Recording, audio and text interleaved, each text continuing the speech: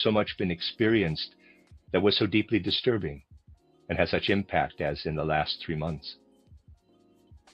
Many is the time I have stressed the occult truth that things presenting themselves one way in the physical world are the opposite by nature in the spiritual world. Some of our friends will also be able to recall how often I have said that war was hanging in the spiritual air and was really only being held off by something which is a spiritual impulse also in physical life, by fear. Force of fear held it back for as long as it was astral by nature. Fear stopped it from breaking out earlier. Externally speaking, the war started, of course, with the assassination in Sarajevo. That too has its significance. That is what is so disturbing in this affair.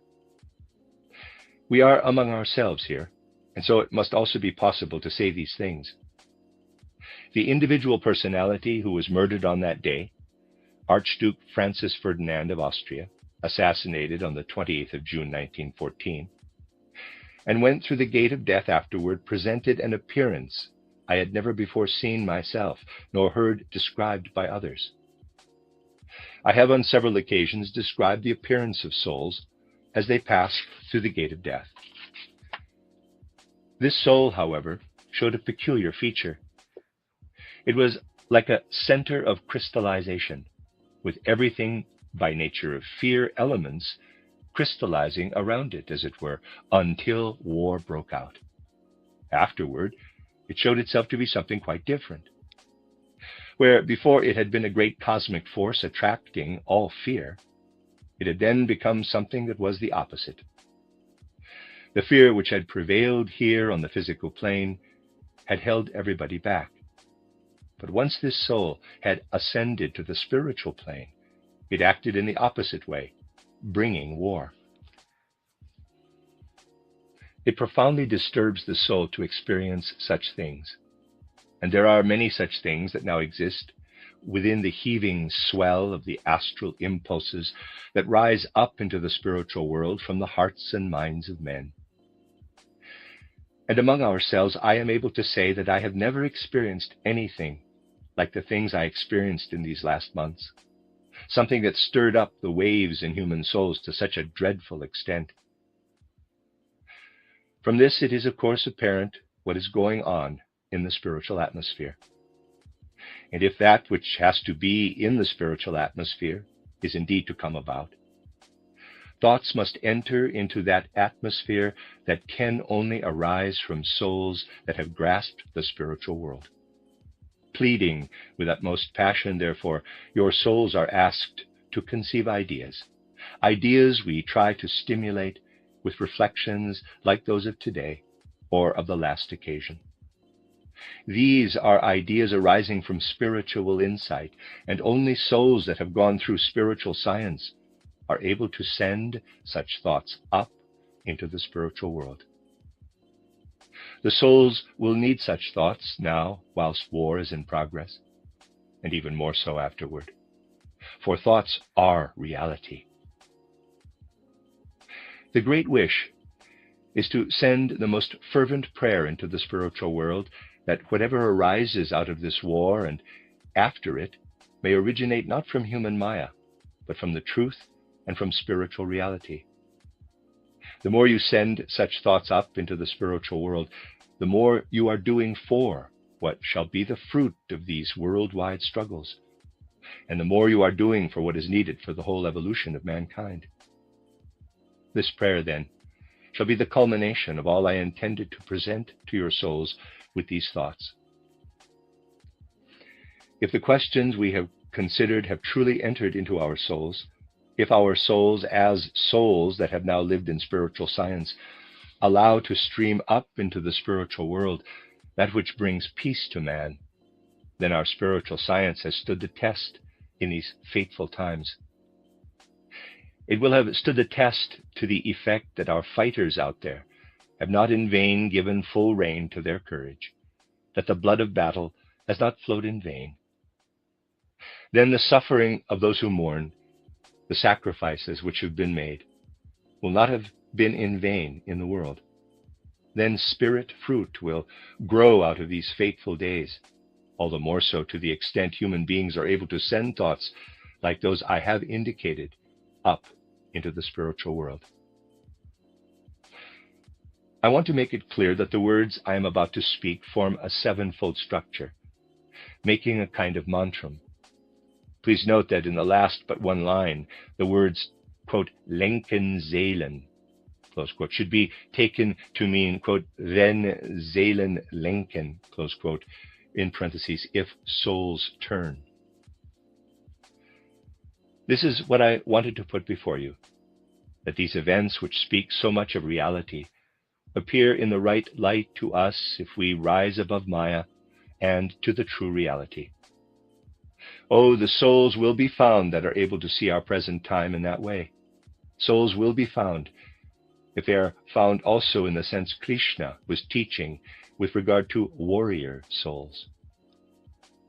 And if it should truly prove possible for souls that have gone through spiritual science to send thoughts to fructify the spirit up into the spiritual world in these difficult, fateful days, then the right fruit will develop out of all that is happening in those hard struggles and cruel sacrifices.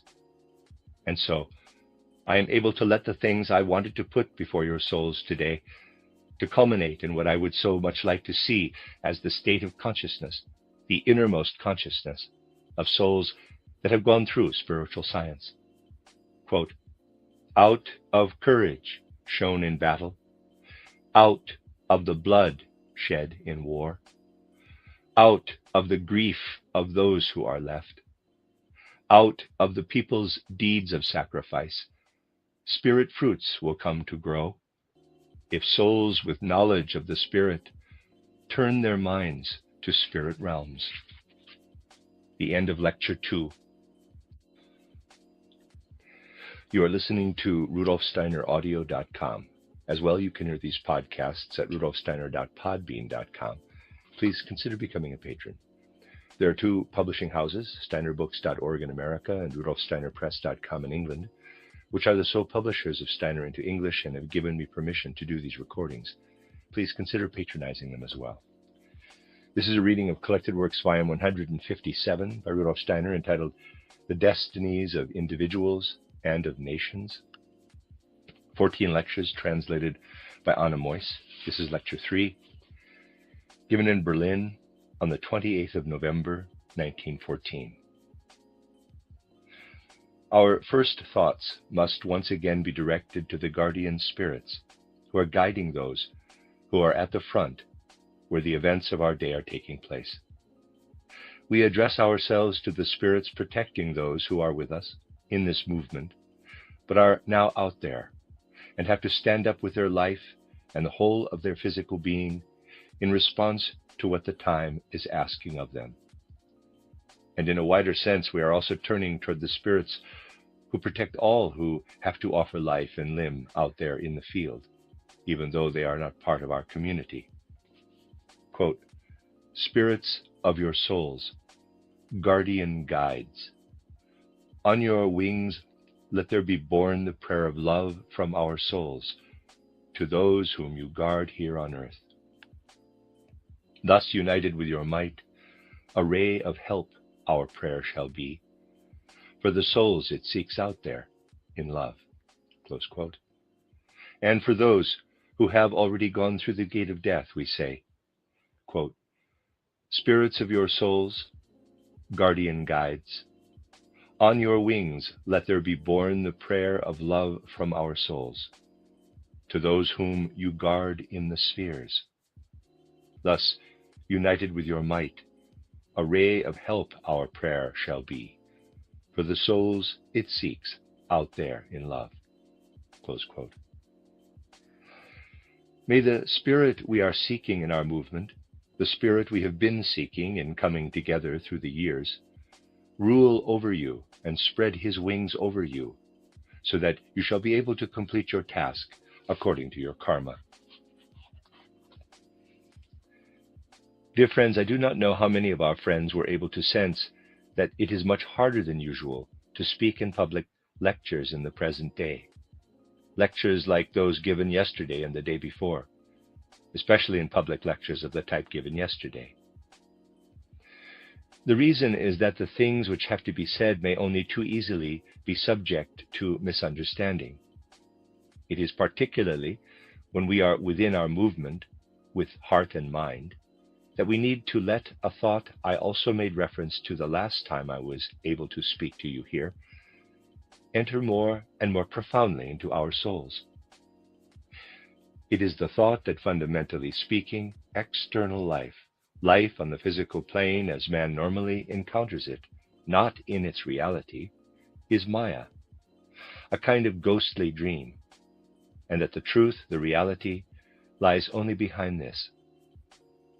It must be clear to us that this truth of the Maya cannot be grasped by theories only, nor indeed just with the intellect. It has to be grasped with all the powers of our soul, the whole of our soul life, and above all also the impulses of our heart and feelings. Our intellect is focused on things physical and finds it impossible to grasp that this world that surrounds us is not to be regarded as the true, real world. And our feelings, our will impulses, find this truth even more difficult to grasp.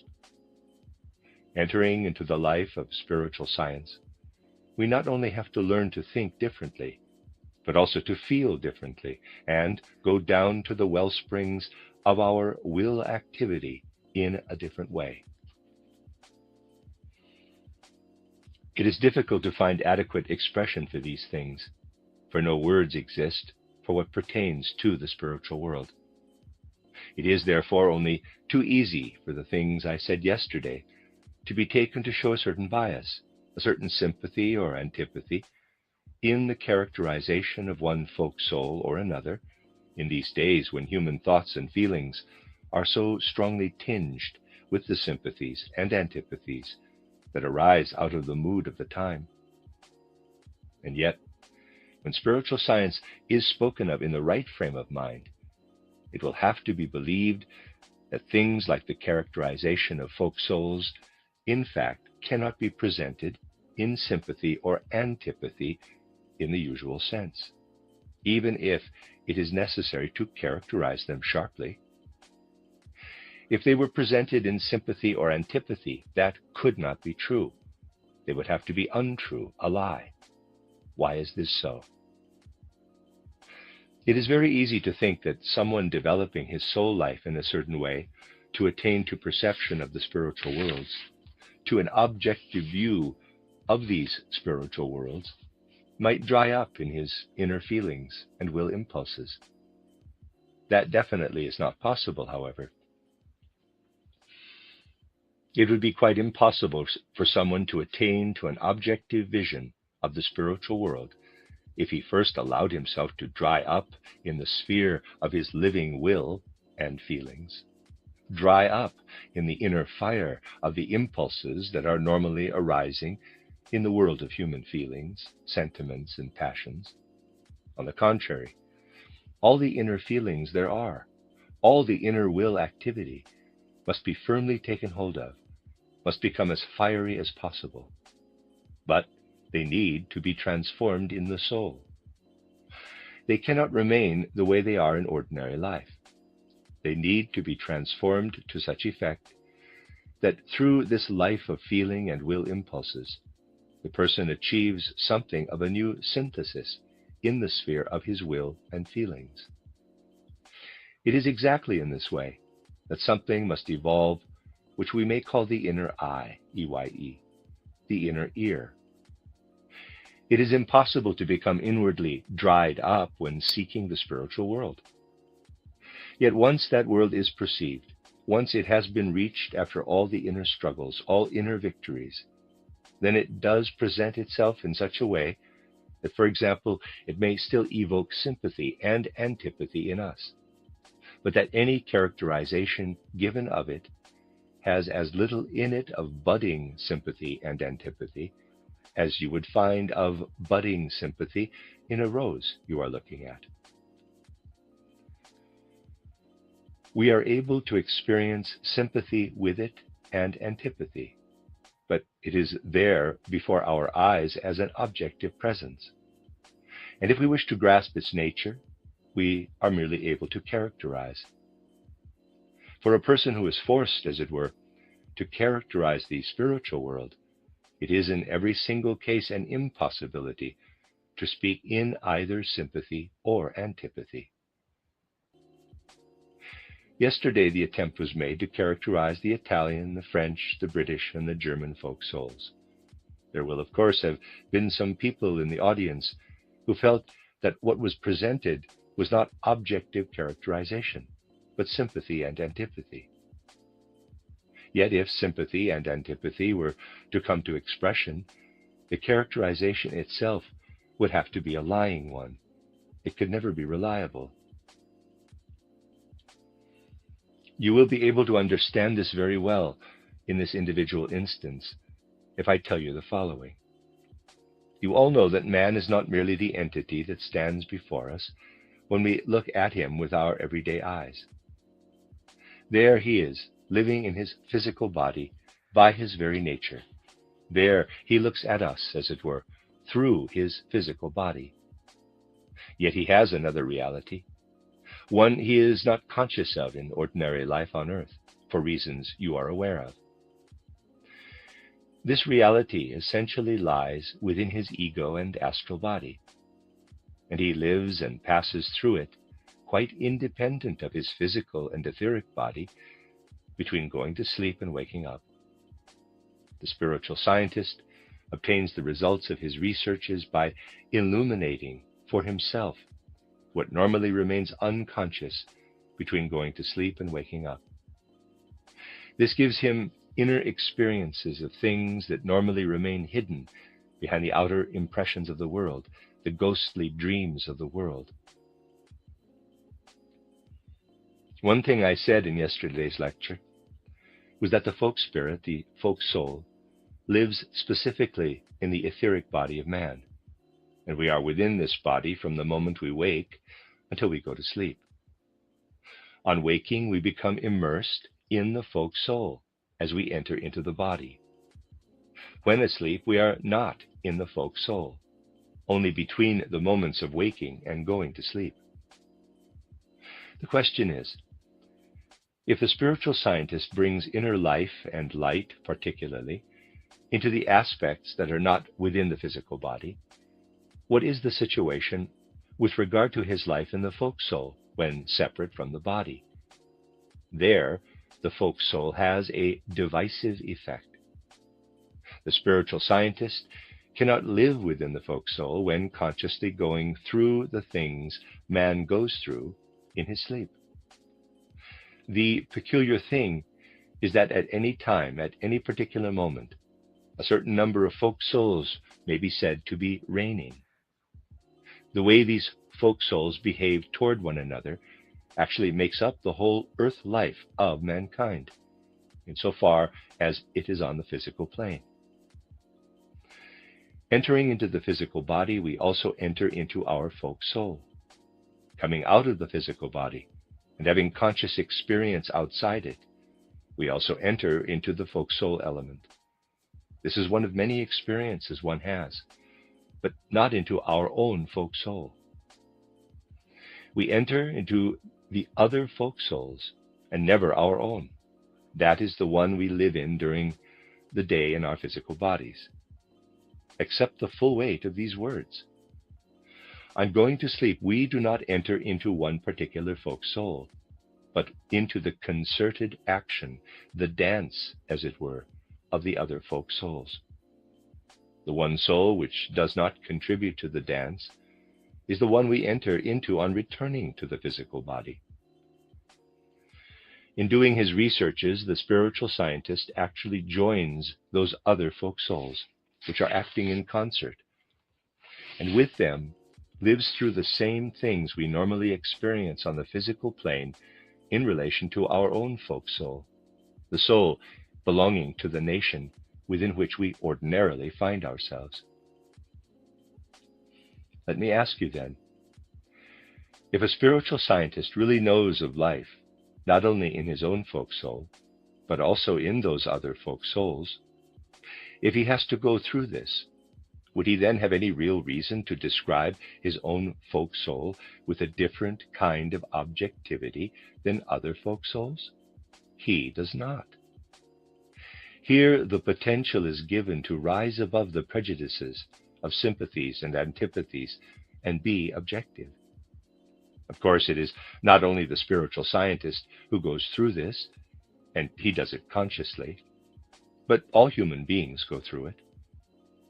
Between going to sleep and waking up, every human soul lives in the sphere where all folk souls act in concert, except for the one his soul lives in when awake in the daytime.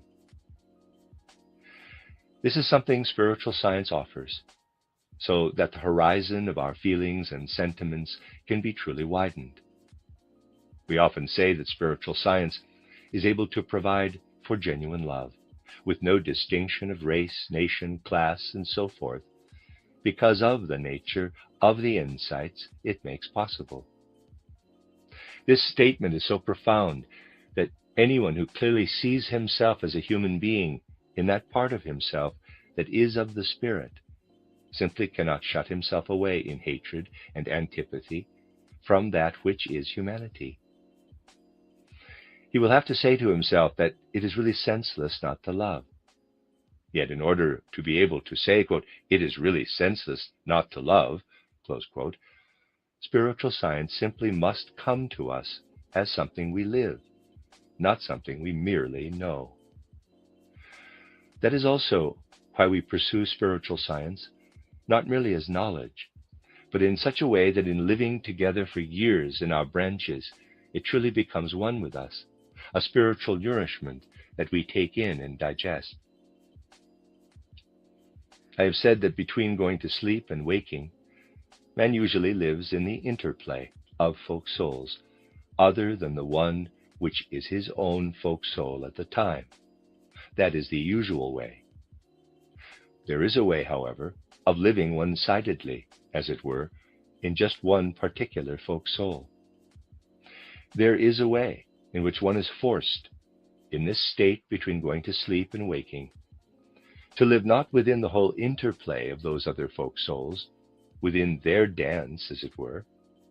Instead, one is more or less under a spell, to live together with one or several folk souls that are taken out of the total concord of all folk souls.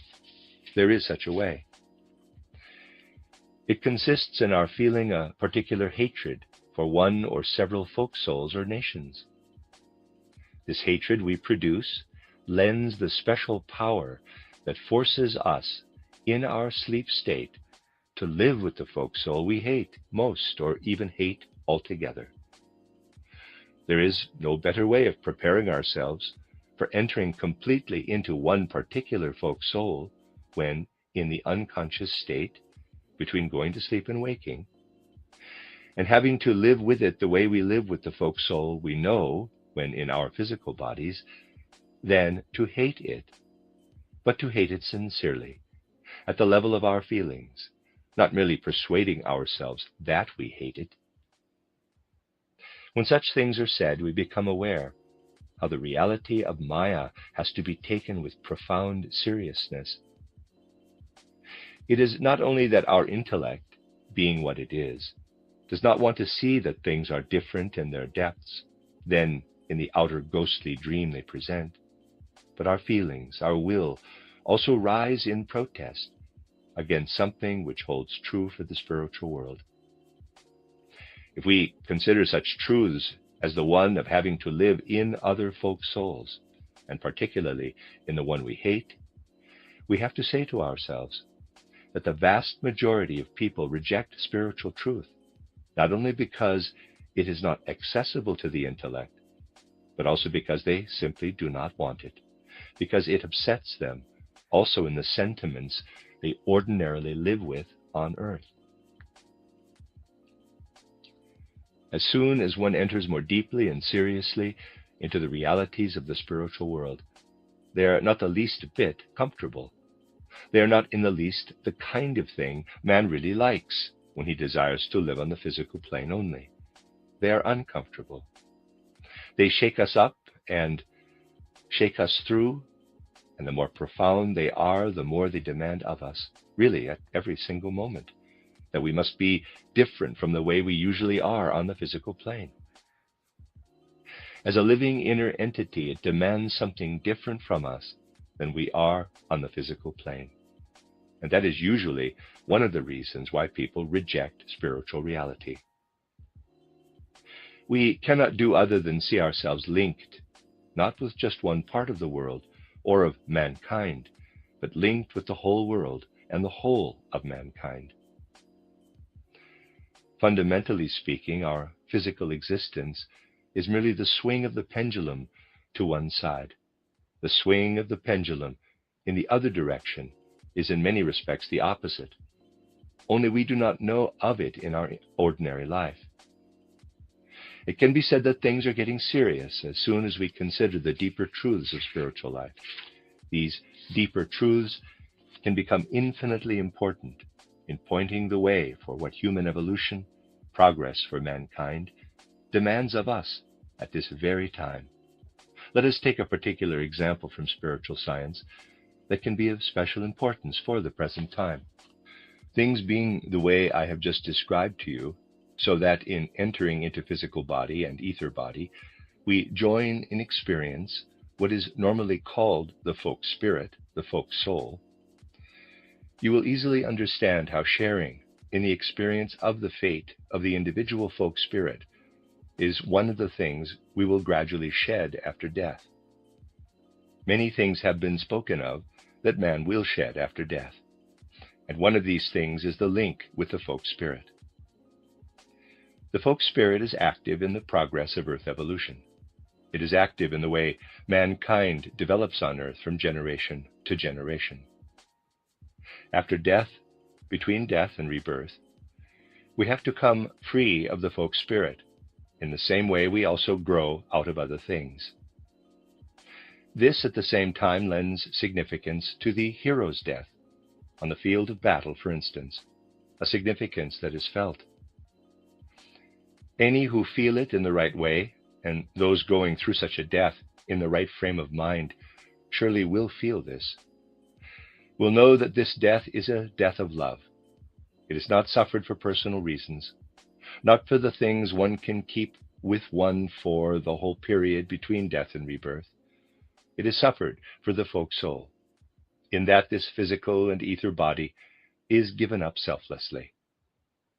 It is impossible to think of death in battle without knowing that it is filled through and through with genuine and most heartfelt love, with men being upheld by something that contributes to the future good of mankind.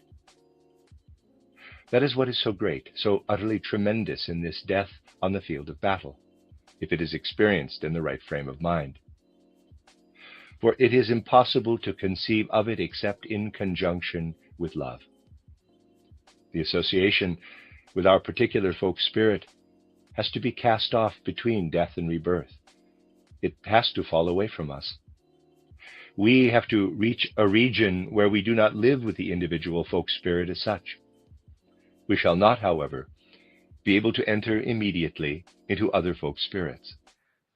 That only happens between going to sleep and waking up. We have to free ourselves altogether of everything that is wholly of the earth, and enter into a life that is separate from anything to do with the evolution of mankind on earth. We must also free ourselves of everything that links us to folk spirits. And this again is something that widens and enlarges the horizons of our feeling life, if we make it something we know. For it lets us look toward the other element, an element we seek that is not around us when we live on the horizon of physical existence.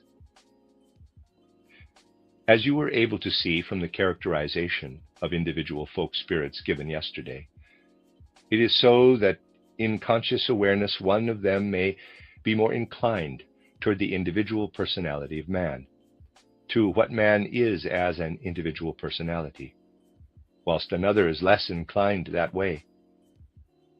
I have compared it with the way one person looks more into his inner life, whilst another lives more in the life of the outer world. One particular folk spirit is more concerned with individual human personalities, another less so. As we belong to one folk spirit or another, This determines the way we relate to what the folk spirit is doing in our ether body, what is in preparation there. As a result, there are certain differences in the casting off process after death, in the gradual emergence out of what the folk spirit has made of us. Let us take the French folk spirit, for example. It is a folk spirit whose inspirations are connected with a highly developed culture, a culture that can only be seen as arising because this folk spirit is looking back to ancient Greek civilization. I've discussed this already. This folk spirit now works on the people belonging to that particular nation in such a way, and that is the very nature of the folk spirits, that go hand in hand with highly developed civilizations, that deep impressions are made on the human ether body, that the signature of the folk spirit leaves a sharp imprint on the ether body. This has to do with something I pointed out yesterday, that the Frenchman becomes attached to the image he has created of himself. The consequence of the sharp impressions left on the ether body by the folk spirit is that when the soul leaves the body, when death occurs, sharply distinct features are left in their ether body and also in the astral body of man. It is particularly, if one belongs to a nation such as the French, that the soul emerges from physical life with an astral body bearing distinct features. The consequence is that it takes a lot to cast off all that is left of the folk spirit after death. If we compare the shedding of the essential folk spirit, as it occurs in a member of the French nation, with the same process for a soul that has been under the influence of the Russian folk soul, for example, we get really the opposite effect in the latter case. The Russian folk soul is young, as it were, and as yet concerns itself less with the individual human beings put in its care. Because of this, individual people passing through the gate of death bear little of the stamp of the Russian folk soul in the ether and astral bodies. Looking at the overall situation in the spiritual world, we find, in looking at the souls that have passed through the gate of death, that we encounter sharply defined ether bodies and also sharply defined astral bodies in the souls of the French people, whilst Russian souls show little of the imprint of the folk spirit on their ether and astral bodies.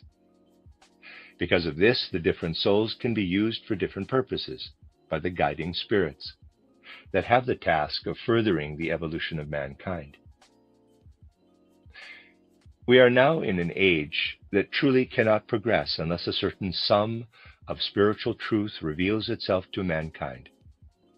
That has been discussed on many occasions, even to the point that it has been said that by a certain time span in the present century, the revelation of Christ will be made to man in the spiritual world.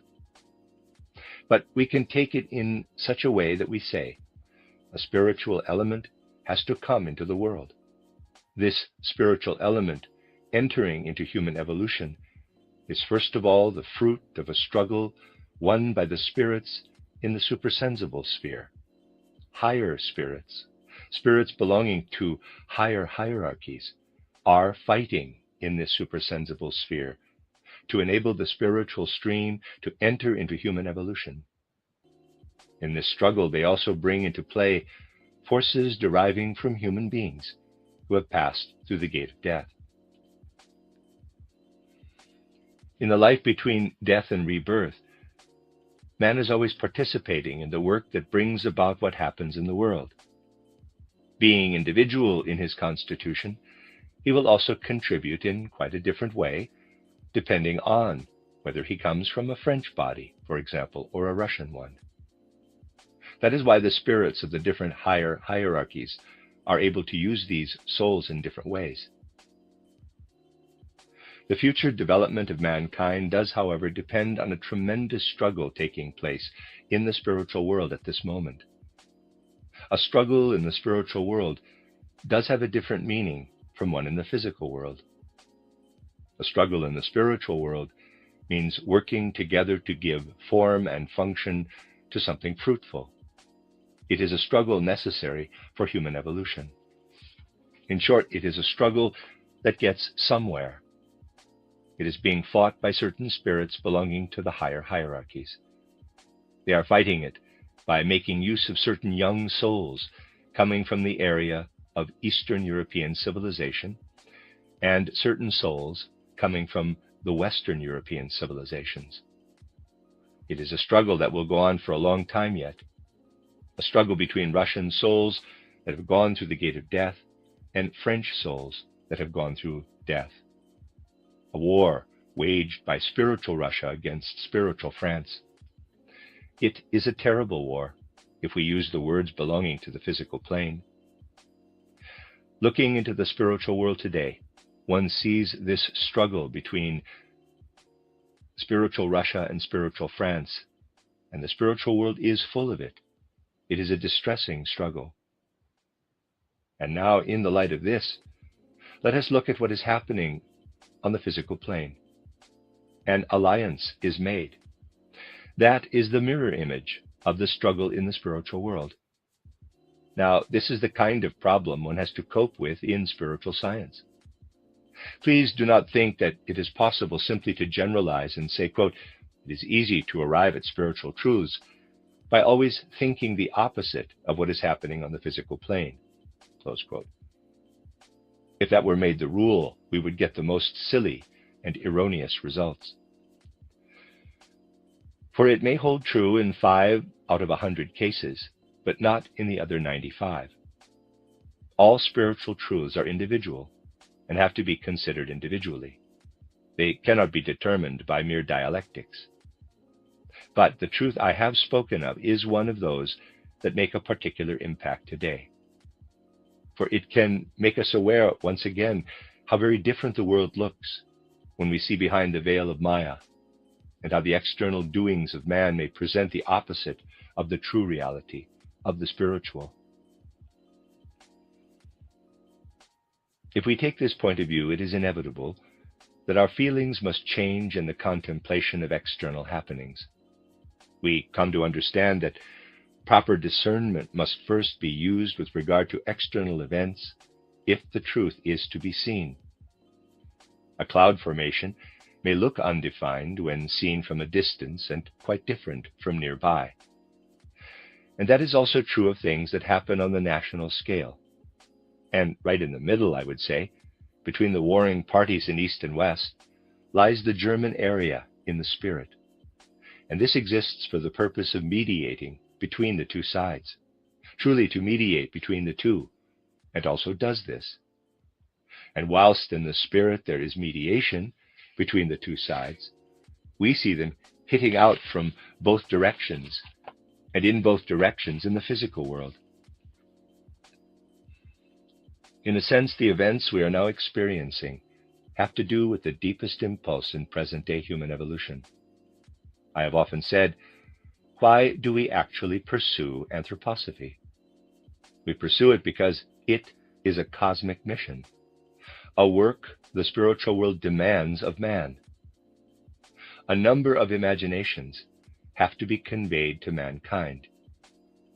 Within the near future, men will have to take in a number of spiritual truths. That is part of the plan, I would say, for human evolution. Against it, there is the objection, the very real objection, the opposing view, that men have to mature gradually, and that this takes a long time. But the imaginations want to come in now into human evolution. Something has to enter into human evolution that lies a bit above the physical plane, I would say, something higher. Men are still rejecting it today, rejecting it as comprehensively as possible. As a result, the counter-image appears. And the counter-image of imaginations are passions, are emotional outbreaks arising from the depths of human nature, from a point as far below the physical plane as the imaginations are above it.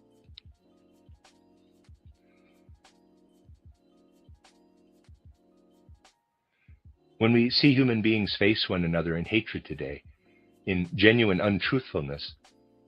What is this hatred, this untruthfulness? They are the mirror images of the imaginations that want to burgeon forth and are now emerging in this form because men resist them. An element present at a certain height above the physical plane emerges as a product of transformation, as something that lies at the same distance below the physical plane. It has to work itself out. Again, it is possible to find the reason for these disagreeable events in the general karma of mankind. Why does it have to be now, in our present age, that men receive a certain sum of spiritual truths? The question can be answered as follows. Two things are possible.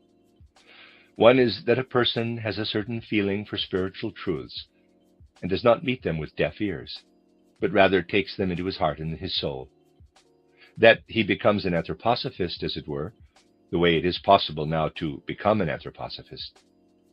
Or it may happen that a person rejects spiritual truths, that he will say perhaps that all this is foolish, stupid nonsense, that it all comes out of the heads of a few foolish dreamers who would do better to take up something else.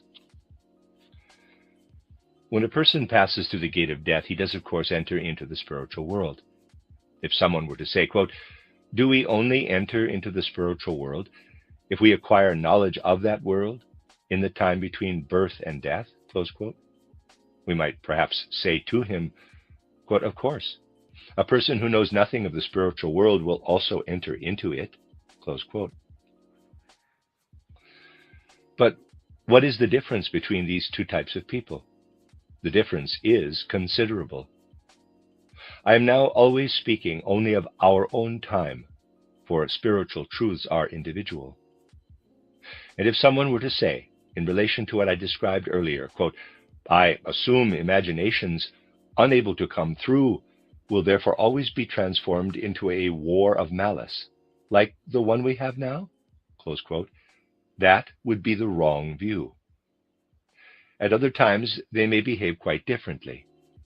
Spiritual truths are always individual, and what I'm going to say now represents a truth that is individual to our time. A person going through the gate of death, without having made use of the opportunity to take in spiritual elements that exist in our time, hands over his soul to the higher worlds on passing through the gate of death, in almost the same state he received it when he went through birth to enter into physical existence. The higher worlds receive nothing from him but what they have given him on his incarnation. On the other hand, a person may make his own here on earth what it is possible to obtain from the spiritual world, not by mere faith, but by entering into the spiritual worlds in a living way. On his death, he will not hand over his soul to the spiritual worlds the way he received it at birth. He will also hand over to the supersensible beings the concepts, ideas, and feelings he has achieved here. These belong not only to him, they belong also to the supersensible beings. Any who do not bring these with them will, of course, also live into the spiritual world, but make no contribution to human progress. And if people had always lived like that, or done so from a certain point of time, mankind would have remained as it was. There is progress, further development, and souls will always find something new on entering the earth in a new incarnation, because they find opportunity to take in the particular mission of an age. In the final instance, a decision always has to be made as to whether we relate to the spiritual world or not. For instance, someone might say, quote, what do I care about the progress of mankind? What does the evolution of the earth matter to me? Let the earth come to a stop. I shall go on regardless. Close quote. That is how a person may speak who has no real love, no interest in earthly progress. Any, however, who bear within them the love for human progress as their highest responsibility will be unable to choose that road. There is also freedom in this sphere, and souls will come to anthroposophy only through freedom and love for man's true progress and man's true good. So it is not possible either to become an anthroposophist out of mere egotism. In becoming one, we contribute something to the progress which one otherwise withdraws from. One is active in love, therefore, not merely for oneself, but for something else. This is something I hope will always shine through in all our discussions of the spiritual knowledge we are seeking. That this spiritual science is a living, active force. I am not talking about visions. I am talking of this science. Vision merely yields the results. I am speaking of the results coming alive in man. Spiritual science is something alive, something active, that takes up its abode in our souls, that is working and active in our souls. I have often used the comparison that merely to speak of love, considering particularly the talking that goes on in the theosophical movement, is like standing in front of a stove and preaching that it shall grow hot, this being its duty as a stove.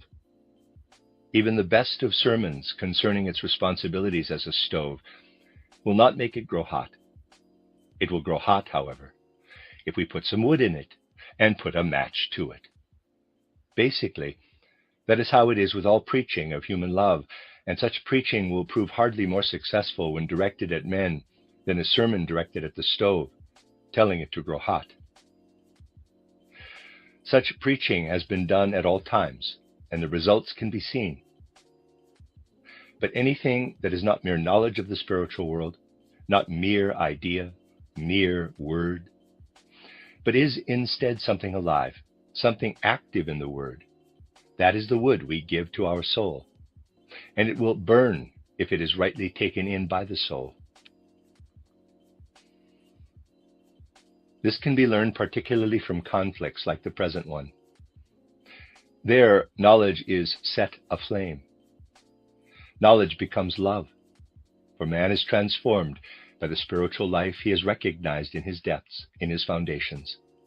This profound transformation is indeed most uncomfortable for him. He rejects spiritual truth and would rather remain in Maya. Basically, that is also the next reason for the often heard statement that spiritual truths should not be offered too freely to the public. After all, these are not truths that act as neutrally as physics or chemistry when they are spoken, but truths toward which the human soul cannot maintain a wholly neutral attitude, having to either reject them or take them in. To take them in, however, the soul has to change in a certain way from what it is in ordinary physical life. So it is true that the world does get somewhat stirred up, excited, when the deeper spiritual truths are presented. Yet our age is ordained not to shrink from such excitement and really to go through this excitement. This will be the only way of preparing the ground for a new spiritual life, a spiritual life we must live toward, for we are now indeed at its starting point. And the signs of the times indicate that it is necessary to understand certain things.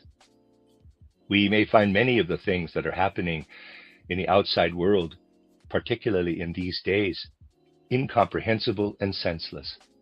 Just try and take a number of things together. It is my task here, as it were, to speak to you in more intimate fashion than is possible in a public lecture. I have the task of formulating the things I said in my public lectures that were in the context of current events in such a way that they become effective truth. To formulate them in such a way that the words are the right ones for this, our time. If you try and take a number of things together, you will see that one particular aim has been present all the time: to call forth ideas that are a little more the right ones, sentiments and feelings that are more the right ones, with regard also to current events, than those that come so easily and are so widespread. Try, for instance, to hold on to the fact that in my first public lecture, I endeavored to show how the German people at heart really had a very strong inclination toward peace, toward peaceful progress. And now it really is quite accurate to say the German people, as such, did not want the war. Though if we listen to our left and to our right, we find they all stress, quote, "We did not want the war," close quote. The French did not want the war. The English did not want the war. They had to go to war for, in quotes, moral reasons. But those moral reasons were produced in just 18 hours. They all stress they did not want the war. Let us hold fast to that. There is a lot of truth in it, a great deal of truth. And consider what I did when I said the German people did not want the war.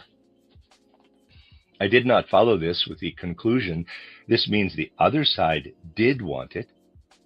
Instead, I said quite expressly in that first lecture that at most we could raise a question, the question as to who could have prevented the war. And there I pointed to the Russian East, for they could have prevented the war. I have drawn special attention to the fact that the right answer depends on the right question being asked. If someone insists he did not want the war, this does not necessarily mean the other person did want it. It is possible that both did not want it, and yet it came about. Leaving aside the peculiar situation of Russia, we are basically able to say that the war really had not been wanted or intended, what we call, in quotes, intend, on the physical plane. This war arose with elemental necessity out of opposing forces, quite incomprehensibly out of forces in elemental opposition. Basically, it has never before happened in world history that an event popped up as though out of a box within such a few days. This has shown that whatever takes place in external events arises from spiritual contexts and presents itself as something physical. From this point of view, the events of today may serve as a lesson to show mankind that we will never get the right answer by asking, quote, "Did he do it?" close quote, or, quote, "Did another do it?" close quote. Instead, we have to accept the premise that something else has been involved as well. You will have to make the effort and go somewhat deeper. Only then will we learn to speak of events in the right way. There is yet another reason why it will be necessary to go to the effort of taking a deeper view of things. We are now experiencing how the world appears divided against itself. People are not yet able to do other than always blame another person. The time will come when the deeper truths relating to karma will have entered into the hearts and minds of men.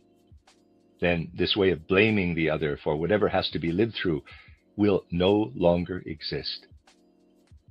Then people will know that every nation is in its karma, living through the things it has to live through for its own sake. A nation will be aware of the necessity to gain strength in battle, not because of another, but for its own sake, to progress. The other is in a certain way only the agent. This will focus attention on the karma of folk souls. And seen from a higher point of view, the statement, quote, "I am standing here and the other is standing there. It is his fault. He is responsible for my having to go through these events, these struggles. It is his doing," close quote, is like a man of 50 looking at a child. The child is young, he is old. When the child did not yet exist, he was not yet old. And as the child grows, he is getting old. It is then as though he were to say, quote, "It is the child's fault that I am getting old. For if the child were not to grow and get older, I also would not get old," close quote. But the child can really make him aware of getting old. This is what we must take note of.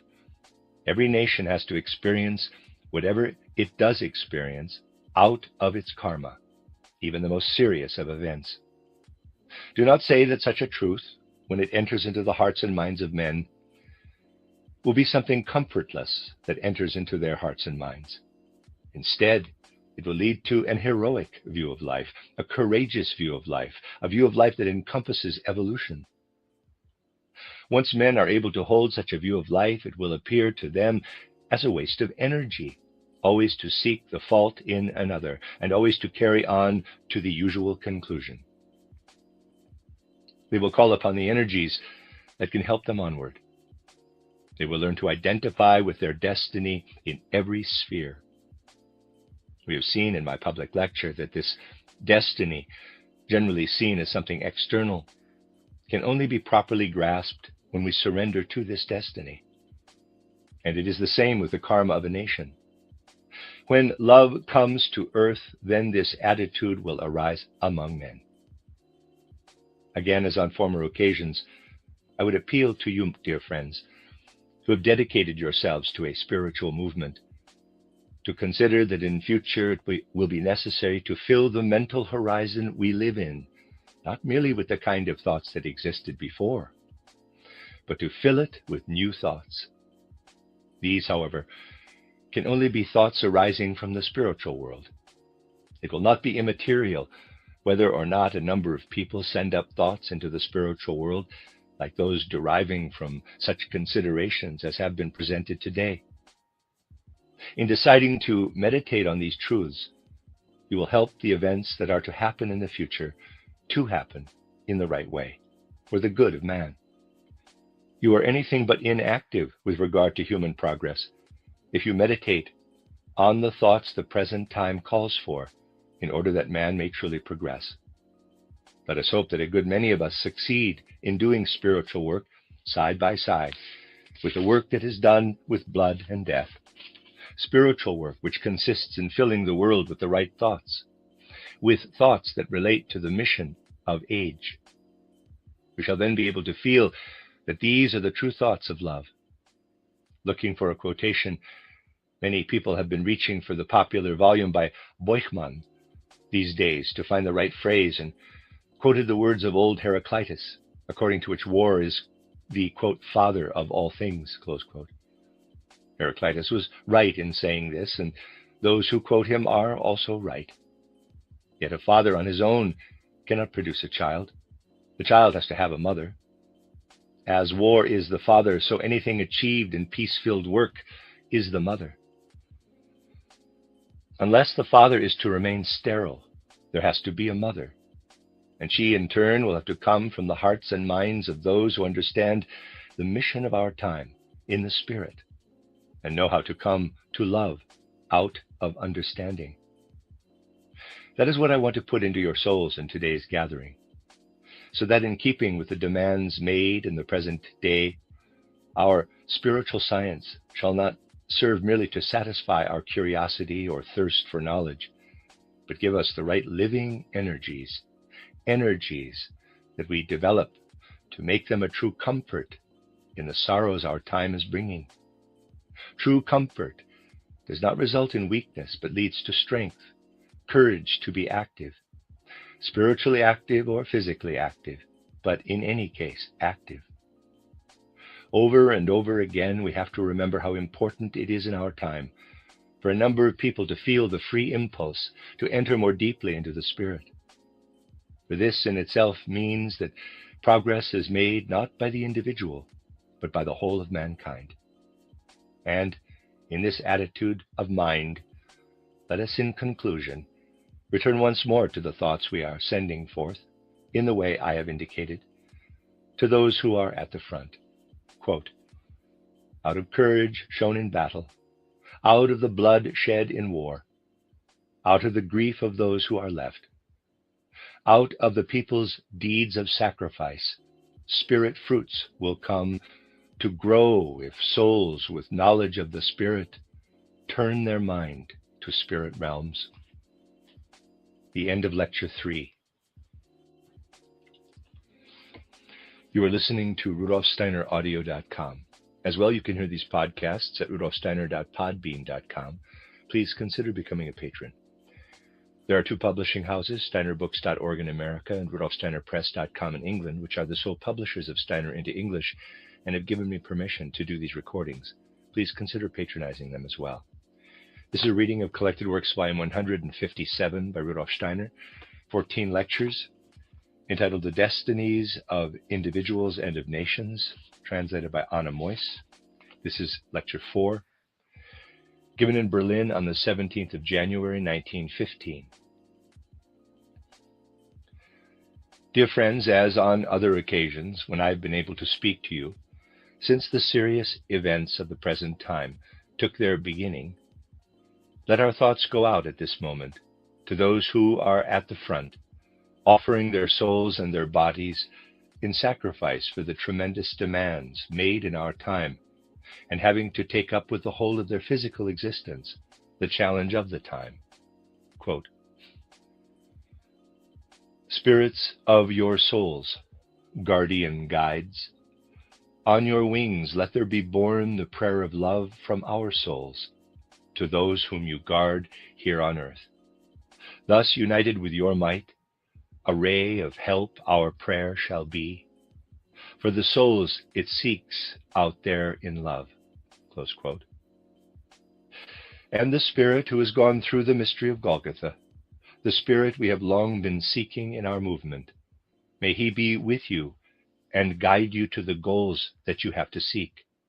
Quote, "Spirits of your souls, guardian guides, on your wings let there be borne the prayer of love from our souls to those whom you guard here on earth.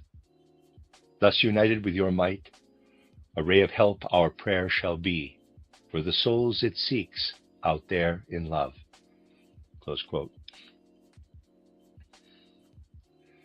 My particular intention with the words I spoke here on the last occasion was to let a truth flow into your minds, a truth to be found through spiritual science, that the great and serious events in life really enable us to see how outward appearances have to be regarded in the light that comes to us from spiritual science.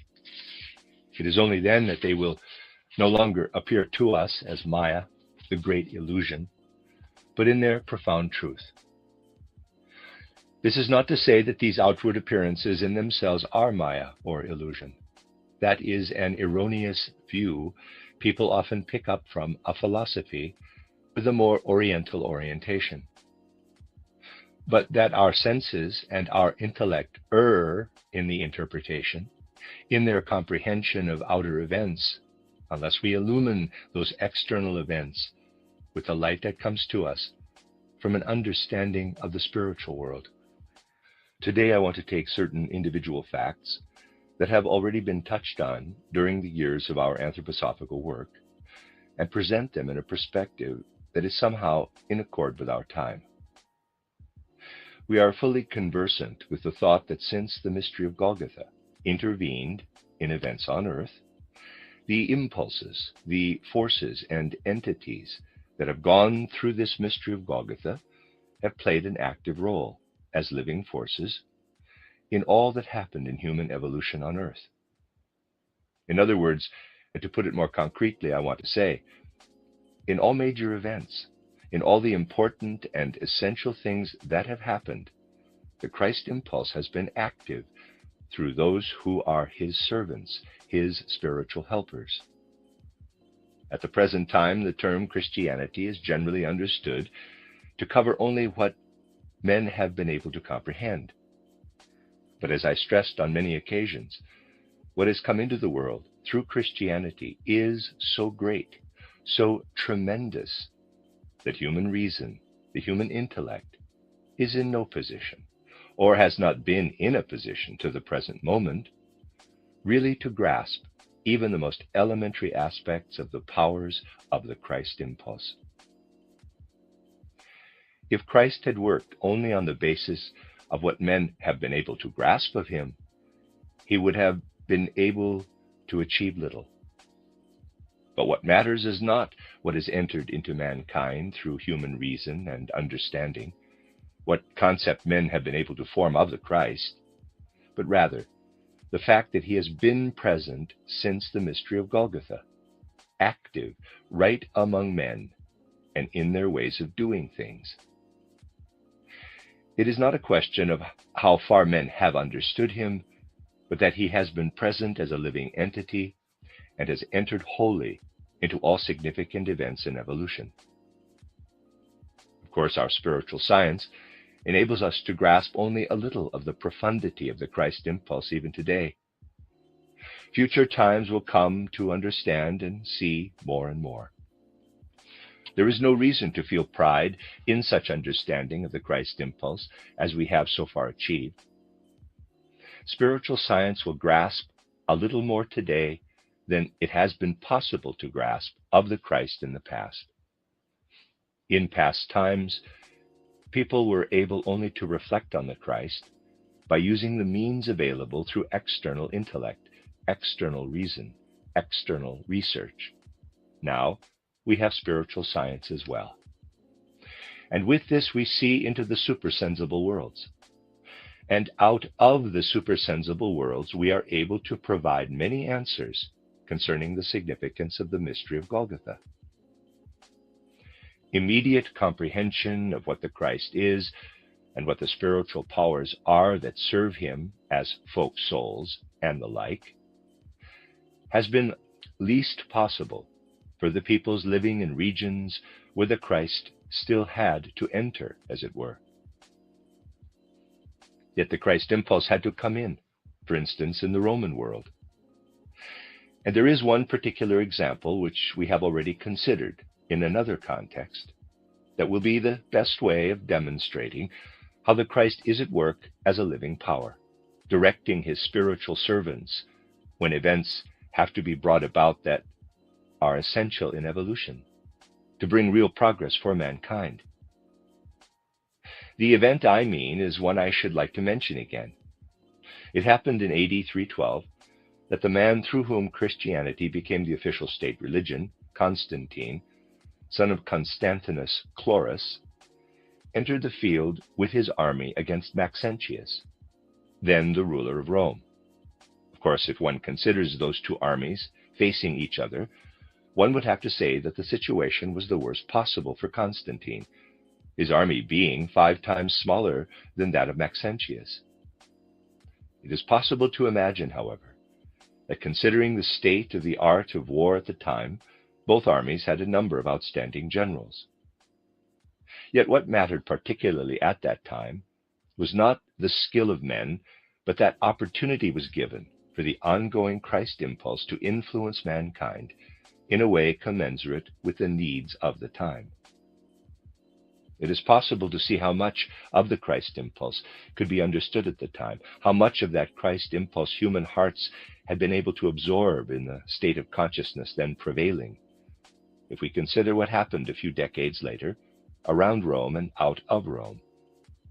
Julian the Apostate fought Christianity out of honest conviction, on the basis of what could be gleaned from human knowledge in those times.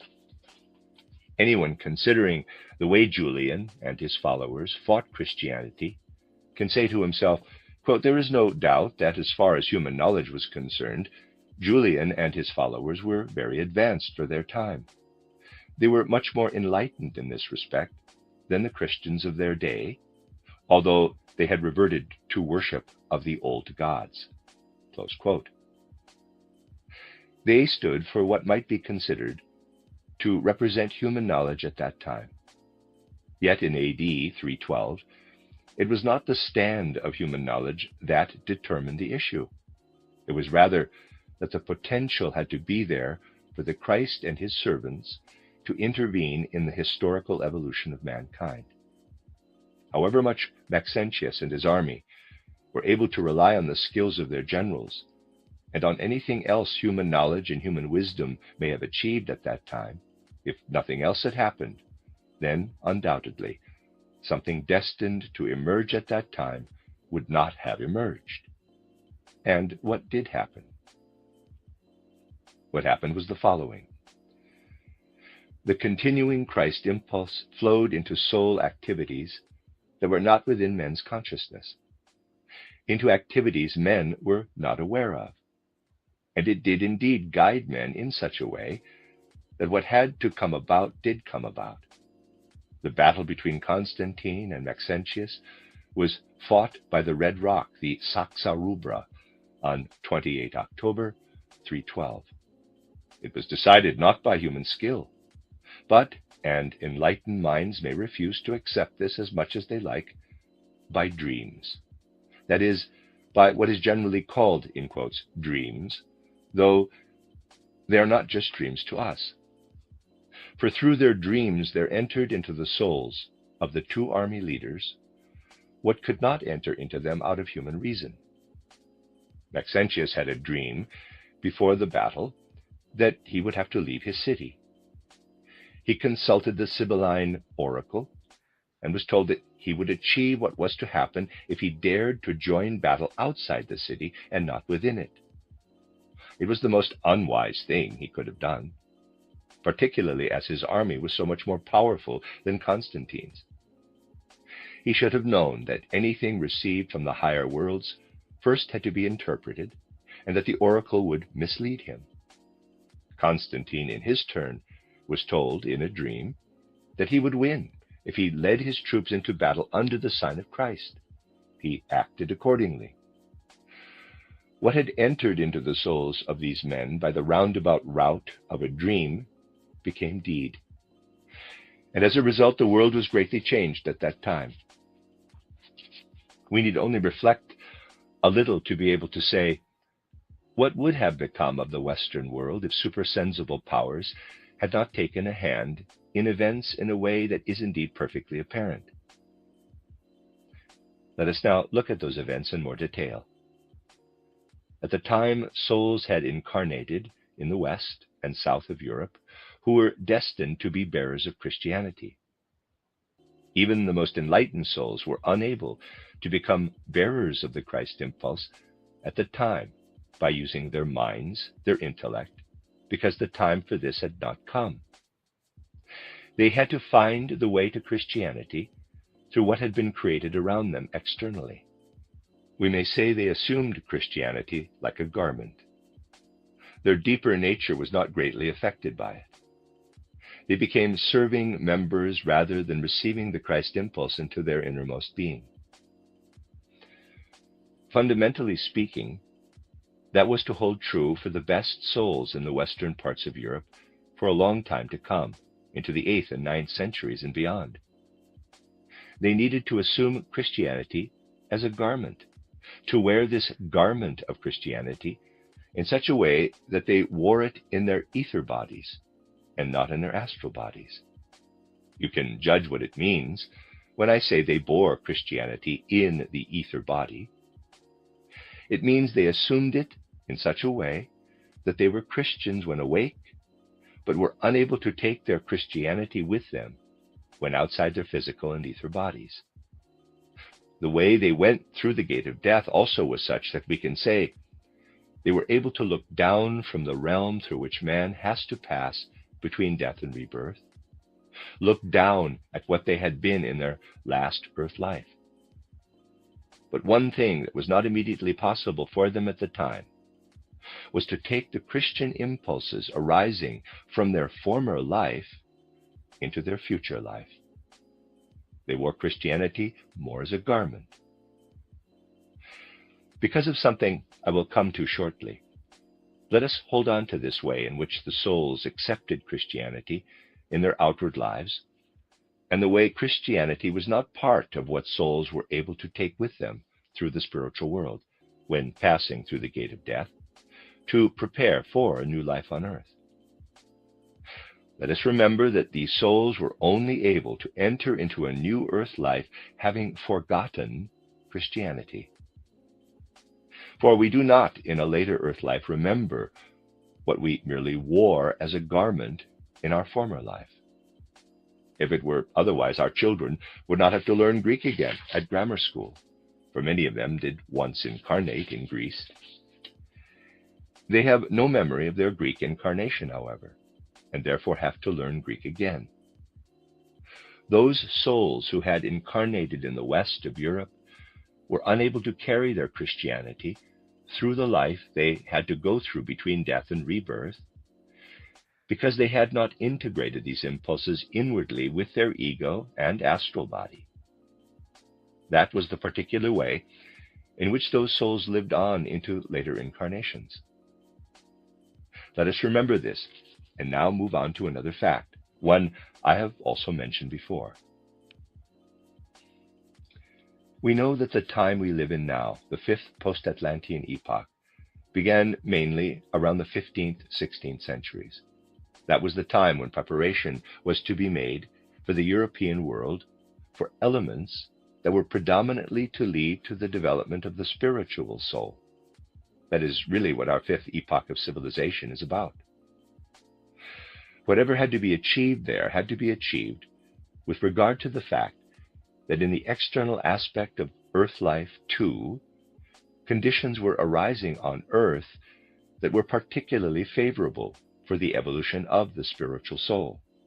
The soul able to develop by directing itself toward material Earth life, the external facts of physical existence. That had to take its beginning, and it did take its beginning. We merely need to recall how horizons expanded in Europe as the great discoveries were made, and with everything they brought with them. The spiritual soul, therefore, had to develop primarily under the influence of the material world. We merely need to think of one thing, and again reference has already been made to this. The evolution and development of the spiritual soul is the special mission, the one-sided mission, of that which belongs to the sphere of the British folk soul. Considering all the details, one could hardly imagine anything proceeding more according to plan than the way the British folk soul was directed toward these material roles in life.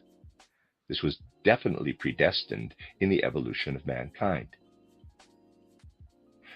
Let us imagine, for instance, that during the 15th century, England had been deflected from its propensity for those regions of the earth toward which it had been directed as the vast lands outside Europe were discovered, and that the British folk soul had instead experienced large territorial gains on the continent of Europe. Let us imagine that the map of Europe had been changed to this effect.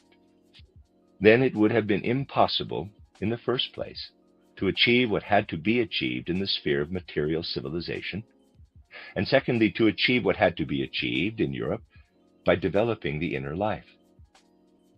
This inner development proceeded specifically from that point onward, overcoming all kinds of obstacles, with a role played also by Protestantism, which in turn was influenced in many ways by German mysticism.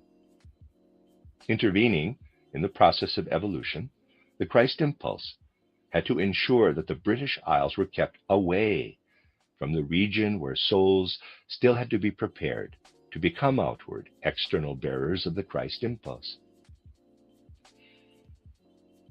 The Christ impulse had to flow into the deeds done on the continent of Europe. It had to act in such a way that it achieved a great deal more than could come about through mankind, through the arts and skills of man. And what happened? The marvelous thing happened that a poor shepherd girl from Orleans, Joan of Arc, 16 January 1412 to 30 May 1431, did everything those who were very advanced for their time had not been able to do.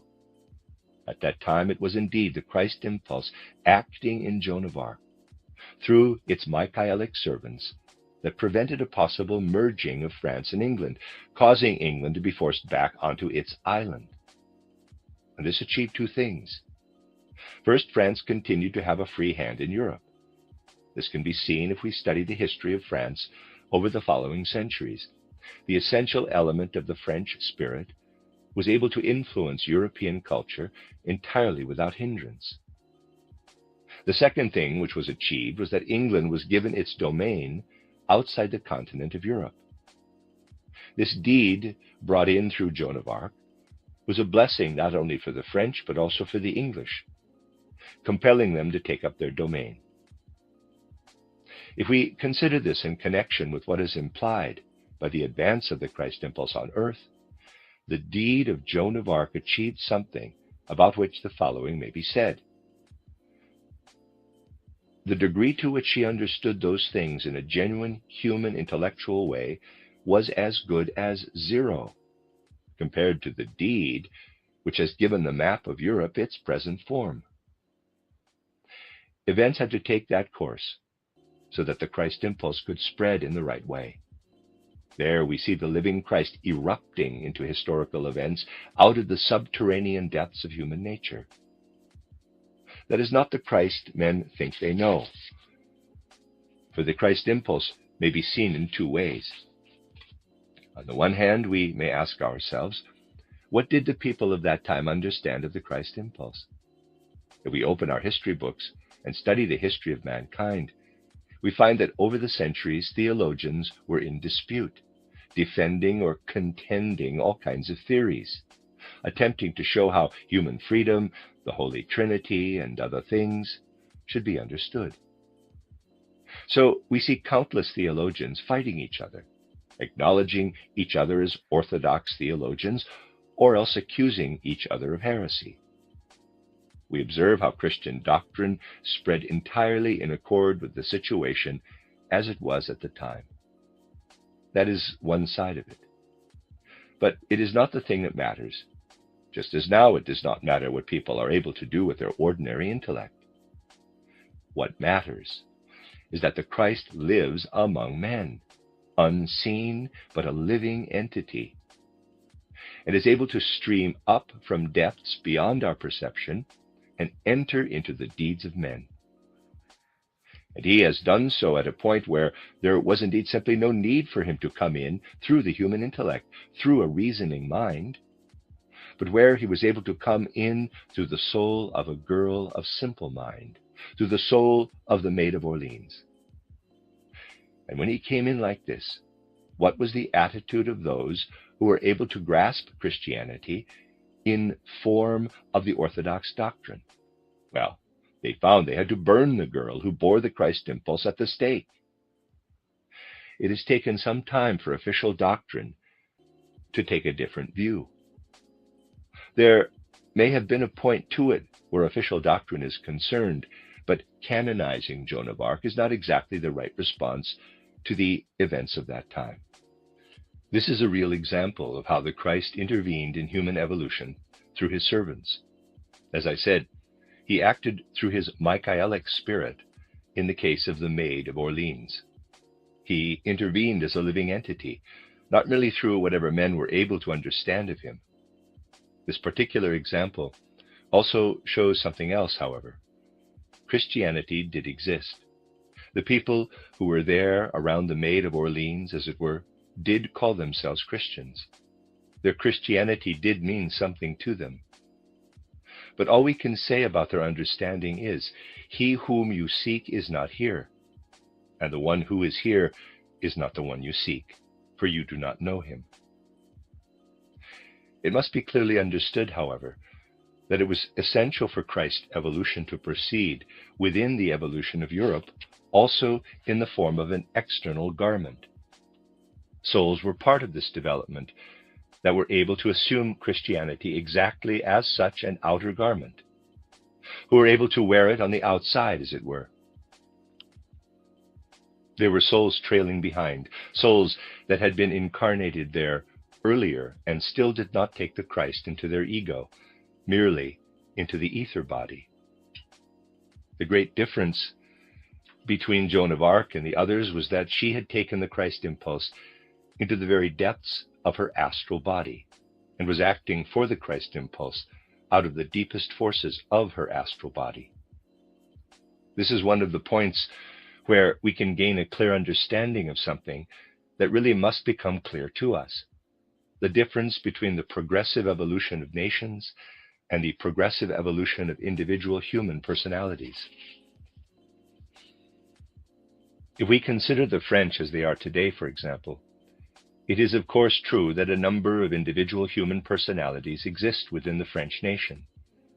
These individual personalities were not, of course, part of the nation in their previous incarnation, part of a nation that had assumed the outer garment of Christianity there in the west of Europe. It was because a number of people had to assume Christianity as an outer garment in the west of Europe that they were in a condition, on passing through the gate of death, that necessitated their being united with Christianity in their astral body and ego in their next life, under different conditions. It was because they had been incarnated in the west of Europe that the necessity arose for them to have their next incarnation somewhere else. It is indeed very uncommon. Note that I am saying uncommon, though it does not always have to be so, that a soul belongs to the same community on earth through a number of consecutive incarnations. Souls pass from one earthly community to another. We have one example, however, and I am saying this without wishing to rouse sympathies or antipathies, and with no intention of flattering anyone. We have one example of souls actually assuming the same nationality a number of times. That is the case with the people of Central Europe. These Central European people include many souls that are incarnated among them today and have also been incarnated in the Germanic tribes in the past. This is a fact we are able to trace. It cannot always be fully explained with the means now available in occult science, but it exists nevertheless. A fact like that, presented in last Thursday's public lecture on the ancient Germanic soul and the German spirit, for example, is illumined when we know that souls make repeated appearances within the Central European community. The fact is that cultural epochs were cut short within this particular community. We only have to realize what it means that there was an epoch at the dawn of Germanic culture when the writers of the German poem, the Nibelungenlied, lived, or Walter von der Vogelweide, German lyric poet, Minnesinger, lived 1170 to 1230, and others. And we need to realize that later there was a time when a new flowering of German culture began, and the first had been completely forgotten. For when Goethe was young, nothing was known, as it were, of the first flowering of Germanic culture.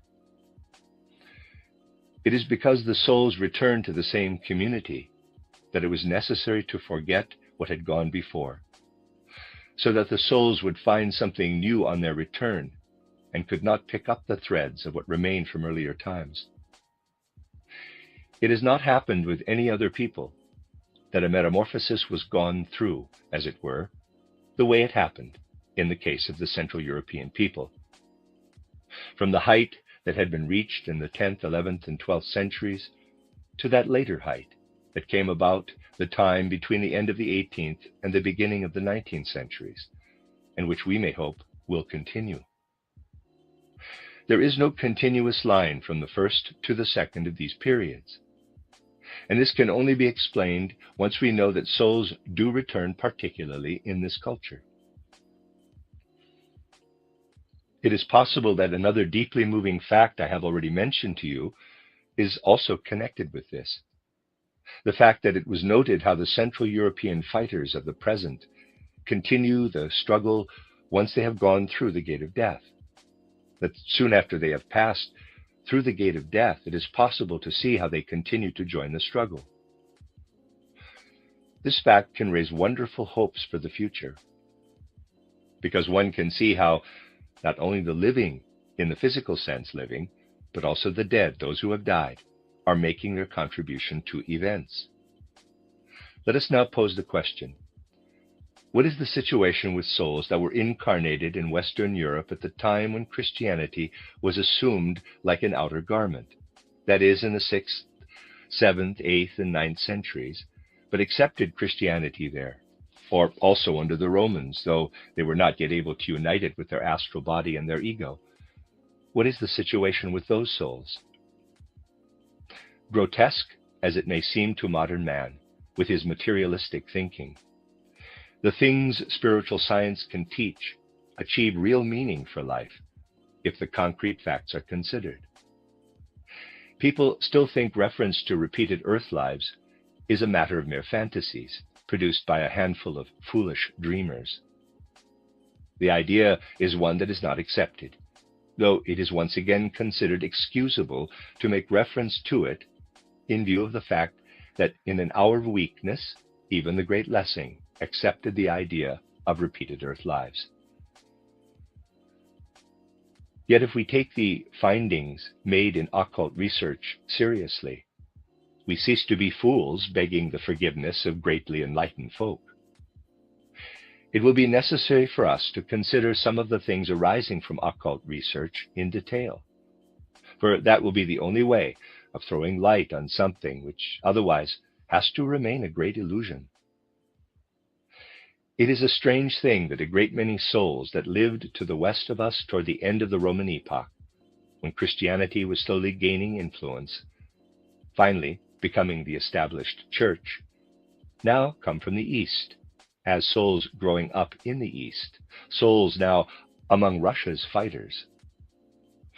I said we must remember the fact I referred to earlier. For among the people killed in the east, those who are fighting there and being taken prisoners are souls who toward the end of the Roman epoch lived in the western part of Europe. They now come toward us from the east. People who in those past times allowed the Christian faith to flow into their ether bodies, and now, in a civilization that is relatively speaking at a lower level, take Christianity into their souls in a waking state, and do so in such a way, due to the peculiarities of life in the East, that they have an emotional, instinctive bond with it. They are thus linking themselves to the Christ impulse in their astral bodies, doing now what they had been unable to achieve in their previous incarnations. This is a very strange fact, brought to light by occult research in the present day.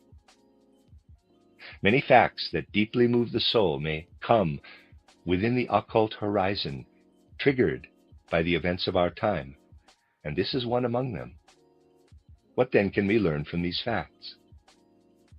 We have to be clear about the following. We have to remember that it is part of the direct progress of the life of the Spirit in Central Europe that the soul life of the German peoples is very consciously linked with the Christian faith, that it is taken upward to the heights of a straight Christian culture. The streams, the paths leading to this have been most marvelously laid out in advance over centuries. We see it all taking shape. It is specifically when we look at our own age with all its errors and mistakes that we see how the seed is there in Central European culture, how preparations have been made and no effort spared in the German folk spirit, the folk soul of the German-speaking peoples, so that now the Christ impulse may be taken hold of in conscious awareness. That is a fact of infinitely greater importance than the 15th century event when Joan of Arc had to save France, because that country had an important mission at that time. We, therefore, have before us the significant fact that the German spirit is called upon to take in the Christ impulse more and more consciously in future, take it in with the elements that have come into the life of the Spirit in German countries, and do so in a state of full waking consciousness. This Christ impulse had to announce itself in what went on at subconscious level over the centuries, as we have consistently shown. In the future, it will have to unite with souls in such a way that there will be people, and in Central Europe there will have to be such souls, who in full awareness unite also their ego and astral body with the Christ impulse, exerting the powers of their conscious mind, and not only the powers inherent in their physical and ether bodies. We can see efforts being made among the best. Let us take the best of them all, Goethe. We may quote Goethe as an outstanding example, but all souls have the potential within them, so long as they strive for it, however darkly. Goethe showed Faust, the representative of mankind, to be striving for the highest. In part 2 of the play, he transports him to Greek civilization to share the experiences of nations, guiding him into this in such a way that Faust has a significant experience of the future, when he desires to wrest land from the sea and establish something that to him lies in the far distant future. And where does Goethe take Faust in the end? Goethe himself once expressed it like this in conversation with Eckermann. he had to make use of the vivid images of Christianity to show Faust ascending into the spiritual world. And if you consider the profoundly beautiful picture of Faust's soul being received by the Mater Gloriosa, you see it as the opposite image to that which led Raphael, 1483 to 1520, to paint his famous Sistine Madonna, where the Virgin Mother is bringing the soul down. In the last scene of Faust, we see the Virgin Mother upward. That is the birth of the soul in death. And so we see a deeply inward striving arising from the human spirit in full conscious awareness. It is striving always to gain all that can be gained from Christianity in such a way that it may be born through the gate of death and into the life man is going to live through in the new earth life that will follow preparation between death and rebirth. What we see there in Goethe himself is a character trait of the German people. It can give an indication as to the mission given to human beings.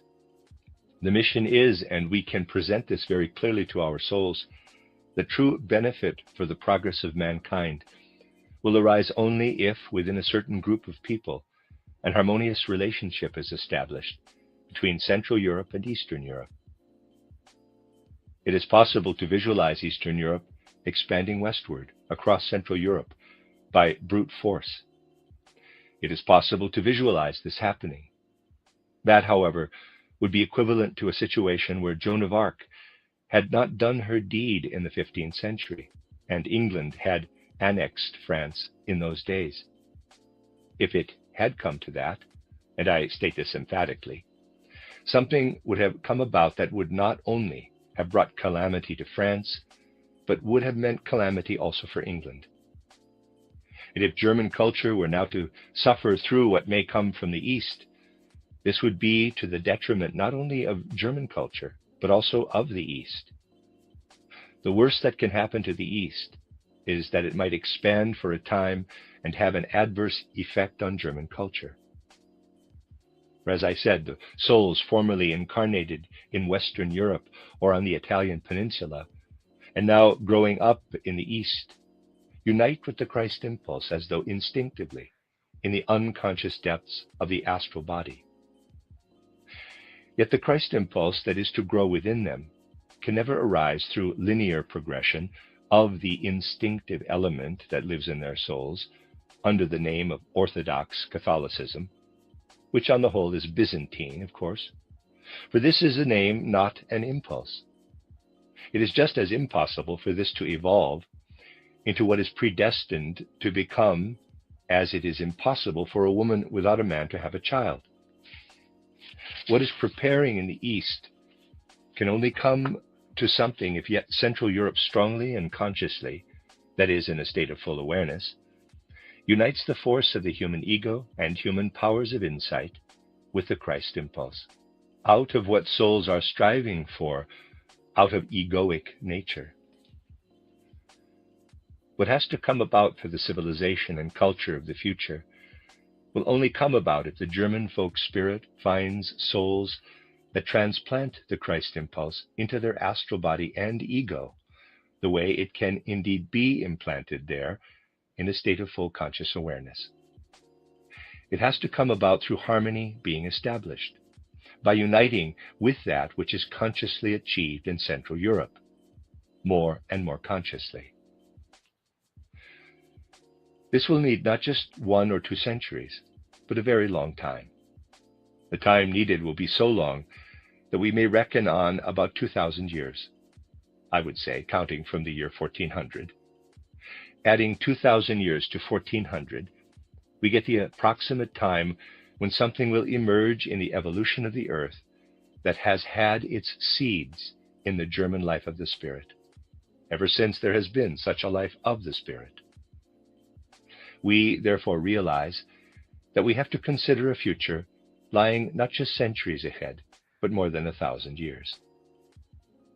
And the mission of the Central European, the German folk spirit, a mission already before us, is that there will have to be more and more of that nurturing of the life in the Spirit, through which men take up in conscious awareness right into the astral body and ego, a comprehension of the Christ impulse that in earlier times moved through the peoples of Europe as a living but unconscious impulse. Once evolution takes this course, then the East too will gradually, by twining upward, reach the level reached in Central Europe because of what is already inherent there. That is the intention of the cosmic intelligence. We only interpret the intention of the cosmic intelligence rightly when we say to ourselves, it would be the greatest misfortune also for the East of Europe to harm the very spiritual power it needs to use as a support in twining upward, a power the East should indeed revere in friendship, foster and cherish. It will have to come to this. For the moment, the East is very far indeed from achieving this. The very best of them still fall far short. Short-sightedly, they still refuse to accept what Central European culture in particular is able to give.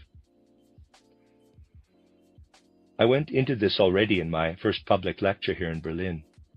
Tonight, you can see the deeper occult reasons behind what in the public lecture I was able only to put exoterically, in an extraneous way.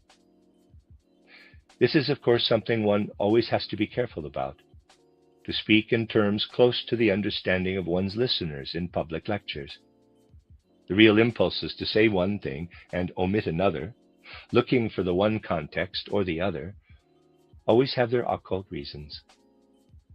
At all events, it is possible to see from what has been discussed today that when we look at things in an external way, they present to us the great illusion, Maya.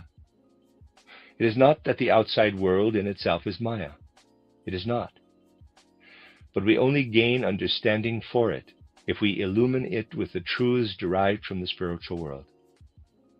In the present case, the truths streaming from the spiritual world show that it is essential for Central Europe not to be overcome by Eastern Europe today, just as in 1429, 1430, it was essential for France not to be overcome by England.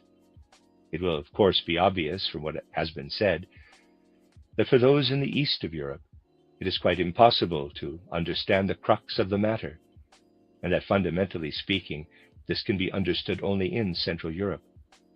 Surely this is understandable. In all humility, therefore, without any feeling of superiority, we must take on this mission, and we shall have to accept that it will be possible to misunderstand us.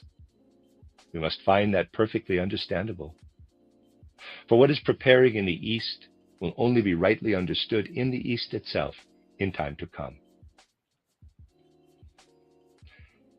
That is the one thing arising from what I have to say.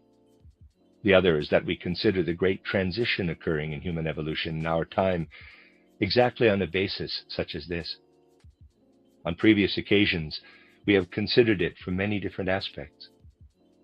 Now we consider it in such a way that we are able to see how the element which entered into man's evolution on earth through the mystery of Golgotha needs to be understood in increasingly greater conscious awareness in our day by those who are able to do so after this incarnation.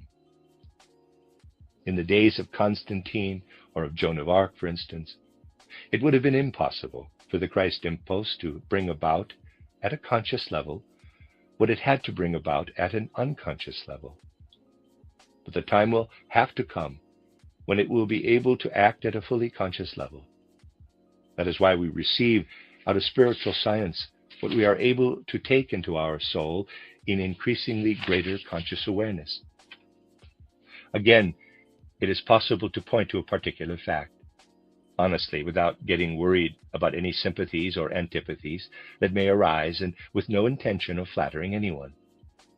After all, it is always better to base one's views on facts rather than on what they are so often based on today.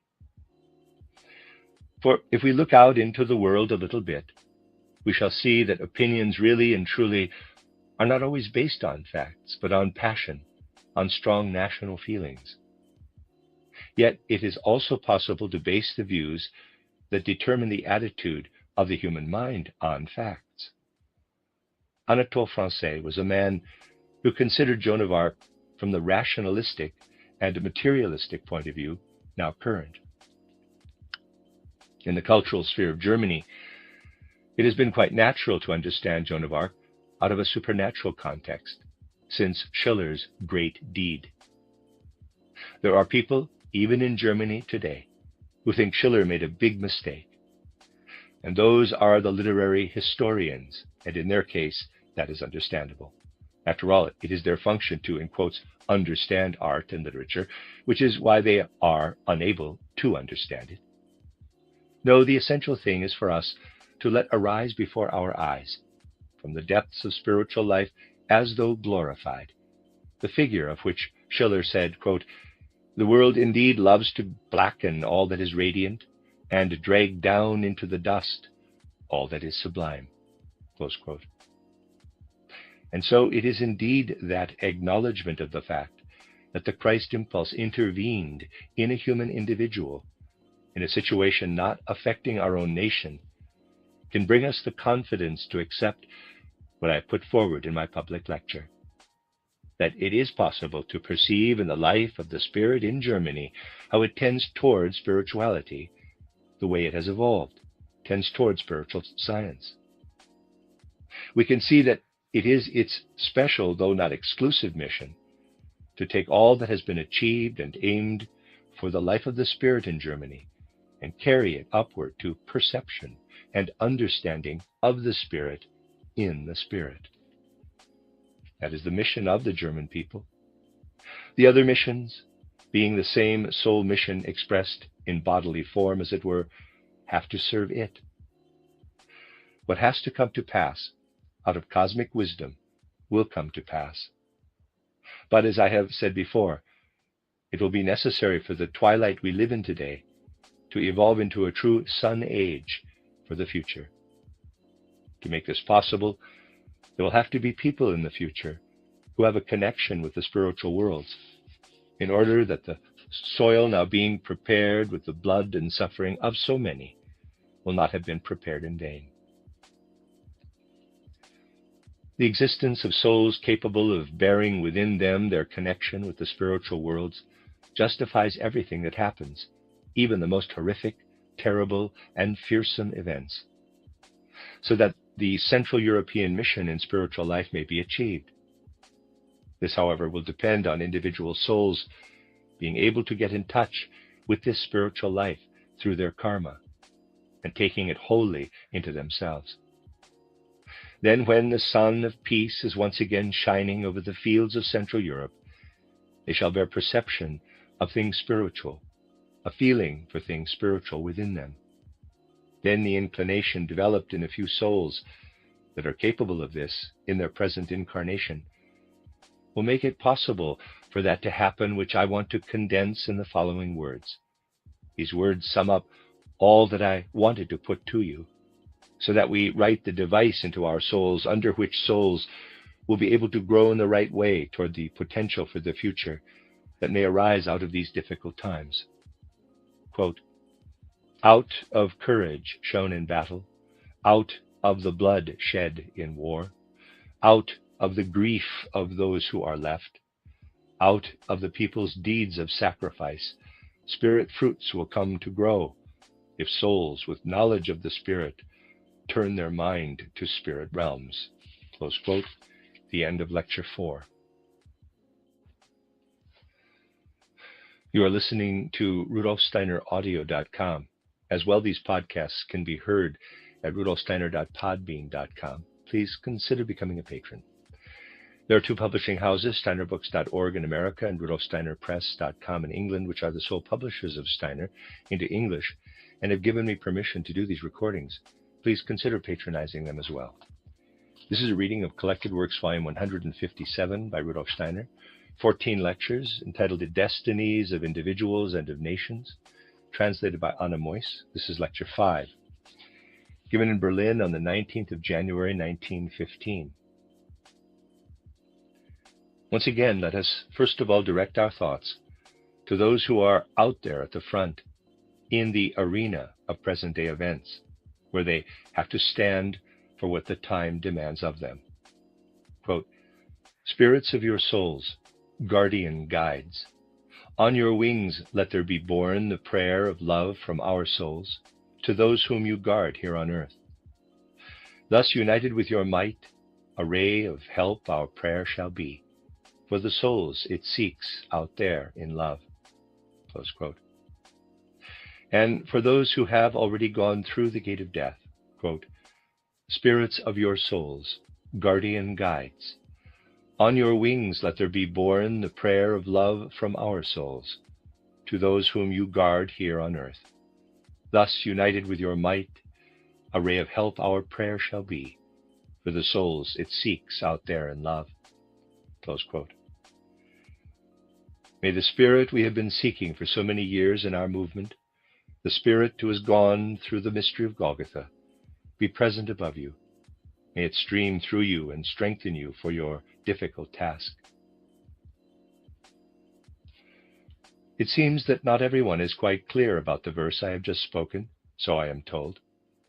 Let me stress that the proper version reads, "Spirit of your souls." The verse has been phrased in such a way that it can be used when many people want to speak for one person, or one for many, or indeed many for many, as in the present case. If it refers to just one person, the only change which has to be made is to say, "Spirit of your soul," and so forth. It appears that I have made a slip of the tongue when I said the verse for the first time here some weeks ago, so that the view has arisen that the words, quote, "spirits of your souls," close quote, may not be quite correct, but they are correct as they stand. The first line is addressed to the spirits of the souls requiring protection, as it were, and the, in quotes, "your," refers to those to whom our thoughts are directed. In the second line, on the other hand, the "your" relates to the guardians. Let me remark that such verses are always such by nature that there can be problems with a purely grammatical construction. But they are given from the spiritual world for the specific purpose, and it is true that there are occasional problems with putting the words together for such verses. Dear friends, it was for good reason and spiritually also very much in accord with the work that has to be done in the present time that 2 days ago we turned our attention to events in the evolution of man that show how spiritual impulses, and particularly the spiritual impulses linked with the mystery of Golgotha, with the Christ impulse, are living impulses within the evolution of man. We have seen how they were active in the evolution of man, even though men were unable to grasp the nature of the Christ impulse with their reason, with their intellect. It was with this intention that reference was made, among other historical events, to Joan of Arc, through whom this Christ impulse resolved a major issue in the 15th century through its servant, the Michaelic spirit, and for the good and advancement of mankind. The reason why it was particularly important to refer to this event was that in our day too, it does hold true that everything destined to regulate events on the historical scale is ordered and regulated from the spiritual worlds. We need to be aware that the forces, the impulses for what is to happen, come to us from the spiritual worlds. In this respect, the same holds true today as in the days of Joan of Arc. But the times are different. What would happen in a particular way in the days of Joan of Arc has to happen in a different way in our time and in times to come. It has to take a different course. For our time is one that is entirely different. Since the 15th and 16th century, and the Joan of Arc event did, of course, come in that period, mankind has been guided in quite a different way. It is this difference, and consequently the basic nature of our time, that we shall consider to some extent today. Between going to sleep and waking up, we are in a soul state where that which we really are is outside our physical and our ether bodies. Asleep, we live in our astral body and our ego. We need to have a very clear picture of this. That which we really are is then outside our physical and our ether bodies. Asleep, we live in our astral body and our ego. We need to have a very clear picture of this. That which we really are is then outside the body. We are, of course, bound to our body to an extraordinary degree between birth and death, so that in terms of space, we are not far away from our body when asleep. Our soul element is spread out in our surroundings, as it were. That is, in everything that specifically makes up our environment.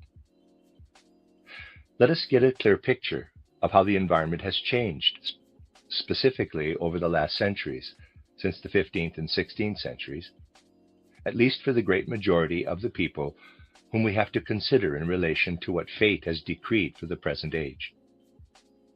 Just consider whether any of the machinery or the mechanical contrivances we use today also existed at the time when Joan of Arc did her work.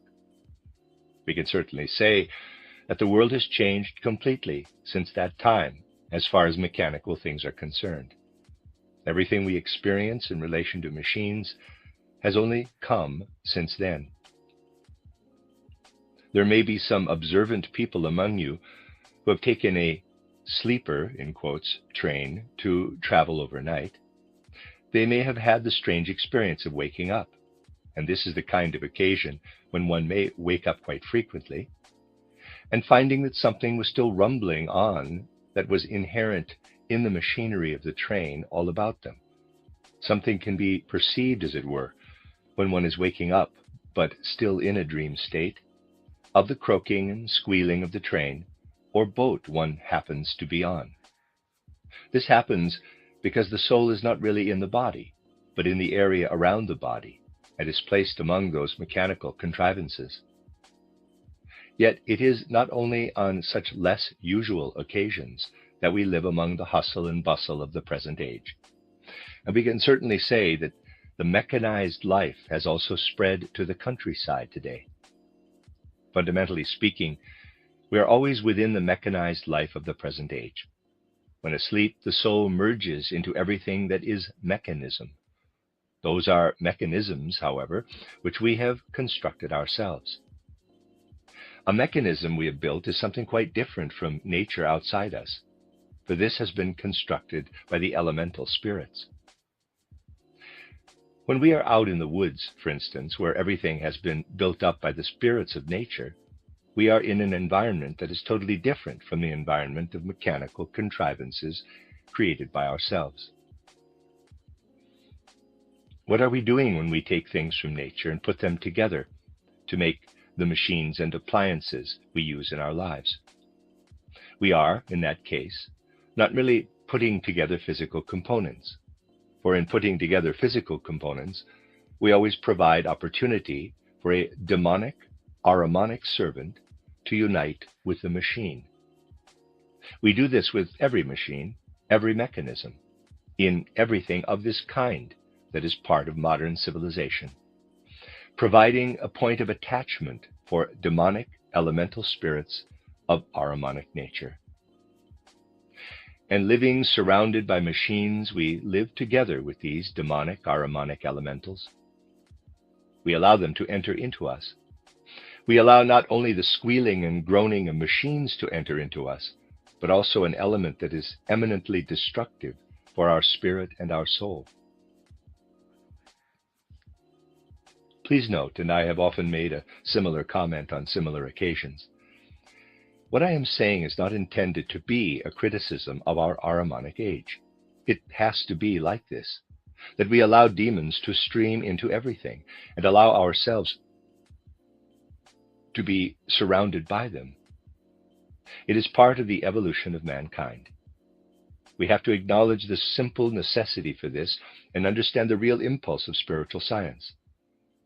And so we shall not sing the praises of people who say it is necessary as far as possible to protect oneself from the demons and to shun civilization, and that we should set up a colony as far away as possible in the wilderness to save us from having anything to do with these demonic Ahrimanic elementals.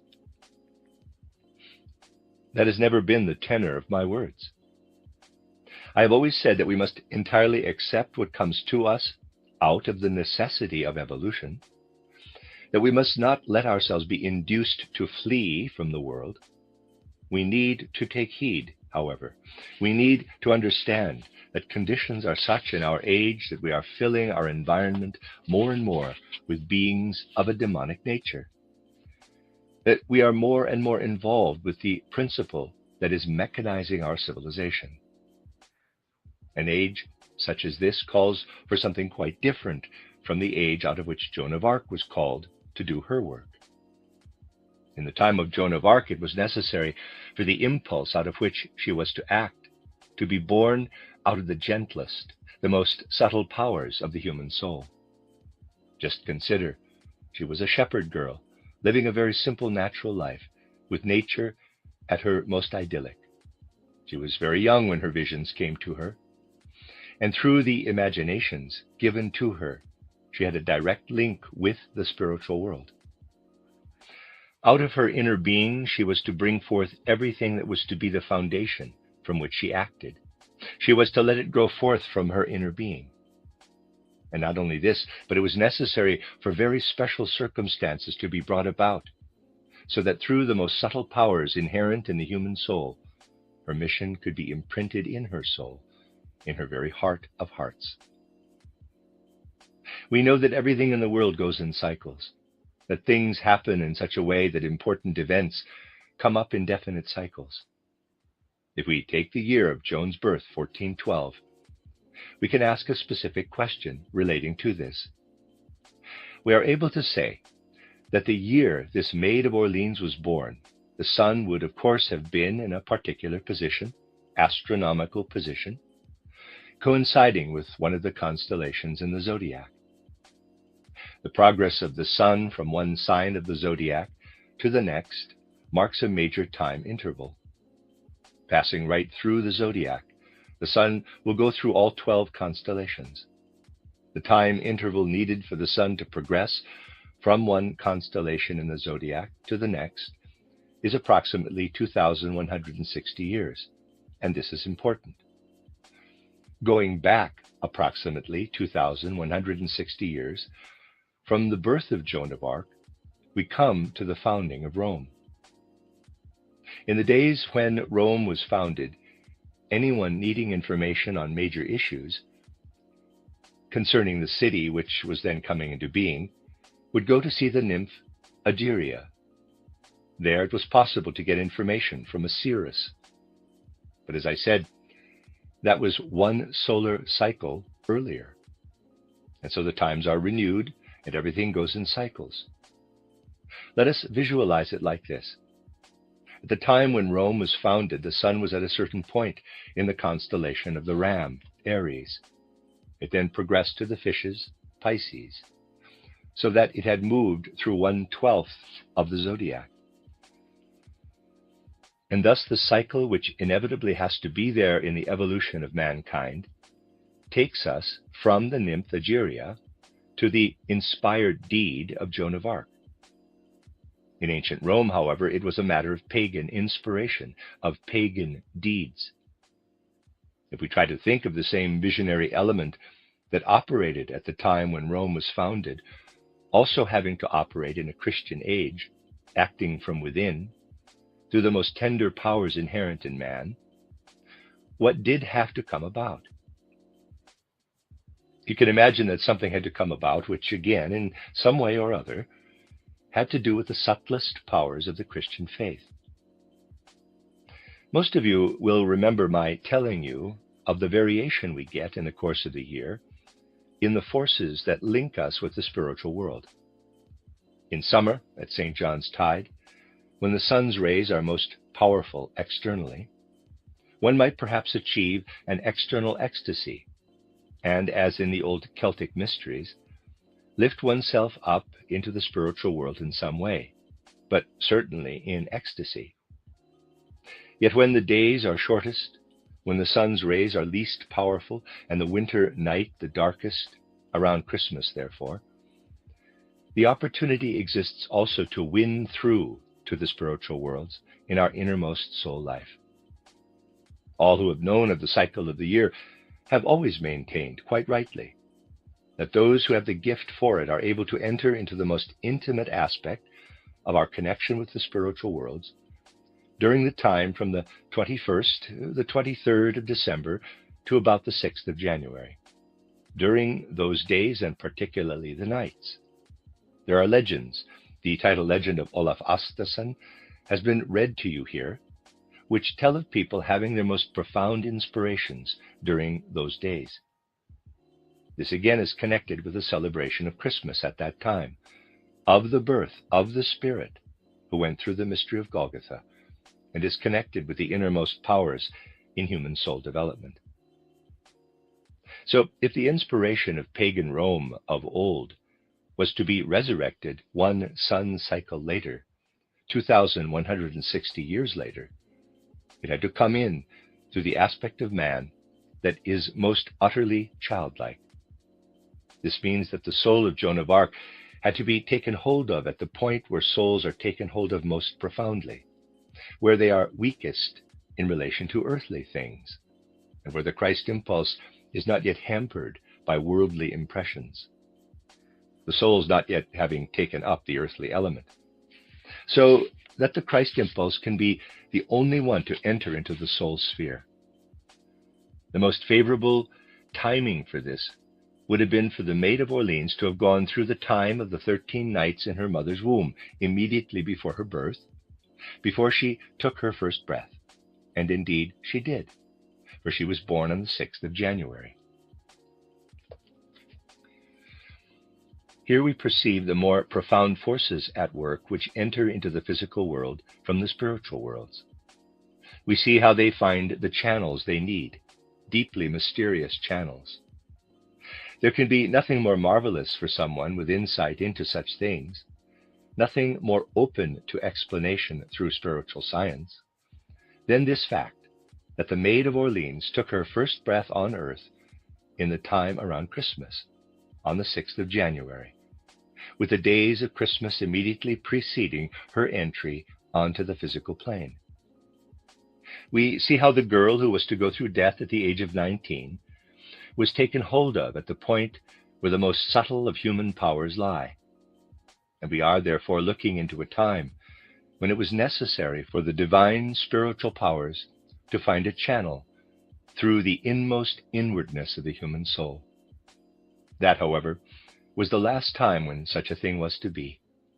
It was the time when a particular order was brought into Europe through the Christ impulse, as I indicated to you the last time, and this happened in the wonderful way in which it did happen through Joan of Arc. Since then, however, times have changed. Today is not the time when divine spiritual powers approach the human soul in such intimate fashion. What was the mission of Joan of Arc, really, if we consider something that was present throughout her whole life? She was taken hold of from within by the forces of the divine spiritual world. In her soul, these forces encountered the Luciferic forces. These Luciferic forces were mighty and powerful at that time. Joan of Arc bore something within her that made her vanquish the Luciferic forces. She vanquished the Luciferic forces. That is entirely obvious to anyone who wants to see. We have briefly considered the miracle of her birth and seen that she went through an unconscious initiation, in a way, up to Epiphany, the day known as that of the manifestation of Christ. But we can also point to her death, which occurred because all the Luciferic forces of her enemies joined together to bring about her death. Her misadventure in a battle was brought about through the jealousy of the men who were the official leaders appointed to guide the battle. All the jealousy then came to the fore over the manifestations of spiritual powers, spiritual forces that were made through her. She was put on trial. The records of the trial still exist, and anyone studying them can see, unless, of course, his mind is as closed as that of Anatole France, that this Maid of Orleans, having come into the physical world in a very special way, through the 13 nights also left it in such a way. For it says in the records, so that there is historical proof, that she said that she would indeed die, but that after her death the English would meet with a much greater reverse than any they had known before, and that this would happen within the next 7 years. If we take this rightly in its spiritual sense, it means nothing less than that the soul of Joan of Arc, on going through the gate of death, was prepared to continue contributing to the work of shaping events after her death, to share in the work, whatever her form of existence. And she did so. What the spiritual powers have to bring about will be brought about, whatever the external conditions may be. Joan's adversaries were able to bring about her death, to mount the strongest possible attack against her, as it were. They were not able to prevent her mission. However, the forces of Joan of Arc were only able to work in the subtle way they did during her time. In everything she did, the Luciferic forces were ranged against her. We are also having to deal with hostile forces in our time, but these are predominantly Ahrimanic forces, the Ahrimanic forces that have come up with the materialistic age. These are in evidence even in the outer form and fashion of the whole of our age, if we turn our attention to the mechanisms, the mechanical element of the age, if we are aware of that. Fundamentally speaking, we are offering an abode to demons when we produce our mechanical contrivances, surrounding ourselves with a whole world of Ahrimanic demons. It is evident also from other things that Ahrimanic powers are at work everywhere in our age. We need only look back a few years and pay a little attention to the occult substrate to our life on earth, and we can see Ahrimanic forces influencing all aspects of our physical life on earth. Not only the kind of demons we create in our machines influence our earth life, but also other kinds of Ahrimanic forces. The occultist has to put into words something I have often put into words for one group of friends or another, that fundamentally speaking, the sad and painful events now happening all over Europe and a large part of the globe have long been in preparation. War has been present for a long time, as it were, in the astral world, but was held back by something that was also astral, by the fear everybody was feeling. Fear is an astral element. It was able to hold the war back, to prevent it. Fear was able to stop war from breaking out for all that time. For fear was abroad everywhere. Fear is altogether something that is most dreadfully widespread in the depths of our souls in the present age. A time came, however, when there was an external indication in time of something often referred to when the starting points of this war are discussed. This outer aspect is not the one that matters, however. It is merely a symbol. As I said on a previous occasion, the assassination of the Austrian Archduke occurred, and there emerged the event, so terrible to the soul, that I have already referred to. I had never before known anything like this, not from personal experience, nor through other occultists. We know what the soul goes through when it has undergone death.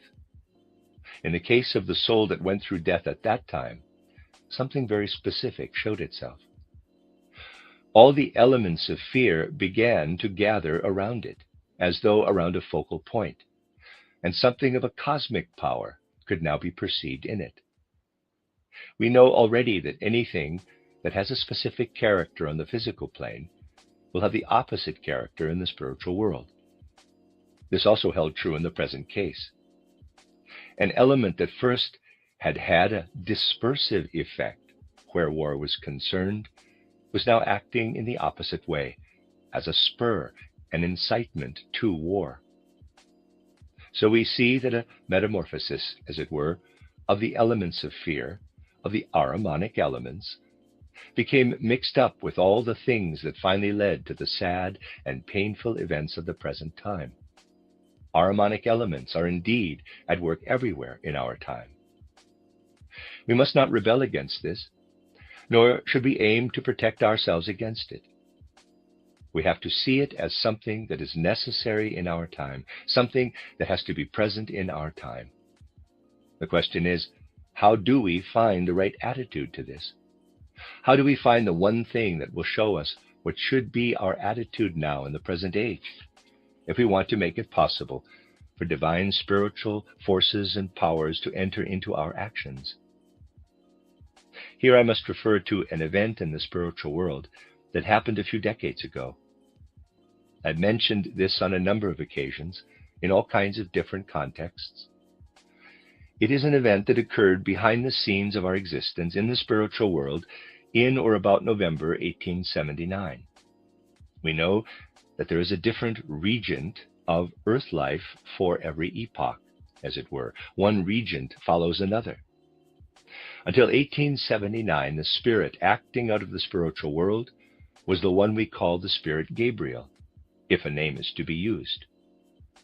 From 1879 onward, it was the spirit we call Michael. It is Michael who directs events in our time. Anyone able to see into the spiritual worlds in conscious awareness will feel the spirit Michael to be the spirit who truly is the one to lead and govern in our time. Michael is, in a way, the most powerful of the leading spirits of the age that follow one another. In a way, I said, he is the most powerful of these spirits. The others have been predominantly active in the spirit sphere. Michael had the strength to push the spirit right through into the physical world. He was the spirit who descended to earth ahead of the Christ, as it were, before the mystery of Golgotha approached, and governed world affairs for 4 or 5 centuries at that time. Now in our time, he is again the leading spirit on earth. We may make a comparison by saying that Michael is among the spirits belonging to the hierarchy of the archangeloi, as gold is among the metals. Whilst all other metals act predominantly on the ether body, gold also acts as a medicine for the physical body. In the same way, all the other leading spirits act on the soul, whilst it is Michael who at the same time is able to act on the physical intellect, on physical reason. Now that his age has come, it is possible to act out of the spirit on the physical intellect, on physical reason. In the 15th century, he was not the actual leader, and therefore had to find a way, in the case of Joan, without making use of the human intellect, human understanding, human ability to form ideas, a way that was wholly an inner one, as it were, through the innermost powers of the human soul. The Christ influenced Joan of Arc through his Michaelic spirit, but he achieved what had to be done by any other means rather than the forces of the intellect and of reason. Luciferic spirits are also present today, and these prefer to attack man from within. They want to generate all kinds of passions, but not the error of the intellect, the error of common reason that we have to struggle with in our present age. We therefore have to say that anything we wish to achieve in the spiritual sphere must be achieved in such a way that it is in accord with the forces that Michael, the leading spirit of the age, commands. We are in close alliance with Michael when we try to grasp what we have been attempting to grasp these last few days, when we try and grasp things as phenomena, to grasp what we call the German folk spirit. Two powers, Michael and the German folk spirit. These two are entirely in harmony, and it is their mission to bring the Christ impulse to expression specifically in our time, in accord with the character of our time. For it would be wrong for the people of our time to think that the same inward way of working that was appropriate to the 15th century could still be appropriate now that we are in the fifth post-Atlantean era. In the present age, it is a matter, above all, of understanding that it is necessary to be chained to Ahriman, to Ahrimanic elements we ourselves create in our machines, and that it is necessary to recognize clearly how these things are connected. Otherwise, we live in fear of many of the things that exist in the present age. The question, therefore, arises: how do we offer resistance to this Ahrimanic element in our age, the way resistance was offered to the Luciferic element at the time of Joan of Arc? We offer resistance to the Ahrimanic element by taking exactly the path that has been so emphatically pointed out over and over again within our stream of spiritual science, the path toward a spiritualization of human culture, of man's ability to form ideas and concepts. This is why it has been stressed again and again that there is a way in which everything spiritual science can give us, even if to begin with it is largely presented to us from the spiritual world, can truly and wholly and utterly be grasped with the intellect, the reason man has been gifted with from the 16th century to this day. And if we say we do not understand, then that is only because we listen to the prejudices current in the materialism of our age. We must stop listening ever and again to the voice of present-day materialism, a voice that speaks loudly at times and then again in the faintest of whispers. Instead, we must try and firmly focus our mind on such powers of understanding as we have. Then the things spiritual science produces for us will one day appear to be perfectly understandable, as something that can be understood just as well as some event or other in the outside world can be understood. We generate the great strength we need to offer resistance to the Ahrimanic forces by approaching the Spirit not merely through the inmost powers of revelation and of faith, as in the case of Joan of Arc, but by trying to concentrate our powers of understanding most intensely on what spiritual science has to give. If we do this, the hour, the moment will come when we have to say to ourselves, what comes to us out of spiritual science is the only thing that is rational, and at the same time makes the world around us understandable, filling it with light. And when we are taken hold of in this way, we are taken hold of by what the Spirit has to give in our time, so that we shall indeed be strong enough to face the Ahrimanic forces. Someone with a disposition like that of Joan of Arc would not be able to achieve anything in our day and age. She would be an interesting personality, and would be able to reveal many marvelous things through prophecy and in other ways. Such a person, capable of making intimate revelations, is capable of effectively countering Luciferic forces. Today, however, man has to resist Ahrimanic forces, has to make himself strong to cope with these forces, developing the strength required in the Michaelic age. Sun-like qualities are called for in the age of Michael. Qualities we take into ourselves by spiritualizing the powers we have at our command between waking up and going to sleep, the powers of the intellect, of understanding, of insight. For these powers of understanding we possess will undergo a transformation in the soul if only we have sufficient patience. They are transformed to such effect that out of what emerges for us in spiritual science, there arises the certainty that what we are grasping there is the direct expression of the thoughts of the spiritual world. So there can be no question today of withdrawing from the outside world, which has Ahrimanic forces in it everywhere. No, it is necessary for us to stand in this world, but at the same time also make ourselves strong to meet those Ahrimanic forces. It is a matter, therefore, of finding the way toward understanding the spiritual world with the very same powers we also use to understand the outside world. That, of course, is the way, as we have said on these few occasions, that is inwardly bound up with the whole mission of the German people, and specifically with this mission as it has been from the end of the 18th and beginning of the 19th centuries. This mission was in preparation during the preceding centuries. This is what is so remarkable. What has been going on in the intellectual life of Germany through its poets, its artists and philosophers, is intimately bound up with the spiritual life.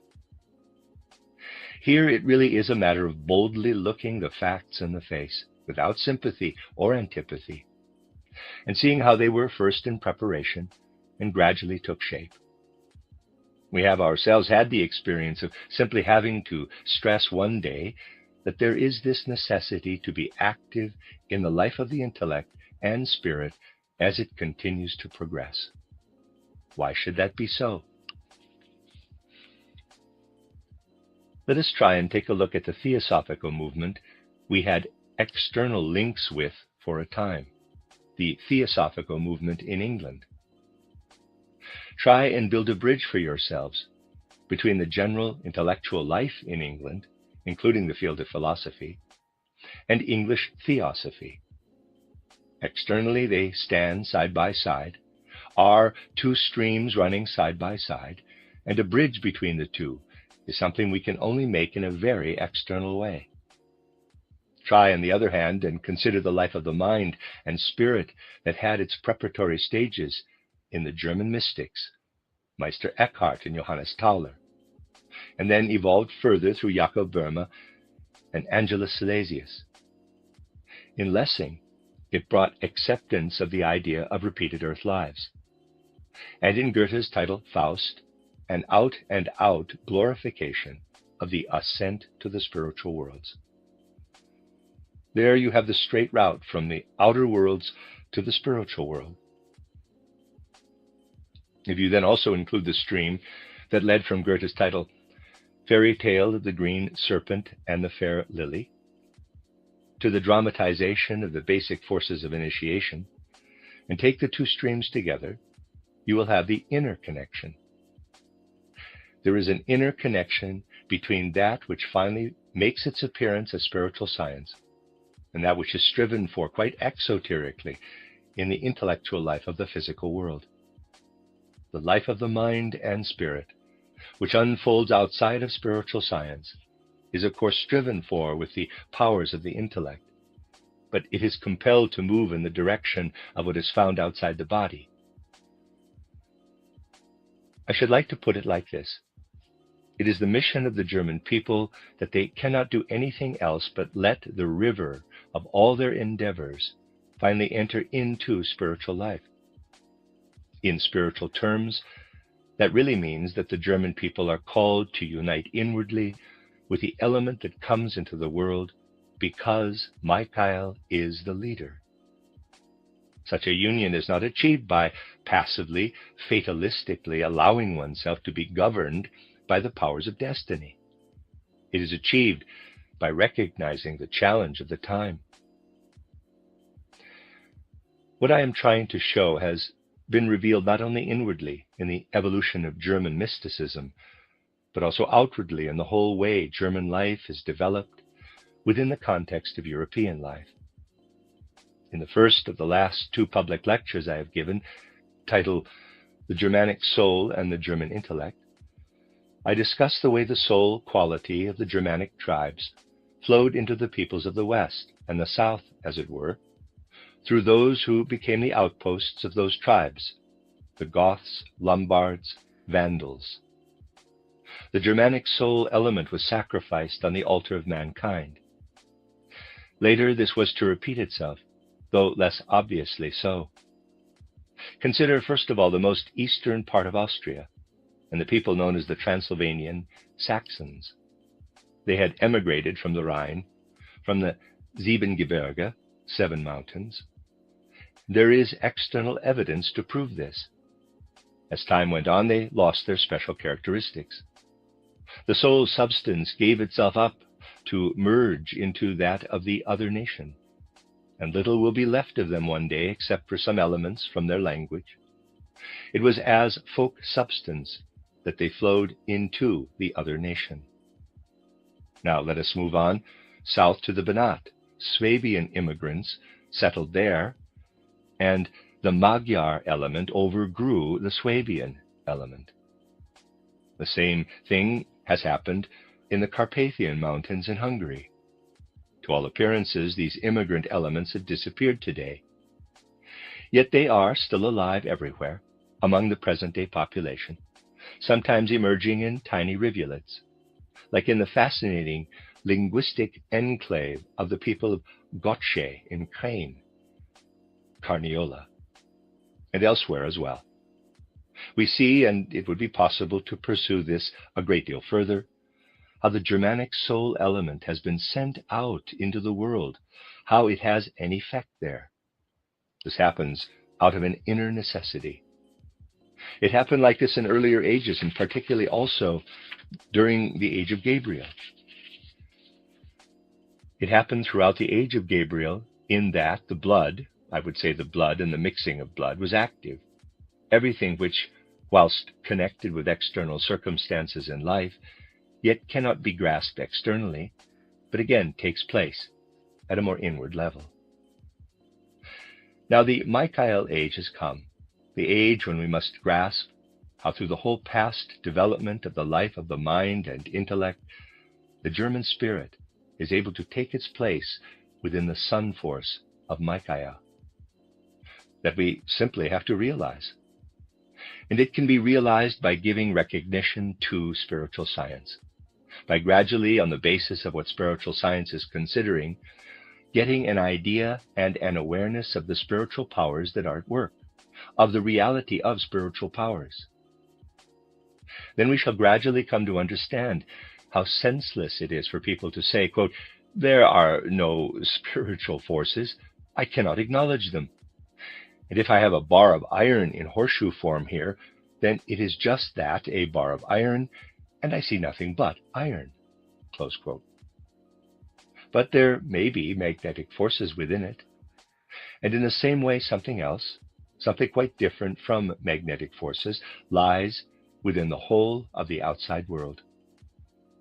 We come to recognize it if we really consider all that is presented to us as the characteristic form of things. That is the way to achieve the powers of mind needed in the age of Michael to resist the Ahrimanic powers, at a time when it is indeed our duty to withstand the Ahrimanic powers. Fundamentally speaking, everything the study of spiritual science has to offer is merely preparatory. One day an awakening of the soul will spring forth from the study of spiritual science, and the soul will know. Within you lives the spiritual world. From the Christ impulse down through Michael to the folk spirit, which puts into effect what has to be put into effect. I have said that the time of Joan of Arc was one when it was possible to act on the weakest, physically the weakest powers of man. Our age is one where it is necessary to act on the strongest powers of man, to take hold of the will at a point where it is least inclined truly to unfold its powers. We can see it again and again. The thing people find most difficult to do is to unfold the will at the point where our earthly powers, the powers by which we form concepts, are made inwardly active. To bring, in quotes, willpower to bear externally is something people still find relatively easy, but a different kind of willpower is needed to guide our thoughts in such a way that they encompass the spiritual world. Spiritual science as such has to appeal to that strong willpower. For this must be there if spiritual science is truly to lead where it ought to lead in our Michaelic age. For we are not called to discuss the mechanical element in our age. We are not called to point out that this mechanical element in our age has laid hold of mankind. we are called to do something else. Of course, if we squeeze the facts a little, it will be possible for us to become a philosopher, to some degree even a great philosopher. This we admit without reserve. It is possible to look at the machines in our age and start to consider this very mechanistic aspect as the most pernicious of all things, ascribing it specifically to our enemies. And one then has the inclination, even if one may be considered a great philosopher, to hurl abuse like a market woman. One can then do the same as the philosopher Bergson, who only recently again managed to point out rather one-sidedly, and many things tend to be perfectly correct if a one-sided view is presented, how the mechanistic effect of the forces relates to the essential nature of the German people. But that is not the only thing we can point to. That German brain power has achieved things in certain areas by applying mechanical principles, for something else may be pointed out as well. Nor is it necessary to hurl abuse like a market woman when discussing such matters, and instead we may say, perhaps the very place where the intellect has the greatest powers to give form to the mechanistic and demonic element is also the place where these mechanistic and demonic powers can be overcome on the basis of our particular spiritual mission. Then, however, a German may easily get himself misunderstood as he comes to see, in conjunction with the way the intellectual life is developed, that it is not his function to stop at the purely mechanical element that is of such great service to him also in the present day, with the challenges presented by the war. He must not stop at what is merely mechanism, for then he would merely create demons. No, he must develop powerful forces within him that can boldly face these demons.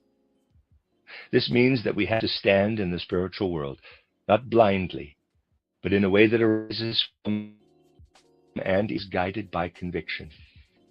If we set out to acknowledge that we are surrounding ourselves with a world of demons, a veritable hell, as we design and build machine after machine, we can of course understand why people speaking out of the materialistic spirit of the present age are saying over and over again that this scientific and materialistic age has taken us to the greatest height ever achieved by man.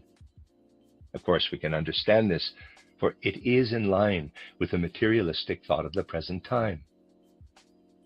But we must know that with those machines, we are introducing nothing but demons for mankind. And we must know how to develop the right powers to resist these demons. We only gain the right attitude to the spiritual world by recognizing these demonic Ahrimanic forces, by knowing full well that they are present. For the harmful powers are harmful only when we remain unconscious of them, when we know nothing about them. Let me illustrate this by means of a comparison. As you know, we hope after some time to have a building at Dornach near Basel, where we can nurture our spiritual stream in suitable surroundings. It is not a question of erecting this building to escape the pressures of our time in some way or other, but rather of building it entirely out of the pressures of our time. It was necessary, for instance, to design a lighting system out of the most Ahrimanic forces of the present age, electric lighting, electric heating, and so on. It is a matter of using the architectural form as such to render such potentially harmful things harmless. It could have been the case that anyone entering the building in the future would have been surrounded with everything the Ahrimanic culture of the present age leads to. The point, however, is not that it is present, but that people do not notice it. We are not supposed to notice it. To achieve this, a number of friends got together, and they are erecting a separate building for this, giving it a special form, so that the demonic Ahrimanic forces are banished to this place. Anyone approaching the building, and also anyone entering it, will have it brought to their notice that the Ahrimanic forces are at work there. for as soon as we know this, they are no longer harmful. The point is that the powers that have a bad effect on man cease to do so when we take a good look at the places where they are active. When we do not look at a machine thoughtlessly and say, quote, "A machine is simply a machine," close quote, but rather acknowledge that a machine is a place where a demonic, ahrimanic entity may be found. If we take our stand in the world with knowledge in our soul, we take the right stand in the Michaelic age. It means that we relate to the spiritual world in such a way that Michael too can be active within us. Michael, with his present mission, described it. The point is that in every case, we can enter without thought into what exists in the mechanical contrivances men are producing at an unconscious level, or we can see through life. If we see through it, if we become aware of the demonic and mental powers at work in the machines we produce, we shall find the way to the rightful givers of inspiration who are true to the Spirit. They are connected with the Spirit who is to the other spirits concerned with guidance of man as gold is to the other metals, with Michael. My aim today has been to show that the mission of our age is to seek the divine spiritual powers that will work for the good of mankind. It is different from the mission given to the human souls who lived at the time of Joan of Arc. At that time, it was much more a question of holding back anything intellectual, holding back the power of reasoning. Today, however, it is a question of cultivating everything to do with reason and intellect to attain to clairvoyance, for it is possible to cultivate it and attain to clairvoyance. Once there are people who cultivate the human soul in this way, the twilight period we are now living through will evolve into what it is destined to evolve. Everything that evolves on the physical plane can only be the outer garment for the spiritual life that is to arise for mankind out of the present time. And it is true that those who are now sacrificing their powers in the years of their youth are prepared to send these powers down into our earthly existence. But these powers are never lost. They are indestructible. Now, however, they are destined to continue to act spiritually, as they would have continued to act physically if the people concerned had not gone through the gate of death on the field of battle.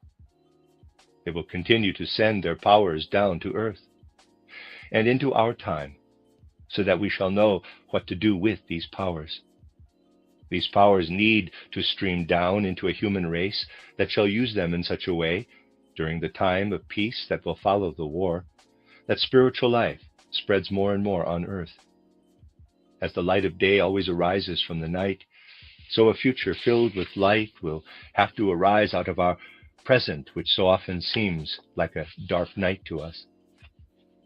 This future will have to be filled not only with light, but with everything the Michaelic age, which started in 1871, has to bring for mankind.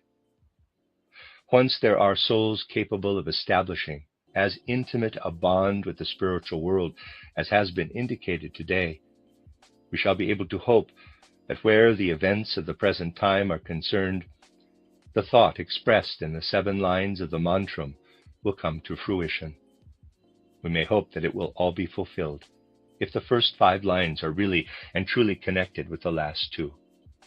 Quote, "Out of courage shown in battle, out of the blood shed in war, out of the grief of those who are left, out of the people's deeds of sacrifice, spirit fruits will come to grow if souls with knowledge of the Spirit turn their mind to spirit realms." The end of Lecture 5. You are listening to RudolfSteinerAudio.com. As well, you can hear these podcasts at RudolfSteiner.podbean.com. Please consider becoming a patron.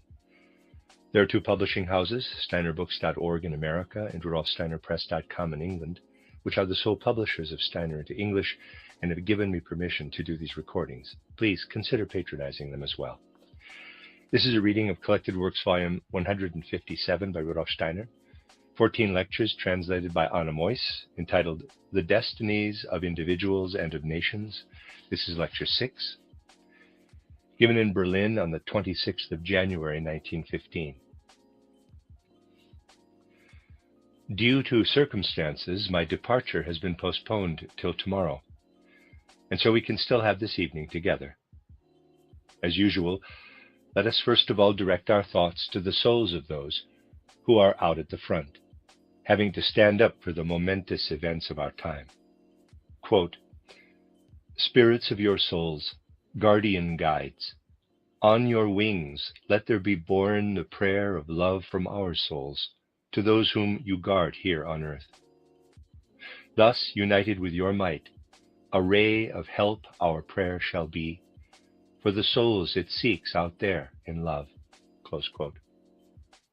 And for those who have already gone through the gate of death, quote, "Spirits of your souls, guardian guides, on your wings let there be borne the prayer of love from our souls to those whom you guard in the spheres. Thus, united with your might, a ray of help our prayer shall be for the souls it seeks out there in love." Close quote.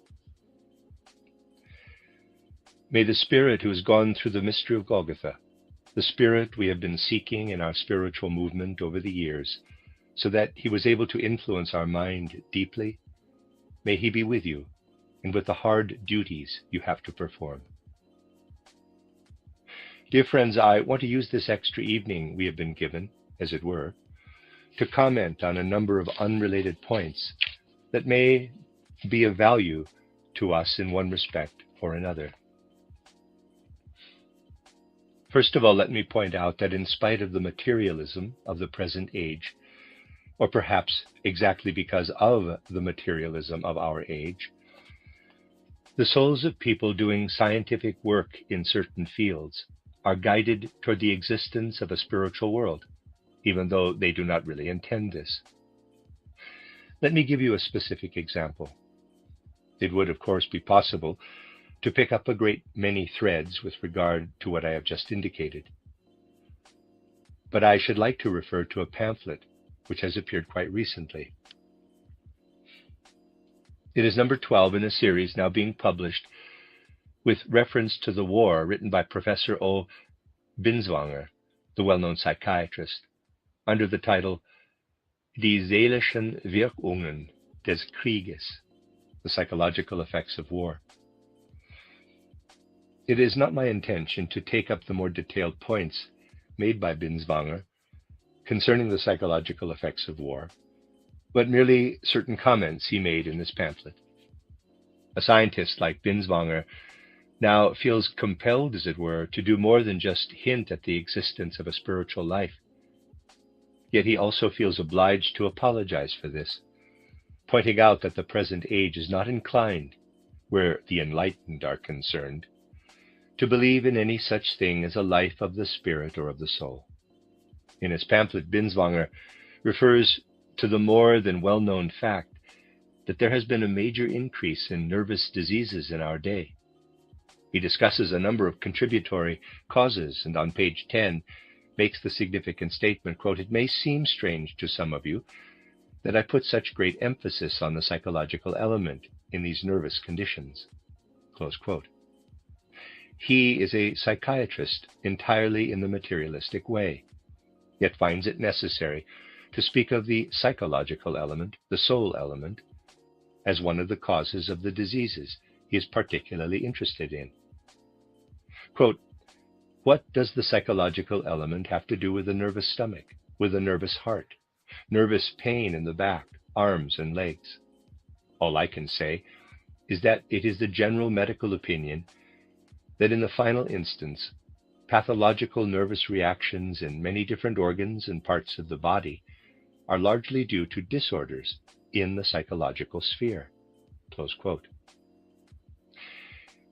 We see how someone whose researches lead him to consider the facts of soul life is forced by those facts to confess that nervous stomach complaints, nervous heart complaints, nervous pain in the back, and indeed also in the extremities, conditions as a rule only considered from the materialistic point of view today have their causes in disturbances in the soul life.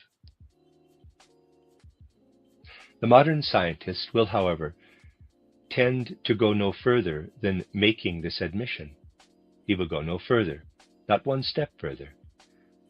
In the first place, it has to be admitted that we are not getting anywhere if the causes of pathological processes of the kind described are sought only in the physical sphere. Yet people still lack the courage and energy to do some serious investigation of spiritual scientific aspects. The moment people hear anything positive relating to the field of spiritual science, they feel they no longer have solid ground under their feet, as it were, as though everything we are able to gain from the spiritual world by applying the methods of spiritual science lacked the security of certainty. For a psychiatrist, this is doubly fatal, one might say. If the causes of certain physical conditions lie in the processes occurring in soul life, it will have to be admitted that the best way to deal with such conditions is through treatment directed at the soul life. But how is one to treat a soul if one has not developed any concept as to how the soul relates to the body? The prescriptions for getting rid of spiritual disorders, as it were, can only be taken from the spiritual world. Yet it is only possible to perceive the relationship between the spiritual world and the outer material world if we know something of that spiritual world. And so one gets a peculiar lack of precision, lack of logic, very peculiar reasoning when such people attempt to speak about the relationship between body and soul in a really positive way. This is something we can demonstrate in the case of this particular scientist. A few pages further on page 23, he says something very peculiar indeed, wanting to speak of the confidence he feels as to the successful conclusion of the German campaign in the light of his understanding of how the human soul is constituted. He says, quote, "It is my conviction that the army whose soldiers have the better nerves will win, or, to put it in other words, those with greater moral resilience." Close quote. Let us consider this in all seriousness. A scientist who admits that the causes, even of physical disorders, so-called nervous disorders, are psychological, says that victory is sure to go to the soldiers who have the better nerves, or as he says, quote, "In other words, those with greater moral resilience," close quote. It is hard to imagine anyone producing greater nonsense than this. Both statements are, of course, absolutely true, but it is nonsense to maintain that the one says the same as the other. Just imagine someone forming a very clear picture of the nervous system, able to trace this nervous system down to its smallest ramifications, and then saying that, quote, "put in other words," close quote, "stronger nerves are equivalent to greater moral resilience in a person." It means that purely physical nerve strands are, in other words, supposed to be moral resilience. The modern reader will, of course, fail to notice such things. You will find he fails to notice the oddest things when reading anything he considers tremendously erudite. Such things are, nonetheless, genuine nonsense, unless they are seen in relation to what spiritual science has to say about it. What view does spiritual science take of these things?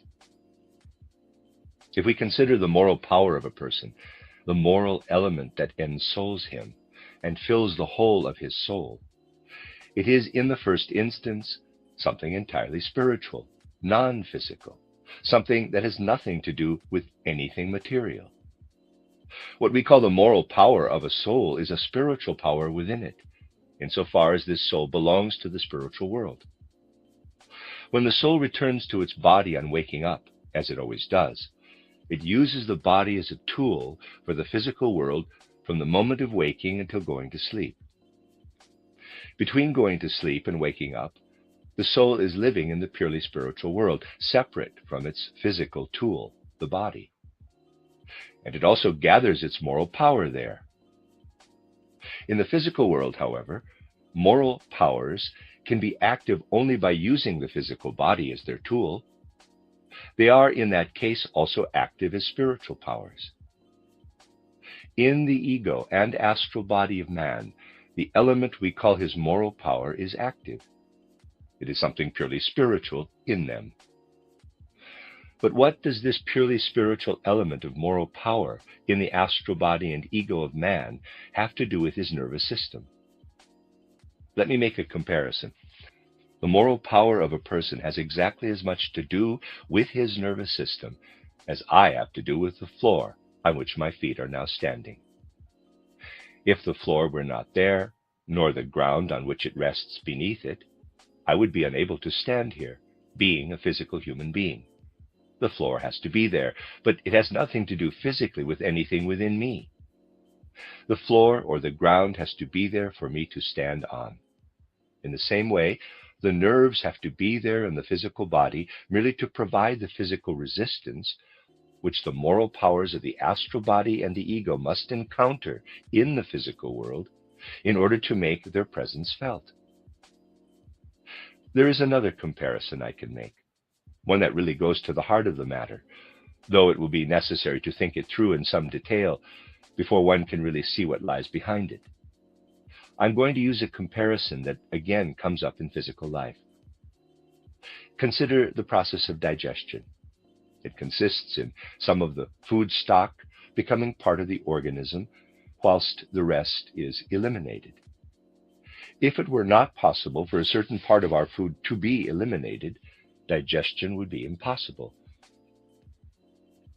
The process of elimination has to be a very regular one. Yet no one would get it into their heads to say we obtain nourishment from the part of the food we eliminate. The processes going on in our nervous system when we develop moral power within us are like processes of elimination, genuine processes of elimination in relation to what is fruitful for us, what really lies within us as our true human nature. The assertion of a specific moral impulse in the soul is connected with a process of elimination. The process of elimination, the part which drops out, as it were, the waste material we produce, that is the process in the nervous system.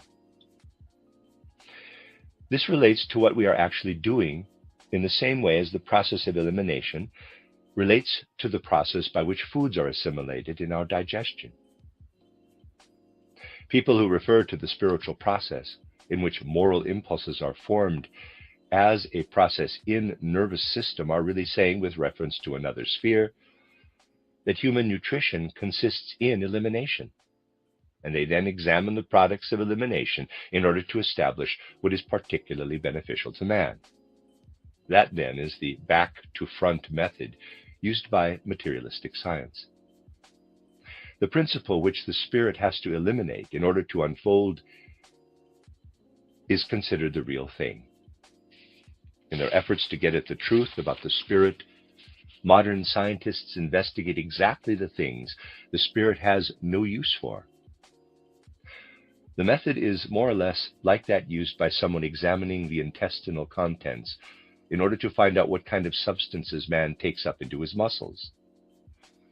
One has to put this bluntly at times to show up the utter absurdity of modern materialism. The false picture produced by modern materialism carries such enormous conviction in the perverted mental climate of today that strong words have to be used in pointing out the nature of the terrible misconception which prevails. I am now going to start from something quite different, though later we shall relate this to what I have already put before you. Let us consider the question of the different religious systems that have evolved in the course of human evolution. In the course of human evolution, a number of different religious teachers have appeared, telling people one thing or another about conditions in the spiritual world. It really does not take much to arrive at a really clever view of those religious systems.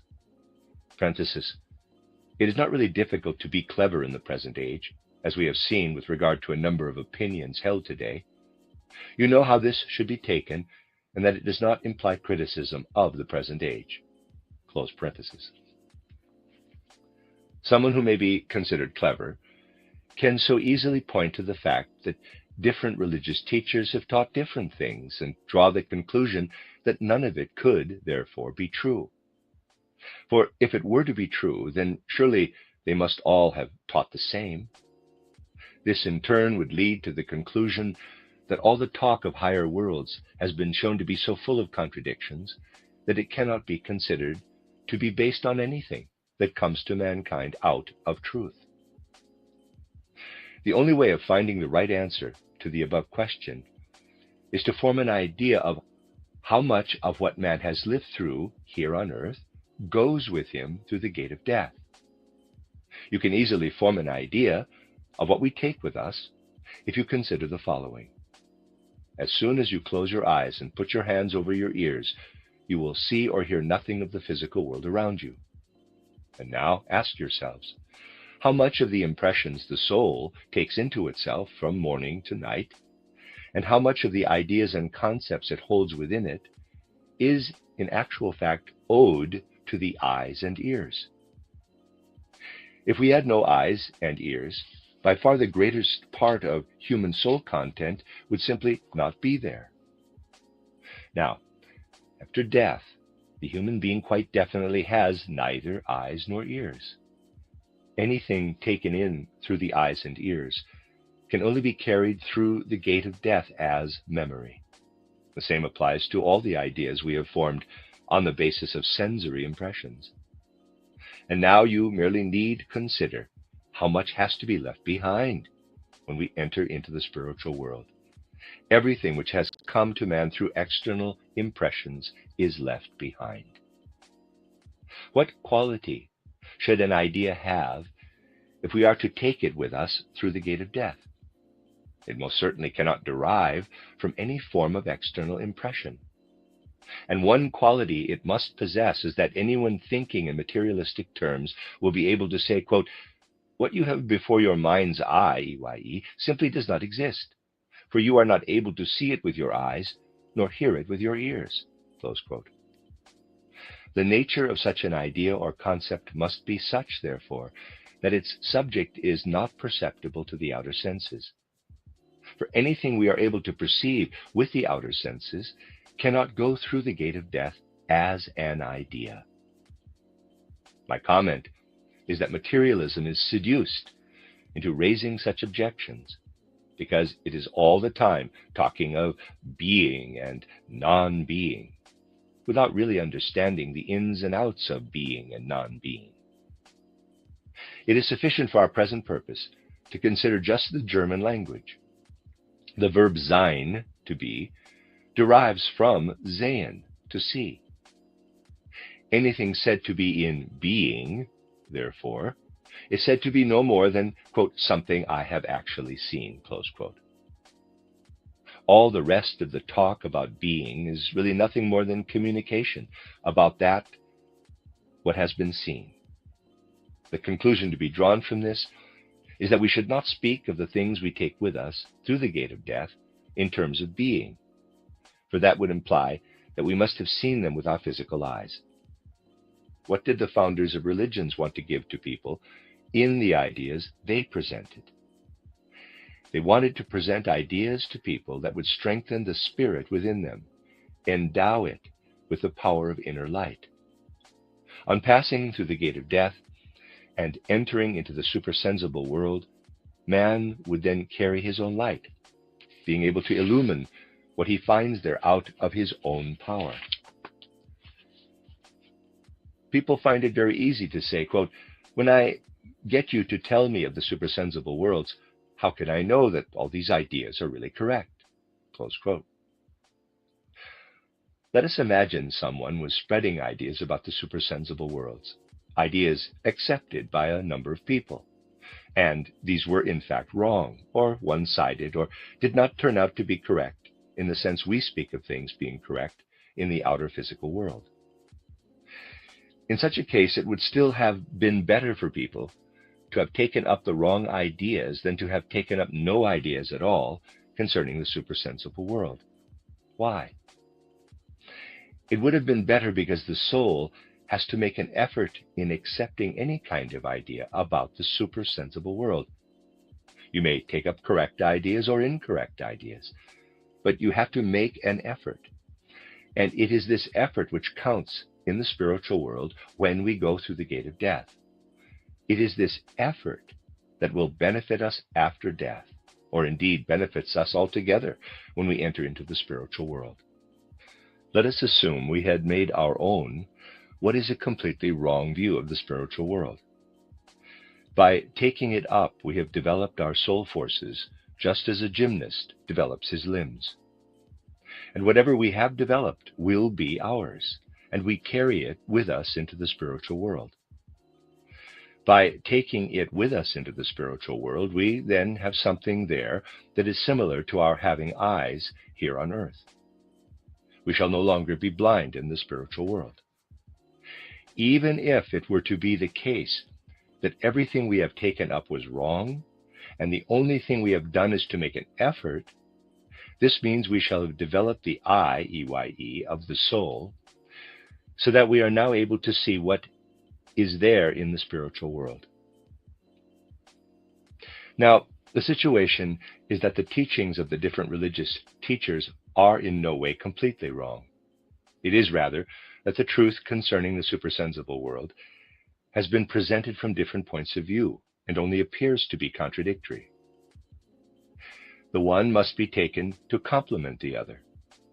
What is essential is that all these religious systems have something in common, and this is that they all provide the human soul with concepts the soul uses to make itself strong to enter the spiritual world, so that the soul is raised from death in its spiritual depths. Individual religious teachers give to the souls what those souls are capable of receiving, depending on the conditions given in individual races. I would say depending on climatic conditions of the country and on the time when such teachers come forth. They all have in common that they give power and strength to the souls of men.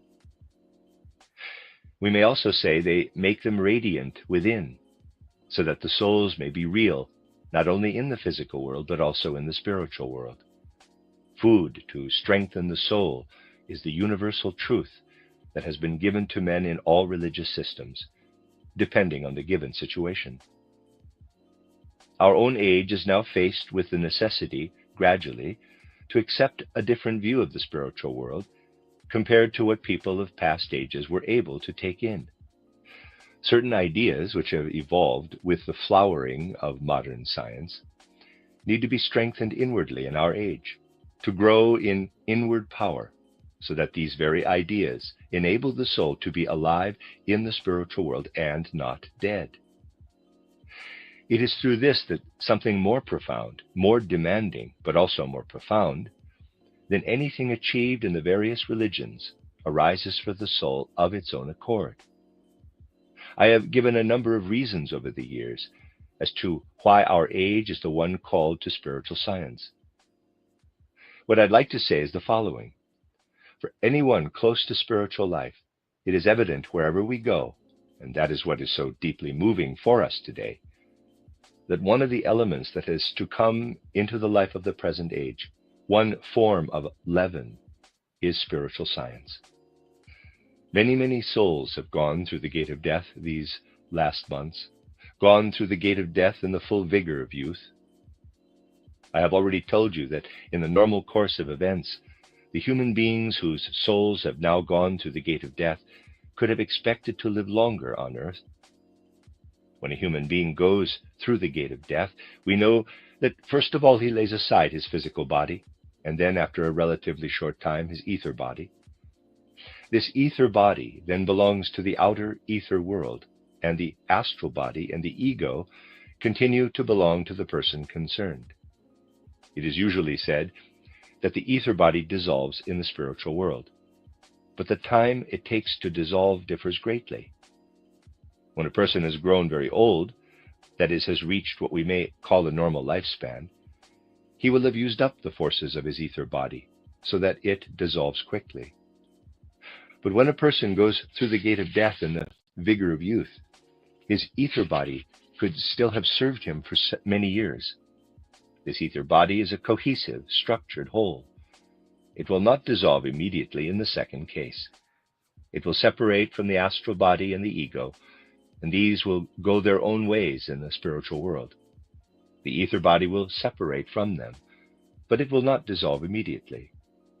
It will seem quite natural to you that the human being maintains a certain connection with the ether body, which has separated immediately, but still continues to be present in the spiritual ether. We are therefore able to say that the sphere of this spiritual ether, taking it in absolute terms, close to the Earth's aura, contains a very considerable number of unused ether bodies with vigorous forces. It is particularly impressive to see, when observing the spiritual world as it is at the moment, that we find there such a large number of unspent ether bodies. Something else may be noted at every point where we are able to be in touch with the feelings of the dead with regard to these, their ether bodies. Parenthesis, you are, of course, free to believe this or not. My only claim to credibility lies in the power of truth contained in what I've been telling you over many years. Close parenthesis. As to the feelings one may perceive in the dead in relation to their ether bodies, one finds that a spiritual whisper reaches one, as it were, from all those who have now made the sacrifice of death. Quote, "The time has come. Mankind will only make rightful use of the unspent energies within our ether bodies if it becomes conscious of its relationship to the spiritual world." Close quote. Many, many energies stream from those unspent ether bodies. They enter our world, and men will only use them rightly if they direct their thoughts to the spiritual world. Then the energies from ether bodies given in sacrifice will be energies to benefit mankind. That, as it were, is what the dead are calling out to us today. Quote, "Do not allow our ether bodies to be wasted. Do not let the time go by when the energies of our unspent ether bodies are able to serve the spiritual progress of mankind." Close quote. There is a special point I wish to make. On one or more previous occasions, I have described the way in which it is possible to help the dead. Under specific conditions, the dead are able to benefit if we make accessible to them by reading to them what we attain to in spiritual science. I have pointed out that it means much to a person who has gone through the gate of death when we read spiritual scientific material to them in the spirit.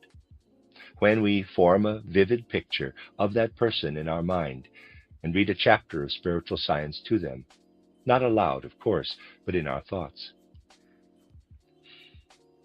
It could also be several or indeed many persons. This may seem absurd to people who believe that the whole spiritual world is present around the human being as he enters through the gate of death, so that there is no need for us to read to him. But it is not all that absurd. Of course, someone who has died does have the spiritual world around him. He finds himself within it. But just as someone here on earth understands only little of the world of the senses, although he is within it, so someone who has died does not have full knowledge of the spiritual world merely by virtue of going through the gate of death, even though he will then be within that world. Such knowledge has to be acquired. When we read to someone who has died, it is as though we were giving him food. It flows into him. In the time that lies ahead, mankind will be able to achieve much strength-giving power where spiritual things are concerned by using the mantra I have always used at the beginning of our meetings. Quote, "Spirits of your souls, guardian guides," close quote, and so forth. Parenthesis, in the version making reference to, quote, "those whom you guard in the spheres," close quote, for those who have fallen in battle, close parenthesis. Usually this method can be used only with the dead whom we have known personally, but this particular mantra can also be addressed to those among the dead who are not personally known to us. Having used this mantra with true reverence, We are then able to read out into the unknown, as it were. Dead people who have gone to their death in consequence of the events of the present time will be able to receive this. They will be able to gain benefit from this connection with us and use it to influence cultural developments on earth through their ether bodies. They will be working together with the people living on earth to advance spiritual life. There is something else we can achieve in this way. It is perfectly true that we have been living in an age of the most miserable materialism, and that the events of the war have triggered something which clearly bears the marks of spiritual life. Anyone traveling through Germany and observing people spiritually could note an enormous difference in spiritual life between July 1914, or even earlier, and then in August, September, and especially now. The difference which emerges is that before, everybody had his own egoistic aura that was well closed in upon itself and clung to a person, as it were. Now, a common aura may be seen, with people's thoughts flowing into it as something uniform, all thoughts going in one direction. That is something highly significant in spiritual terms. It means that for this time of war, something has been created in the spirit that was not there before. This is quite undeniable. But now, imagine, for that is how it will have to be, that peace returns. Then souls will grow all the more empty and barren unless they are able to find some kind of spiritual asset out of their inner life. It is something men have need of at all times, that they direct their thoughts to something that has nothing to do with any external reality. In some form or other, this strengthens them for the spiritual world. Ideas concerning the supersensible world will strengthen them with regard to the good powers in the supersensible world. Ideas not relating to the supersensible, or ideas not justifiable with regard to the supersensible, will also strengthen men for the supersensible world, though in that case for the luciferic or Ahrimanic world. But it simply is part of the makeup of human beings that the spiritual wants to come to expression within them. We might put it like this.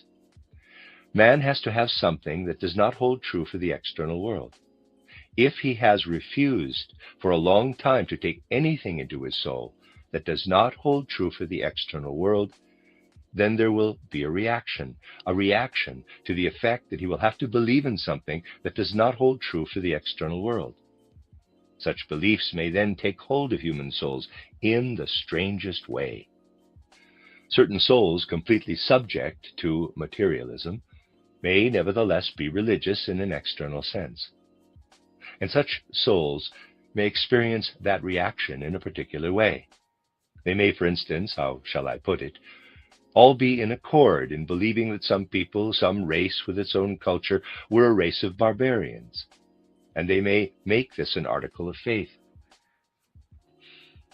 Leaving aside certain other aspects, this is nothing more than the soul's yearning for faith, for something that has no reality in the physical world. It is because they are no longer in the habit of applying their minds to what is genuinely supersensible that such men then fill their souls with the belief that some people or other are barbarians. This becomes an article of faith, a dogma, that is now as fanatically adhered to as they previously adhered to various religious dogmas. It is a substitute for a faith that has long been absent. We need to realize, however, that in the long run this will not do. Once peace has been restored, people will no longer be able to have this real world substitute that finds expression in the belief that some people or other are barbarians. And then emptiness comes, dreadful desolation. That is the prospect for those regions where people are today creating a faith, creating dogmas for themselves in a way that at times is downright disgusting, being nothing but lies. A terrible emptiness of soul will be experienced in those regions. And this emptiness of soul can only be combated if the unspent ether forces of those dedicated to sacrificial death are used in the right way, as I have described. That is why all of them are saying to us, reminding us, as it were, to use their ether forces rightly, and expressing it in the form of a spontaneous discovery made as they went through death. Quote, now is the time, close quote. Mankind has to develop spiritually, and these events must now be seen as a twilight state, out of which a new sun state shall arise. That is the thought which should fill the hearts and minds of those who suffer great losses. Our age desperately needs to become spiritual, and this will be possible only with help from the spiritual world. The means of providing such help have to come out of painful events like those we are now living through.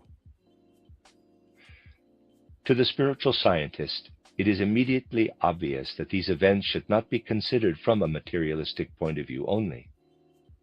Yet a purely materialistic way of looking at these events is about all one can find. It may happen, and we have seen this happen, that a number of people in one part of the world feel that there is hostility toward them, and therefore issue some form of proclamation. This proclamation reaches enemy territory, and from this enemy territory the question is put, quote, who was it who wanted this war? Close quote. Or the other party is accused of having wanted the war. Again and again they forget the one thing which must be understood, if a deeper insight is to be gained into the situation. Some good for the future will also come out of looking into things more deeply. It has to be understood that all these events are indeed willed out of the spiritual world, because the spiritual world needs the powers that may be the fruits arising from the seed of those unspent ether bodies. If accusations were to be leveled, one would also have to level them at the spiritual world. But there all thought of blame goes from one's mind.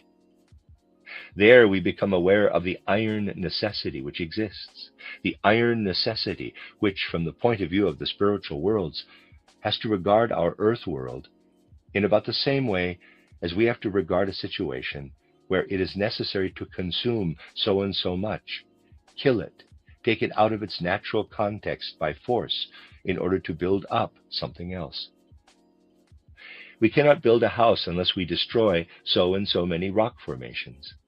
There is no point here in speaking of blame.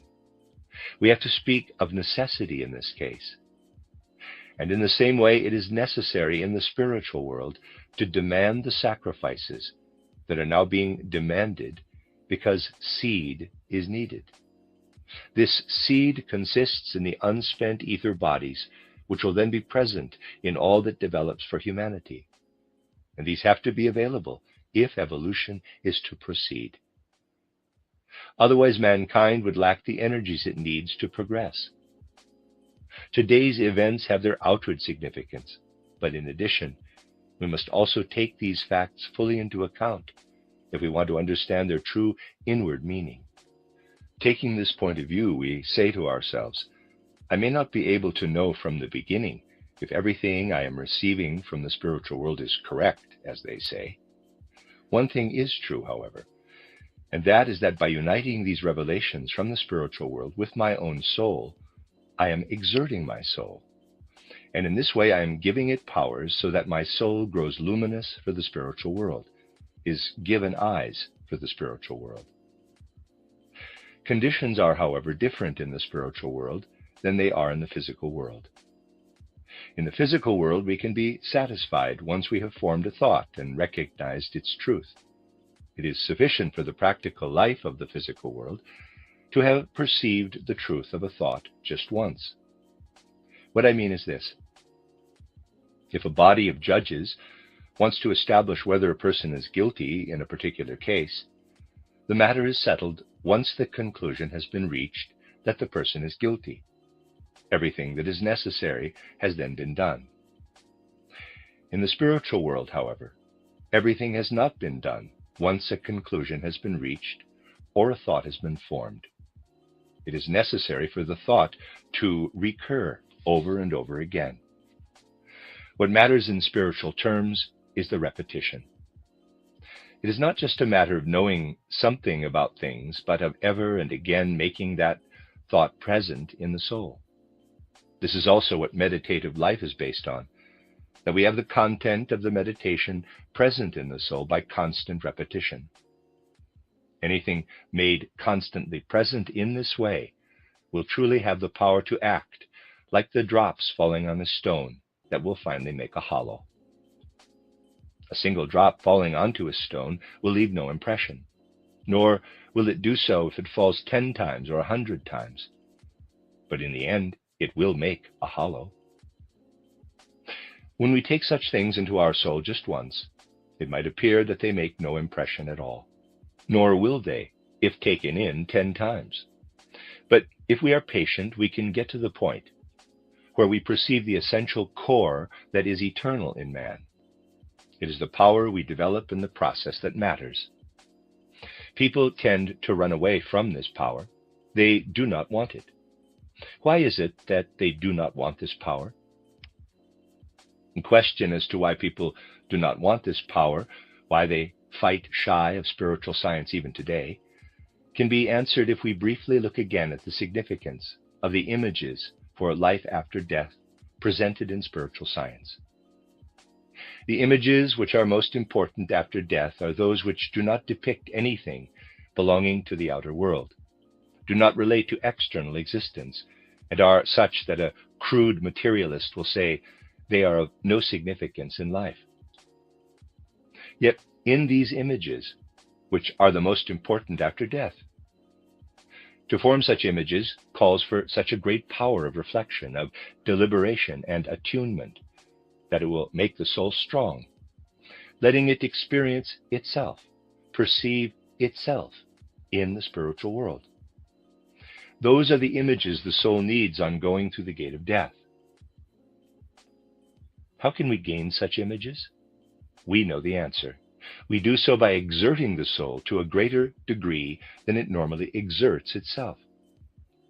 If we want to take in the images the modern scientist takes in, we merely need to look, if necessary, through a microscope or telescope.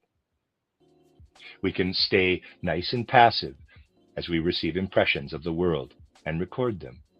That is only too common. No one likes to make an inner effort, for with things that are invisible, it takes greater effort than with things that are visible. And greater effort in thought is what people shy away from, run away from. We are really inwardly lazy, if you will forgive such harsh words. We like to take things easy. The most profound characteristic of modern scientific endeavor is this inner laziness, going for the easy way, now wanting to call forth power from the soul. But if we do this, if we call forth such powers from the soul, what effect does this have after death?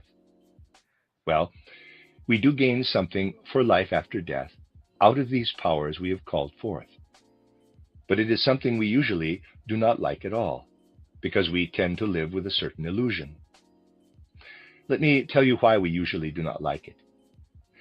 When we enter the spiritual world through death or through initiation, something has to be experienced after death that is like a second death. It is a kind of second death. As you know, we later have to separate also from our astral body. And this may be done consciously, or we can sleep through it. There is a certain fear in people's hearts, which they do not interpret correctly. It is the fear of waking up so much after death that they will then be conscious of everything around them. That fear is entirely the same as the one men have in the physical world, where they would find it preferable not to live their physical life too intensively, not to be fully awake all the time, but rather go through life in a bit of a haze. Life would be more pleasant that way. And the most comfortable way of all would be to spend all one's life in bed, going through life half asleep. Yet this cannot always be done. The human being has to wake up. And if he has been in a haze concerning what happens after death, up to the point in time I have mentioned, he cannot be allowed to go on being in a haze after death. Man must wake up. But he is still afraid of this. Even people who come as close to spiritual science as a scientist who says that nervous disorders affecting the back, the arms, and the legs arise from the soul sphere will struggle to resist. He will struggle because he is desperately afraid. He will be like someone who says, quote, "Something is missing. It's been stolen. The wind cannot have carried it away, so it cannot have been removed by natural forces. Some person must have taken it," close quote. And he will stop at that point. He won't go further because he is afraid he may get beaten up. That is how some scientists behave. Binswanger, for example. They say that certain nervous disorders affecting the arms, legs, and so on are psychological in origin, but they will stick at that. They do not go further because they are afraid of getting beaten up. I mean, because they like to sleep through what goes on in the spiritual world. Something we have to become aware of is that modern scientists actually are brought face to face with the effects produced by the spiritual world, but refuse to tackle that world. Once these scientists are prepared to tackle the spiritual world, they will have to understand that it is not permissible to talk about conditions relating to the spiritual world in just any kind of general terms, but that spiritual science has to be approached in a positive way, so that the very act of turning one's mind to spiritual science becomes a kind of healing process. That is how one thing goes with another. It is not that mental illness as such has increased. It would be wrong to think so. But it is a fact that the type of condition we may call a nervous disorder has spread a great deal in more recent times. If things continue the way they have been going until now, the result will be that nervous disorders have to get worse and worse, and this will show itself in the course that human evolution is taking. It would be possible to quote some very interesting facts. Let us take one very simple example. There is the Austrian poet Robert Hemmerling, 1830 to 1889, an excellent poet, some of whose work has also been presented to this group. This man spent much of the second half of his life in bed. He was very ill, suffering from a serious illness that was gradually getting worse and worse. He did not develop a nervous condition, however. There's nothing of a nervous quality about his writing. Even when he was only able to lie on one side and was in the most terrible pain when writing, his style was not what we would call nervous. The reason is that he belonged to that Central European culture which has not yet fallen into nervousness the way the spiritual life of other European peoples has done. The nervous state does not take anything away from the life of the spirit, but the facts still must be seen clearly. I have seen how in the 1870s and 1880s, people still had a feeling for the things Robert Hemmerling had to offer. For instance, and then suddenly in the 1880s, tremendous enthusiasm came up for Dostoevsky, 1821 to 1881.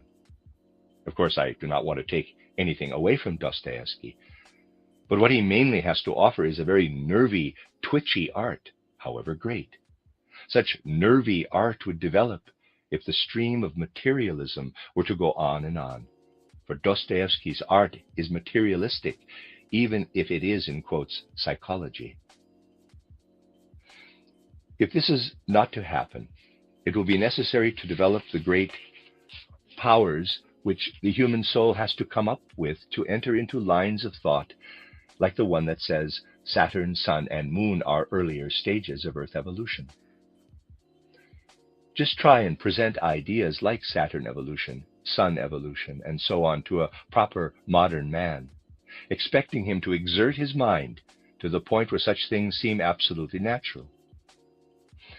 It is possible to find such things absolutely natural, but the soul has to make considerable efforts to reach that point, and the result will be that the nervousness is driven out.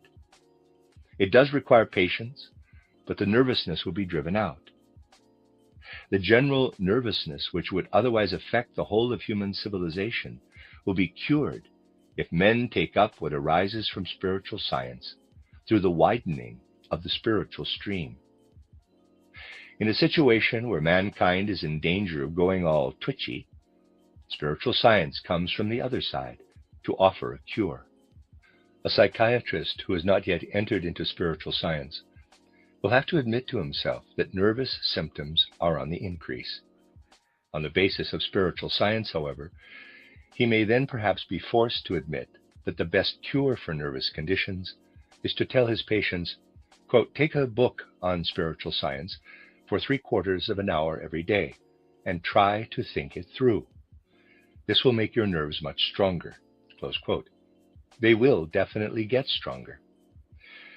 But we shall only be able to believe this if we clearly understand that our soul life relates to nerve function only insofar as it initiates processes of elimination, as we have shown in the comparison made at the beginning of this lecture.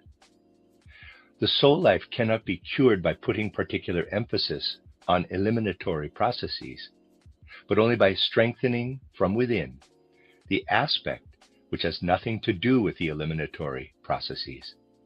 The soul must impregnate this by letting spiritual energies stream into itself.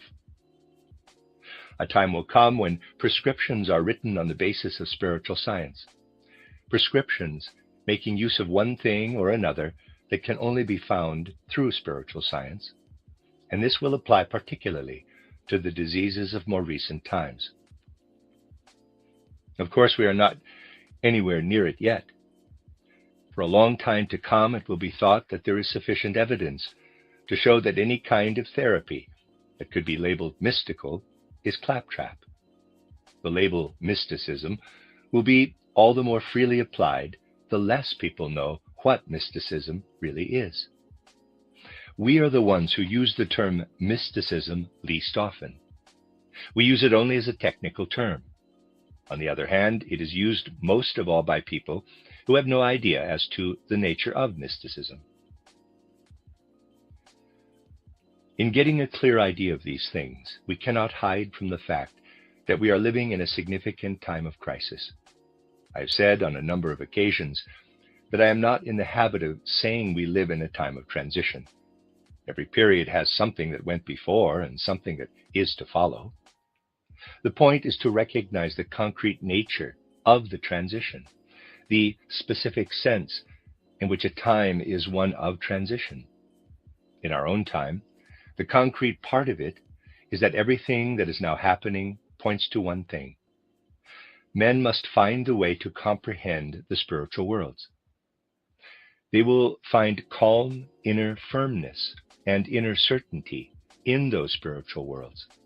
That is what mankind is in absolute need of. If you want to let this idea really come to life in your soul, of how a new kind of calm has to be won for the soul out of spiritual science, it is a good idea to meditate on the following.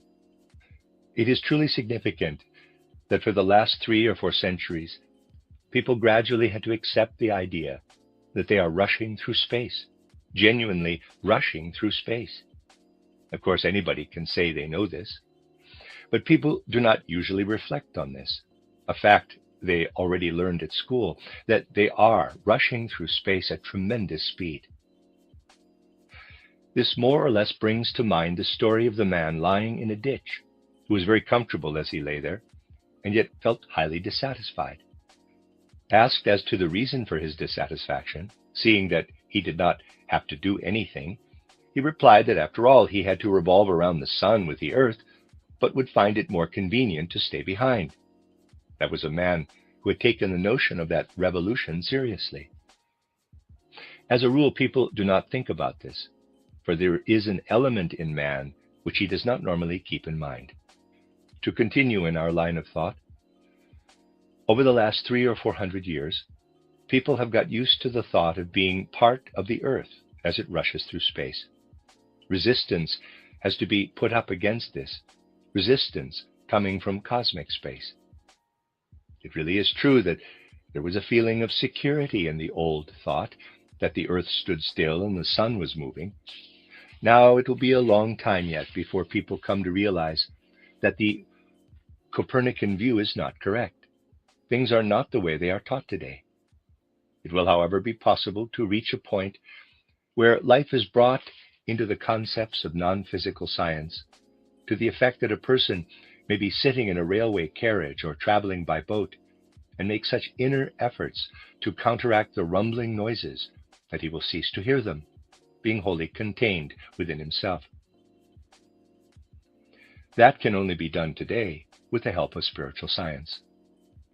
It must be remembered, however, that constant repetition will be required, for it is the strength developed in the process that matters. Then we remain contained within ourselves, calm and sure. This is a good subject for meditation. The powers of the spiritual world will be able to come in and join us if we go out to meet them in the right way, in such calm. They can only enter into our awareness if we go out to meet them with the kind of living idea I have described to you.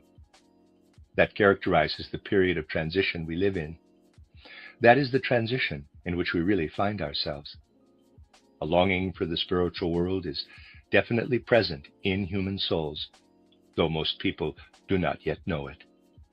A conscious longing for the spiritual world will, however, develop out of the particular events that now involve such a large part of the earth. Something the spiritual scientist is already aware of today is that all the unused ether bodies given in sacrifice will release a truly profound longing for the spiritual world. This most profound longing will come, the longing for a truth that has to be won not through external observation, but inwardly, through efforts made by the soul. The German spirit is indeed prepared for this. It is prepared for a truth that reveals itself to be true out of itself, not requiring external verification. The German spirit is prepared for this, and evidence of this may be found everywhere. The thoughts of those who were truly working within the essence of the German spirit have always taken the form of considering truth to be an inner gift of the human soul. What would such a person say to many of the things happening in the present time? During the first days of August, statements appeared in the foreign press that Hamburg lay in ruins, that the Russians had entered Stettin and even Köln, and all kinds of other things were spread about as well. As you know, the Emperor Franz Joseph died on 8 September. What would a person of the type I characterized above have to say to this? Quote, "Brass may be sold for gold by some, forged bills of exchange rather than genuine ones. More than one side may claim a lost battle as a victory, and other lies concerning physical things and isolated events may be made credible for a time. But when it comes to knowledge of the essential reality, where the conscious mind has direct certainty of its own existence, the thought of deception or illusion falls away." Close quote. That could have been written out of the depths of what had to be experienced today. It was written by Hegel, who died in 1831. This is what is so strange. If someone is profoundly moved by the inner reality of truth, he will say things that hold true for all times. What has been said out of an awareness of truth can be put forward again at all times. This is something that has to be said concerning the particular nature of the Central European spirit, concerning its very special relationship to the truth. No one who takes the trouble to find out about these things can deny it. Today one has the feeling, of course, that one needs to ask again and again, quote, "For what purpose have people been studying history?" Close quote. Perhaps they never actually have. It really is as though their souls had only been born after 1 August 1914, making no use at all of anything that happened earlier to help them form an opinion. But in the final instance, all this exists only to make the reaction all the more powerful and intense, to arouse an even more powerful and intense desire for a truth that is true in itself.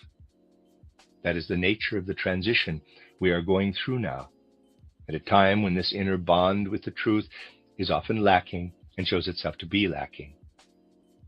The reaction will be a most profound longing for the truth. Then the souls incarnated in bodies here will hear what those other souls are saying to them, the souls which have prepared themselves through their sacrificial death at this time to learn more of the truth than is generally known today. That is what I have wanted to say to you in this lecture, to reaffirm once again what I have said on several occasions now in our time concerning the way the events of the present time speak to us in a living way. For it is true, these events do speak of it. They offer courage and comfort to those who surrender to them, ready to make sacrifices, to those who feel grief in considering the events of the present time, courage and comfort to lend new strength. Quote, out of courage shown in battle, out of the blood shed in war, out of the grief of those who are left, out of the people's deeds of sacrifice, spirit fruits will come to grow, if souls with knowledge of the Spirit turn their mind to spirit realms. The end of Lecture 6. You are listening to RudolfSteinerAudio.com. As well, you can hear these podcasts at RudolfSteiner.podbean.com. Please consider becoming a patron. There are two publishing houses, SteinerBooks.org in America and RudolfSteinerPress.com in England, which are the sole publishers of Steiner into English and have given me permission to do these recordings. Please consider patronizing them as well.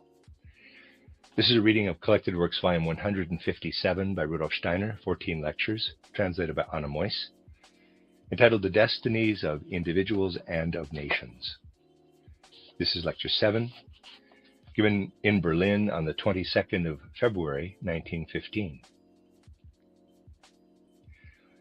Dear friends, let us first of all remember those who are at the front in the great arena of present-day events. Quote, spirits of your souls, guardian guides, on your wings let there be borne the prayer of love from our souls to those whom you guard here on earth. Thus united with your might, a ray of help our prayer shall be, for the souls it seeks out there in love. Close quote. And for those who because of those events have already gone through the gate of death, quote, spirits of your souls, guardian guides, on your wings let there be borne the prayer of love from our souls to those whom you guard in the spheres. Thus united with your might, a ray of help our prayer shall be, for the souls it seeks out there in love. Close quote. May the Spirit we are seeking as we work toward spiritual knowledge, the Spirit who has gone through the mystery of Golgotha for the good of the earth, for the freedom and progress of man, be with you and the hard duties you have to perform. This evening I intend to consider some of the things that are known about the way our physical world relates to the spiritual world, starting from certain events that concern us more closely within our own movement. This is such a closed and intimate circle that such a thing is possible. Above all, I know that I can justify what I am going to say also to those who were fellow members during their physical life and will remain such during their further life. Some of the facts I intend to speak of today will relate to them. Just in recent weeks, dear friends, karma brought it about that I was able to speak at the cremations of dear friends because I happened to be in the places where the cremations took place.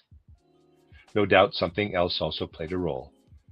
For at the time, I was particularly concerned to obtain certain remarkable impressions arising from the presence of these individualities in the spiritual world, by making contact with them when they had gone through the gate of death just a few days before. As I have said a number of times, it depends on various circumstances whether one is able to gain impressions of one fact or another in the spiritual world. It depends above all on the degree to which it is possible to develop a strong inner bond with the souls concerned. One may sometimes believe one has a very special relationship with a particular soul, only to find that it is not entirely so. On the other hand, there are souls where one does not realize that it is fairly easy to establish such a bond until actual contact is established after their death. In the three cases I wish to speak of, first of all, dear friends, an intense desire arose to receive impressions immediately after their death, impressions connected with the whole nature of those souls. I would say this came of itself in these particular cases. You know, it is of course possible to pick up all kinds of threads when making a funeral oration, but in these cases something of an inner necessity arose to make really intense contact with the essence of those souls and put it into words at the cremation. I did not specifically intend to characterize the nature of the souls concerned at those ceremonies, but it arose like an illuminating necessity that this had to be. I am not saying that it would have to be the same in the other cases. This illuminating necessity arose in the case of one of those souls because, and I am presenting this not as a law, but as something I have gone through and experienced. After death, the impulses arose for me from the spiritual world to define the essence of that soul. I did not have to find the words. The words arose of their own accord. They came. We shall see later on, dear friends, why that was so. For certain indications can already be given as to that soul's life after death. First of all, let me say a few things about the particular nature of such experiences, so that the whole thing can be understood. If we want to gain an impression in the physical world, we confront the object. We form ideas depending on the way we see or hear something or feel it by touch. We know that it is we ourselves who form the ideas. If one is dealing with a soul that has gone through the gate of death, one will immediately notice that everything we produce ourselves by way of thoughts, of words, really takes us away from the soul in question, and that it is necessary to give ourselves up entirely to what is taking shape within us. If the impressions are then to be put into words, it will indeed be necessary for us to have the potential within us for these words to form, being unable to do anything ourselves to make the words form in that particular way. We need to be able to listen inwardly for those words. If we do listen for them inwardly, we also know with certainty these words are not spoken by myself, but by the soul which has gone through the gate of death. That is what happened in recent weeks when an older member departed from us and from the physical plane. This was an older member who had really entered into our movement with all her heart over a considerable number of years, bringing to life in her feelings, in her heart and mind, the idea and concepts spiritual science is able to give. With tremendous devotion, she had identified in her soul with all that is alive and astir in spiritual science. It was now a matter of giving oneself over, as it were, to the impression that arose from this soul. And strangely enough, it was the case, it has been possible to show this, that just a few hours after physical death had occurred, impressions arose that took the form not merely of verbal impressions, but of audible, real words, like a characterization of that soul. Nothing could be done in relation to these words, but as far as possible attempt to receive in its pure form what that soul was speaking through my own soul. One certainly must call it speaking in such a case. And those then were the words I spoke at their cremation. They were not my words, as I said, but words, and please consider the words I shall now use carefully, that came from the soul which had gone through death. Quote, "Far into cosmic space I'll carry my feeling heart. Warm it shall grow in fires wrought by sacred powers. In cosmic thoughts I'll weave my own thinking. Clear it shall grow in light of life that ever is renewed. To depths of soul I'll guide devoted contemplation. Strong it shall grow for mankind's true and real goals. In God's tranquility I thus will strive, through life's hard struggles and all cares, prepare myself to be a higher self, seeking the peace of joyful labors, and sensing cosmic truth within my own. I work toward fulfillment of man's task. Then may I live in hope, going toward my soul's own star, who in the spirit realm appoints my place. Close quote. When I spoke these words again at the end of the funeral oration, I had to change the last verse as follows, though I had not known of this beforehand. Quote, then may I live in hope, going toward my star of destiny, who in the spirit realm appoints my place. Close quote. It was clear what this was about.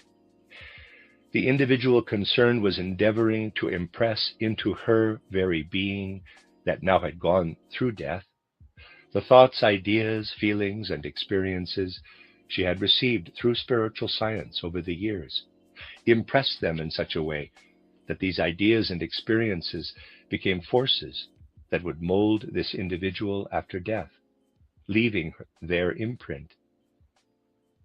This individual had therefore used the ideas and concepts of spiritual science to put their mark, their imprint, on her own essential nature, shaping the way this essential nature would then continue on the soul's path in the spiritual world. Soon after this, we lost another friend, another member of our movement. Again, an intense need arose to define the essential nature of this member. This could not happen the way it had happened in the previous case, however. In the previous case, it really was true to say, of the way the words were chosen, that a soul that had gone through the gate of death was expressing itself, saying that it felt itself to be and what it wished to become. It expressed itself. In this second case, the situation was that one had to put one's own soul in confrontation, as it were, and consider this soul in the spirit. Then this soul, too, expressed itself, but in words that this time took the material needed for self-characterization out of the soul of the observer. What the soul, which had gone through the gate of death, was doing, therefore, merely provided the stimulus to express what one had to feel about its essential nature now that it had gone through the gate of death. And so the following words arose and had to be sent out after the soul at the cremation. Quote, you came among us, and a living, innate sweetness spoke from the quiet power of your eyes.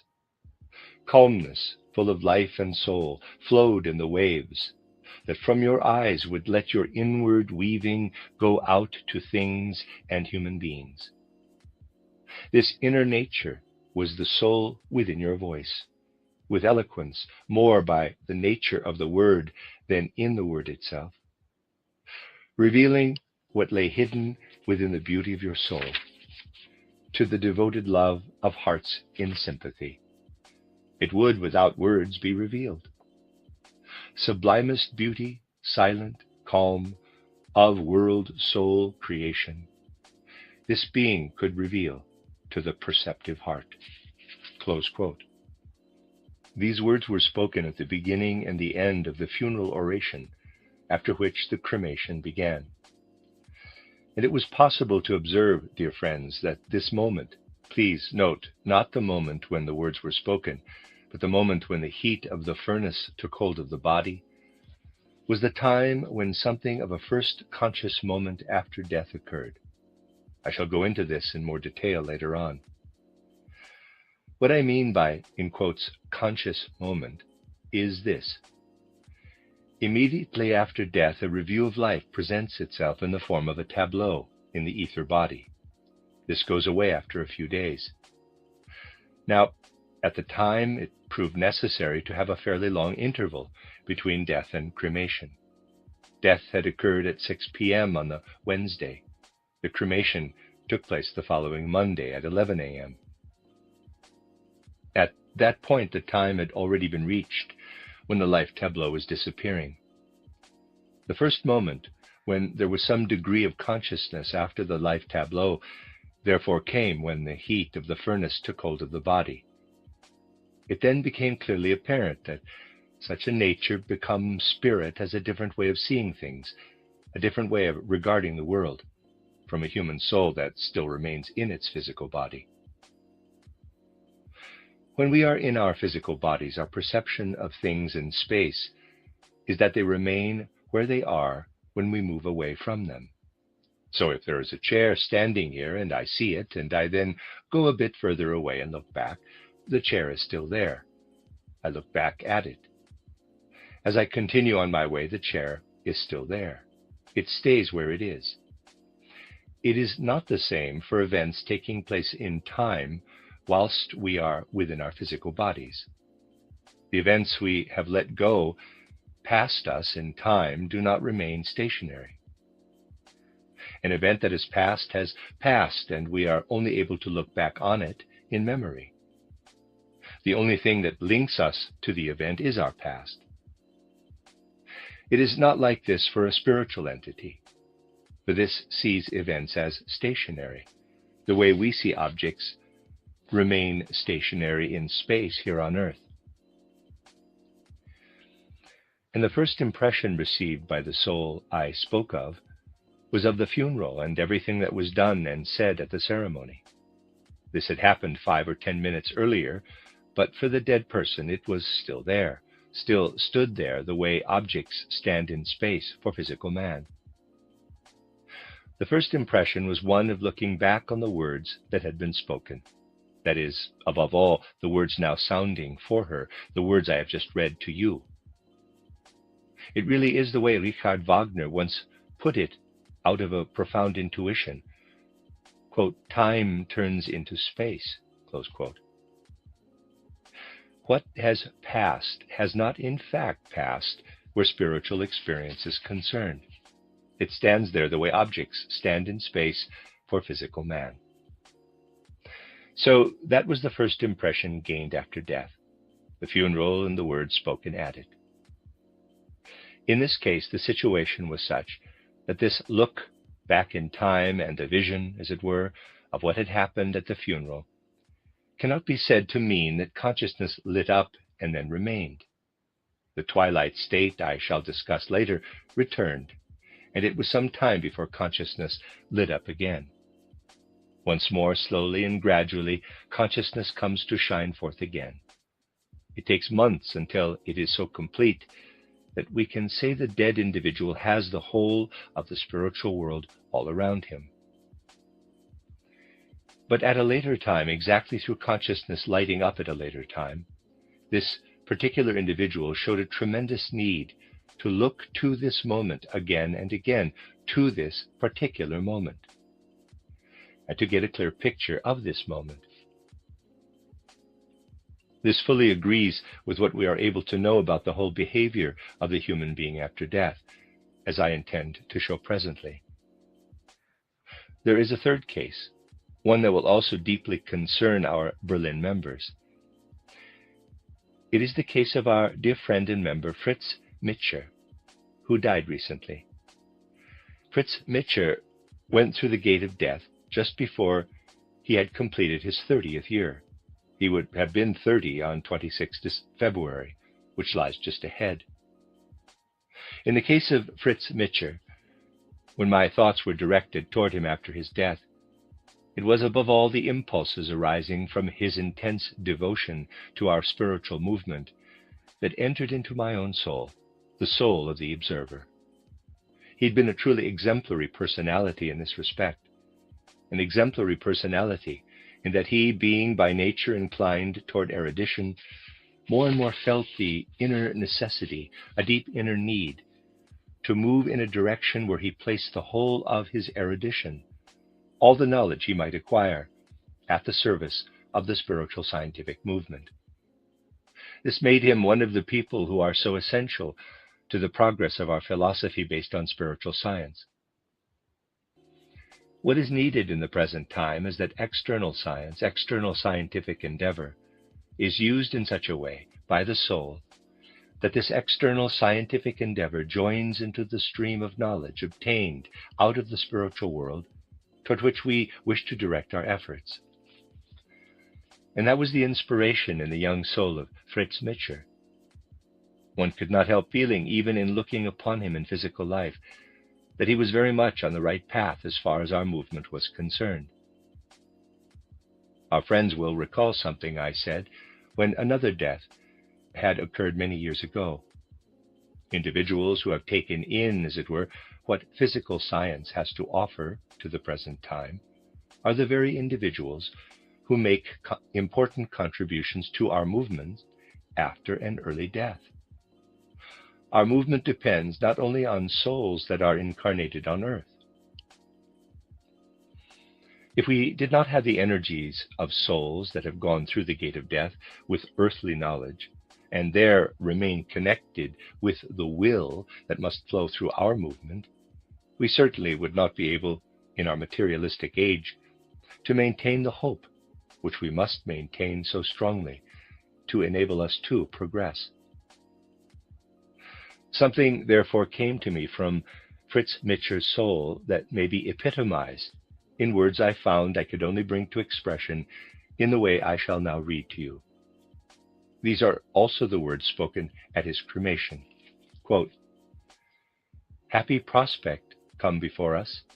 You appeared upon the plain where the earth-grown flowers of spirit may be revealed to the seeker through the power of soul reality.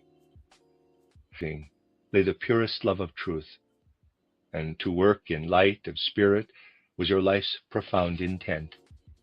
Never would your efforts cease. Splendid gifts you had and nurtured, faithful to the truth adhering, undeterred by worldly opposition, firm of step the bright path you pursued, that to knowledge of the Spirit leads. And you use the organs of the Spirit with persistence and great courage. They would push away all error to the edges of your path, for the truth a space creating. Your own self you were transforming to reveal the purest light, letting sun force of the soul shine with might within your heart. Here your cares lay, and your joy in life. Other cares and other joys scarcely ever touched your soul. Recognition of the truth seemed to you to give life meaning and a value that was real. Happy prospect come before us. You appeared upon the plain where the earth-grown flowers of spirit may be revealed to the seeker through the power of soul reality. Painful loss, most deeply felt, you now vanish from the plain, where the earth seeds of the spirit ripened in the womb of soul reality, to become awareness for the spheres. Feel our loving gaze directed to the heights where you are facing now anew in different tasks. From those lofty spirit regions, lend your strength to those you left behind. Hear the prayer of our souls. In it speaks our truth and faith. To fulfill our task on earth, we need powers great from lands where spirits dwell, strength that comes from friends who have died. Happy prospect come before us, painful loss most deeply felt. Let us hope that in far nearness, never lost to us, our lives you'll guide as a soul star in the spirit realm." Close quote. Words like these, dear friends, have been shaped in such a way that they must be considered to have arisen through identification with the soul that has passed through death. They arise from necessity, though not spoken by that soul itself, for that soul only provided the stimulus. They arise from necessity, through the energies coming from that soul, to be spoken exactly the way they have been spoken, down to every detail. There really was nothing else in my mind where these words are concerned but those words in the form I have just read them to you. It therefore was extremely moving for me when during the night following the funeral, the soul of our Fritz Mitscher replied, in a way, to what had been spoken at his funeral, not out of conscious awareness as yet, but out of his essential nature. His soul replied to the effect that the following words came from it, that is, now from the soul which had gone through death. Quote, "My own self I was transforming to reveal the purest light, letting sun force of the soul shine with might within my heart. Here my cares lay and my joy in life. Others' cares and other joys scarcely ever touched my soul. Recognition of the truth seemed to me to give life meaning and a value that was real." Close quote. It had never occurred to me, when I had to write down those verses, that they could also be said in such a way that every you, in quotes, would become a me, in quotes, every your, in quotes, a my, in quotes. What had come to life for me had merely been, quote, "Your own self you were transforming to reveal the purest light, letting sun force of the soul shine with might within your heart. Here your cares lay and your joy in life. Other cares and other joys scarcely ever touched your soul. Recognition of the truth seemed to you to give life meaning and a value that was real." Close quote. Now, those words had been transposed in that way, and they could be transposed without changing the grammatical structure, merely changing, quote, "your own self," close quote, to, quote, "my own self," close quote. Quote, "shine with might within your heart," close quote, to, quote, "shine with might within my heart," close quote, and so on. So there you have a strange connection between the words spoken here and the soul that had gone through the gate of death, a connection showing that the words spoken here truly did not merely return as an echo out of that soul, but had undergone a meaningful change on their return. Let me merely mention that a certain feeling really and truly went through my soul when those words were shaped as of necessity, providing the following nuance. It appeared to me to be necessary to give a specific mission to this particular soul as it went through the gate of death. We know how much resistance there is to our spiritual movement in the present materialistic age, how far from ready the world is for our spiritual movement. And if we have a clear picture of what man is capable of achieving when in his earthly body we can indeed say that he needs assistance, this feeling found expression in the words, quote, "Hear the prayer of our souls. In it speaks our truth and faith. To fulfill our task here on this earth, we need powers great from lands where spirits dwell, strength that comes from friends who have died." Close quote. Asking this soul, as it were, to make further use of the seeds acquired here, using them specifically to further our spiritual movement, that seemed to me to be a feeling that had to arise of necessity, especially in the case of this soul. You will have noted that these three cases of people so close to us have something in common, however much they may differ. What they have in common is that thoughts as to its essential nature were prompted to come up before the soul contemplating these things, a soul specifically stimulated to such contemplation by karma, because a funeral oration had to be given. There was necessity to give expression to its essential nature. In the case of the first individual I spoke of, you know the spirit of which I am saying these things, only to provide insight, not to show off in any way.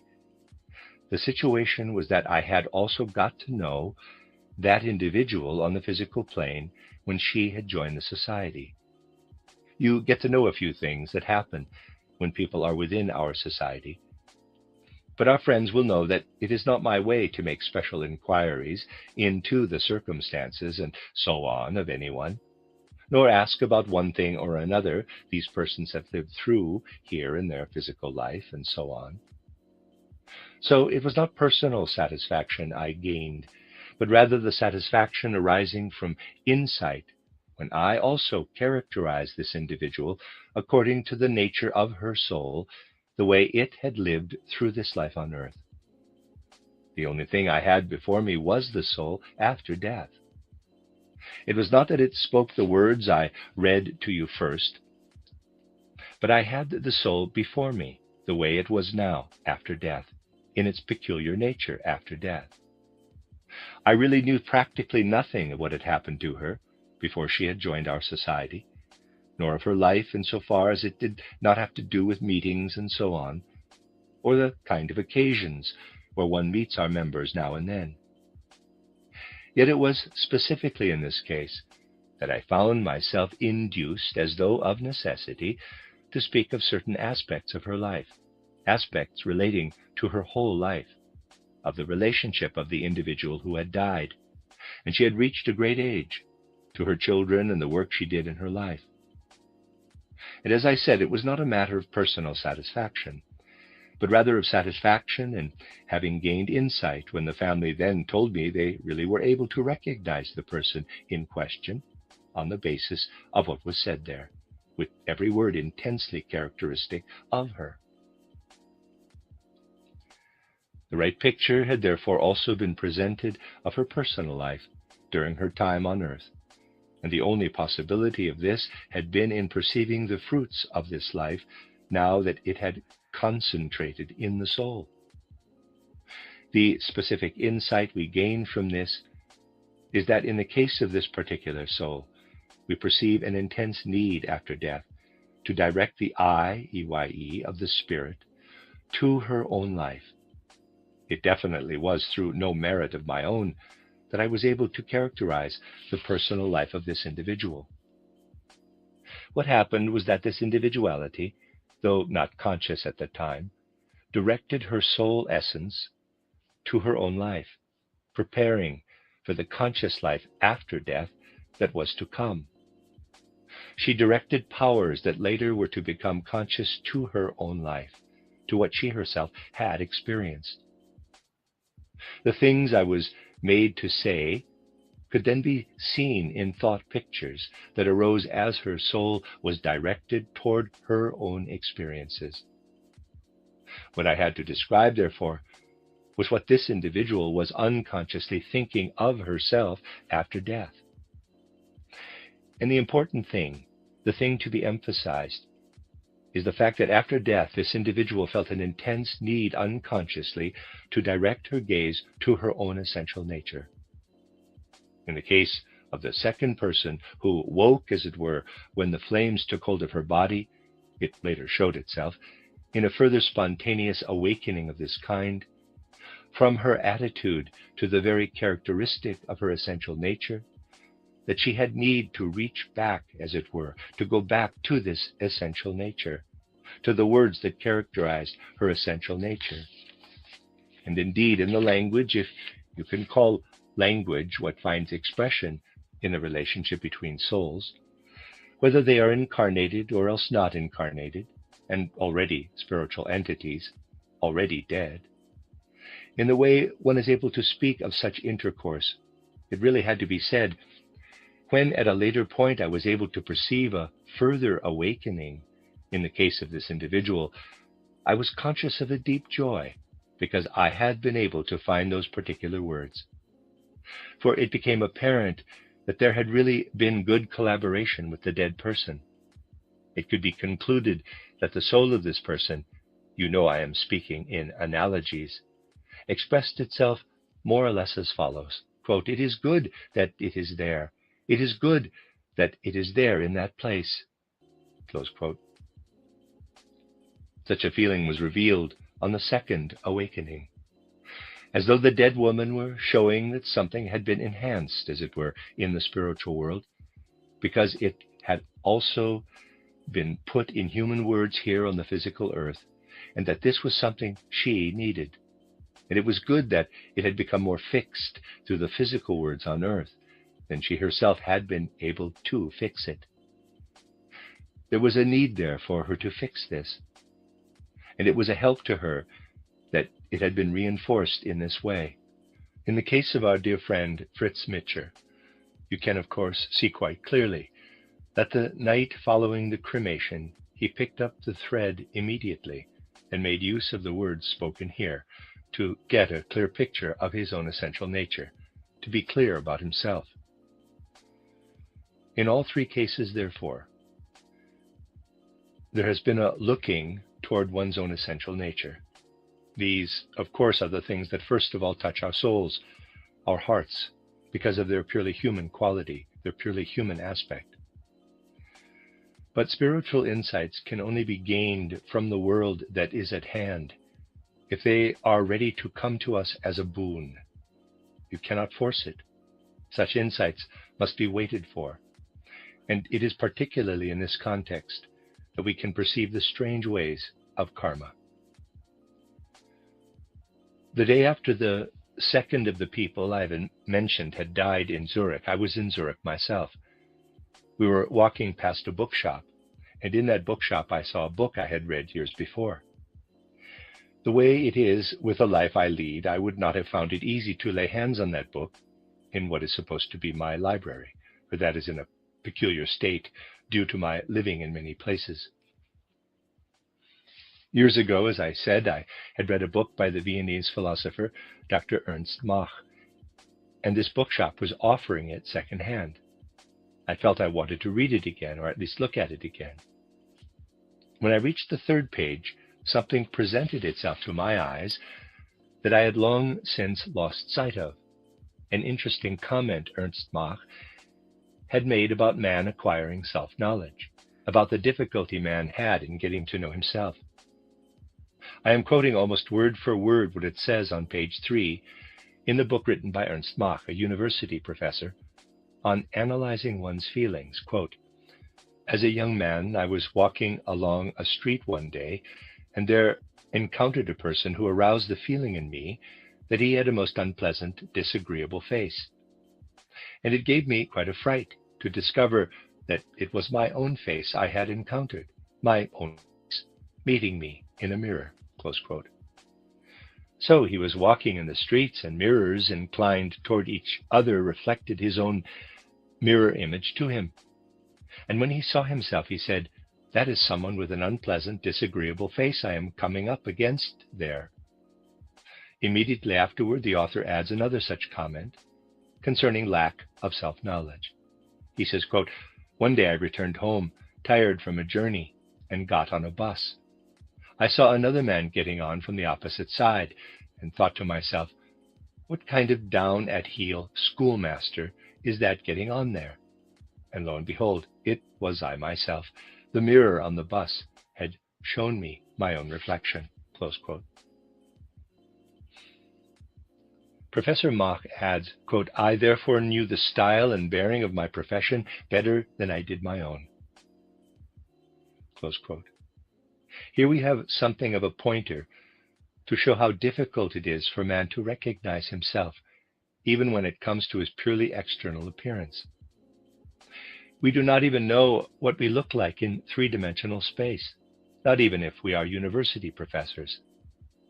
You can see that from this very candid confession. It is interesting that such an example can be quoted in the context of the case I have referred to, for I think you'll agree that it shows how here in the physical body, self-knowledge need not be all that much of an obstacle to whatever we need to achieve on earth. You can be a renowned professor and know as little about yourself as this man has told in his book. I have mentioned this example because it is strange that it presented itself to the mind's eye, EYE, when the soul was directed to take fresh note of how someone who has died feels a need to grasp his own essential nature, to perceive it. Here in the physical world, it is perfectly possible to manage without self-knowledge.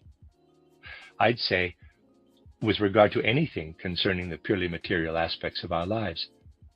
It is not, however, possible to gain knowledge of the spiritual worlds without self-knowledge. We shall discuss this in a week's time. For external material concerns, however, we can manage without self-knowledge. Yet as soon as the soul has gone through the gate of death, self-knowledge will be the first thing it needs. This is particularly evident from the experience I've described. Self-knowledge has to be the starting point. You see, a materialist tends to stick at the question as to whether consciousness persists after death. Spiritual science has shown that when the soul had gone through the gate of death, it in fact does not suffer from lack of consciousness, but rather has too much of it. A kind of awakening will come at a later stage, not because it is necessary to acquire a new consciousness after death, but because there is dazzling consciousness, too much consciousness, and this needs to be gradually subdued in the early stages. You will find more about this in the Viennese cycle, which has also appeared in print. After death, man has too much conscious awareness, an overpowering awareness, and he needs to get his bearings first in this world of overpowering awareness. Gradually he will achieve this, and as he does so, his awareness will be less in degree than before. Conscious awareness must first be subdued, just as over-powerful sunlight has to be subdued. A gradual subduing of consciousness has to be achieved. So we cannot speak of an awakening in the terms that apply in the physical world, but of recovering from a superabundance of conscious awareness to the point where it becomes bearable, depending on what we have experienced in the physical world. This requires the following. To get our bearings in this flood of light that is our awareness after death, we need knowledge of our own essential nature as a starting point. We have to be able to look back upon our own essential nature to find the guidelines, as it were, for an orientation in the spiritual world. Lack of self-knowledge is what hinders conscious awareness after death. We have to find ourselves in the flood of light. And so you see why a need arises to characterize the person who has died, assist them to find themselves. This is something we gain as a kind of general insight from such personal experiences that concern us closely. After death, when the etheric life tableau has disappeared, there is a gradual development. It is based on our getting to know our life, our own life here on earth, as it gradually dawns out of the spiritual worlds. Once the tableau has passed, this is our only aim after death. Everything that is part of the spiritual world will be around us. What we have to get to know, above all else, however, is our own essential nature. The concepts and ideas familiar to us from spiritual science will then help us, providing the means of orientation.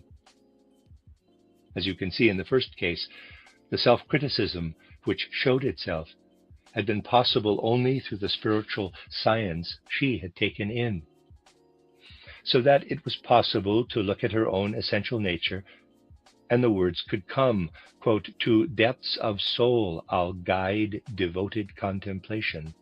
Strong it shall grow for mankind's true and real goals," close quote.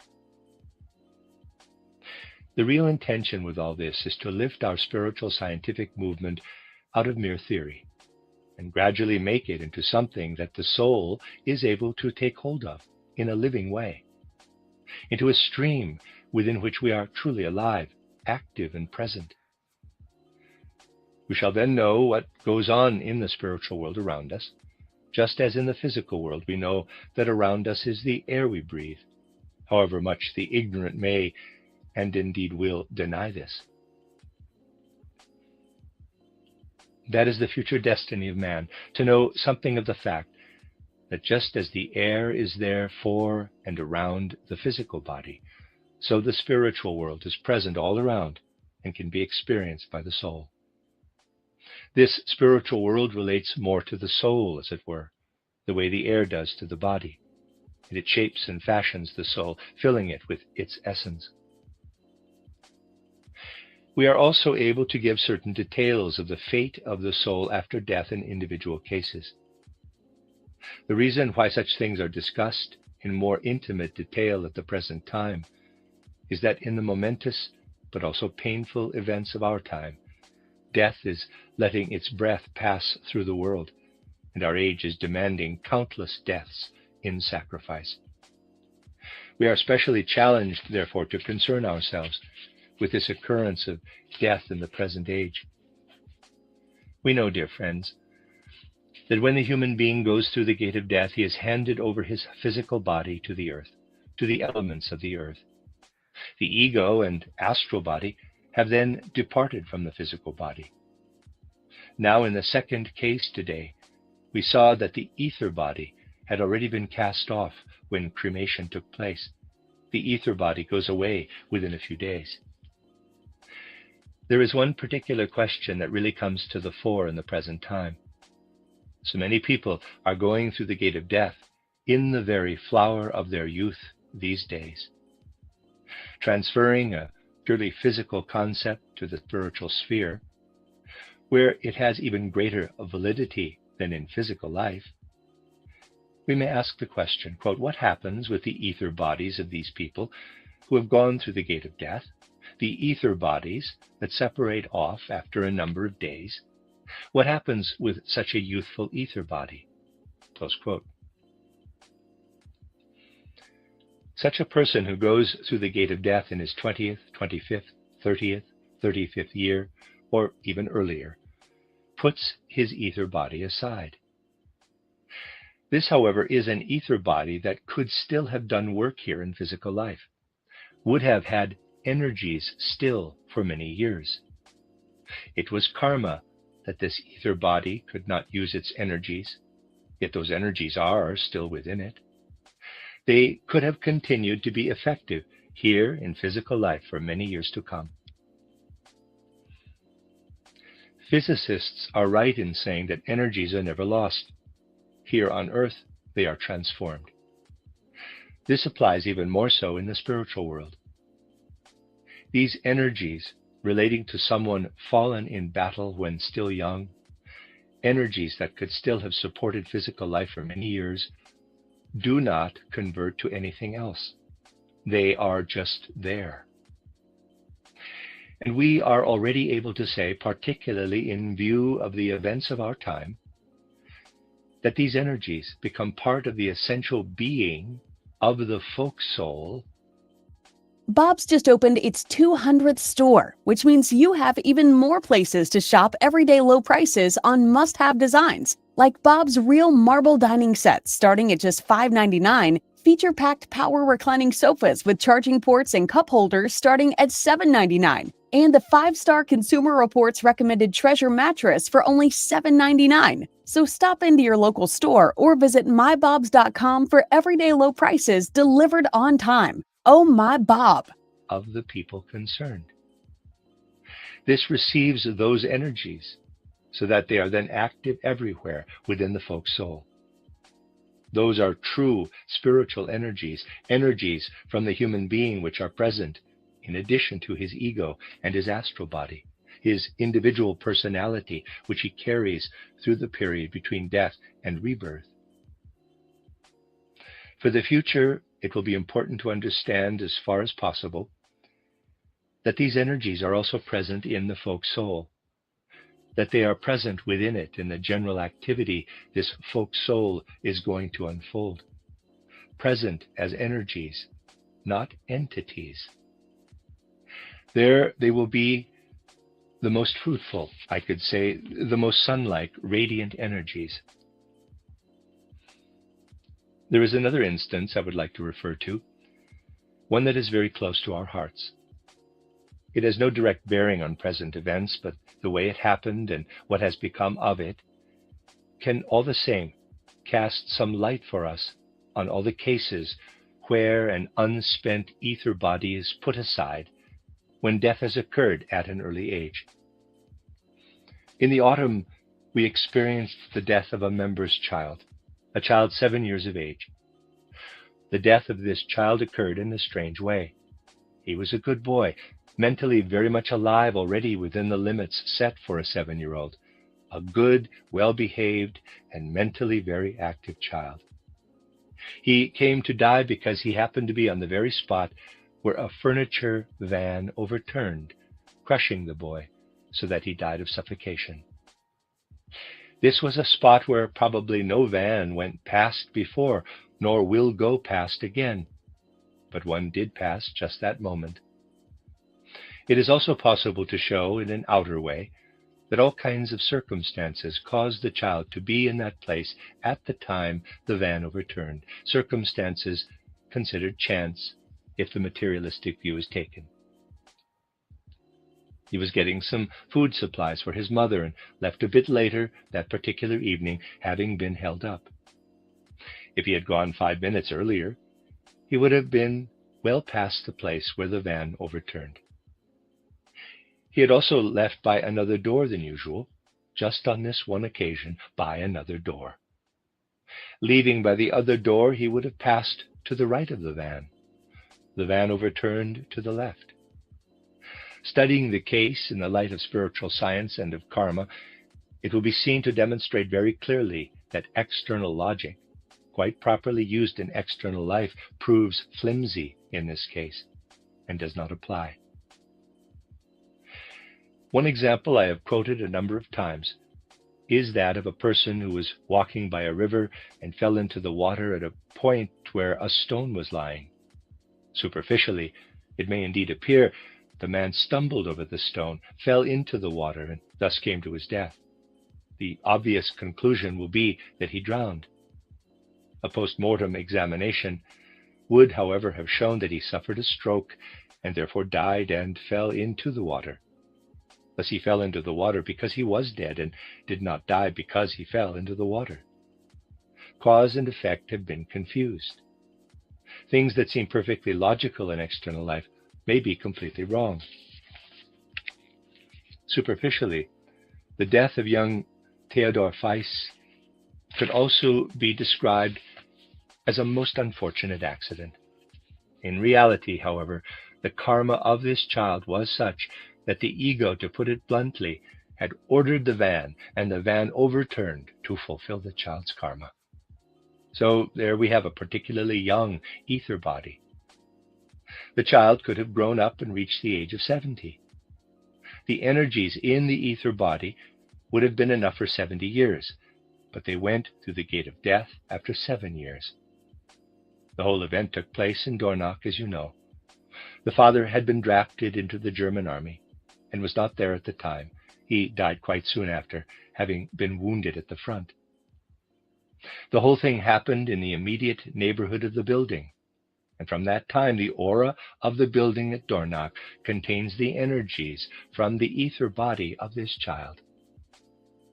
A person working for this building and able to perceive the spiritual energies involved in the project will find within them the energies of this child. Quite apart, therefore, from the ego and astral body, which have entered the spiritual world, to be active there between death and rebirth, the unspent ether body has now united with the whole of the spiritual aura of the building at Dornach. Deep and significant feelings attach to such insights, for they do not represent knowledge of the dry, numerical kind we take into our minds, but insights received into the soul with deep gratitude. Mindful of this, I shall never even for a moment fail to remember in anything I have to do for that building at Dornach that these energies are contributing to the project, helping me in the project. Here, theoretical insight merges into life itself. Being aware of this, dear friends, you will understand that it is possible to get some idea now, at a time when countless ether bodies pass through the gate of death without having achieved fulfillment on earth, as to what will happen when the sun of peace returns again after the twilight of war. Then the energies, the ether forces of those who have passed through the gate of death, the gate of suffering, will want to unite with the souls that are active here on earth, unite with them for the good of the earth and for progress on earth. This means, however, that there will have to be people on earth who appreciate these things, who will be aware of the fact that the people who have made their sacrifice to the age are up there in the spiritual world, in their residual ether bodies. They want to join in the work of this world. Their work will only be wholly fruitful if there are receptive souls here that are prepared to unite their thoughts with what comes to them from the spiritual world. These are momentous times, but also difficult and painful times. For their fruits, it is immensely important that thoughts are created out of a science that acknowledges the spirit. Thoughts that are then able to unite with the thoughts coming down from the ether bodies of those who have died in sacrifice. Thus we have an indication that even in the midst of these difficult times, under the sign of suffering also and of death, we are under the sign of greatness. That the difficult things which are happening also remind us that they are intended to give rise to an age that is more open to the spirit than the past age has been. What must not happen is that those who have made the sacrifice will have to look down on an earth world for which they have given themselves to contribute to its progress and salvation, and find themselves unable to take action because there are no souls sending receptive thoughts out toward them. We therefore must see spiritual science as something that is alive, a living element that will be needed in the time that is to come, particularly with regard to the events of the present day. It is this which I have been summing up again and again in the words I shall now speak, in the spirit of and in accord with what we have been considering. Quote, out of courage shown in battle, out of the blood shed in war, out of the grief of those who are left, out of the people's deeds of sacrifice, spirit fruits will come to grow if souls with knowledge of the Spirit turn their mind to spirit realms. The end of Lecture 7. You are listening to RudolfSteinerAudio.com. As well, you can hear these podcasts at RudolfSteiner.podbean.com. Please consider becoming a patron. There are two publishing houses, SteinerBooks.org in America and RudolfSteinerPress.com in England, which are the sole publishers of Steiner into English and have given me permission to do these recordings. Please consider patronizing them as well. This is a reading of Collected Works, Volume 157 by Rudolf Steiner, 14 lectures translated by Anna Moyse. This is the 8th lecture, given in Berlin on the 2nd of March, 1915. Dear friends, once again, let us first of all remember those who are out there at the front in the great arena of present-day events. Quote, spirits of your souls, guardian guides, on your wings let there be borne the prayer of love from our souls to those whom you guard here on earth. Thus united with your might, a ray of help our prayer shall be for the souls it seeks out there in love. Close quote. And for those who, because of those events, have already gone through the gate of death, quote, spirits of your souls, guardian guides, on your wings let there be borne the prayer of love from our souls to those whom you guard here on earth. Thus, united with your might, a ray of help our prayer shall be for the souls it seeks out there in love. May the Spirit we are seeking as we work toward spiritual knowledge, the Spirit who has gone through the mystery of Golgotha for the good of the earth, for the freedom and progress of man be with you and the hard duties you have to perform." Close quote. Last week, we gave some detailed consideration to souls who, if we want to look for them now, have to be looked for in the spiritual worlds. And we considered souls who are close to us, letting them tell us one thing or another that can illumine for us the time a soul entity spends in the spiritual world. Today, I want to consider more the path the human soul may take to enter into the spiritual worlds while dwelling in a body here on earth, there to find the spiritual realms we spoke of last week, where what are called dead souls may be found. It has to be stressed over and over again that the path into the spiritual worlds appropriate to the soul of modern man, in the light of the whole evolution of mankind, is a path with many preparatory stages, some of them difficult indeed, stages that have to be won through. Today I intend to speak of some aspects of the path to insight, and I shall do so from a point of view that may be called imaginative perception.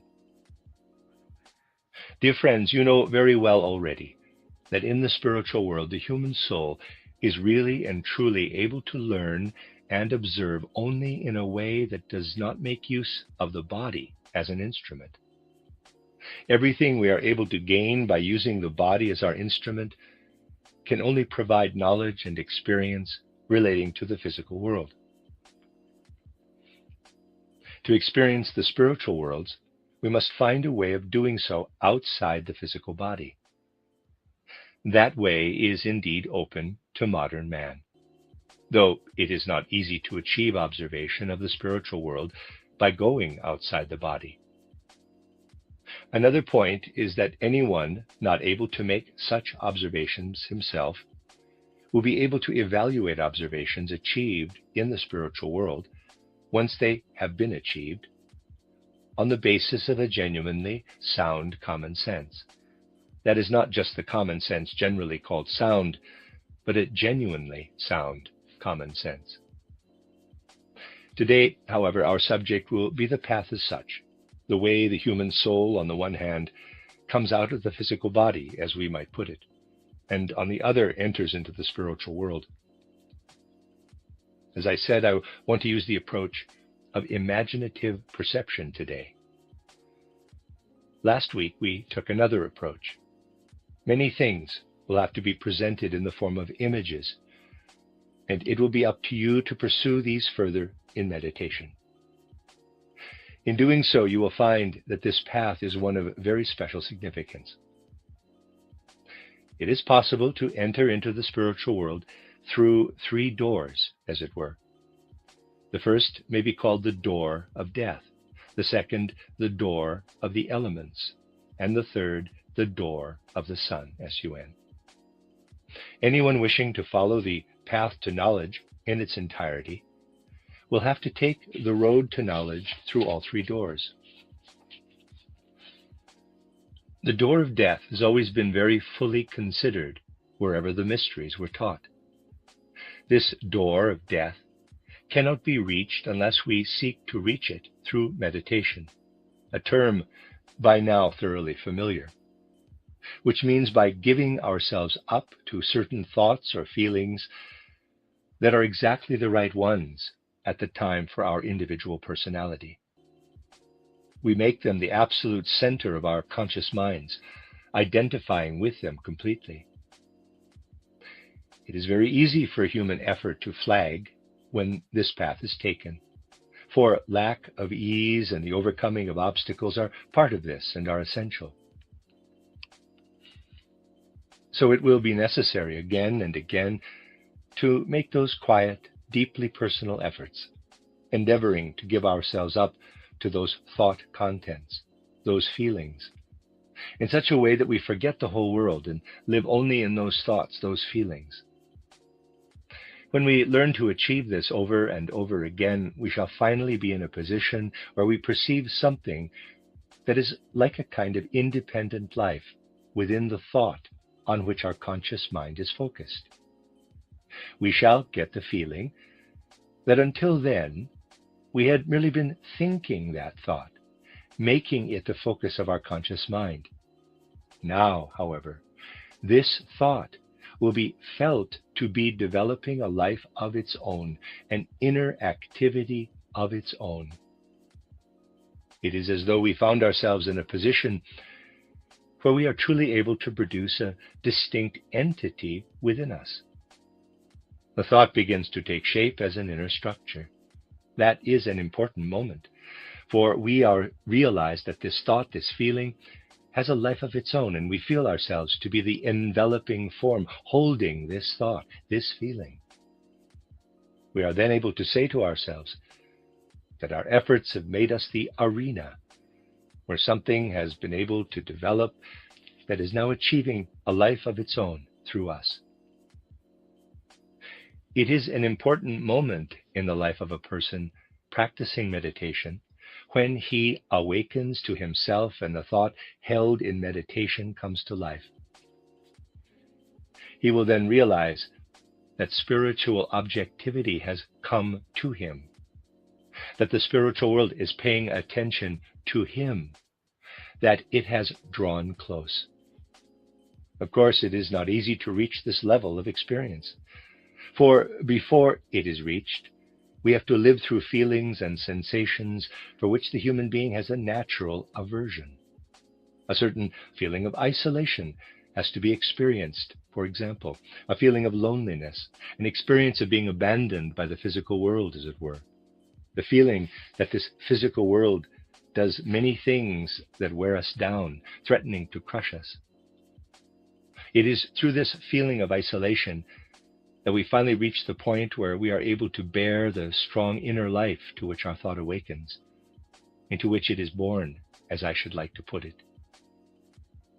There is much indeed that goes against the grain.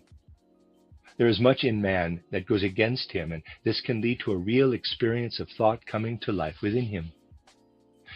There is one particular feeling that comes up, an inner experience that comes up, which is one we really do not want to have.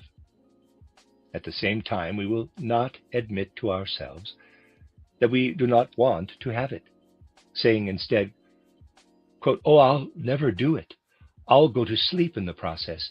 My ability to think will go, for this goes beyond my inner strength." Close quote. In short, we will automatically come up with all kinds of excuses. For the experience to be gone through is that thought, in thus becoming enlivened, really becomes a distinct entity. It assumes reality, taking on a form of identity. Then the vision arises, and not merely the feeling that the thought is like a small seed to begin with, a round seed, one might say, and that it then grows and develops into something that has definite form, extending into the head from outside. Then a challenge is presented. Quote, "You have identified with the thought, and now you are inside the thought and growing into your own head with the thought. Essentially, however, you are still outside." Close quote. The thought assumes the form of a winged human head that continues into indefiniteness and then extends into one's own body through the head. The thought thus develops into something like a winged angel's head. That is what we must actually achieve. It is difficult to have this experience, and you will really believe you are losing all ability to think at the moment when the thought grows to assume that form. One feels one will be taken from oneself at that moment. And what so far has been the body we have known, into which the thought is now reaching, will feel like an automaton that has been left behind. There are also a great many obstacles in the objective spiritual world to prevent this becoming visible to us. The winged angel's head truly becomes an inner vision, but there are all kinds of obstacles against it becoming visible. Above all, the point reached is the actual threshold of the spiritual world. If we succeed in standing firm within ourselves, the way I have described, we are then on the threshold of the spiritual world, truly on the threshold of the spiritual world. There, however, stands the potentate we have always been calling Ahriman, though at first he will be quite invisible to man. We do not see him, and it is Ahriman who makes sure we do not see the thought entity taking the form I have described to you. He does not want us to see it. He wants to prevent that. The best way of reaching that point is by the path of meditation, of course, and this always makes it easy for Ahriman to bring to naught, as it were, what we want to achieve, so long as we cling to the prejudices of the physical world. And it really has to be said that people have no idea how much they cling to prejudice with regard to the physical world. They cannot imagine that there is another world with different laws from those of the physical world. It is not possible for me today to discuss all the prejudices we carry with us when we come to the threshold of the spiritual world.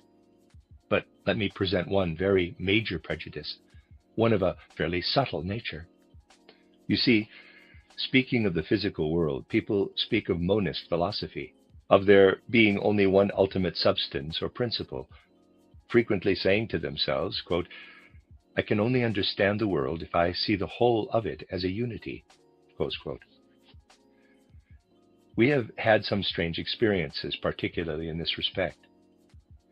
When we started our spiritual movement here in Berlin with just a few members, that is quite a few years ago now, people found their way to us who then discovered that, after all, they could not feel they belonged to us in every fiber of their being. There was a lady, for instance, who after a few months came and told us that what spiritual science had to offer was not really the right thing for her, for it meant one had to do a great deal of thinking, and thinking wiped out exactly the things that were important to her. She said she always sort of went to sleep when thinking. She also felt that really there was only one thing that counted, and that was unity.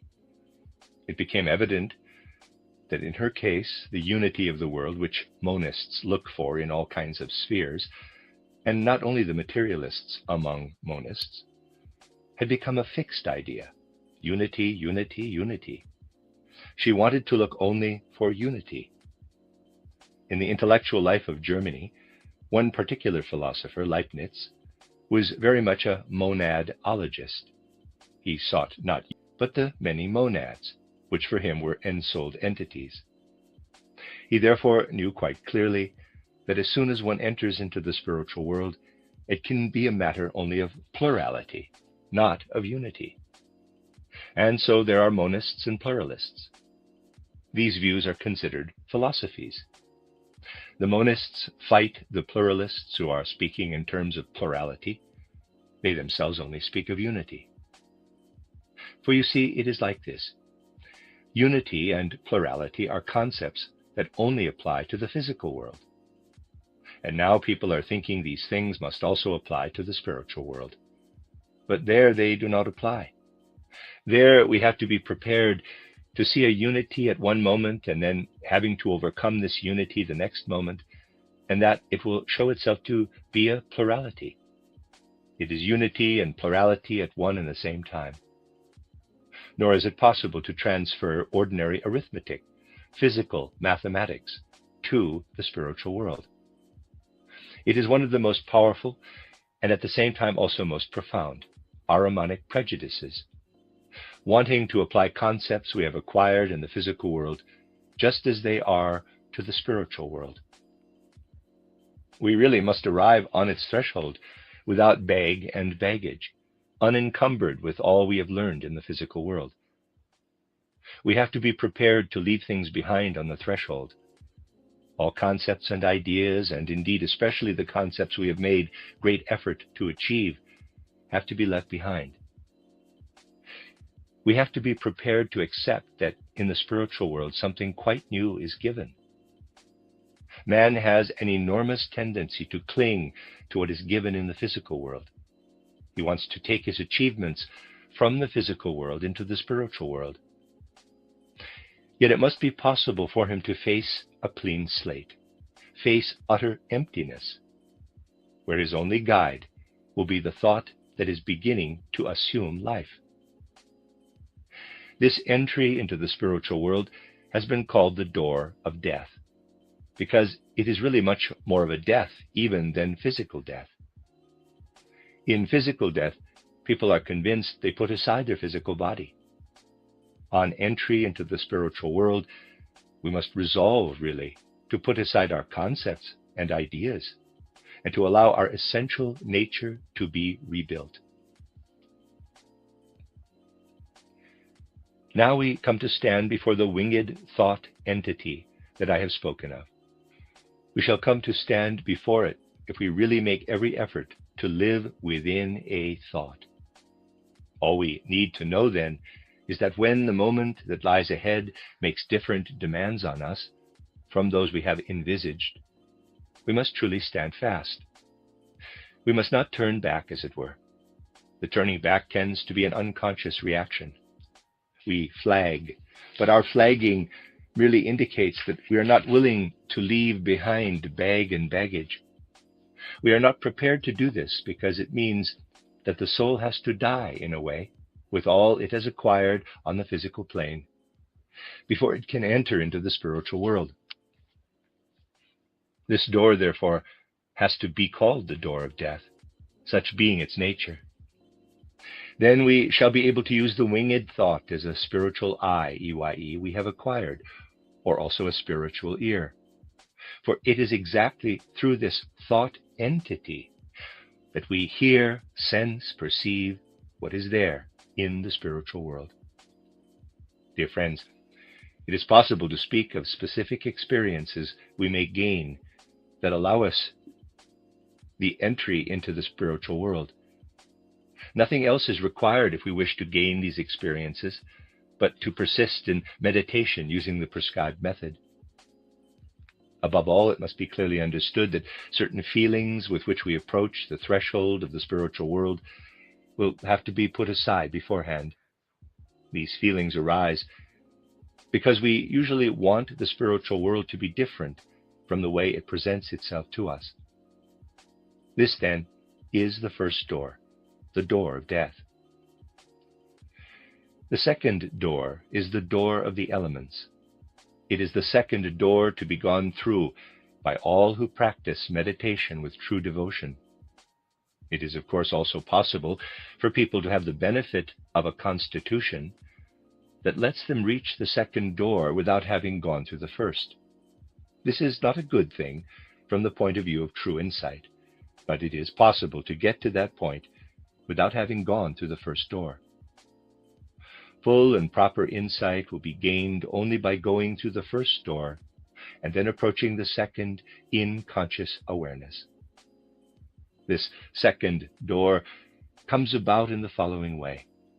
You see, having gone through the door of death, one first of all finds oneself in specific conditions, which one can see are really similar to sleep if looked at externally, considering their effect on man and the way they are apparent in the life of man.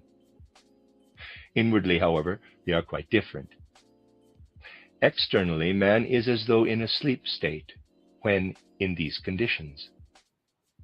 It is exactly at the point when his thought has begun to live, when it begins to stir, to grow, that external man is in a sleep-like state. He need not be lying down, he may be sitting on a chair, but he is in a kind of sleep state.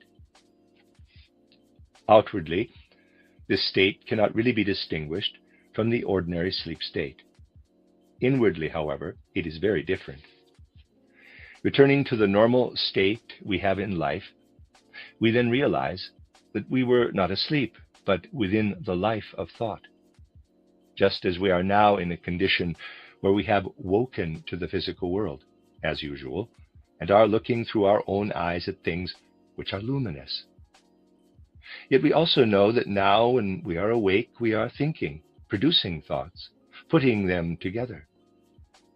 Just before, however, when we were in that other state, The thoughts were producing themselves out of themselves. One thought approached another. They illumined one another. One thought moved away from another. And what we usually do ourselves when thinking has there been doing itself. We know that whilst we are normally an ego that attaches one thought to another, we float first to the one thought and then to another. When in this other state we are united with them, then we are off and within a third thought, and afterward come floating back again. We get the feeling that space has ceased to exist. I think you will agree that in physical space, the position is that if we feel drawn to a point and look back on it, then move away from it and finally want to approach it again, we would first have to make our way back again. We would have to make our way there and back. This does not apply in the other state. Space is not like the space we know then, and we jump through space, as it were. One moment we are at one point, the next we have gone. We do not pass through space. The laws of space have ceased to exist. Here we are alive and active within thought itself. We know that the ego has not died. It is active within the life of thought. But we are not immediately masters of the thoughts within which we now live. The thoughts produce themselves. We are drawn along. We are not actively swimming in the currents of thoughts. Instead, the thoughts are taking us on their shoulders, as it were, carrying us along. The state has to come to an end. It does so when we go through the door of the elements. Then we gain control of it all and are able to create a particular line of thought quite deliberately. Then our will is alive within the whole of thought life. This again is a tremendously important moment. I have even spoken of it exoterically in my public lectures. The second goal is reached by identifying with our own destiny. This will enable us to bring the will into the world of living thought. When we have first gone through the door of death, we come to a point where various things are done with us in the spiritual world. We come to do things ourselves in the spiritual world by identifying with our destiny. This is only achieved gradually. Then our thoughts assume a character identical with our own essential character. The deeds of our essential nature enter into the spiritual world. To do this properly, it will be necessary to go through the second door. When we begin to use the power we derive from identifying with our destiny to take active control in our thoughts, not merely going along with a thought as though it were a dream picture, but able to erase one thought or another as occasion arises and call up another, when we come to a point where we begin to be able to use our will in handling things, then we shall indeed have to go through an experience that may be referred to as going through the second door. It will be found that the willpower we shall now require presents itself to us as a fearsome beast. In the mystical tradition, this has for many thousands of years been known as, quote, meeting the lion, close quote. This encounter with the lion has to be gone through. It consists in a feeling of abject terror concerning what has to be done in the thought world, great fear of entering into a living union with the thought world. This terror must be overcome. Just as the sense of isolation has to be overcome at the gate of death, we feel terror. This terror may present itself in all kinds of ways, as a sensation that is not at all like fear or terror, yet it is essentially fear of what one is getting into there. It is important that we genuinely find a way of controlling the lion. The imagination paints a very vivid picture of the beast opening its huge jaws, ready to devour us. The willpower we want to use in the spiritual world is threatening to devour us. All the time, the overriding sensation is that we must use our will. We must do something. We need to take hold of one thing or another, and at the same time another feeling arises in connection with all these elements of will activity into which we are entering. It is the feeling that they will devour us if we take hold of them, extinguish us in the world. That is the lion devouring us. What we literally must do, if we are to stay with the metaphor, is not to give in to fears that the will elements may take hold of us there in the spiritual world, devour us and strangle us. No, we must mount the lion and take hold of those will elements, using them to effect our deeds. That is the crux of the matter. You can see, of course, what this is all about. Having first of all gone through the gate of death, we are then outside the body, and out there we can only use the forces of the will. We must fit into the cosmic harmonies. The forces to be used out there are also within us. It is only that they function at an unconscious level. The forces that make the blood move, make our hearts beat, derive from spiritual entities. And we become immersed in these when we immerse ourselves in the element of will. These forces are within us. If someone is taken hold of by the element of will, without having followed the regular esoteric path, without having gone through the gate of death, he is taken hold of by the forces that normally circulate in his blood, beat in his heart. He is then not using the forces that exist outside his body, but the forces present within his body. This would be, in quotes, gray magic. It would induce a person to intervene in the spiritual world of his own accord with forces we should not use to intervene in the spiritual world. So it is important that we see the lion at this point, that we truly have this beast before us and know that is what it looks like. That is how the forces of will want to take hold of us. And we must lay hold of it out there, outside the body. If we do not go up to the second door, we shall not see the lion, and shall then be in permanent danger of wanting to rule the world out of human egotism. The right path to knowledge is the one that leads, first of all, out of the physical body and existence as a human being, after which we approach the relationship we will need to form with the entities of the spiritual world.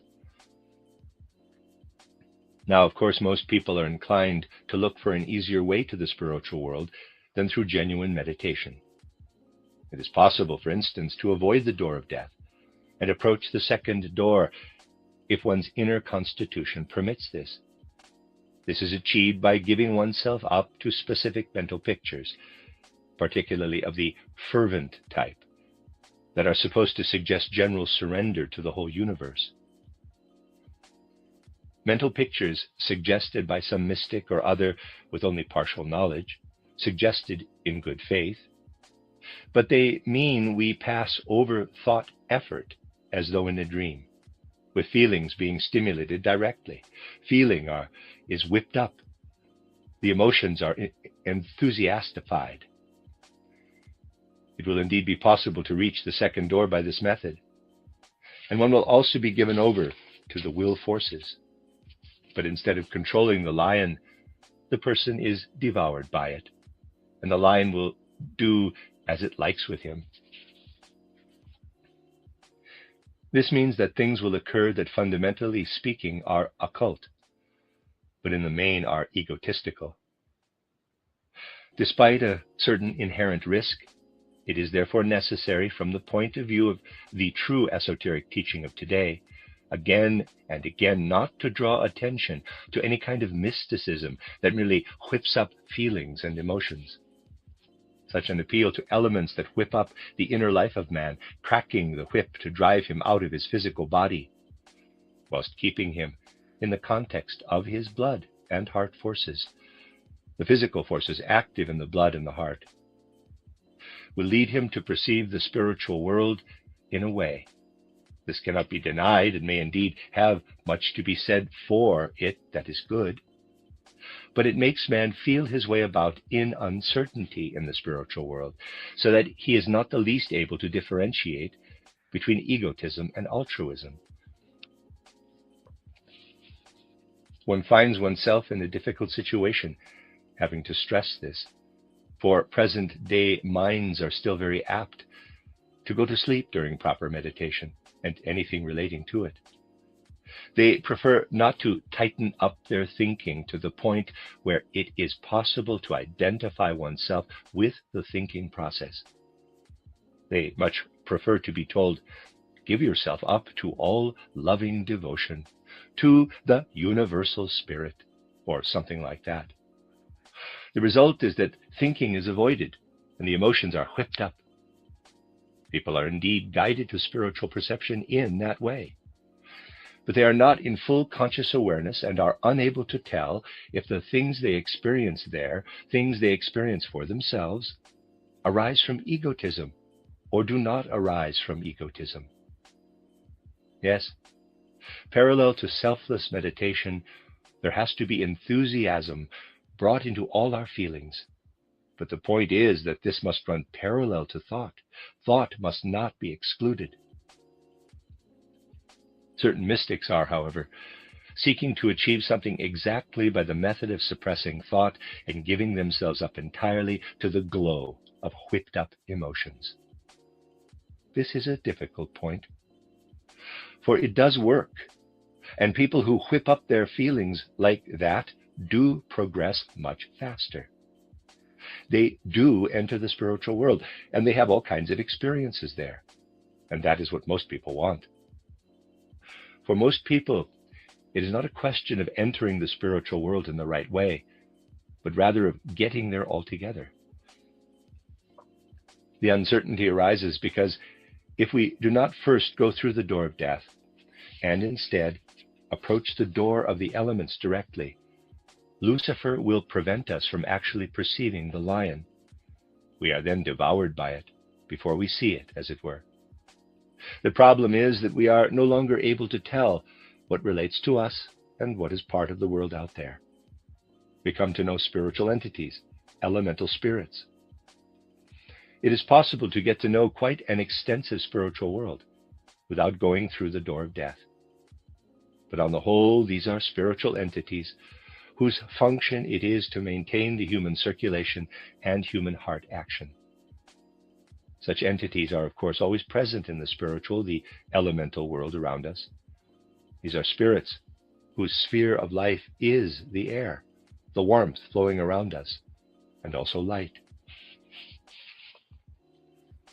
Their sphere of life also lies in the music of the spheres our physical organs are unable to hear. They are spiritual entities, active and present in all that lives. That is the world we would then enter. It all gets very seductive, because it really is possible to make the most marvelous spiritual discoveries in this world. You know, when someone who has not gone through the door of death, but has marched straight up to the lion gate, failing to see the lion, perceives an elemental spirit whose function it is to maintain heart activity, such an elemental spirit, which also has to maintain the hearts of other people, may on occasion give news of other people, even of people from the past. Or it may offer prophetic tidings relating to the future. So the business may bring great successes, but it still is not the right path, for it does not give us free mobility in the spiritual world. The third door to be passed is the door of sun. Again, there will be a specific experience as we approach this door.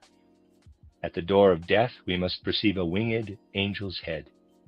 At the door of the elements, a lion. At the door of the sun, we must perceive a dragon, a wild dragon. And we must take a proper look at this wild dragon.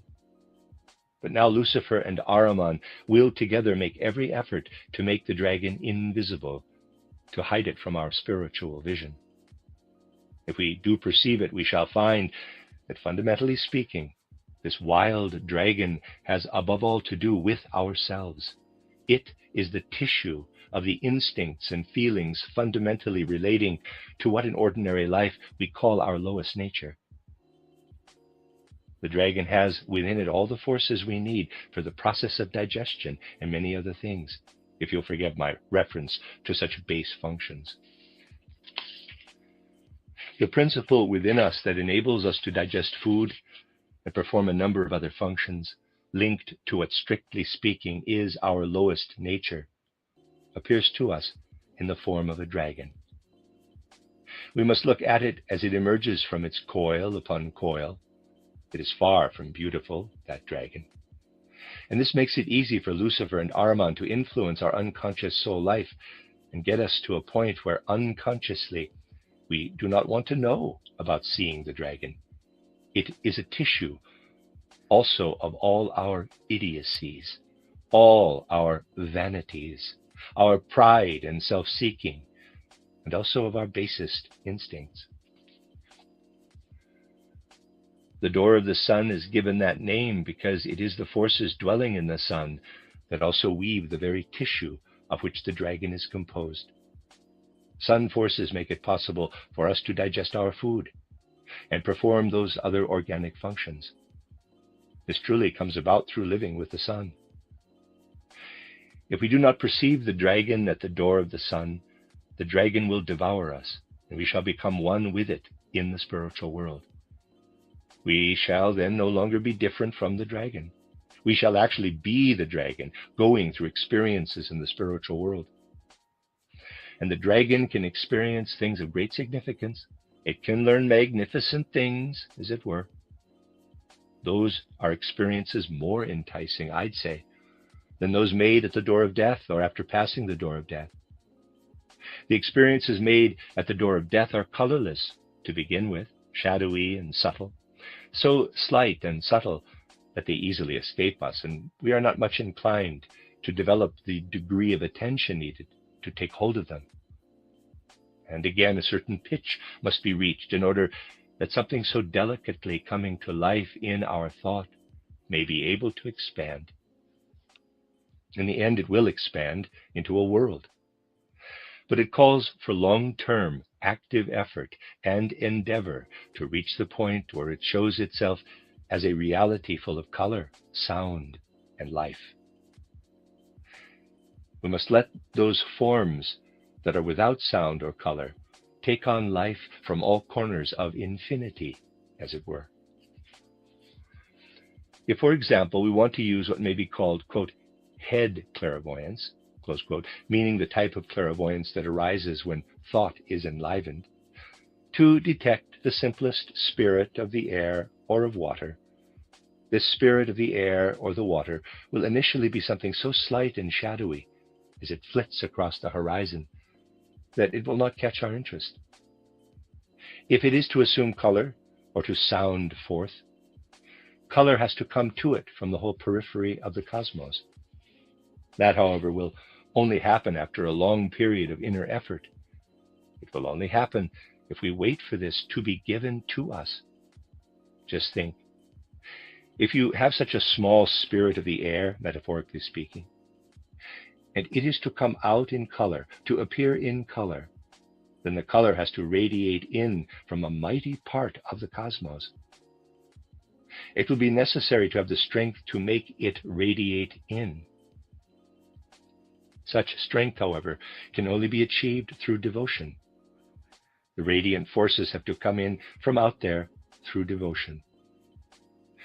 If we are all of a kind with the dragon, if we are one with it, and we see a spirit of the air or the water, the inclination will be to let the powers radiate out that are within us, specifically in the organs which in ordinary life are called lower organs. That is much more easily done. The head is in itself a perfect organ, but the astral body and the ether body of the head do not have much color to them. The colors have been used to form the brain, for instance, and particularly the cranium, the bony skull cap. If therefore you used head clairvoyance on the threshold of the spiritual world to lift your astral body and ether body out of the physical body, there would not be much color to it. Colors are used to form the perfect organ, the brain. If, on the other hand, you use, shall we say, belly clairvoyance to lift the astral body and ether body out of the stomach, the liver, the gallbladder, and other organs, the colors have not been used in the same way to form perfect organs. These organs are only on the way to perfection. What comes from the astral body and ether body of the belly is beautifully colored. It glitters and glistens in all kinds of sun colors. Lifting your astral body and ether body out of that region, you will bestow the most marvelous colors and hues upon the forms you are seeing. It is therefore possible for someone to see marvelous colors and paint pictures in gorgeous colors. It is, of course, interesting to study the spleen, the liver, and the gut. Anatomists find this interesting, and for science it is indeed necessary. Yet, if someone with knowledge goes into this, the beautiful and colorful pictures which appear represent what lies at the back of the digestive process 2 hours after a meal. There can be no objection to this being investigated. Today, anatomists find it necessary to study these organs. One day, science will gain a great deal from investigating them and knowing what the ether body is doing when the stomach is digesting food. One thing has to be clearly understood, however. If we do not have conscious awareness as we go through the door of the sun, we will not know that we are offloading everything there is in the ether and astral bodies of our bellies onto the dragon, separating it out. Letting this radiate out into the forms seen clairvoyantly, we do indeed perceive a marvelous world. The most beautiful result is also the one most easily achieved. But it does not in the first place arise through higher powers, out of head clairvoyance, but through belly clairvoyance. It's very important that we know this. For the cosmos, nothing is low, in quotes, in the absolute sense, only relatively speaking. The cosmos needs to work with tremendously significant forces to bring about what is needed for the digestive system. The point, however, is that we must not fall into error, not deceive ourselves, but know things as they are. To know that something presenting itself from a truly marvelous aspect is nothing but the digestive process, that is something really important. If, on the other hand, we believe, say, that a special angelic sphere is revealing itself to us in such a picture, then we are indeed in error. A reasonable man will therefore not be against a science being nurtured on the basis of such knowledge, but merely against such things being put in a false light. That is the real point. It may happen, for instance, that some process in the course of digestion results in someone always lifting out a specific part of his ether body at a specific stage in the digestive process. He may then be a natural clairvoyant. It is, however, important to know what is going on there. Man will find it difficult, therefore, to use head clairvoyance, that is, a sphere where all color present in the ether and astral bodies has been used to bring about the marvelous structure of the brain, and make forms that are without color or sound assume full color and to resound. With belly clairvoyance, on the other hand, he will find it relatively easy to see the most marvelous things in the world. This belly clairvoyance does, of course, also involve powers which man must learn to use. The powers used there for the digestive process are, after all, merely transformed power. We will experience them in their right form if we get better and better at identifying with our destiny. In this field, too, it will teach us to draw up not just the winged angel's head that came up first, but the other part that follows. And it is important to draw up not just the powers that serve digestion, but also those of a higher kind. Those are the powers that lie in our karma, in our destiny. Identifying ourselves with these, we shall be able to send forth the spiritual entities we see around us, entities whose tendency is such that sounds and colors flow inward from the universe. Then, of course, the spiritual world will have its full content. It will be concrete, so real and concrete that we find ourselves within it the same way we find ourselves in the physical world. A particular problem arises at the door of death. We really have the feeling, and this too has to be overcome, that we will lose ourselves there. Having made a real effort, however, to identify with the thought element, we can also be aware that we may have lost ourselves, but will find ourselves again. That is an experience one has there. We lose ourselves on entering into the spiritual world, but we also know that we shall find ourselves again. The step has to be taken of reaching the abyss, losing ourselves in the abyss, but trust that we shall find ourselves again over there. That is an experience to be gone through. Everything I have described refers to inner experiences that have to be gone through. It is important to know what really happens to the soul there. It is just the same when we are supposed to see something. It is easier if a friend points it out than if we try and work it out for ourselves. But everything I have described can be achieved if you practice true devotion in giving yourself up again and again to your inner work and to inner overcoming through meditation. This has been described in my book titled Knowledge of the Higher Worlds, and in the second part of titled Occult Science, Reader's Aside, also known as An Outline of Esoteric Science. End of Reader's Aside. This is especially important, that such different kinds of experience are met with beyond the threshold of the spiritual world. If we desire, and this is only natural, to see a continuation of the physical world in the spiritual world, a duplicate of it, if we think everything is bound to look the same in the spiritual world as it does here in the physical world, we cannot enter that world. It will indeed be necessary to go through something that feels like a reversal of everything we have known here in the physical world. Here in the physical world, we are used to open our eyes, for example, and see light to gain the impression of light. If we expect to be able to open our spiritual eye, EYE, in the spiritual world, and gain an impression of light, we cannot enter that world, for we will have the wrong expectations. Something like a mist will be woven, which veils the spiritual senses, hiding the spiritual world from us, the way a sea of mist hides the mountains from view. It is not possible, for instance, to see objects illumined by light in the spiritual world. It must be understood that in the spiritual world, we ourselves shine forth with the light. When light falls on an object in the physical world, the object becomes visible to us. In the spiritual world, we ourselves are inside the ray of light, touching the object with the light.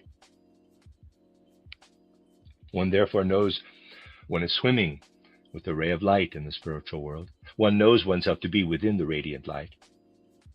This serves to indicate how we can acquire ideas that can help us get on in the spiritual world. It is extremely useful, for instance, to visualize the following. What would it be like if you were inside the sun now? Not being inside the sun, you are seeing objects when they are illumined by the sun's rays, because they reflect the light. Imagine now you are inside the sun's rays and touching the objects with them. This contact is an experience we have in the spiritual world. In fact, experience in the spiritual world consists of our knowing ourselves to be alive within it. We know ourselves to be alive within the weaving of thoughts. It is just when this state begins, where we consciously know ourselves to be within the weaving of the thoughts, that there is an immediate transition to the state of knowing oneself to be within the bright radiance of light. For thought arises from light. thought weaves in the light. But it will only be at that point that we experience ourselves as becoming immersed in light, when we are within the weaving of thoughts. Mankind is now at a stage where such concepts have to be acquired. Otherwise, men will find themselves in completely unfamiliar worlds when they go through the gate of death and enter the spiritual world. The capital resources men were given by the gods at the very beginning of Earth evolution have gradually been used up. Men now no longer take with them through the gate of death the remnants of past inheritance. They now need to acquire ideas, bit by bit, here in the physical world, that will enable them to pass through the gate of death and see the entities that come to meet them there, offering the dangers of temptation and seduction. It is because of these great cosmic schemes that spiritual science has to be made known to man now, that spiritual science must come among men. And today in particular, in these fateful days, we can observe transitions really being made. People are presently going through the gate of death at a young age, as the great destiny of the age demands. They may be said to have consciously allowed death to approach them whilst still young. I am not so much speaking of the moment just before death occurs, say on the battlefield. In that situation, many elements of enthusiasm and so on may be present, and these make the moment of death far less elevated, or far less a moment of utter concentration than we are inclined to think. But when death has occurred, it leaves an ether body that has not yet been used up, leaves an unspent ether body in our time. The dead individual can look at this, and he will perceive this phenomenon, this fact of death, with much greater clarity than he would see it when death has ensued due to illness or old age. Death on the field of battle is an event of much greater intensity and has much more powerful effects than death occurring in another way. It therefore has an effect on the soul that has gone through the gate of death, for it is instructive. Death is terrible, or at least can be terrible, to man whilst he is within his body. However, once he has gone through the gate of death and looks back to his death, death will be the most wonderful experience ever possible in the human cosmos. Looking back to his entry into the spiritual world through death is the most marvelous, the most glorious, magnificent, and beautiful event on which the dead individual can ever look back during the time between death and rebirth. Birth has left little real trace in our physical awareness, for no one equipped with ordinary undeveloped faculties will recall his physical birth. But death is certainly always there for a soul which has gone through the gate of death, from the moment consciousness develops. Death will always be present, and present as the most beautiful, the one who brings resurrection into the spiritual world. And death is the most marvelous kind of teacher, a teacher truly able to prove to a receptive soul that there is a spiritual world. Because by its very own nature, death destroys the physical and only lets the spiritual come forth. This resurrection of the spiritual element, with the physical completely cast aside, is an event that is always present between death and new birth. It lends strength, a marvelous, great event, and the soul gradually grows into understanding of this. It grows into this in a completely unique way if the event is to some degree one we have chosen, one might say. Not a death we have sought, of course, but nevertheless found of one's own free will by joining the ranks of one's own free will. This again brings greater clarity to that moment. Someone who otherwise has not thought much about death, who has concerned himself little or only to some extent with the spiritual world, can now find death a marvelous teacher once he has died, particularly in our time. This particular war can reveal something of tremendous significance for the relationship between the physical and the spiritual world. I have already drawn attention to this in a number of lectures given in these difficult times. What we are able to do by teaching merely by the word is not enough, but in future, people will receive tremendous instructions because so many deaths have occurred. These deaths have an effect on the dead, and the dead in turn intervene in the process of the future civilization of mankind. I am able to give you the words of one who has gone through the gate of death as a young man, now in the present time. His words have come through to me, and they really come as a surprise, one might say, because they show how this dead individual who is experiencing death with great clarity, as something he went through on the field of battle, is now finding his way into the different kind of experience one has after death. They show him working his way out of earthly ideas and into spiritual ideas. Let me communicate these words to you. They were picked up, if I may call it this, when one of those who died on the field of battle tried to let them reach those he left behind. Quote, "Here all is light, and I feel power of life. Death has woken me from sleep, from spirit slumber. I shall abide, and power of light arising in me will become deed." Close quote. That, as it were, is what the dead individual learned by looking on the death he went through, as if his essential nature was taking in all it must learn to live after death. And it also wants to make this known, wants to reveal it. Quote, "Here all is light, and I feel power of life," close quote. He feels that he is more alive now, where his comprehension of the spiritual world is concerned, than he was before his death. He experiences death as one who awakens us, as a teacher. Quote, "Death has woken me from sleep, from spirit slumber," close quote. And he feels that he will be one who does things in the spiritual world, but he feels it is the radiant powers within him that do the doing. He feels light coming to life within him. Quote, "I shall abide, and power of light arising in me will become deed." Close quote. It really is possible to see everywhere, and to see rightly, that anything perceived in the spiritual world will again and again provide absolute confirmation of the things that can also become generally known out of the spiritual world through what is called imaginative perception.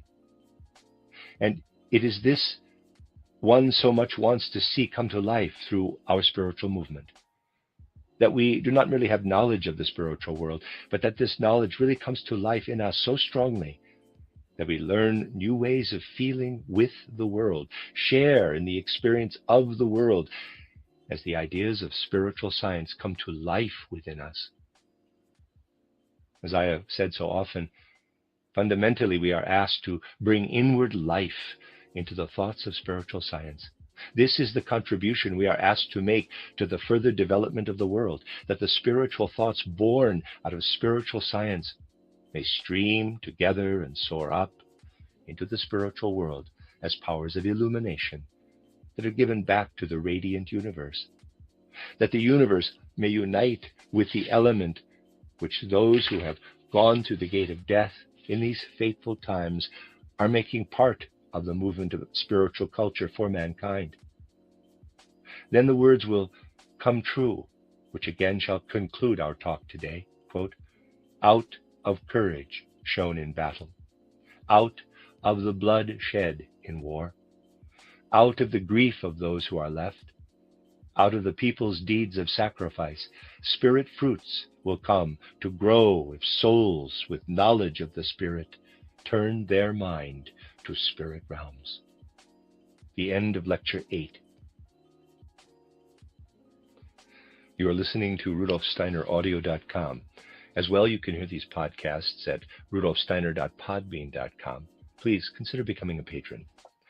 There are two publishing houses, SteinerBooks.org in America and RudolfSteinerPress.com in England, which are the sole publishers of Steiner into English and have given me permission to do these recordings, please consider patronizing them as well. This is a reading of Collected Works, Volume 157 by Rudolf Steiner, 14 lectures translated by Anna Moyse, entitled The Destinies of Individuals and of Nations. This is Lecture 9, given in Berlin on the 9th of March, 1915. Dear friends, once again, let us first of all remember those who are out there at the front in the great arena of present-day events. Quote, "Spirits of your souls, guardian guides, on your wings let there be borne the prayer of love from our souls to those whom you guard in the spheres. Thus united with your might, a ray of help our prayer shall be for the souls it seeks out there in love." Close quote. And for those who, because of those events, have already gone through the gate of death, quote, "Spirits of your souls, guardian guides, on your wings let there be borne the prayer of love from our souls to those whom you guard here on earth. Thus united with your might, a ray of help our prayer shall be for the souls it seeks out there in love." Close quote. Readers aside, it appears these two verses are reversed. I'm not 100% sure, but I think so. End of readers aside. May the Spirit we are seeking as we work towards spiritual knowledge, the Spirit who has gone through the mystery of Golgotha for the good of the earth, for the freedom and progress of man, be with you and the hard duties you have to perform. A week ago, we gave some consideration to imaginative meditation. We found, as a result of our considerations, that all insight or perception, which is genuine perception of the supersensible worlds, has to be won by considering the world in a way that is independent of the body. Our ordinary everyday perception has to make itself independent of the conditions imposed by the body, the senses, the nervous system, etc. Ordinary daytime consciousness is achieved when man's spirit and soul elements use the physical body as a tool. Spiritual perception consists in certain more subtle processes which involve man. Some discussion of these processes will form the first part of today's talk. I said, quote, "more subtle processes," close quote. They are finer, more subtle than the ordinary processes used for everyday perception, observation, apprehension. Because man is only able to base himself on what is familiar to him in everyday life, and can only gradually rise to finer, more subtle processes. We should all be able to achieve the most satisfying, the greatest knowledge of the spiritual world, if there was an easy way of being in full conscious awareness for at least a fraction, just a small fraction, a minute if you like, of the part of our life we spend between going to sleep and waking up again. I'm speaking of no mere dreamlike consciousness, but full conscious awareness. Any form of initiation always consists in making conscious the part of us which during the night when we are asleep is unconscious and outside the body. The process of attaining a genuine higher knowledge always consists in making conscious what otherwise remains in a state of sleep and unconsciousness between going to sleep and waking up again. There is one part of the human being, and this may surprise you, one part of the physical human being that basically is always asleep. These are things one need not necessarily go into at the very beginning of one's anthroposophical life. The finer points of spiritual science can only come to our attention gradually. When it is said that man is awake in the daytime and asleep at night, we naturally assume his ego and astral body to be fully united with the physical and ether bodies during the day, whilst having a separate existence outside the physical and ether bodies at night. It is only gradually that we progress from a rough outline of the facts established through spiritual science to more specific truths. Very generally speaking, it is correct that during sleep, man's ego and astral body are outside his ether and physical bodies. There is, however, a part of the body that is asleep also between waking up and going to sleep, at least essentially so. Oddly enough, this is the part of the human body we call the head. This is asleep when we are awake. You might well think the head to be the part that is most awake. In reality, however, it is the least awake part of us. In his thinking activity and in head work altogether, man is awake. This is only possible, however, because even when we are awake, the relationship of the ego and astral body to the head organs is such that they, that is, the ego part of the head, the astral part of the head, cannot unite completely with the physical and ether part of the head. They always experience a life of their own outside the physical and ether part of the head.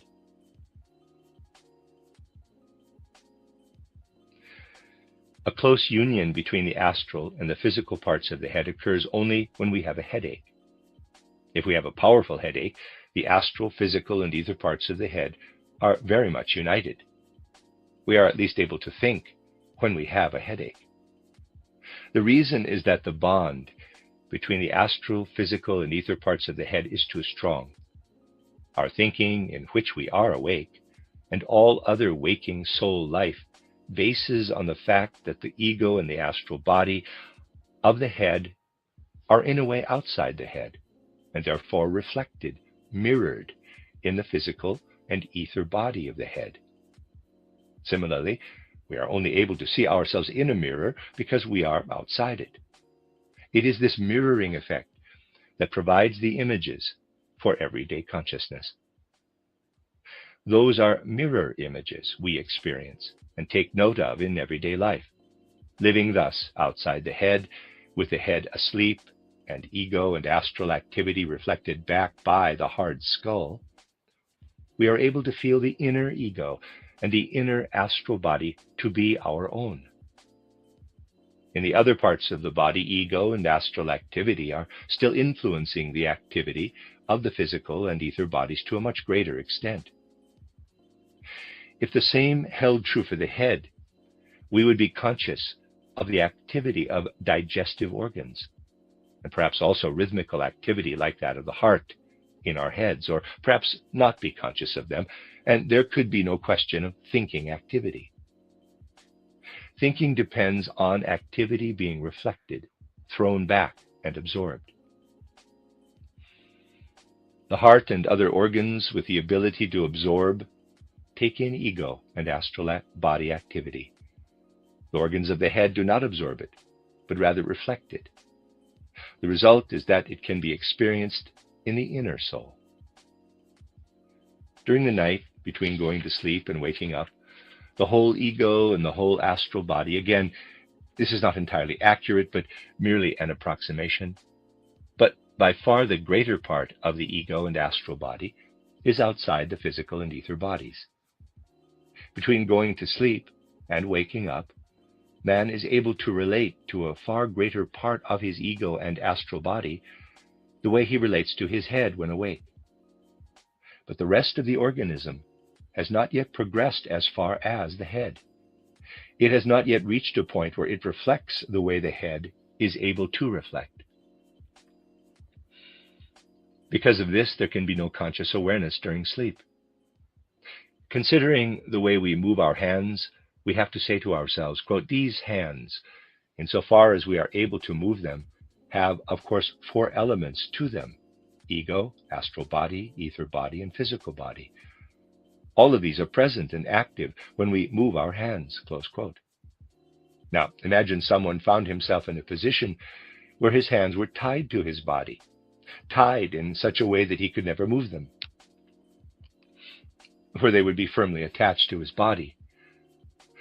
Let us also assume this person had the gift of moving the ether body, or at least the astral body, of his hands independently, whilst his physical hands remained immovable.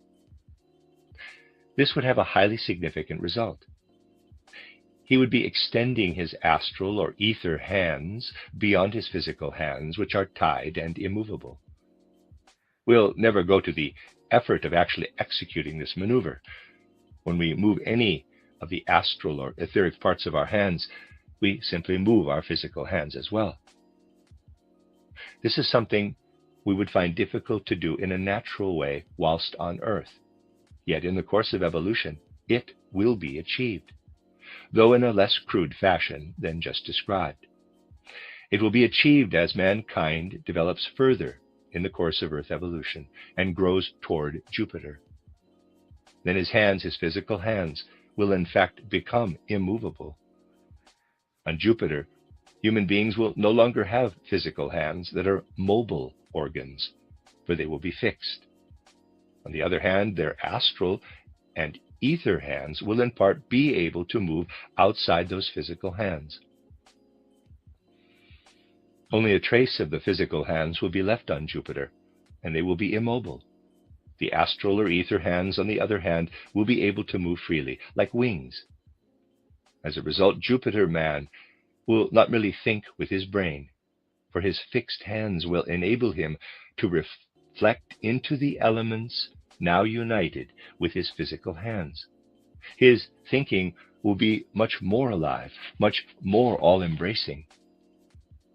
When a physical organ comes to rest, the spirit or soul element belonging to it will be liberated and able to develop spiritual and soul activity. You see, it is the same with the brain. When we were still living on the old moon, we had organs up here, the cranium, that moved like hands. These organs have become fixed. On the old moon, we did not yet have a solid cranium. The organs now folded up to form the brain were then able to move like hands. Because of this, men living on the old moon were not yet able to think the way men do on Earth. A clairvoyant assessing thought activity clearly perceives that in a human being who is awake, the sleeping organs in his brain do indeed move like wings, the way I have described that astral and ether hands would move if our physical hands could be immobilized.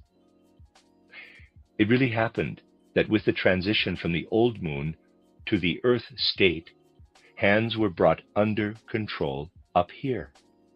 They are still held fast by the solid skull, and because of this, the etheric and astral elements are free.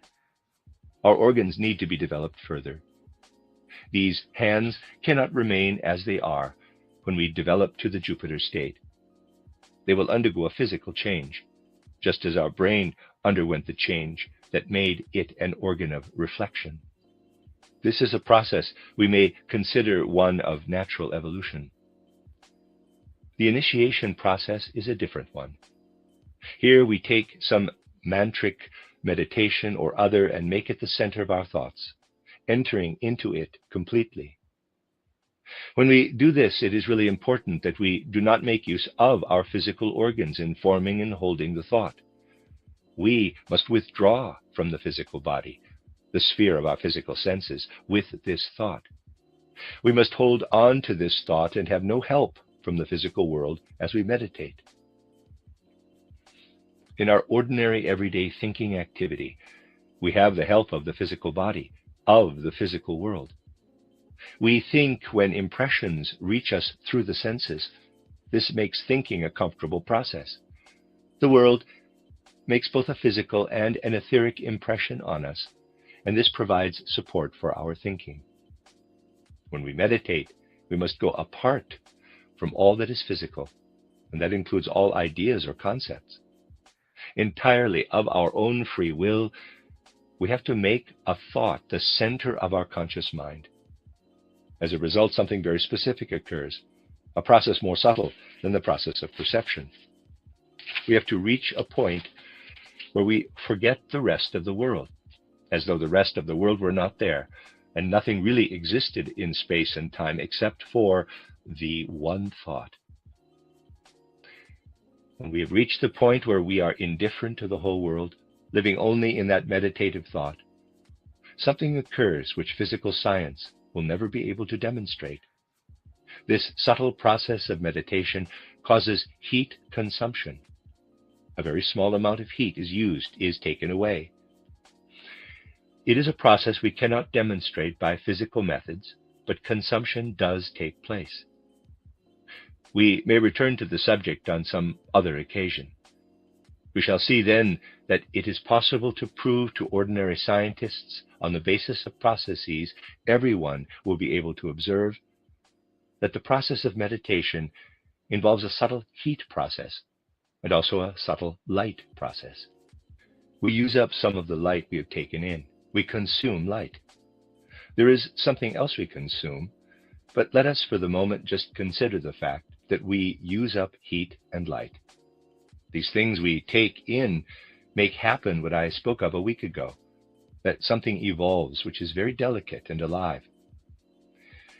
When we are thinking in the ordinary everyday way, something lives within us that leaves its imprint on the organism, triggering a process that also has to do with heat. It leaves its imprint, and the process which takes place causes us to have memory. This, however, must not happen when we meditate. When we live in a pure thought or feeling content, separate from everything else, the heat, light, etc., we consume, does not leave its imprint on the body. It leaves its imprint in the general ether. It triggers a process outside us. Dear friends, if you are seriously, genuinely meditating, you are impressing your thought form into the general ether. It will be there within it. And if you then look back on a meditation, this will not be the usual way of remembering. You are looking back to something which has left its imprint in the cosmic ether. It is important to take note of this. It is a subtle process, and we perform it in such a way that it establishes a link between us and the etheric and astral world surrounding us. A person who develops only the ordinary, everyday kind of perception and thinking is only involved with himself. It is a process that takes place entirely within us. On the other hand, someone taking up real, genuine meditation lives in a process that at the same time is also a cosmic process. Something goes on there, though it is exceedingly subtle. What happens is that a small amount of heat is used up during meditation. When heat is used up, coolness develops. The general cosmic ether is cooled down when we meditate. Light is used up as well, so that it is subdued. Darkness arises, subdued light. The result is that when someone meditates in some place in the world and then goes away, he leaves behind in that place a very slight coolness and a very slight reduction in light. The general light state is subdued, has grown darker. A clairvoyant is always able to detect where someone has been meditating, genuinely going through the process of meditation. When the person leaves, a shadow image of him remains, and this is also cooler than the surrounding area. A cool, dark specter is thus left in that place. We have engraved it there. In a very delicate and subtle way, something has been done in that place, which we may very roughly compare with what happens on a photographic plate. A kind of specter is produced. This is a process which takes place not only within man, but as a cosmic reality. Man makes himself part of the cosmos through this. There is one thought human beings meditate on, even if they are not given to meditation, if they know nothing whatsoever of any kind of non-physical science. There is one thought human beings do meditate on. It is seemingly small, but of infinite importance in life. The thought of the I, or ego. When we think of the I, or ego, we always think independently of the body.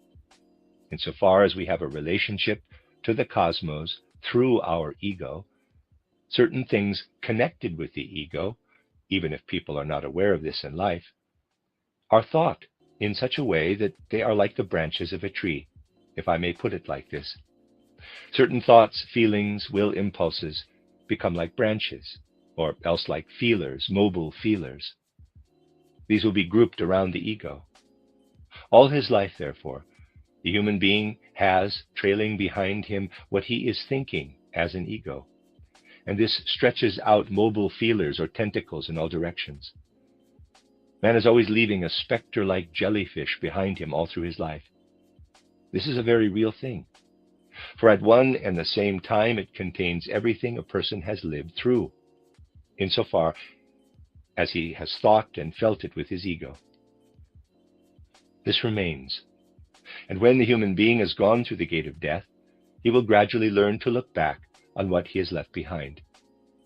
This makes it possible for a link to exist between what a human being experiences after death and what he has left behind. Being in the earth state, we must first of all reach the point in meditation where our organs are held fast through the will. The ability to meditate properly depends on really freeing our thinking, feeling, and emotions as we meditate, so that the body is not involved. The result is that we are capable of such powerful inner concentration that we are able to choose what does and does not become engraved, leaving a photographic impression, as it were, in the cosmic ether. Something we need to stress again and again is that real, genuine meditation is a very real process, an absolutely genuine process. If we consider that the human being leaves this behind, that fundamentally speaking, all his experiences are contained in what he leaves behind, and that it remains, we will of course realize that when the human being has gone through the time between death and new birth and comes down to earth again, he will still find in the cosmic ether what he previously left there. Here we see in real terms how karma comes about. For the specter of himself which man has produced will now influence him, and in conjunction with his later life, give rise to what will be his karma. Such insights can only be gained slowly and gradually. A real process is taking place, one that goes beyond us, having an effect on the cosmos. And because of this, the person meditating gets the feeling that meditating is something different from the usual kind of thinking activity. With the latter, we have the feeling that it is we ourselves who put the thoughts together, taking one with the other. It is we ourselves who make the decisions. Meditating, we gradually get the feeling it is not just you yourself who is meditating, for something is going on of which you are indeed part, but it also takes place outside you as something that has happened and remains. That is the feeling which should arise. If I throw a fragile object across the room, I have the feeling that what remains is not only what went on before it flew through the air, but also something that followed, once the object has become separate from me. In the same way, meditation gives rise to the feeling it is not just you who is thinking. You fan thoughts into flame, but they then whirl away. They whirl and exist in their own right. You are then no longer their master, for they enter into a life and identity of their own. When we thus feel ourselves to be within the atmosphere in which our thoughts are active and have a life of their own, as if those thoughts actually moved through our brain in waves, when we begin to feel this, we come to feel certain and sure that we are within a spiritual world, that we are really one element, weaving within all that is weaving there. It is important that we really achieve such stillness, such inner calm in our meditation, that we achieve the significant feeling, quote, it is not you alone who is doing this, it is being done. You have started to set these waves in motion, but now they spread around you. They have a life of their own, in which you are merely the center, close quote. So you see, my friends, that it is an experience which actually leads to recognition of the spiritual world. It is an experience we have to wait for, possessing our souls in patience. It is extraordinarily important, yet it needs patience, persistence, and self-denial to wait for it. This one experience will be enough to make us fully convinced that the spiritual world does objectively exist. You will be able to see from what has been said here that a state of alternation between waking and sleeping really is a general necessity. We are asleep and awake here in the way that is familiar to us. We sleep and awake so that our brain, which is active throughout the day, shall also be able to immerse itself in that part of us which by day takes care of the organs, and at night is outside us, always remaining unconscious. This rhythm between sleeping and waking has to take place. We have seen that it also takes place in the great process of cosmic evolution. Now our brain is really asleep to enable us to think, and our hands are awake. That is, our whole relationship to our hands is free, awake, whereas we do not move them in sleep.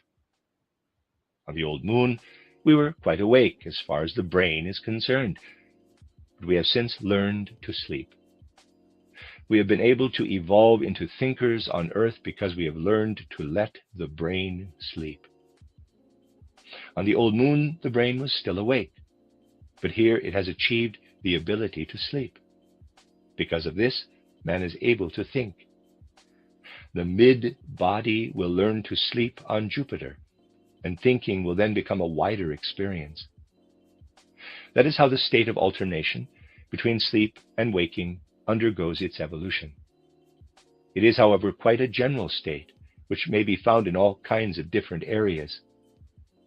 We may say that wherever we look, it is apparent that a state of alternation between waking and sleeping is essential. Let me give you a rather peculiar example, one that is peculiar, yet may have special meaning for us at the present time. If you want to find out what went on in the cultural and literary life of the early 19th century, you will of course look up a history of literature. This will tell you which poet was important and which was not, and the record will only go a certain way. For poets who were of no importance at all will not be mentioned, and so a person who knows anything at all will know which poets were important at the beginning or in the middle of the 19th century and which were not. They'll know that. Undoubtedly, there must also have been people who wrote poetry during the 19th century and yet are totally unknown to most, if not all, people today. I think you will agree that there must have been people of whom nothing at all is known today. But a time will come when the picture people have, say, of literary life in the 19th century will be different, completely different. Then a poet given many pages today will be given just half a page, whilst another who is not even mentioned today will be given 10 or 20 pages. Things are going to change, and indeed it will be necessary for things to change quite profoundly. It is particularly when we consider that spiritual science is an element that now has to enter into the process of civilization, taking hold of human knowledge and entering into it everywhere, that we become aware of how men and women will have to change their approach and learn to think. Let me give you an instance. I think you will agree that something new has to develop in place of present-day cognition, the process in which knowledge is on the whole obtained by giving validity only to whatever man gains by making use of his physical organization. The new thing which must develop will give validity also to what may be gained by taking the path of spiritual initiation. Today the situation is such that a genuine scientist only considers valid, considers scientifically proven, what has been gained through a path of knowledge based on the instruments of the physical body. Everything else is considered a figment of the imagination. It may just be accepted as hypothesis, but even this is not allowed to go far, or else the hypothesis will be called utter fantasy. So that is the situation today. But a time will have to come when validity attaches to insights gained on the path to spiritual knowledge. And what is more, insights gained in the physical world are fully illumined and truly fathomed only through spiritual insights.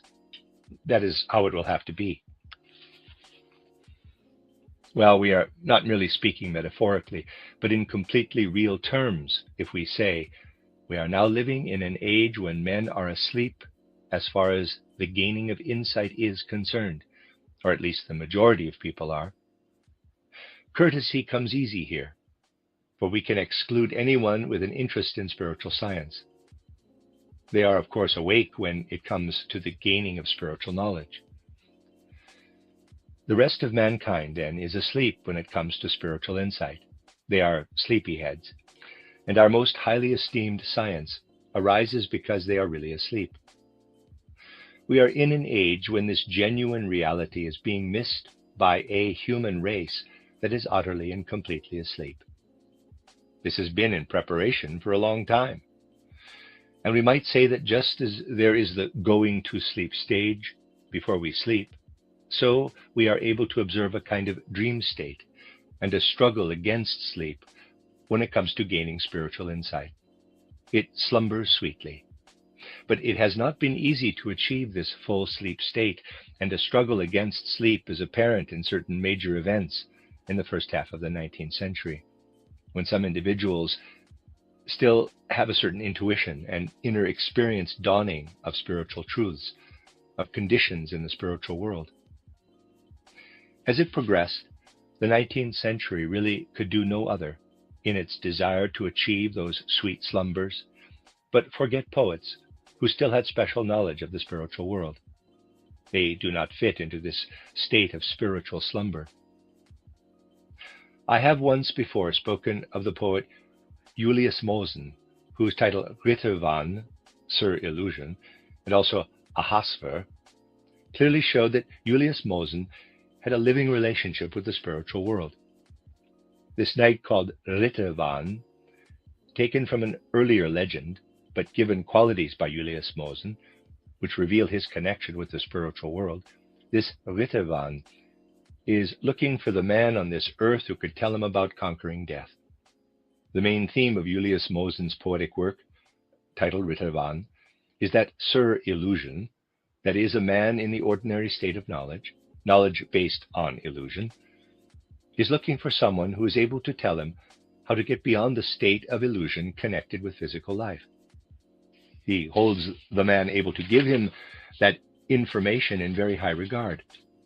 Julius Mosen then described the way his knight intended to find the man who will tell him how to gain knowledge that does not depend on the physical body. Quote, "Henceforth, through all the lands on earth I'll wander, eastward, wherever my valiant steed may go, from king to castle, through every land meander, until I find the man who will with surety say, I can preserve your body from the reaper, I can beat death, and can his power stay.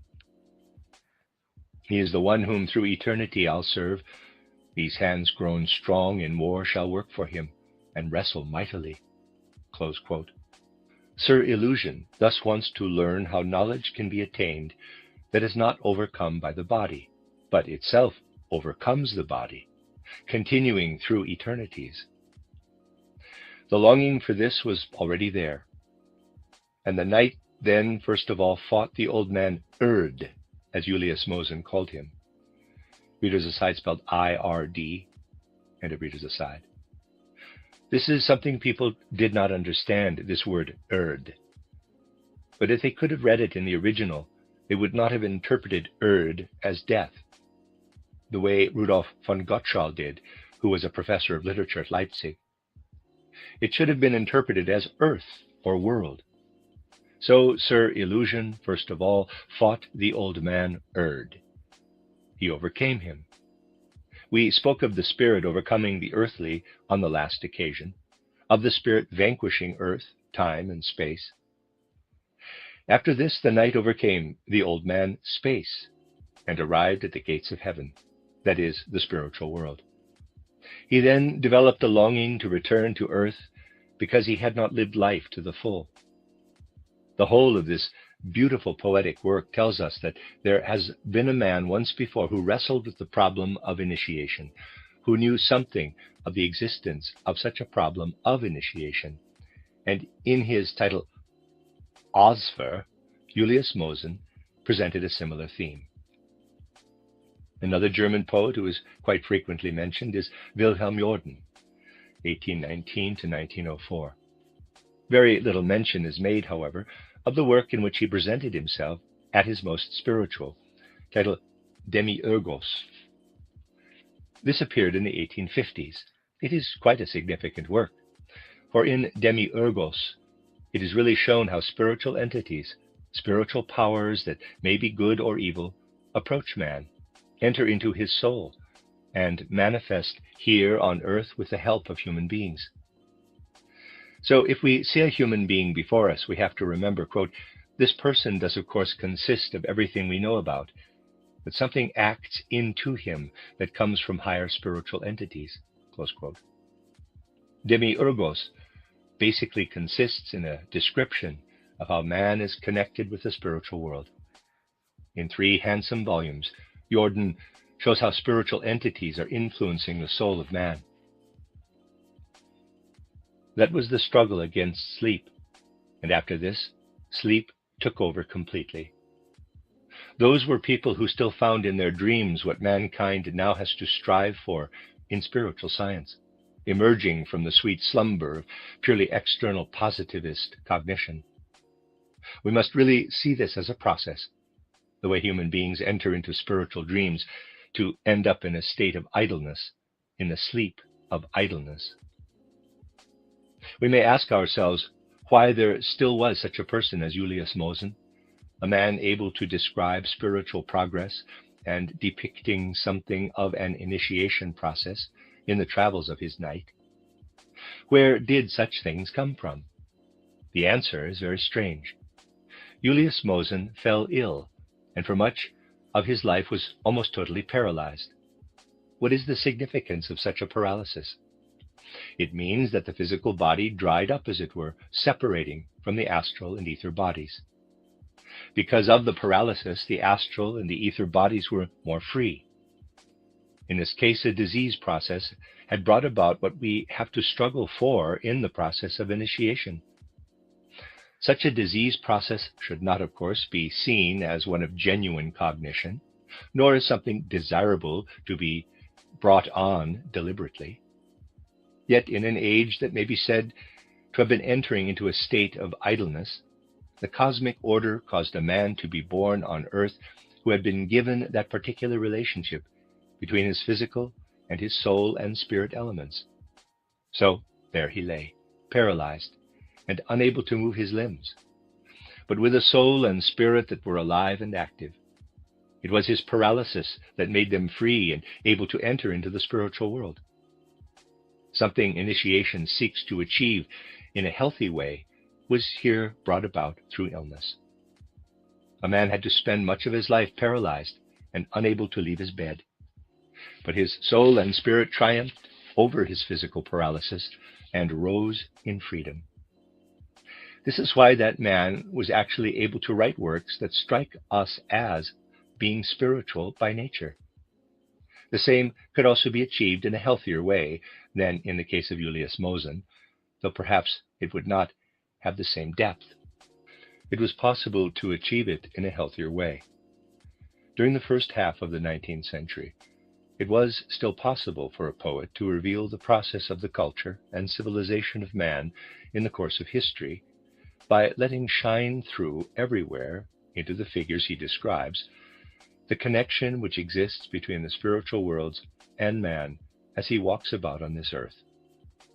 In the 1830s, a beautiful poetic work appeared, Auffenberg's title Alhambra. Auffenberg is a spiritual poet, and his Alhambra is a significant work. Thus we have 3 works, 4 if we count Hosfer, Litterwan, Hosfer, Demiurgos, and Alhambra. There is much more still to be said about such works, which are not easy to get hold of nowadays. They show us that in this age, everything to do with man's relationship to the spiritual world is fading away like a dream, as it were, in the face of the general materialistic slumber state. Before, mankind was open to things spiritual, though, of course, the people who are now describing the intellectual life of that time failed to mention the men who did have full awareness of the spiritual world. When someone writes a history of philosophy today, he will also fail to mention anyone having awareness of the spiritual world, or no mention is made of the way the most outstanding figures were working in concord with the spiritual world. It is interesting to compare Rittervan, a work pulsing with genuine spiritual life, and Jordan's Demiurgos, which also contains something of spiritual life. Jordan was probably a healthy man. The spirit and soul element did not separate from the physical and ether bodies the way it did in the case of Mosen, whose body was paralyzed. The consequence was that Jordan was only capable of producing a work such as his Demiurgos in his young years, when he was still more flexible, with an inner energy, elasticity, and logic capable of grasping things relating to soul and spirit. Later, he fell into the crude Darwinism, which had come into intellectual life, and this found reflection in his title Nibelungen and other works. This man therefore had to join the rest in succumbing to the lullaby of materialism. It is important for us to realize that it is the mission of our age to bring an insight into the intellectual process, the process of human evolution, which arises out of genuinely spiritual perception. An insight the universal spirit may be said to be pointing to in the tragic fate of Julius Mosen. Quote, "Man is no longer able to reach the spiritual world simply without his own volition." Close quote. There have been times in the past when this was possible, where the purely natural constitution of man was such that spirit and soul elements, astral body and ether body, were freer and more independent of the physical body. That time is past, however. In our present materialistic age, and for the rest of Earth existence, in the course of which it will grow more and more intensive, man in his normal state will need a compact union between spirit-soul element and physical body. This, however, does not permit man to achieve some form of awareness of the spiritual world simply through natural circumstances. The reason why this has to be so is that the will must be given opportunity to be active. Imbued with the power of spiritual science, man must be able to use inner will impulses, acting out of freedom, to separate the spirit-soul element from the physical body during meditation, through concentration. To achieve spiritual insight the way people did in the past, we would have to be sick, paralyzed, have our limbs paralyzed in the second half of our life. Our present organization would make this necessary. In the past, it was not necessary. Then man did not have to be paralyzed, for the union between astral body, ether body, and physical body was such that people had clairvoyant vision. Today, it could only be achieved through illness. What happened in the case of Julius Mosen has been put there more or less as visible evidence. We really must use spiritual science to bring before our mind's eye, y.e., the profound spiritual background to what shows itself in the world. At the same time, we must come to see how the necessity which now exists for mankind gradually to accept spiritual science is intimately bound up with profound impulses in the history of the spirit. The necessity arises not from arbitrary choice of some individual, but from the great cosmic spiritual evolution, which has to take its course throughout the period of Earth evolution. Man's mission and task is to enter more and more into genuinely spiritual experience as he moves toward the future, so that mankind does not dry up the way the whole of earthly civilization is drying up, and the spirit will truly be able to continue to live on this earth. One of many things capable of bringing such insight home to man is something I have spoken of a number of times. The fact that numerous people are now, within a relatively short span of time, bearing their soul principle upward when they still have unused etheric bodies which contain powers that could have gone on to provide more physical life for many years. Because they are now going through the gate of death due to the terrible historical events of our time, they are taking their unused ether bodies up into the spiritual world, And these will be the people who in future will make a major contribution to spiritualizing human civilization.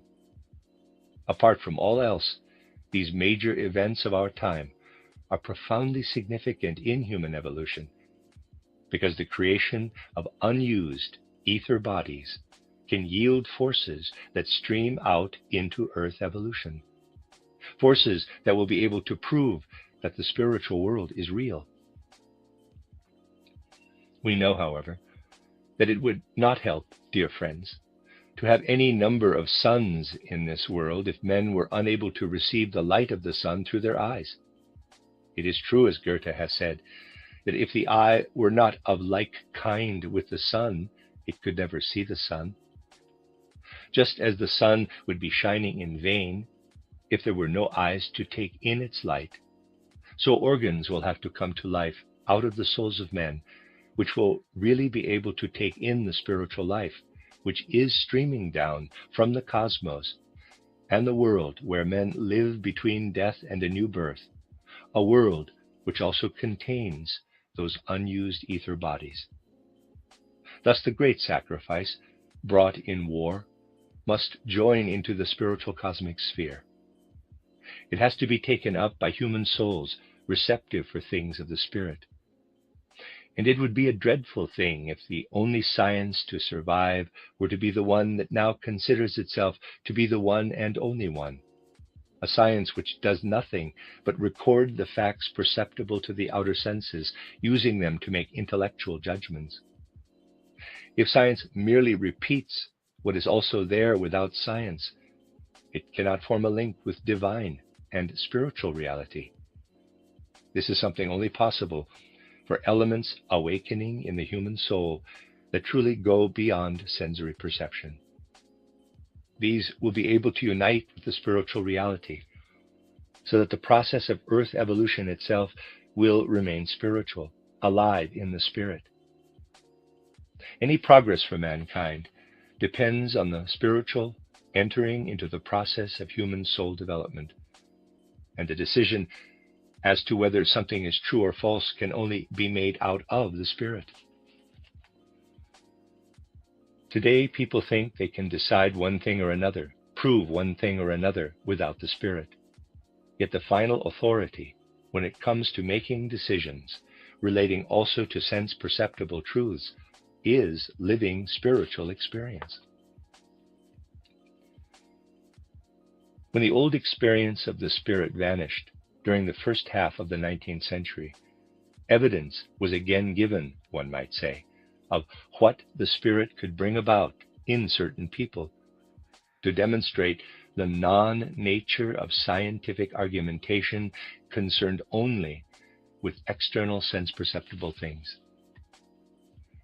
A man who wrote under the name of Dr. Mises did a great deal at that time to show that everything, but everything, can be proved, and that the opposite can also be proved, so that the final authority still lies in the relationship to spiritual life.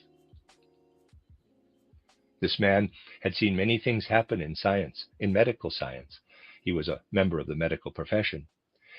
He saw new drugs coming up all the time for one disease or another. He lived at a time, for instance, when people started to prescribe iodine for the treatment of goiter. It was a time when this remedy was much celebrated, when people wanted to demonstrate, this was in the 1820s, what a valuable remedy iodine was.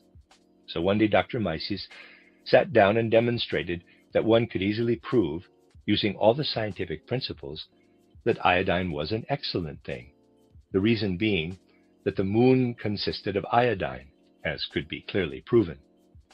And he provided irrefutable evidence in support of this. His intention was to show that it is possible to prove anything we want to prove, and we certainly can. The intellect, which is bound to the brain, really is able to prove yes or no with regard to simply everything. It is almost always the case that some scientific view or other comes to the fore, and the opposite comes up at another time. People are able to prove something just as well as the other side is able to disprove it. Anything where we do not have the yes-no wave surging up and down in such Ahrimanic fashion, anything which is real progress in a human evolution which is good and divine bases on the spiritual. We must be clear in our minds that the present age has produced its own characteristic cultural features on the basis of being the age when non-physical science is asleep, and because slumber of the mind has spread to an extraordinary degree over all the things that tend to be regarded as science. This slumber of the mind is necessary. I am not being critical, but merely stating a fact. With all due regard, it has to be said, to be emphasized, that it was necessary for the whole of science to go to sleep for a time, as far as the spiritual world was concerned. Now, however, the time has come when there must be an awakening, new vitality in spiritual life. And we can sense the longing for this, which exists everywhere. This, dear friends, will provide the foundation for the feeling that must bring us to life now in these pain-racked times. We may only be able to have a faint notion that it is possible for man to find the way to the spiritual world. But because we have the feeling, we must look for this way. We must seek a way in which our spiritual thoughts can meet with what is streaming down from those unused ether bodies. And a time will come when we shall really be able to look back on these days, which are so full of pain and laden with destiny, and do so from a certain spiritual elevation. This spiritual elevation will come when more and more people find impulses for spiritual science out of the genuine content of life awareness within them. I have always, from the depths of my soul, given you a final thought here in this place in recent times, and this is something which will then come true. Let us make it our hope, a hope anyone who is connected with spiritual science can, and indeed should, cherish in days like these, which are laden with fate. Quote, out of courage shown in battle, out of the blood shed in war, out of the grief of those who are left, out of the people's deeds of sacrifice, spirit fruits will come to grow, if souls with knowledge of the Spirit turn their mind to spirit realms. The end of Lecture 9. You are listening to RudolfSteinerAudio.com. If you are listening to the podcast of this, it is located at RudolfSteiner.podbean.com. Please consider becoming a patron. There are two publishing houses, SteinerBooks.org in America and RudolfSteinerPress.com in England, which are the sole publishers of Steiner into English and have given me permission to do these recordings. Please consider patronizing them as well. This is a reading of Collected Works, Volume 157 by Rudolf Steiner, 14 lectures, translated by Anna Moyse, entitled The Destinies of Individuals and of Nations. This is Lecture 10, given in Berlin on the 16th of March, 1915. Dear friends, once again, let us first of all remember those who are out there at the front in the great arena of present-day events. Spirits of your souls, guardian guides, on your wings let there be borne the prayer of love from our souls to those whom you guard here on earth. Thus united with your might, a ray of help our prayer shall be for the souls it seeks out there in love. Close quote. And for those who, because of those events, have already gone through the gate of death, quote, spirits of your souls, guardian guides, on your wings let there be borne the prayer of love from our souls to those whom you guard in the spheres. Thus, united with your might, a ray of help our prayer shall be for the souls it seeks out there in love. Close quote. May the Spirit we are seeking as we work toward spiritual knowledge, the Spirit who has gone through the mystery of Golgotha for the good of the earth, for the freedom and progress of man, be with you in the hard duties you have to perform. Dear friends, the points we shall consider today will once again be aphoristic, They may serve to round off one or another of the things I have spoken of before.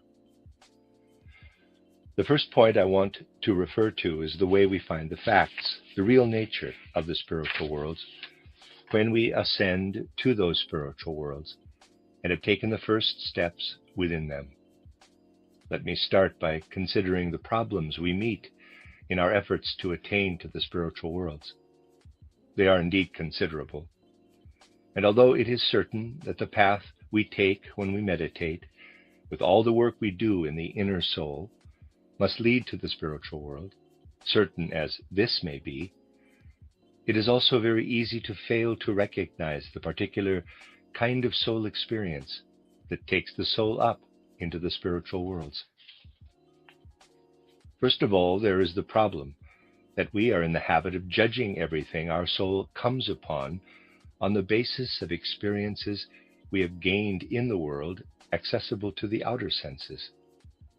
We could say that we really know nothing but what we have made our own out of the sense-perceptible world. Now we enter the spiritual world and find that everything is entirely different from the sense-perceptible world. Everything being different, the main problem is to extend the range of our attention to the things we are supposed to be seeing. The situation is that the whole of the spiritual world might lie spread out before us, but we would see nothing. The reason is that whilst we are awake and in our earth bodies, we are not in a position to withdraw our spiritual organs from this earth body, to draw them away from their union with the earth body. Let me use a comparison I have used on a number of occasions to present an image of the soul element separating from the body. I have often said that it is just as impossible to recognize the immortal part of man from what he is here in ordinary life, as it is to recognize the properties of hydrogen and oxygen by looking at water. Hydrogen is present in water, forming a compound with oxygen, the way our immortal part is present in the body. It will reveal nothing of its qualities until it is separated out of the water. It hides all those qualities. In the same way, the soul hides its qualities when it is united with the body. Our ordinary life between birth and death trains us to relate to the sense-perceptible world in such a way that whilst we are awake, the organs of the mind and spirit are always tied up with the body, in the same way as hydrogen is tied up with oxygen and water. The soul is therefore unable to depart from the body during the time between birth and death, except for the time between going to sleep and waking up again, when it is in the spiritual worlds. During the time between going to sleep and waking up, the soul really enters the spiritual worlds. It is there in those worlds. It gains new strength for the daily round out of the spiritual worlds. It retains the habit, however, of perceiving only with the physical organs, and the moment it reaches the point where it has gained a strength that would enable it to achieve perception within the spiritual sphere, it wakes up. The soul is joined to the body through the powers within it. Because of its ability to feel desire, the soul is connected with the body. The moment its powers have been recharged and it is again able to be active, it desires to return to the body as long as the body is still capable of life. In the first place, it will therefore be necessary for us, gradually, to get our bearings after death. In one of my public lectures, I referred to the ability to remember as the ultimate soul activity. Let us compare this with what happens when man learns to look into the spiritual world. It is something which, to some extent, does make us free of the bodily element.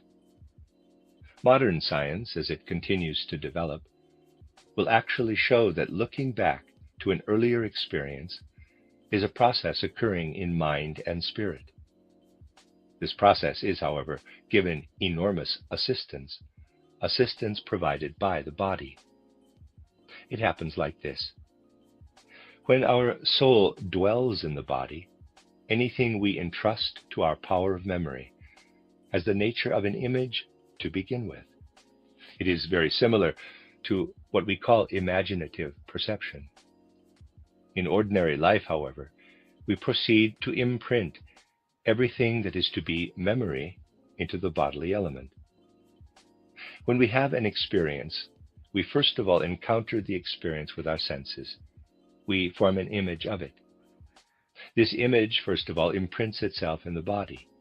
An imprint is left in the body. An imprint we could compare with the imprint left by a seal. It is important to understand that such an imprint is left. Conventional science takes rather a naive view of this.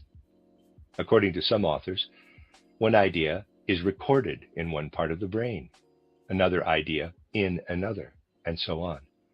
That is not how it happens. The imprint a memory leaves in our physical body is really very dissimilar to what may later come up as a memory. To the clairvoyant eye, EYE, it is a kind of image taking the form of the human head and a bit more, continuing on into the rest of the human being. Irrespective of the nature of the experience, the imprint will be of that kind. Such an imprint is made into the ether body.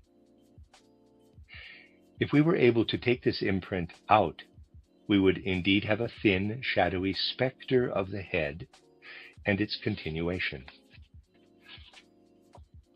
Another memory would also take the form of a shadow image of a head and its continuation. These images are certainly quite different from what we experience as a memory. There is such a shadowy specter within us for every single memory we have. They all merge into each other. They interpenetrate. What remains would from the outside appear as such a shadow picture, and all one could say would be that one of them looks like this, another like that. If memory is to arise, the soul of man must first of all focus on the imprint left in the body and decipher it, the way we decipher the peculiar symbols on a page when we are reading, symbols entirely different from what the soul experiences after reading them. The soul has to apply a subconscious reading process in order to convert those imprints into the actual memory we experience. Let us assume you are today recalling an event you experienced in your 8th year. The actual process consists in something making you focus your soul on this little head with its continuation that was imprinted at the time. Your soul will now decipher it. As to the experience, as little remains of it in the body as the book you have read retains of what you experienced in the reading. When you read the book again, you need to recreate the whole thing in your soul.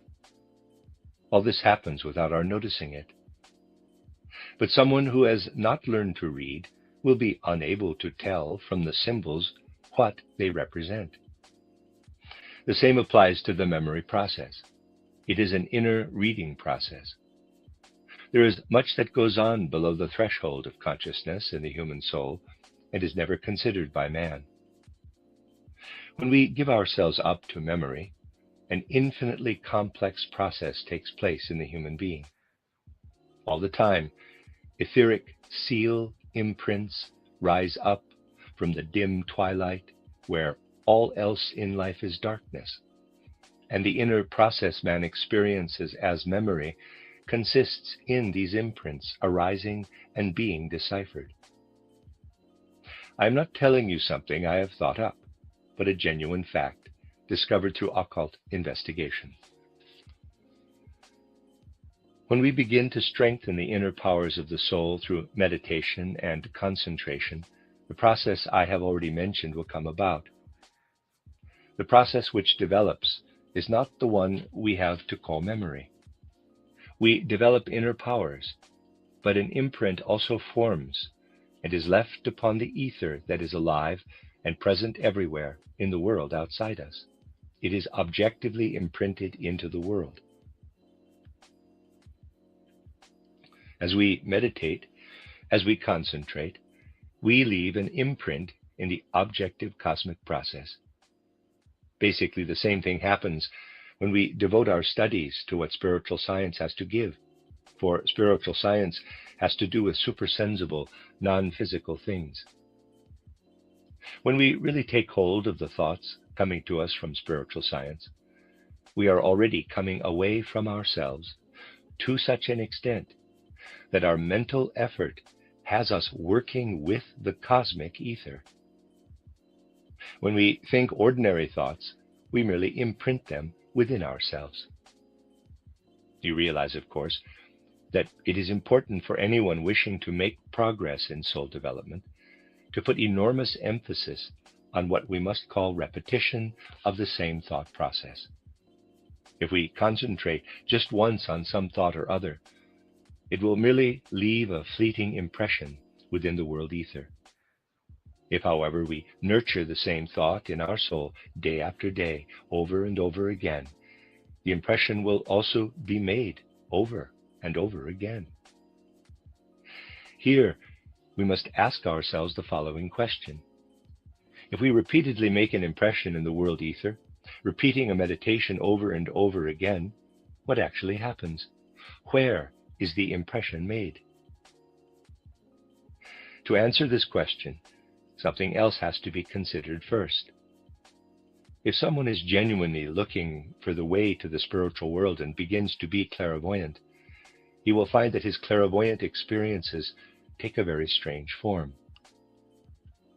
He will be very much aware that what he finds there is something which is experienced, but fundamentally speaking, there is something lacking in those experiences. I am presupposing that the person has reached the point where he has clairvoyant experiences. Afterward, when we are no longer in those clairvoyant experiences, but remember those clairvoyant experiences, we say to ourselves, it may be that I have nothing whatsoever to do with all those things. The impression is that the things experienced in clairvoyance are quite separate from us. Above all, it is impossible to find out how far we ourselves have anything to do with those experiences. That is the important point. Because of this, it is easy to consider such experiences mere dreams. We only realize that we have something to do with it when we come to see that our own self has been confronting us there in another form. We come to realize that what we have experienced there is really very similar to our personal experiences, and we could not have experienced what we did in clairvoyance if we did not exist. To make it even clearer, let me put it like this. Let us assume you have a dream which brings back something you experienced when very young. When you wake from the dream, you only realize that those were dream experiences because among the mass of images you encountered, there was also that childhood experience. Then you know that the dream must have something to do with you. That is how it is with our first clairvoyant experiences. You gradually come to realize that really it is someone else who is dreaming there, and yet at the same time, it is also you yourself. We come to recognize ourselves within the mass of clairvoyant experiences. It is indeed an experience of some significance to learn that we have been within a great body of experiences, yet it was we ourselves who were within it. One must first of all recognize oneself within those clairvoyant experiences. We then come to realize that we are not only inside our bodies, but also in the world outside. It is an experience of tremendous significance, which shows us that we have something which the spirits of the higher hierarchies hold and support, nurture and cherish. Here I am, we say to ourselves, in my body. I inhabit the enveloping form of the body. and I am at the same time also in the spiritual world, held and supported by the spirits of the higher hierarchies. We must not allow ourselves to be distracted by the law which says that a particular entity cannot be in two places at one and the same time, for laws of this kind no longer apply in the spiritual world. I am inside me, and at the same time, I am also someone who lets experiences arise within him in the spiritual world. We find ourselves held secure within the higher hierarchies. We know we have this kind of dual nature, and we gradually come to realize that what we are in essence in the spirit does not really lie within the sense-perceptible world at all. It lies in the spiritual world. And what exists in the sense-perceptible world is a shadow cast from the spiritual world. We slip into a spiritual, in quotes, body existence, and with this are outside ourselves, looking at ourselves from outside. Anyone not prepared to make himself familiar with such apparent contradictions will never arrive at concepts that can make the spiritual world explicable to him. The important thing is that, in as far as we are part of the world of the senses, we discover that we are beyond ourselves. We have now reached the point where we can consider the question as to where our meditations are inscribed. Our ordinary memories are imprinted in ourselves. A seal imprint is always made, which represents the upper part of the human being, the head and a few appendages. When we meditate or consider in our mind the ideas presented in spiritual science, we also produce imprints, but these go to the other one I have just described, the one who is another self. These ideas go to the other one. We may experience something in Berlin or in Nuremberg. The imprint of this will be made in the same body. Everything we experience in the spirit, however, goes to the one who is another self. Everything is imprinted there. If our attitude is truly in accord with what is thought or felt or experienced in spiritual science, we are working on the supersensible human being whom we also are, just as we work on the physical human being we are when facing everyday experiences. You will now understand that it needs great inner strength to work on the supersensible human being. It clearly is easier to recall things that had an external effect on us through their color, sound, and so on, because we are, in that case, supported by the body. When a color makes an impression on us, this triggers a physical process within us. When it is our aim to enter into a purely spiritual idea, we have to do without all those physical props. Inner effort has to be made in the soul, and the soul must gain greater and greater powers, growing so strong in itself that it really can make an impression on the cosmic ether outside. If we look for union in this way with the human being, we really are the human being who is always there. We establish a relationship with our individual human identity, with what we really are as human beings. And what we really are as human beings, this lives among the forms of being that are the higher hierarchies, the way our body lives among sense-perceptible processes in nature. We are part of earthly existence, and in the same way we also partake of existence in the spirit, within all that takes place in the world of the higher hierarchies. There is something else I want to mention. Being thus related to the spiritual world, we are related to many different spirits in the higher hierarchies. Among them are the spirits we only relate to as human individuals. They are not destined to have any kind of cosmic function. On the other hand, we also belong to spirits that do have a cosmic function.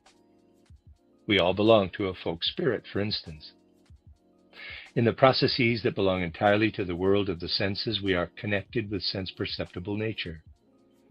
Reaching upward, we are connected with all those spirits which in a supersensible way reach down into the world of the physical senses. Here we relate to things outside us and have thoughts and ideas about them. In the same way, the different spirits in the higher hierarchies develop thoughts and ideas on the basis of the fact that we are objects to them. We are objects to the spirits in the higher hierarchies. We are the realm they have thoughts about. These thoughts are more will-like by nature. The spiritual entities are different in kind because of the way the hierarchies relate to us. An important distinction will clearly emerge if we note how the evolution of such spirits in the higher hierarchies progresses, for instance, in the case of the folk spirits. We also progress between birth and death here on earth, for our ego grows more and more mature, gaining experiences about the world. A young person cannot have learned as much as someone who is older. The same applies to the spirits of the higher hierarchies, except that their evolution proceeds somewhat differently from our own.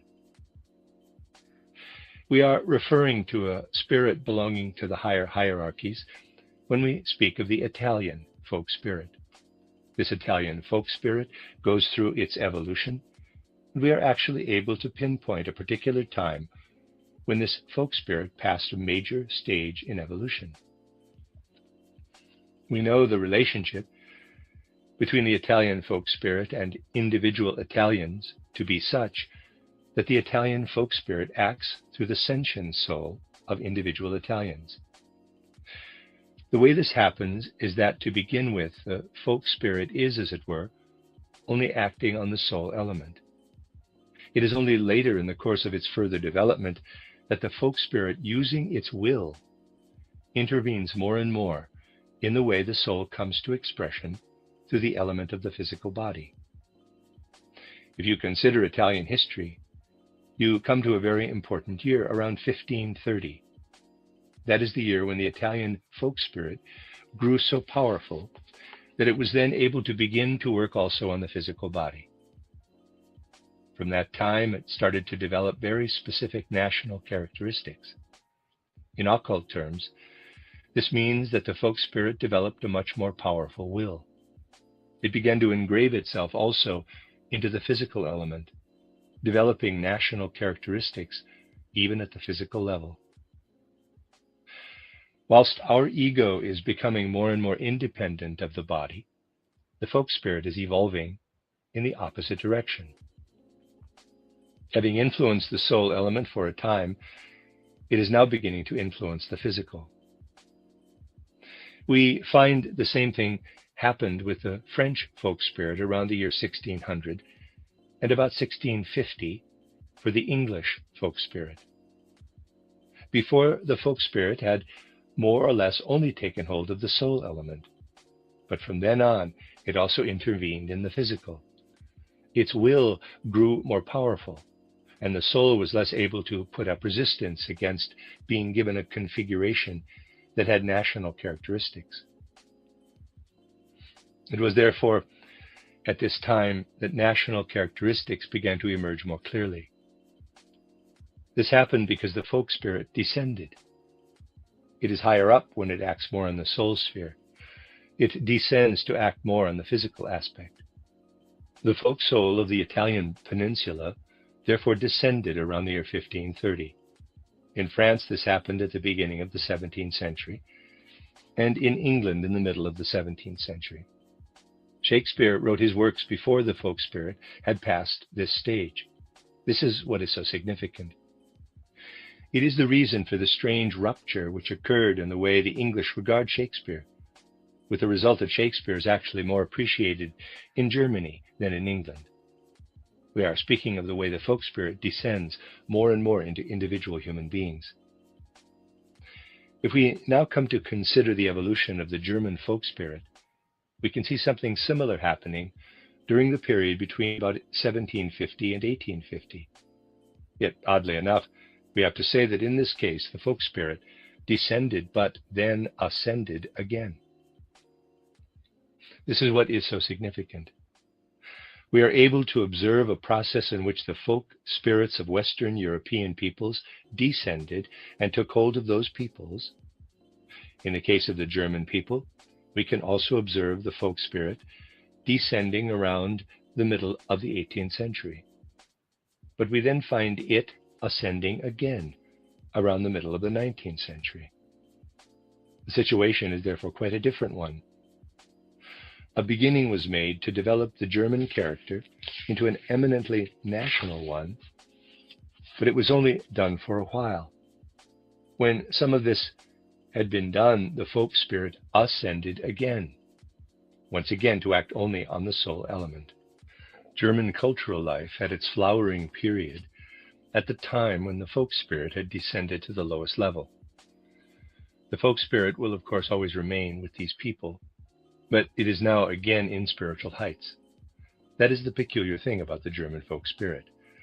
It did descend at an earlier time, but it then stopped before the people became too strongly national. The Western European peoples have become very much crystallized in their national characteristics. But in the case of the German people, this cannot happen because of the peculiar nature of the German folk spirit. The result is that German attitudes will always have to remain more universal than those of other peoples. These things relate to profound realities in the spiritual world. If we had been looking for the German folk spirit in Goethe's time, we would have found it at about the same level as the English, French, or Italian folk spirit. If we want to look for it today, we have to go higher up. There will be times when it descends again and others when it ascends again. It is this to and fro movement which is so characteristic of the German folk spirit. The Russian folk spirit does not descend at all to achieve full crystallization of the people. It always remains something like a cloud hovering above the national character. We shall always have to look for it up above. And the Russian people will only enter into spiritual development when they make the effort to combine the fruits of the work done in the west of Europe with their own essential nature. They must develop their culture in conjunction with the West, for they will never develop a culture out of their own resources. All this has to be understood in this way. The flexibility in German attitudes is due to the fact that the German has not united with his folk spirit the way this has happened in the west of Europe. This is also why it is so tremendously difficult to understand the Germans. They can only be understood if we are able to admit that it is possible to have a people whose folk spirit only comes in sporadically to intervene in their evolution. This is one of the most difficult chapters in historical development, and you should not despair if it seems to be full of contradictions.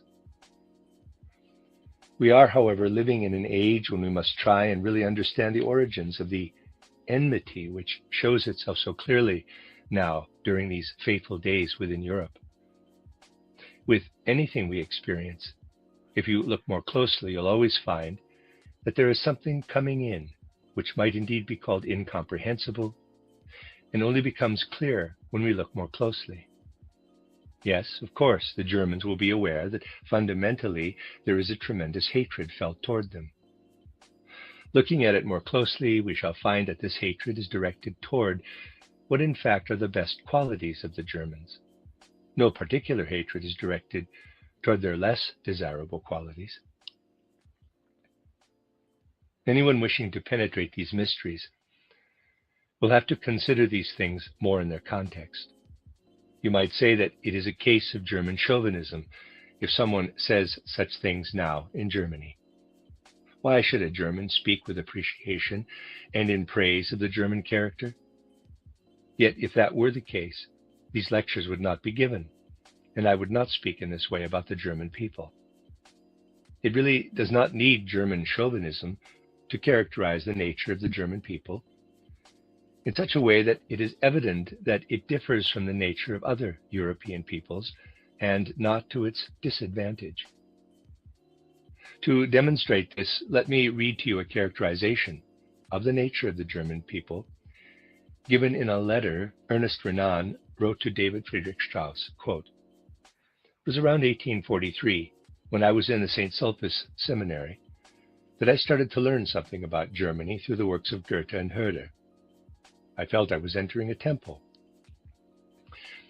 And from that moment onward, everything I had formerly considered magnificent and worthy of the deity appeared merely as tired and faded paper flowers. Germany has the most perfect legal title because of an historical role of the utmost significance, a soul, I would say, a literature, men of genius, a unique view of things divine and human. Germany produced the most important revolution in recent times, the Reformation. What is more, over the last century, one of the most marvelous developments of intellectual and spiritual life known in history has occurred in Germany. A development which, if I dare put it like this, has taken the human mind and spirit one step further in depth and breadth. People who have not been touched by this new development are, to those who have gone through it, as someone who only knows elementary arithmetic is in relation to someone well versed in differential calculus.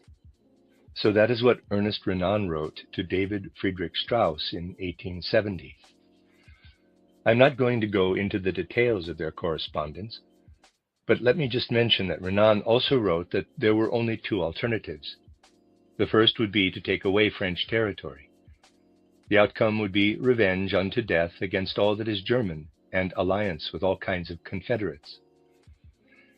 The other alternative would be to leave France untouched, and then the peace party would gain the upper hand and say, quote, "We have been extremely foolish. We want to make good where we have gone wrong, and the good of mankind will be preserved." Close quote.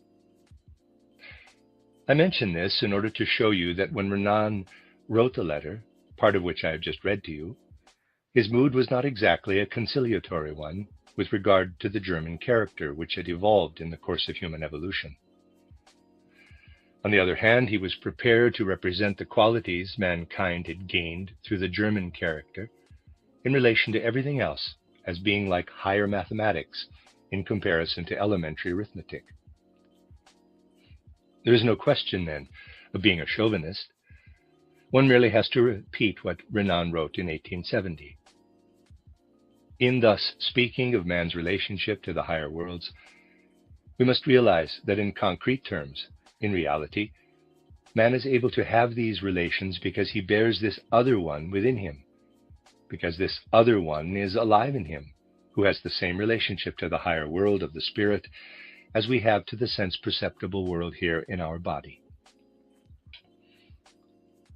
The supersensible, intangible part of us gives us a certain relationship to all that is supersensible, and it is a truly living development we undergo, nothing theoretical, when our heart and mind enters into the experience I've described as the process of meditation. The soul is really inscribing something into the spiritual worlds. It inscribes it into what, fundamentally speaking, is we ourselves. If we really think about this, the idea of, quote, being within the living stream of spiritual science, close quote, links up with the idea of human responsibility. This idea of human responsibility really must arise in the soul of anyone pursuing spiritual science. We know that mankind is going through things in the course of historical development, that it undergoes change. Clairvoyance has been gradually disappearing, and today we know that it will be necessary to regain the connection with the spiritual world that existed in the past, and that spiritual science is the path by which it can be regained. In the past, man's natural relationship to his body was such that part of him was always within the spiritual worlds.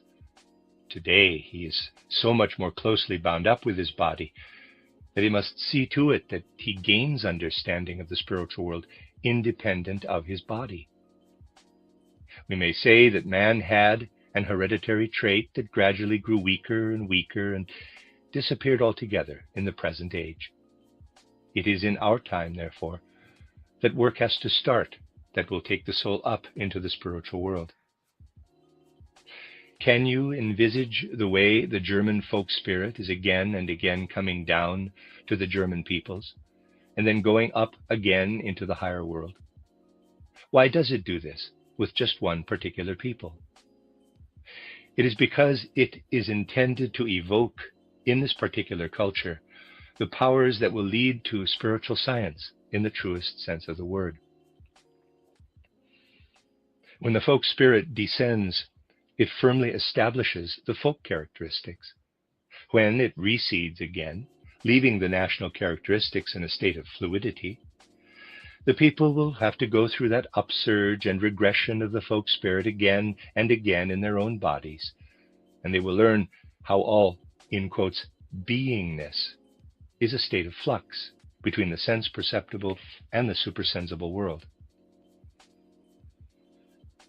You will recall my saying a week ago that the whole history of literature for recent decades will have to be rewritten. This is because certain individuals with spiritual insight have been forgotten, though they are of much greater significance than literary figures known to us today. That relates to the period when the folk spirit was once again ascending. It will now be necessary for us to unite ourselves in the greatest possible degree with spiritual science, so that we may find the folk spirit in its ascent. In other words, Germans must come to understand their essential nature, not just in the physical world, but also in the supersensible world. It is to be found in both these worlds. This is another reason why I have said, even in public lectures, that there is a certain inner relationship between the culture of the German spirit and the striving for spiritual science. Fichte could only develop his views at a time when the folk spirit had descended. Because of this, his philosophy can only be imperfectly understood and must indeed be misunderstood.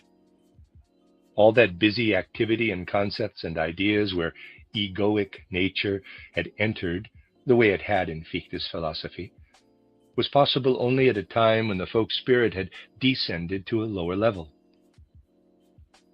Today, we have to look for it at a higher level, and we can only find it with the aid of spiritual science. This is due to the relationship of the folk spirit to the German people. It is entirely part of the nature of German cultural development that there is a profound relationship between German cultural life and the path which leads to spiritual science. It is much to be hoped that these things will gradually come to be understood more and more clearly.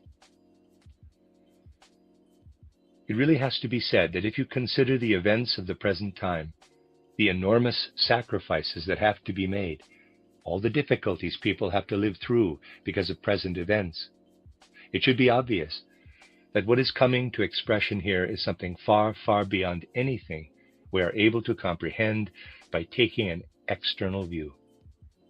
And we might paraphrase the words written by St. Paul, quote, "And if Christ be not risen, then is our preaching vain, and your faith is also vain." Close quote. Paul found affirmation for what he had to give to the world in the reality of the resurrection. His words have been much misunderstood. With regard to what is happening now, we have to say, quote, "These deaths give expression to the belief, to the firm avowal, that man relates to more than merely the things existing in the world accessible to the senses." Close quote. It is not only that religious feeling is growing more profound, but it is possible to see that in these very times we live in souls forcefully protesting against the whole of materialism, and they do this by the way in which they enter into death. We have to say that whatever else these events represent, they also contribute to the overcoming of materialistic ways of thinking and the materialistic way of life, which has gradually evolved. Out of a profound awareness of current developments, the human soul has to say to itself, quote, "If it were to happen that materialistic attitudes, materialistic ways of thinking were to prevail on earth once the sun of peace is shining again, would we not have to say that all these deaths must have been in vain? Unless a spiritual way of thinking develops on the plane that lies open to the gaze of the dead? Close quote. We might therefore paraphrase the words of St. Paul as follows. Quote, all the infinite suffering would be in vain, and all the many individuals would have gone through death in vain at such a young physical age, if a materialistic way of thinking and a materialistic way of life were to spread in the fields of peace. Close quote. These days will have to be like a great warning beacon for those who live through them, a light entering deeply into human hearts and minds and souls, that man shall develop a genuine desire to live in the sphere of the Spirit. We cannot concern ourselves deeply enough with the events of our time. And this is also why one hopes that vision will broaden among those who profess themselves anthroposophists, to extend beyond the narrow horizon that tends to limit it, toward an ever-expanding horizon. We really must come to understand the way everything happening here on earth is connected with events taking place in the spiritual world. This will give us a feeling for the tasks set for us in the difficult times of the present. Some people have a facile way of saying that present events need not have anything to do with the spiritual development individual nations are undergoing. To anyone able to see through these things and discern their true course, everything happening in the external world is an expression of something spiritual. Let us hold on to this more and more. Let us try more and more to use the very experiences that can come to us through spiritual science to take ourselves out of those narrower confines and to unite this self, a self freed by spiritual science, with the great events now taking place. Let us forget purely personal concerns and grow together with the profoundly disturbing events mankind as a whole must now experience. This is the note I wanted to strike in your hearts with the things put forward in these lectures. I very much hope that they will be pondered before we meet again in April. An element put through the test of the great events of our time is now ascending into the spiritual world and bringing an influence to bear from up there. It must be met with the kind of understanding that can be won through spiritual insight, for only then will it be possible to achieve what these events are challenging us to achieve. It is true that, quote, out of courage shown in battle, out of the blood shed in war, out of the grief of those who are left, out of the people's deeds of sacrifice, spirit fruits will come to grow, if souls with knowledge of the Spirit turn their mind to spirit realms. The end of Lecture 10. You are listening to RudolfSteinerAudio.com. As well, you can hear these podcasts at RudolfSteiner.podbean.com. Please consider becoming a patron. There are two publishing houses, SteinerBooks.org in America and RudolfSteinerPress.com in England, which are the sole publishers of Steiner into English and have given me permission to do these recordings. Please consider patronizing them as well. This is a reading of Collected Works, Volume 157 by Rudolf Steiner, 14 lectures translated by Anna Moyse, entitled The Destinies of Individuals and of Nations. This is Lecture 11, given in Berlin on the 20th of April, 1915. Dear friends, once again, let us first of all remember those who are out there at the front in the great arena of present-day events. Quote, guardian guides. On your wings, let there be borne the prayer of love from our souls to those whom you guard here on earth. Thus, united with your might, a ray of help our prayer shall be for the souls it seeks out there in love. Close quote. And for those who, because of those events, have already gone through the gate of death. Quote, spirits of your souls, guardian guides. On your wings, let there be borne the prayer of love from our souls to those whom you guard in the spheres. Thus, united with your might, a ray of help our prayer shall be for the souls it seeks out there in love. Close quote. May the Spirit we are seeking as we work toward spiritual knowledge, the Spirit who has gone through the mystery of Golgotha for the good of the earth, for the freedom and progress of man, be with you in the hard duties you have to perform. Dear friends, I want to begin today by reminding you of something I have told most of you, I think, on previous occasions. If the soul of man develops in the way I have clearly enough described in my public and other lectures, we arrive at a different image of the world. The essential point is that the soul takes the path, as it were, from the sense perceptible into the spiritual world. As the development of the soul progresses, the physical world will gradually change in our eyes into the spiritual world. We might say that the peculiar features of the physical sense perceptible world gradually disappear, and the forms, entities, and realities of the spiritual world makes their appearance within the horizons of our conscious awareness. Something important comes to conscious awareness in this way, something I might describe as follows. We ourselves become different. As far as our vision is concerned, of course, we ourselves become different, and the world which is around us, to be beheld with our senses, then also becomes different. Let us stay with what is nearest to us to begin with, the world that is our earth. Basically speaking, people know really very little of the world beyond this earth during their life on this planet, at least if we persist in the way in which we have grown together with our earthly life. As we advance into the spiritual world, in which case we are outside our bodies, we shall find as we look back on the body, or the whole of our physical life, or the whole human being, that basically it is growing richer and richer. This human being is all the time gaining in content, is expanding into a world. Man is actually growing and becoming a whole world as we look back on him. That is the reality of words we often hear stressed, in that through spiritual development, man grows identical with the world. He sees a new world, a world he normally is within, and sees it as though arising out of himself. He expands into a world. As far as the earth is concerned, on the other hand, all that is solid in it, all we are used to seeing as its mountains, rivers, and so on, disappears. It vanishes. And we gradually come to feel ourselves within the earth. Please note, I am saying within the earth, as though within a great organism.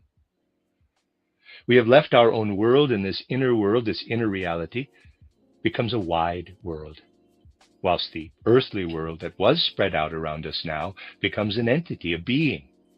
We must imagine ourselves to be within. As we grow out of ourselves, our human world expands into a wide world.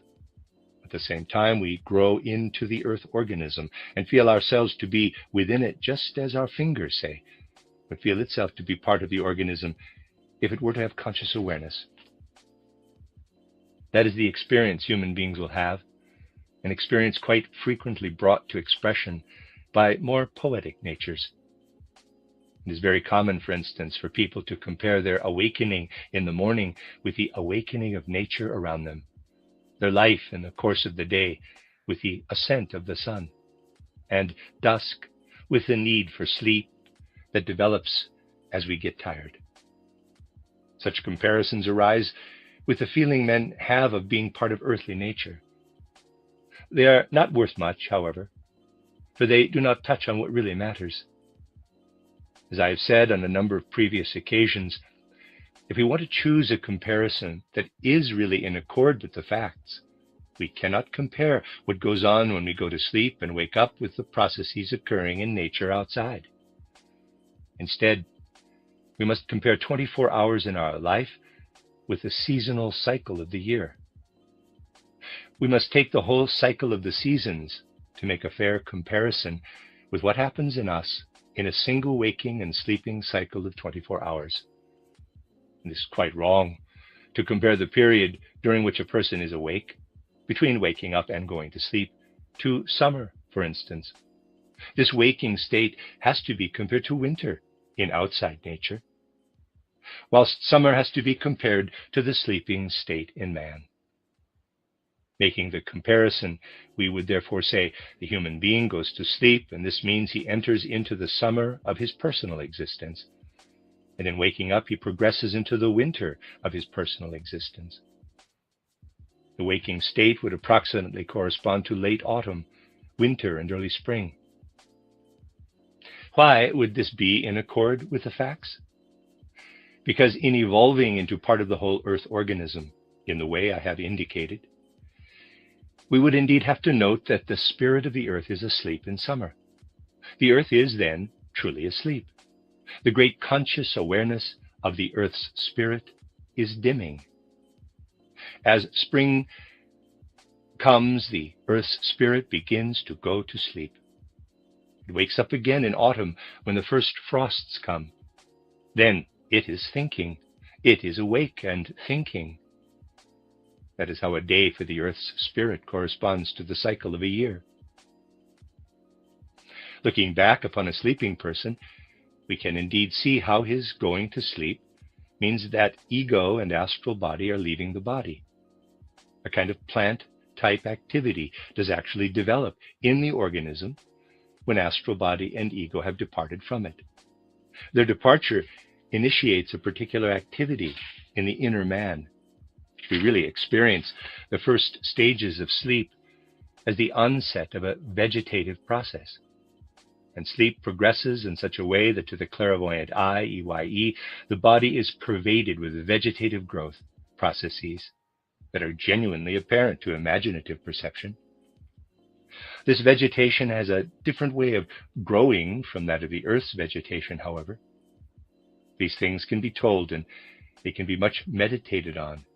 And in this way we continue to make progress. The plants of the earth grow upward from the soil.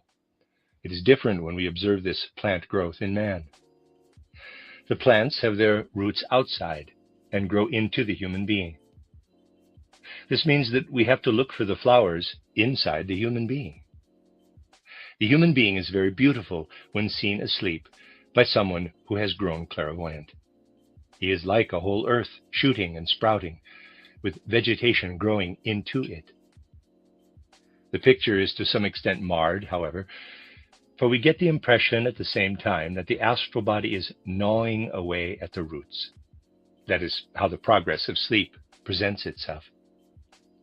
The animal world consumes, eats up the plants that grow in summer, and we find that our astral body acts like the animal world, except that it gnaws at the roots. If this did not happen, we would not be able to develop that core which we take through the gate of death. What the astral body makes its own in this way is the harvest of life which we do in truth take with us through the gate of death. I am describing things the way they appear to clairvoyant awareness. And just as winter comes upon the fruits of the earth, and its frosts kill those fruits of the earth, so the entry of our astral body and ego into the etheric and physical body is like a frost coming to kill the vegetation, the spiritual plant growth that has come up in the organism during the night. The entity I have called the Earth's spirit is indeed an individual entity, just as we are, except that it has a different form of existence, with a year being a day for it. Within the Earth's spirit, we are able to perceive everything I have said of the impulse of Golgotha, for within it we find the life-giving energy that was not in the earth prior to Golgotha. In it we find ourselves secure, accepted by the spirit which has gone through the mystery of Golgotha. We become aware of this when we are able to enter fully into the state where the earth has become a being, an entity, of which we are part of the way a finger is part of our organism. It is inevitable, therefore, that when modern man enters deeply into the world in an occult way, there is also a touch to this of religious immersion in the divine element that streams through the world, filling it with spirit.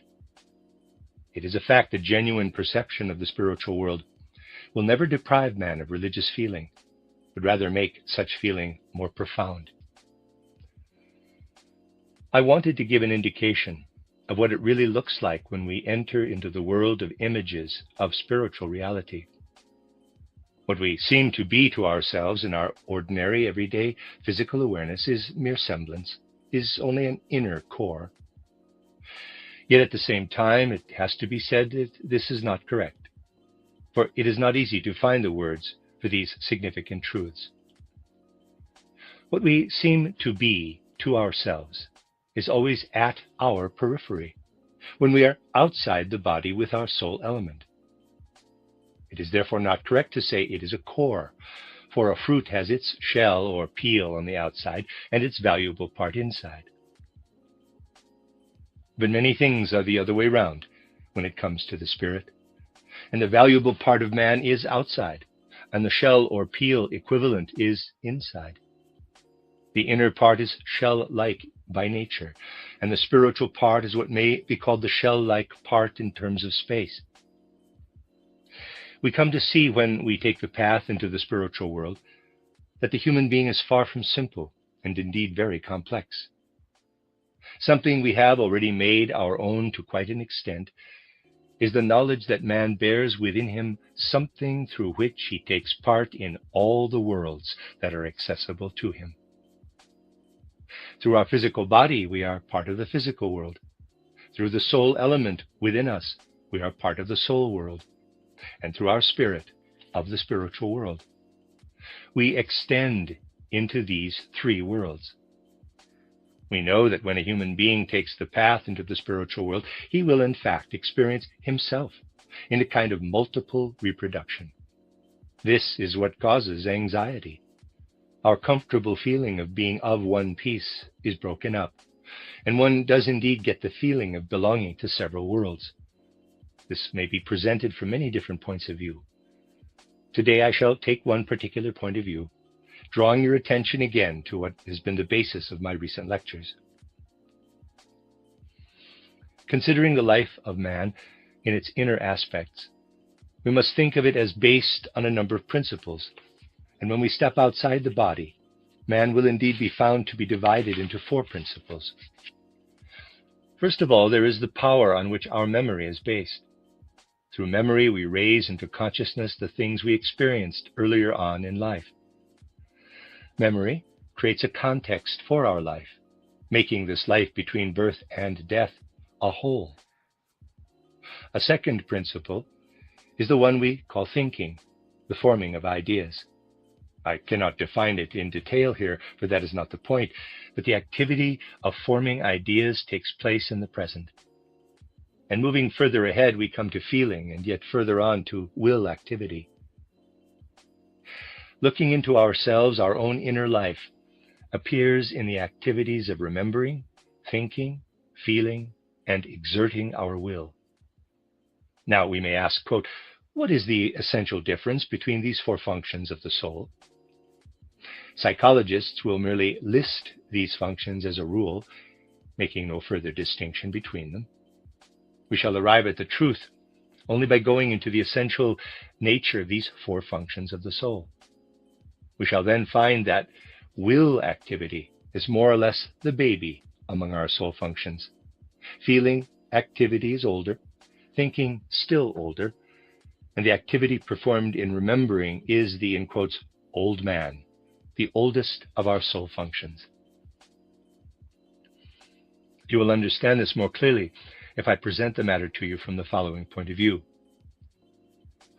It has been said on a number of occasions that man's development has not been on this earth only, but that his present evolution was preceded by evolution on the old moon, the old sun, and on old Saturn.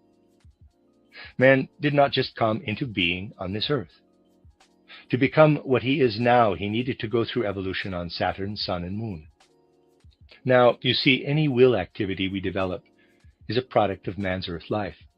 Will evolution is not yet complete, in fact, and it is entirely a product of earth evolution. During moon evolution, man was not yet endowed with an independent will. Angels willed for him.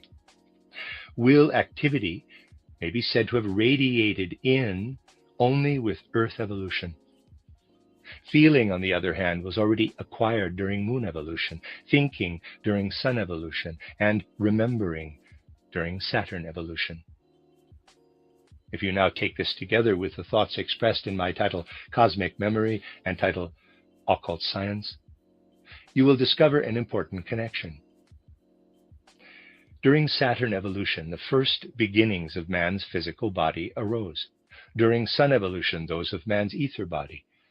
During Moon evolution, those of man's astral body. And now, during Earth evolution, the human ego is evolving. Let us now take a separate look at the process we call remembering. What is this? The soul retains something of the image of an event we have experienced, just as a book we are reading has within it something of the thoughts of the person who wrote it. When you have a book before you, you are able to read and to think, not always perhaps, but I'll ignore that, everything thought by the person who wrote the book. Remembering is a subconscious reading process.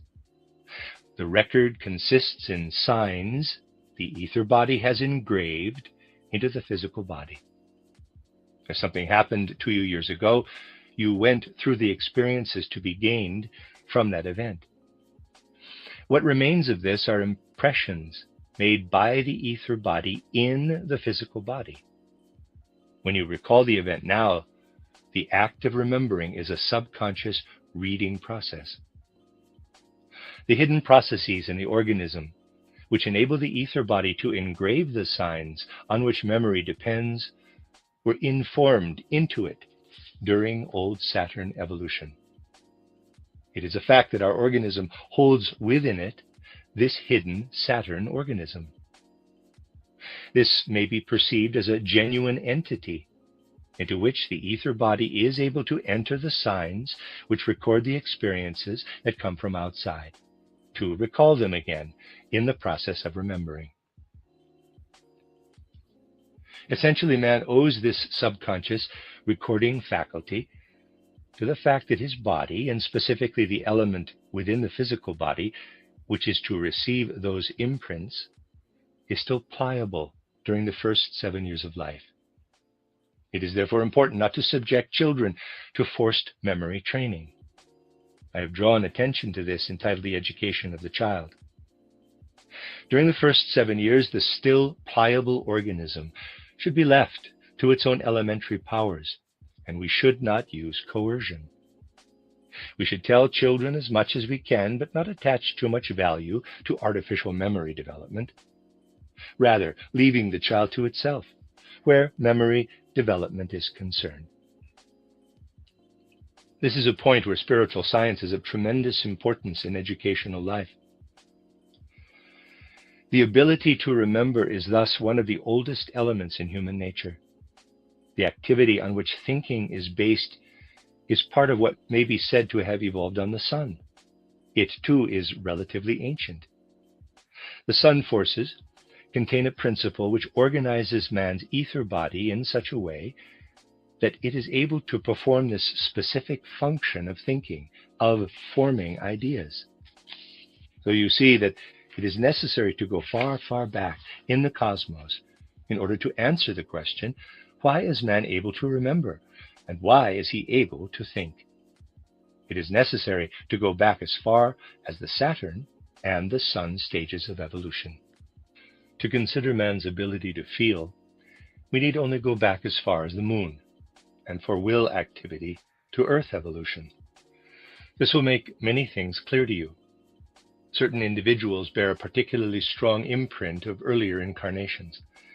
They are not pliable, but clear-cut. Much will imprint itself upon their organism. These are people with an almost automatic memory, who, however, cannot be very creative in their thinking. The faculty of remembering thus relates predominantly to the physical body, the ability to think to the ether body, man's feelings and emotions to the astral body, and his will activity above all to the ego. Man is only able to refer to himself as I, capital, because he is a creature of will. If he were only able to think, life would proceed as in a dream. All this means that we are an organic complex of soul functions, which were imprinted into our soul life in the course of evolution. I have said that our will activity only evolved during Earth evolution, and that spiritually higher hierarchies, the angeloi, willed for man on the moon. The result was that during moon evolution, all will activity in man was such that if we recall it to clairvoyant consciousness, we will indeed see it to have been at a higher level. Yet it was involuntary will activity in man, as we see it in animal evolution on Earth today.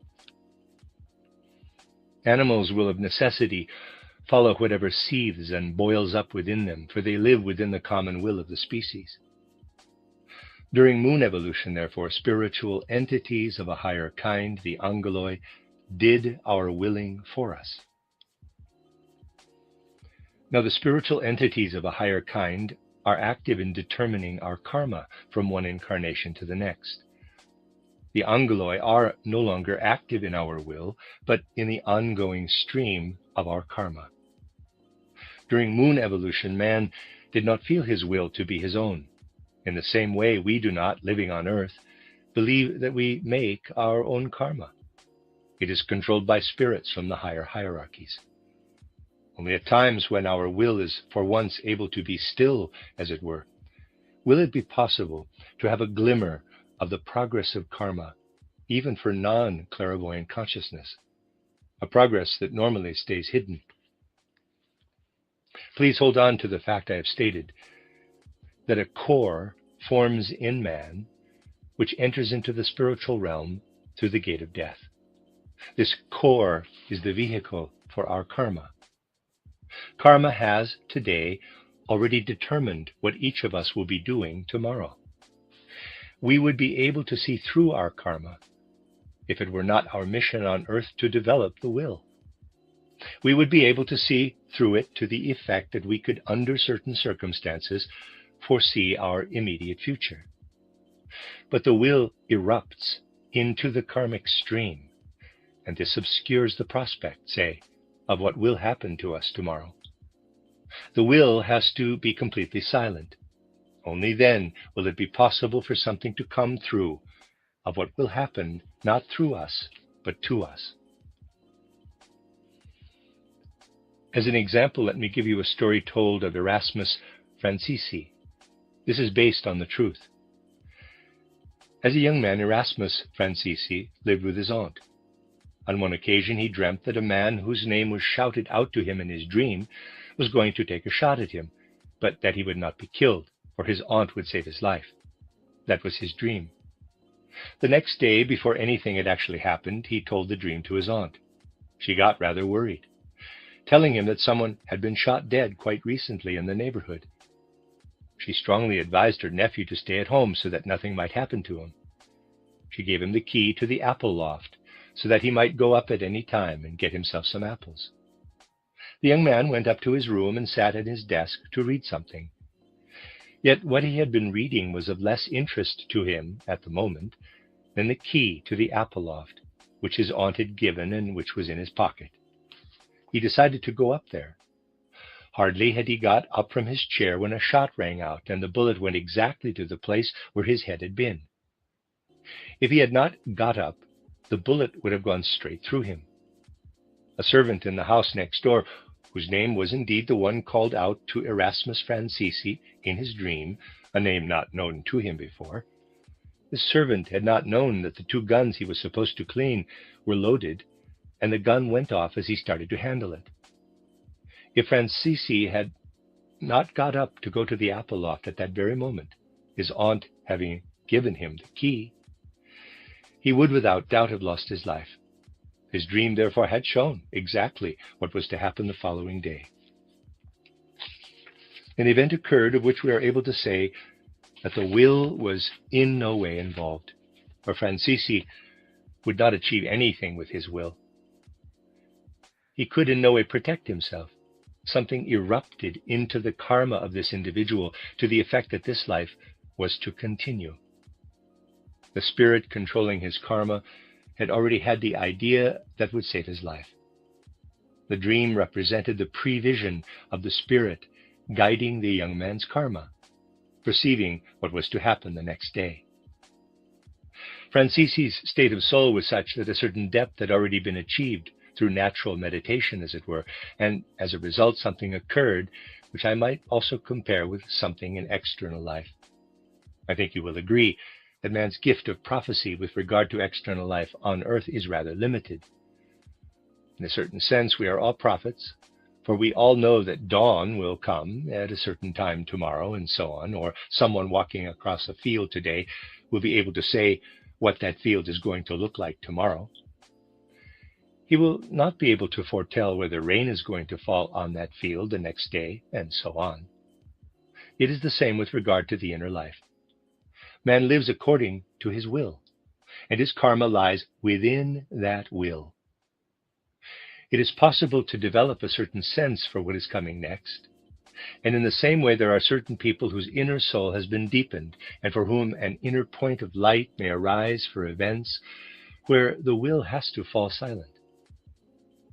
It is important in the pursuit of spiritual science to consider such things on occasion, for we then see that there certainly is something alive within man that points to the future, something man is not able to encompass in his ordinary state of consciousness.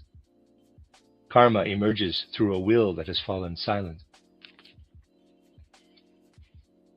All the things brought before our soul in this way, through spiritual research, are able to show us that what we call the great illusion consists predominantly in man being unable to perceive the full picture in his ordinary consciousness of what he is. That man is part of the whole world, whilst his ordinary consciousness really only shows him the shell, as though he were enclosed within his skin, and so on. Yet what he is shown within this enclosedness is merely a fraction of what man really is, for he is as big as the whole world. We really only look back on man from the outside in ordinary life. In becoming fully aware of these things, we can gradually develop a feeling for the presence in man of what is known as his ether body. It is indeed possible to make observations in ordinary life that show at least this second human being, the etheric man, within the physical human being. Imagine you are having a nice lazy lie-in one morning, not feeling inclined to get up as yet. You'd like to stay in bed, and it is difficult to find the resolution to get up. If you depend entirely on what is within you, it will be difficult to reach the point of getting up. But now, imagine there is something in the next room which you have been waiting for during the last few days. The thought occurs of something out there, and you will find that this thought can bring about a minor miracle. You will find that once you enter into this thought for a bit, you will actually leap from your bed. What has happened? As you woke up, entering again into the physical body, you felt whatever the physical body made you feel, and this was not likely to give rise to the thought of getting up. Your ether body then came to act independently, because you engaged it in something outside yourself. There you can see how you have been opposing your ether body to the physical body, and how the ether body took hold of you and lifted you out of bed. You arrive at a very specific feeling regarding yourself, the feeling of being an onlooker and making distinction between two kinds of human actions which we perform. There are actions we perform in the ordinary run of life, and those where one is aware of inner activity coming to the fore. These are rather subtle observations, and it is of course always possible to deny them. We have to attune our observations to life and really see through life in the way it presents itself. Then man's whole inner perception will move in the right direction. It has to be clearly understood that the path to the spiritual world cannot be achieved all at once. It gradually leads out of the world so that we ascend to the point I have just referred to, where what used to be the world for us loses its deadness and itself becomes a living entity. Gaining in insight Man thus grows together with the spiritual world. He grows together with what we may call his portion, which remains when he has put away from him everything gained through the instrument of the physical body, everything which essentially made up his life between birth and death. In going through the gate of death, we grow into a world very similar to the one I have just spoken of as the one revealed to higher perception. And then we shall discover something that is very important. In the world we enter on passing through the gate of death, if we want to make ourselves at home in it, in the right way, we shall, just as we need a light to illumine a dark room, need whatever we have been able to develop within our innermost souls whilst here on earth. Earth life is not something to be regarded merely as a dungeon, a prison cell. It is certainly part of the natural progress of evolution that man has to go through the gate of death. And he can, of course, live the life between death and rebirth. But life as a whole exists in order that every part of us adds something that is necessary, something new. As we go through the present cycle, life here is to give us something that ignites like a torch, so that we are not merely alive in this life of the Spirit, but gain insight and live so as to illumine the whole of this life. The light which illumines us is the one thing we gain between birth and death that shall remain for our life between death and rebirth. This is the one thing of which we must say again and again that as many people as possible must come to understand it, particularly in the present time. All we come to understand of the spiritual world whilst here in the physical world, in our physical bodies, shall be as a flame to illumine the life of the Spirit. In a certain sense, all the difficult things the most developed part of mankind has to go through in the present time serve as a reminder that we need to deepen the life of the soul. And it will have to come about that from the depths of the human soul a longing is brought forth for the worlds of which man is part because of his soul. Let us hope that the present time will cause a longing to arise in which every soul says to itself, man is something quite different again from what he appears to be in so far as he wears the garment of a body. May the events we are experiencing serve to remind us of the need to deepen our soul life, to let the soul become immersed in spiritual perceptiveness, spiritual vision. Out of our awareness for this need to enter deeply into spiritual science in the present time, and the awareness that the difficulties of the present time are intended as a warning, let us again conclude the way we have always concluded these meetings. I hope it will be possible to continue in the not-too-distant future. For today, let us conclude with the words, quote, out of courage shown in battle, out of the blood shed in war, out of the grief of those who are left, out of the people's deeds of sacrifice, Spirit fruits will come to grow. If souls with knowledge of the Spirit turn their mind to spirit realms. The end of Lecture 11. You are listening to RudolfSteinerAudio.com. As well, you can hear these podcasts at RudolfSteiner.podbean.com. Please consider becoming a patron.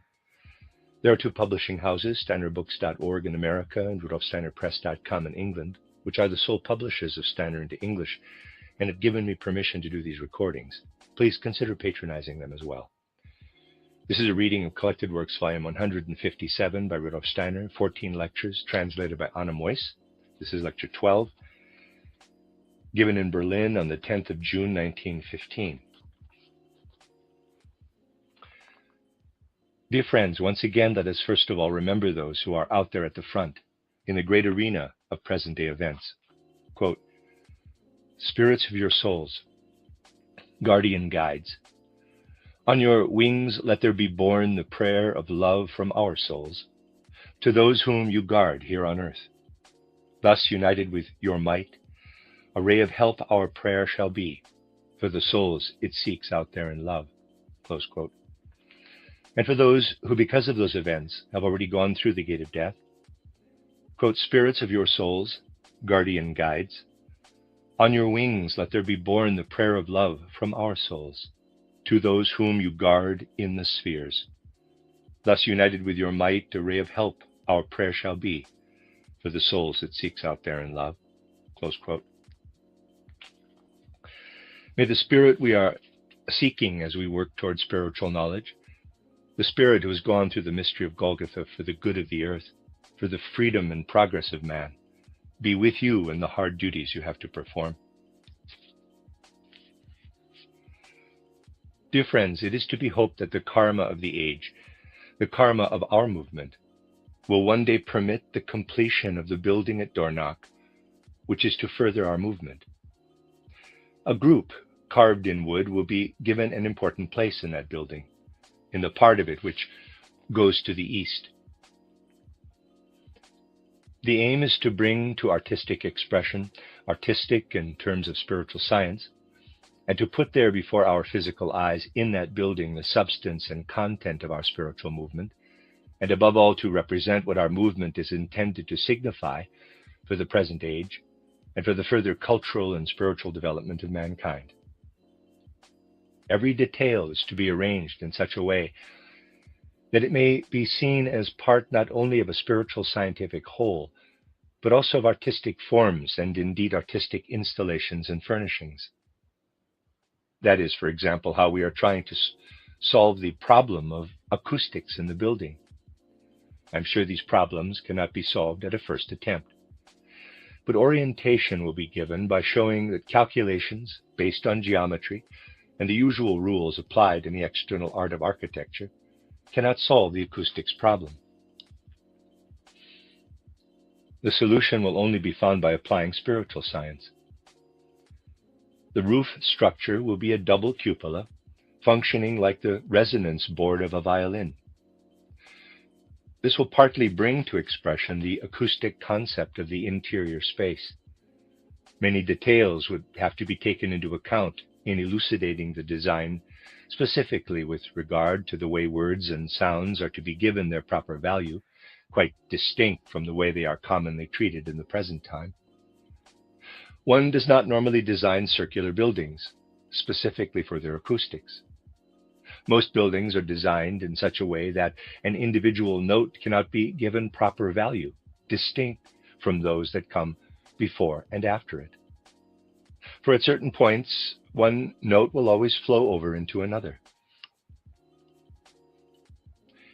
We are going to try and achieve a space where each musical sound can be appreciated in all its fullness from all corners of the interior space, and where clearly spoken words too can be given full value. But I only want to mention this briefly. My main topic will be the carved group, which will be occupying an important position in the building. It is primarily a group of 3. More may be added, and this can perhaps be discussed at some later date. These things are not done in accord with a preset fixed idea, but on the basis of intuitions of the spiritual world that arise in the course of the work. 3 distinct figures are of primary concern.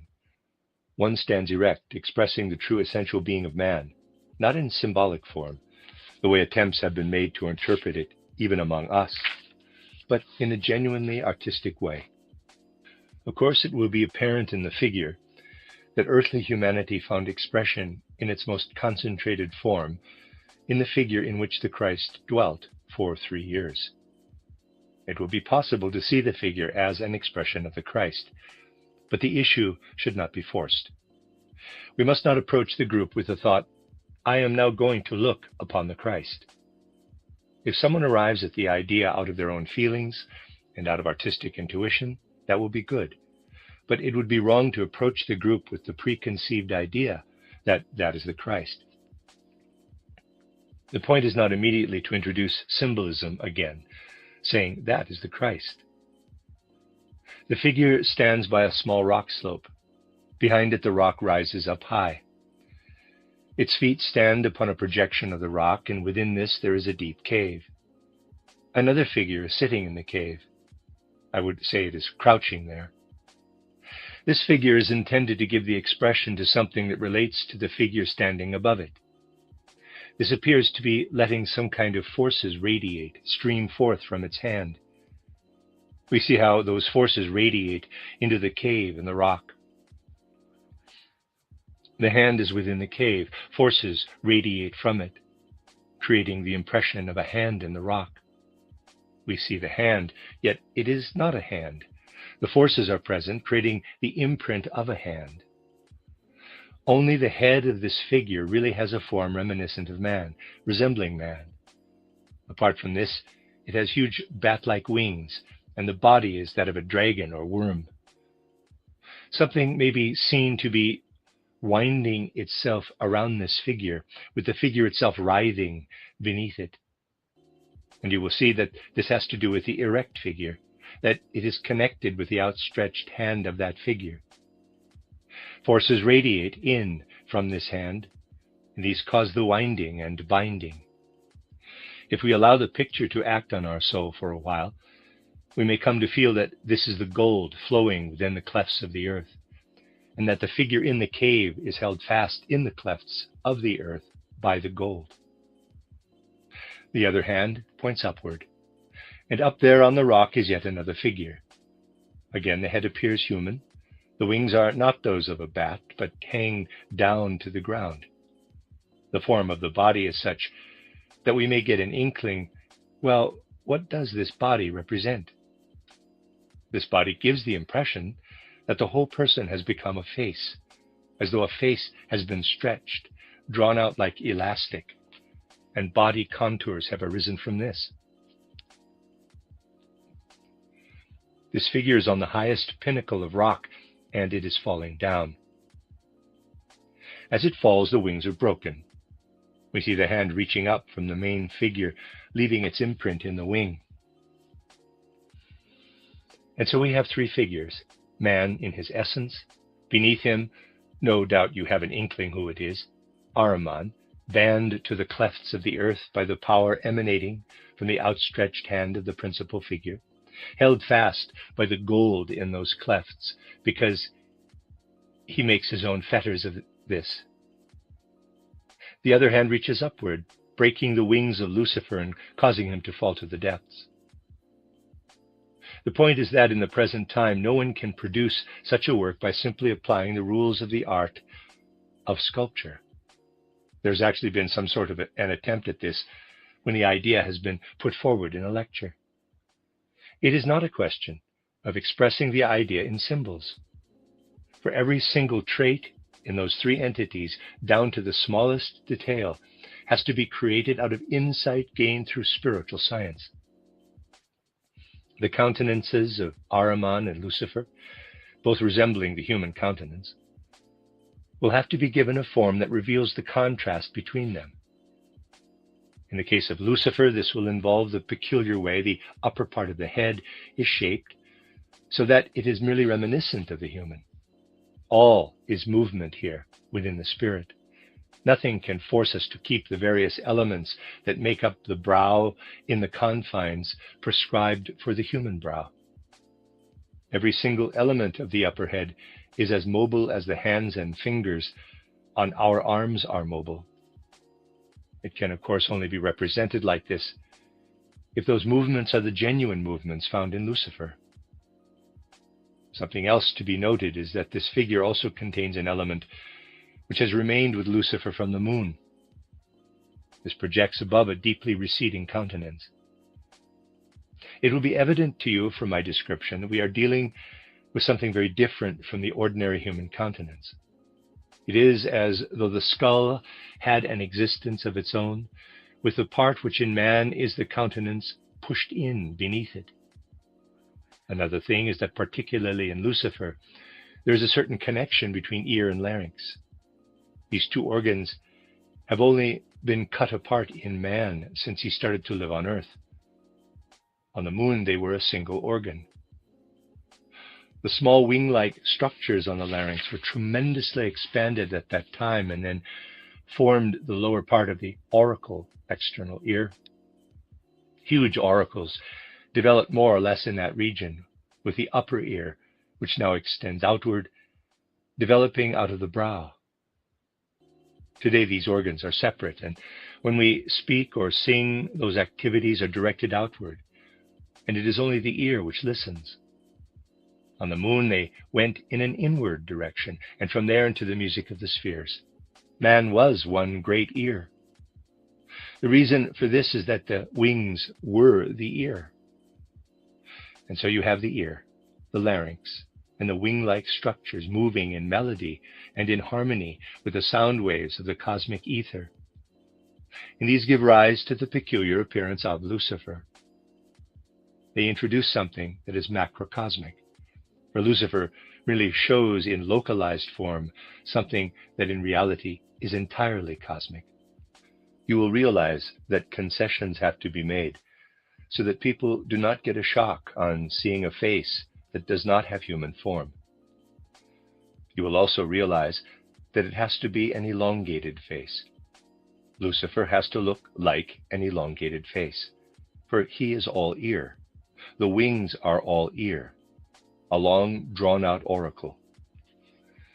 Ahriman is the exact opposite, and it comes naturally to merely hint at things in Ahriman that in Lucifer are fully modeled out and enormously expanded. In Lucifer, the wing-like brow is greatly developed. In Ahriman, the lower jaw. The whole of the world's materialistic attitude comes to expression in the development of the masticatory organs and teeth. Of course, none of this can be done on the basis of such a description. Instead, the description had to be made afterward. Special importance, dear friends, attaches to the following. It proved necessary in modeling the principal figure to deviate from what would seem natural to everybody, which is to make the human countenance symmetrical. A countenance usually appears symmetrical. There are, of course, minor asymmetries, but these are scarcely noticeable. In the case of the principal figure, it is a question of the whole of the left side being oriented upward, toward Lucifer, with the left brow formed differently from the right, the latter tending toward Ahriman. The left side of the face follows the upward moving hand, the right half the downward moving hand. And so it comes to expression that the principal figure had to be given greater inner mobility than one would find in a human being. Above this sculptured figure, the whole theme will be shown in painting, so that the two may be seen in juxtaposition to demonstrate how the arts differ. Painting cannot convey the same thing in the same way. Everything has to be presented in a different way. I want to stress the following. It will be very important for us to sculpt the movement of the hands in the principal figure, the way the left hand moves upward and movement of the other hand is downward. We must make sure no one immediately feels that the principal figure is reaching up for Lucifer with the left hand, breaking Lucifer's wings with its emanations, and wrapping veins of gold around Ahriman. This must be avoided, for the specific reason that at the present time in particular, we are still in the process of really grasping the Christ through spiritual science. The Christ neither hates nor does he love unjustly. He does not stretch out his hand to break Lucifer's wings. The Christ is the one who stretches out his hand because it is his innermost nature to do so. He does not break Lucifer's wings, but Lucifer up there cannot tolerate the emanations coming from that hand and breaks his wings himself. It has to be brought to expression in the figure of Lucifer that his wings are not broken by the Christ, but that he breaks them himself. It is something one sees quite often in life, that people living close to good people cannot tolerate this, for the influence of those good people makes them feel ill at ease. Lucifer feels something in his heart of hearts that causes him to break his own wings. Here Lucifer comes to recognize himself, to experience himself. The same holds true for Ahriman. Christ does not do anything to those two. Neither his left nor his right hand is stretched out to harm either Lucifer or Ahriman. He does not do anything to them, but they bring everything upon themselves. This is the basis on which spiritual science intervenes in the present age to present Christ in his true light. Understanding this, we have to say, these things are put forward in all humility, for the building at Dornach is only a beginning, as yet feeble and imperfect, intended merely to show where the path leads, a path we can in no way claim to be perfect. I therefore ask you to take what I am going to say as being in no way presumptuous, but very matter of fact. There have been many portrayals of the Christ in the course of history. One of the greatest among them is Michelangelo's title Last Judgment in the Sistine Chapel. Consider the Christ shown in the Last Judgment. His stature, Napoleonic, poised in the ether, he shows tremendous power as he directs the good to one side and the sinner to the other. That is a Christ who cannot be the Christ of the future, for he rewards the good and condemns the evildoers. Future Christians will reward and condemn themselves because of what has come into the world through Christ. Michelangelo lived at a time when the most profound truths relating to the Christ could not yet be given expression. The figure presented by Michelangelo, in fact, has Luciferic traits on the one hand and Ahrimanic traits on the other. Those are painful words to have to say today. But the civilization of mankind only progresses when we show that past ideals cannot be our ideals for the future. The ideals of the future will be such that the Christ principle is taken to be what it is, and not merely what it does or will do when Earth evolution has reached its end. It will be a principle which will cause to happen whatever has to happen within souls, just because it is there. The wood sculpture we will be placing in an important position in our building will also give expression to the fact that the view held of Christ until now cannot continue on into the future, because the relationship between Christ, Lucifer, and Ahriman has not been rightly understood until now. We cannot understand the Christ unless we also have the right relationship to the powers seen as Lucifer on the one hand and as Ahriman on the other, for these are genuine cosmic powers. The issue can be made clear by referring again and again to a pendulum. The pendulum swings to the left and to the right. Moving to one of the extremes, it is not in a state of balance, and the same holds true for the other extreme. Yet it would be idle, inert, lazy, if it were always to stay in a state of balance, if it were not to swing either way. It is in the right position when at the center, but it cannot stop at the center. It has to swing to the left and to the right. Human life is like that. We are not in a position to say, quote, "I'll get away from Lucifer," or "get away from Ahriman," close quote. If we were to say that, we would not be living. It would be like a pendulum that does not swing. Human life does indeed go through pendulum swings, swinging toward Lucifer on the one hand and Ahriman on the other. We must not be afraid of this. That is important. If we were to run away from Lucifer, there would be no art. If we were to run away from Ahriman, there would be no science. All art not fully penetrated by spiritual science is Luciferic, and all science that is not spiritual science is Ahrimanic. That is how man swings to and fro between extremes. The important point is to realize that he wants to be in balance, not at rest. There was a time when people said it was necessary to avoid the Luciferic element, to free oneself from it by becoming an ascetic. But it is important not to run away from the Luciferic element, but truly to face up to Lucifer. We must really swing toward Lucifer on the one hand and Ahriman on the other. The point is that they are opposing forces, like other forces in nature, such as positive and negative electricity, magnetism, and so on. What matters then will be to recognize the triad of the Luciferic element, the Ahrimanic element, and that which is the Christ principle. There has to be inner recognition of the inherent greatness of the Christ, a greatness not yet to be found in Michelangelo's Christ. That, dear friends, is what has to be achieved by working with spiritual science. At present, we only have the beginnings of an insight that will have to become commonplace.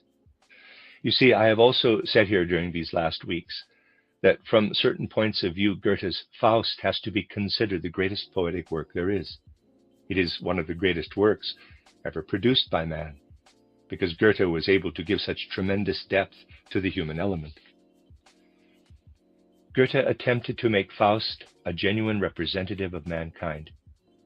As I have said on a number of occasions, Mephistopheles is basically a mixture of Lucifer and Ahriman.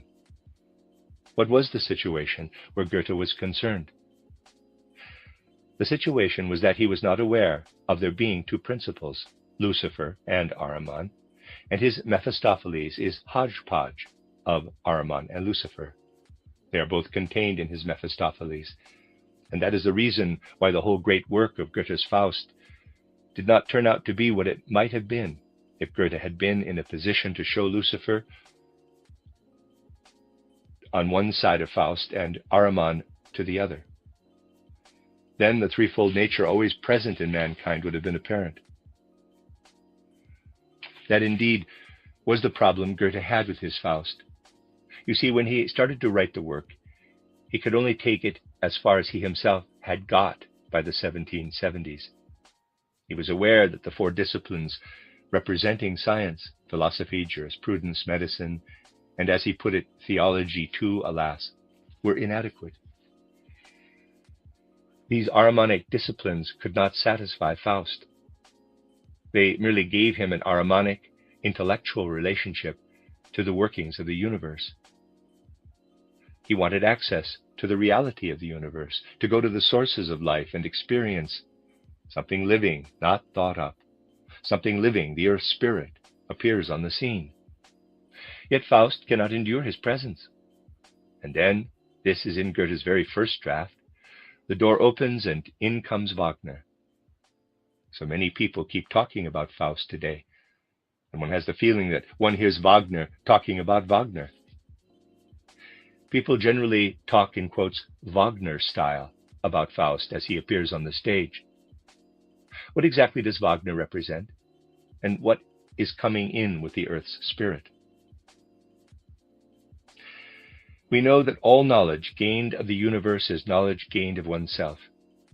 It is a part of Faust himself that enters with the earth's spirit, though it is part of the expanded soul that identifies with the cosmos.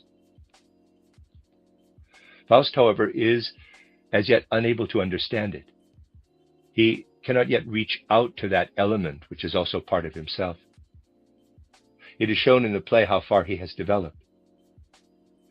If we were to stage Faust properly today, more properly perhaps than even Goethe did, we would have to let Wagner appear as a slightly caricatured second Faust, wearing the same costume and makeup.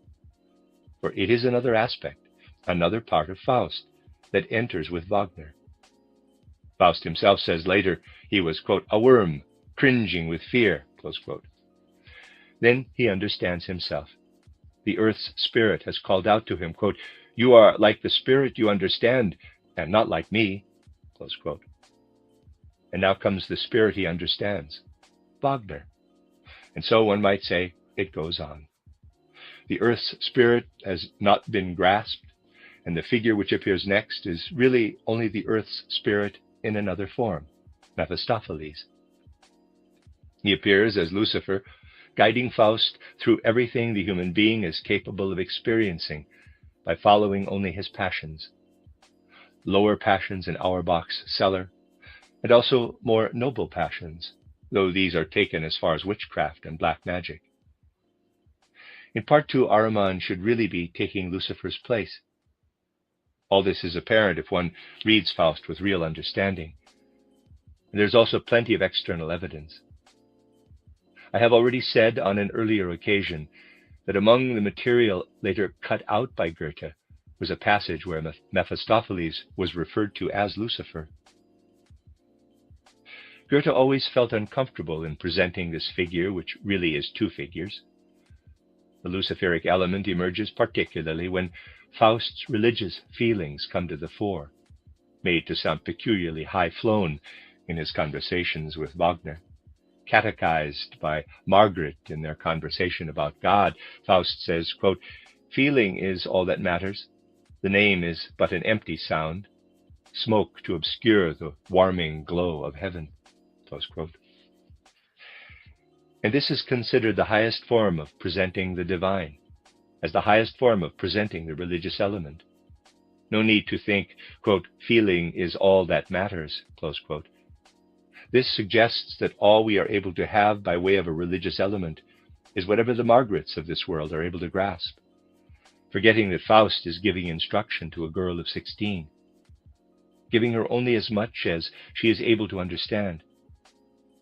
What he says about, quote, "smoke to obscure the warming glow of heaven," close quote, is not intended for philosophers, and it shows lack of understanding when knowledge at the, quote, "Margaret level," close quote, is over and over again seen in professorial array. It is evident from all this that Goethe initially gave expression to the Luciferic principle in its double aspect. In part 2, it is more the Ahrimanic principle, with Mephistopheles causing the homunculus to be created, Helena to be conjured up, and all the things that give Faust a knowledge of the world that is entirely different from everything he had, quote, "studied assiduously in zealous toil," close quote. It has to be said that even today, there is much misunderstanding where many of the details are concerned. There is the passage where it is expressly said that homunculus intends that something within man shall be developed to fully human status. And you'll have time until humanity is attained. For the path first leads through lower regions. The words are, quote, "but do not strive for higher accolades," in German, nach Orden, close quote. Very curious explanations have been given for this. In reality, the words should, of course, be, Goethe was once again using the Frankfurt dialect, quote, "but do not strive for higher places," in German, nach Orten, close quote. It does not mean to say that homunculus and others like him are awarded decorations the way people are. Then there is the scene where homunculus is created, and Wagner describes something stirring in the retort. Quote, "There, it emerges. The mass is stirring, getting clearer. Super creation, getting ever nearer." Close quote. The word super creation is a compound of creation, just as Superman is a compound of man. People have only been talking of the existence of Superman since Nietzsche wrote of Superman, yet Goethe spoke of Superman long before that. As it is, people read the word to be Überzeugung, conviction, when in fact it is a compound of Zeugung, procreation, creation, and therefore Überzeugung, super creation, just as we speak of man and Superman. These things have to be understood in detail before we can perceive what Goethe intended to say. But we also need to achieve a grand and independent vision. We really have to realize the mission of our age where spiritual science is concerned, and that a mind like that of Goethe was seeking to prepare his age for this mission. In 1797, when Schiller pointed out that he ought to complete his Faust, Goethe said he had dug the whole Tragelaph up again.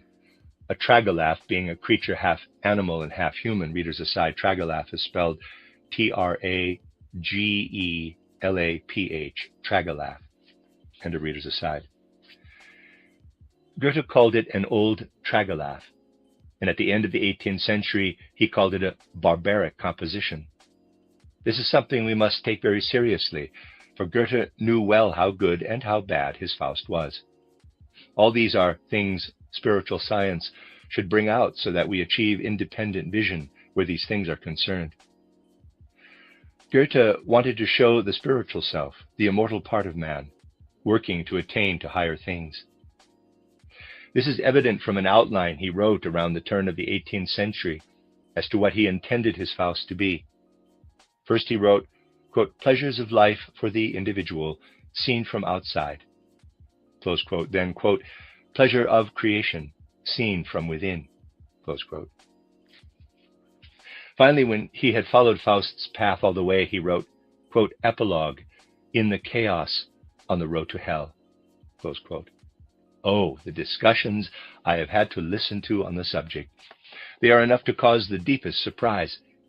For people were reflecting, did Goethe really still believe at the turn of the 18th to the 19th century that his Faust would have to go to hell? The answer is simply that it is not Faust who is speaking the epilogue, but Mephistopheles, taking his departure when Faust has taken the path to his immortal self. We therefore see something in Faust that is on the way, though only on the way, to what the dominant sculptured group in our building is intended to convey, the figure of man in truly concrete terms. On the one side appears the one tendency, followed by the pendulum of the soul, on the other the opposite principle. It is not possible to truly understand the nature of man as long as one is merely holding everything together or looking for a duality. That is the essential point. We must hold on to the fact that it is indeed German culture out of which this idea will take form. Two civilizations on this earth represents opposite poles, and in making reference to them, one is showing their justification rather than otherwise. On the one hand, there is purely Oriental culture. What does it consist in? The Oriental nature of this culture consists in purely inward deepening being sought, casting off all that is merely external process in this life. We observe how in the culture, which represents the highest flowering of Oriental culture, in the Indian culture, all instruction, all knowledge is designed to influence the soul to the effect that it becomes free of the physical body. It is a purely Luciferic culture, an entirely Luciferic culture. The further east we go, the more we find the Luciferic element. And when we consider the West, what do we find there? Let us go straight away to the extreme West.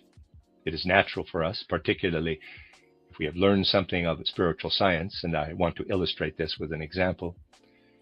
When we see someone who comes to accept a more spiritual philosophy, where previously he followed a more materialistic one, it is natural for us to ask ourselves, quote, what goes on in the soul of such a person?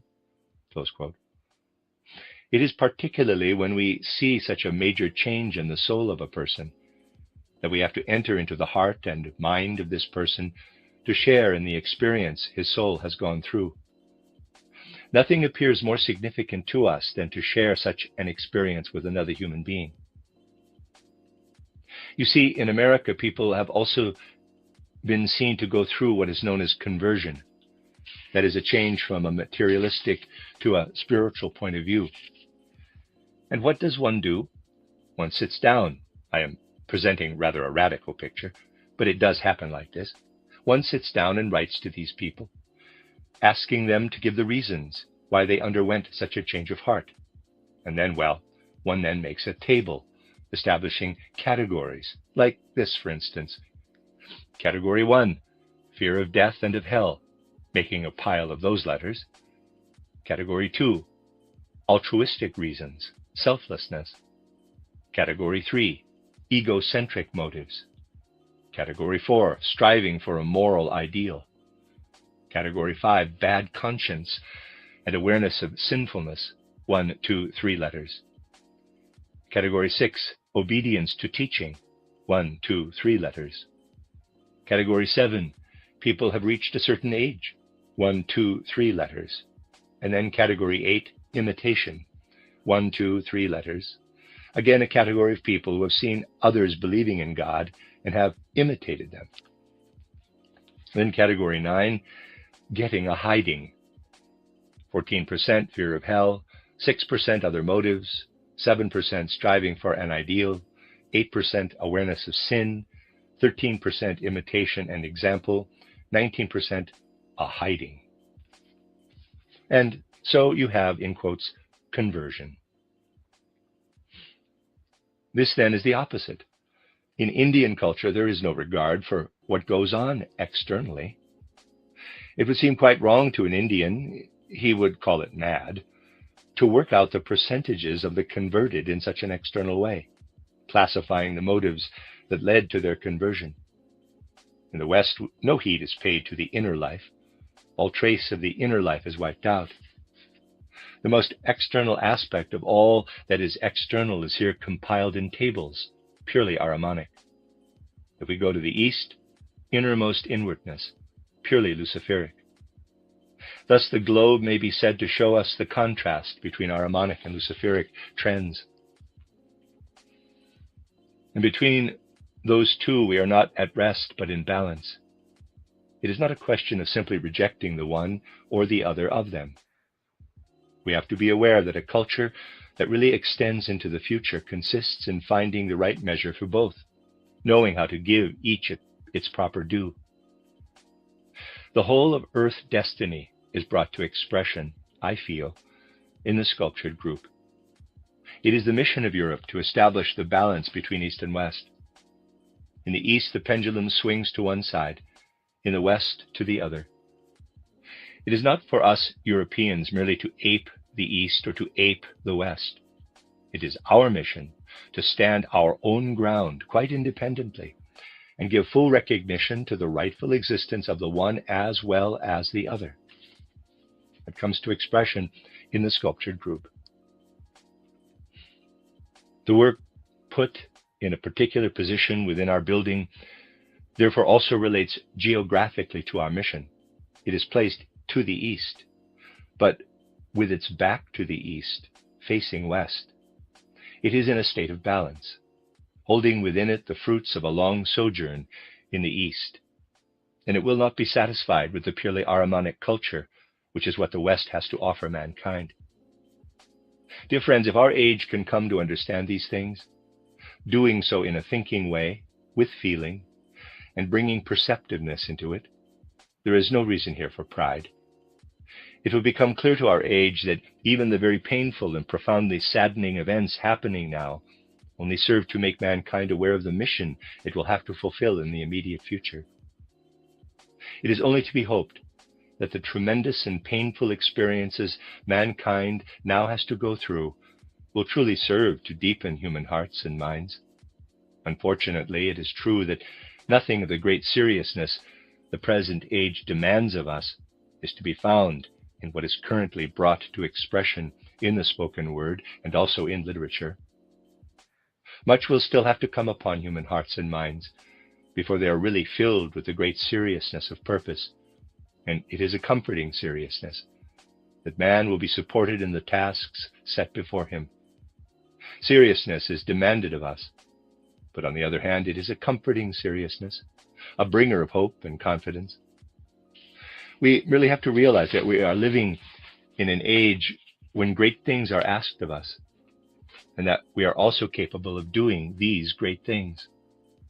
Nor can we come to a pessimistic view of things in the present time. On Tuesday, 22nd June, I shall go into these things in more detail, throwing additional light on certain points.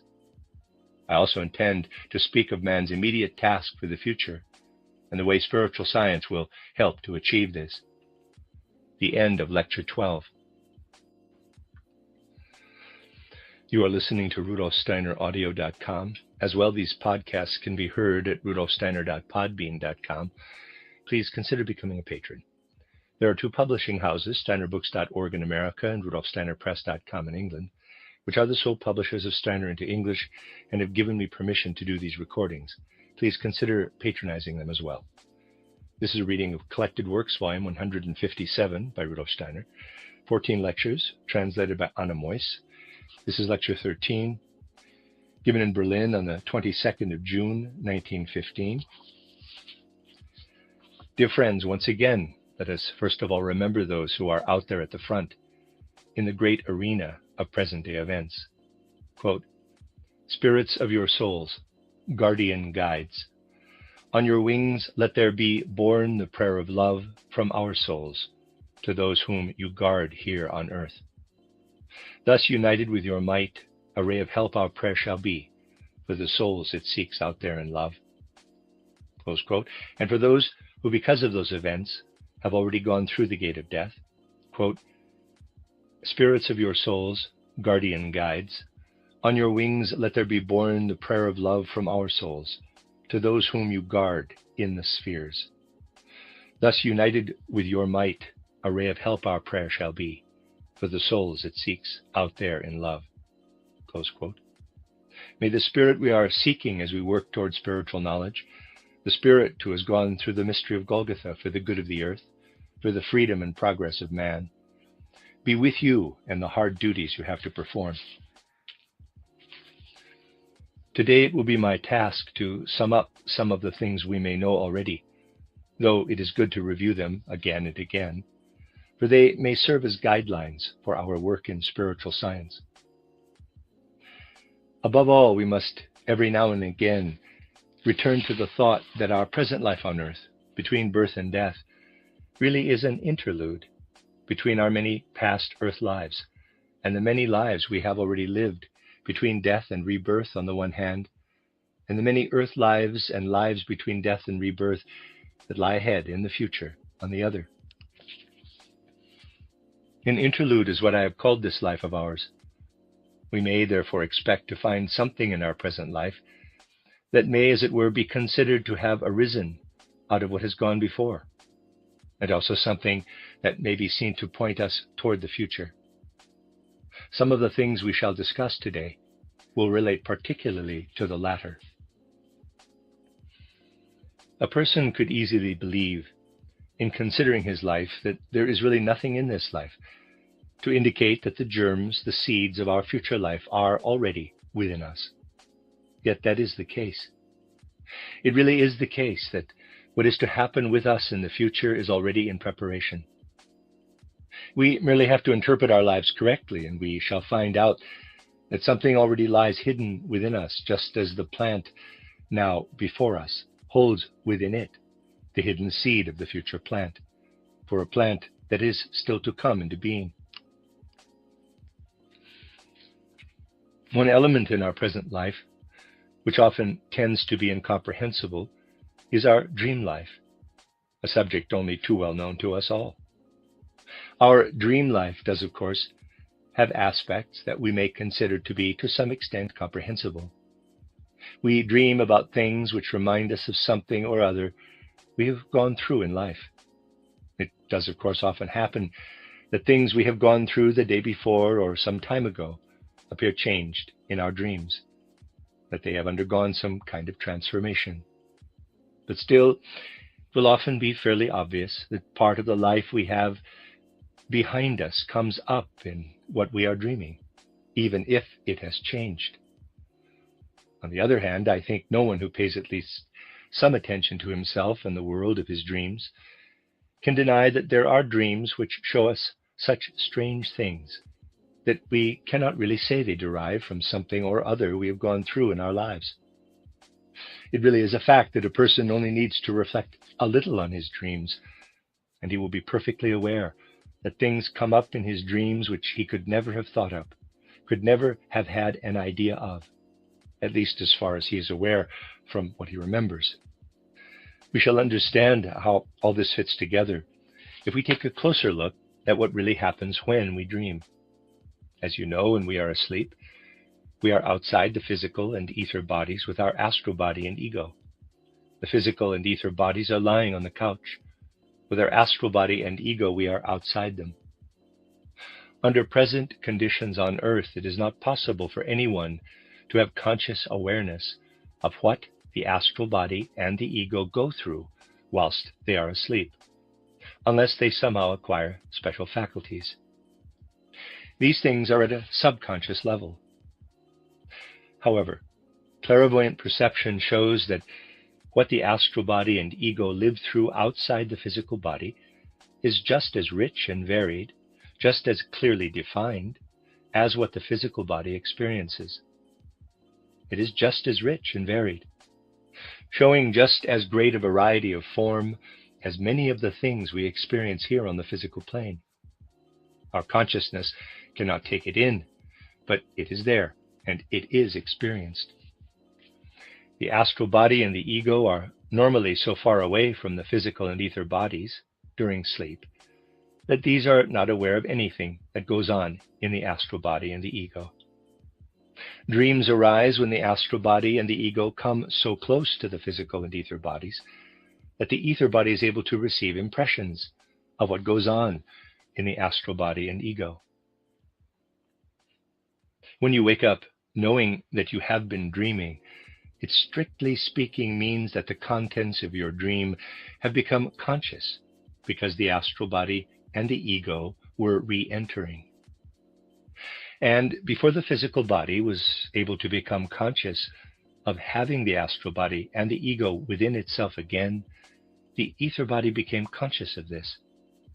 The ether body rapidly took in what the astral body and the ego had experienced, and this gave rise to the dream. A dream, therefore, arises through interaction between astral body and ether body. As a result, the dream is given a particular coloring. It is given a kind of coating, one might say. As you know, at death, the human being departs with his astral body, ego, and ether body, and the ether body then immediately sees the past life in retrospect. This vision of the past life is in fact attached to the ether body, and the review comes to an end when this dissolves. The ether body, therefore, has the capacity for carrying the imprint of all the events in one's life. The ether body really bears the imprint of everything we have gone through in life. This ether body has a very complex structure. If we were able to dissect it out in such a way that it retained its form, it would be a mirror of our present life, a picture of our life, going back to the moment, the point in time to which our memory extends. As we enter into the ether body with our astral body and ego, and the ether body comes to meet the incoming astral body, it carries things, memories of things it has experienced, toward that which is coming in with the astral body, and it uses its own images for what in the astral body is something real. I want to put it more precisely. Let us assume someone is asleep and with his astral body and ego out there encounters, let us say, another individual. The person will know nothing about this. He experiences the encounter. He experiences a certain friendly feeling toward the other and knows that he is about to do something together with this other individual. Let us assume he experiences this outside his ether body. This is possible. Yet he'll know nothing about it. Then the moment of waking comes.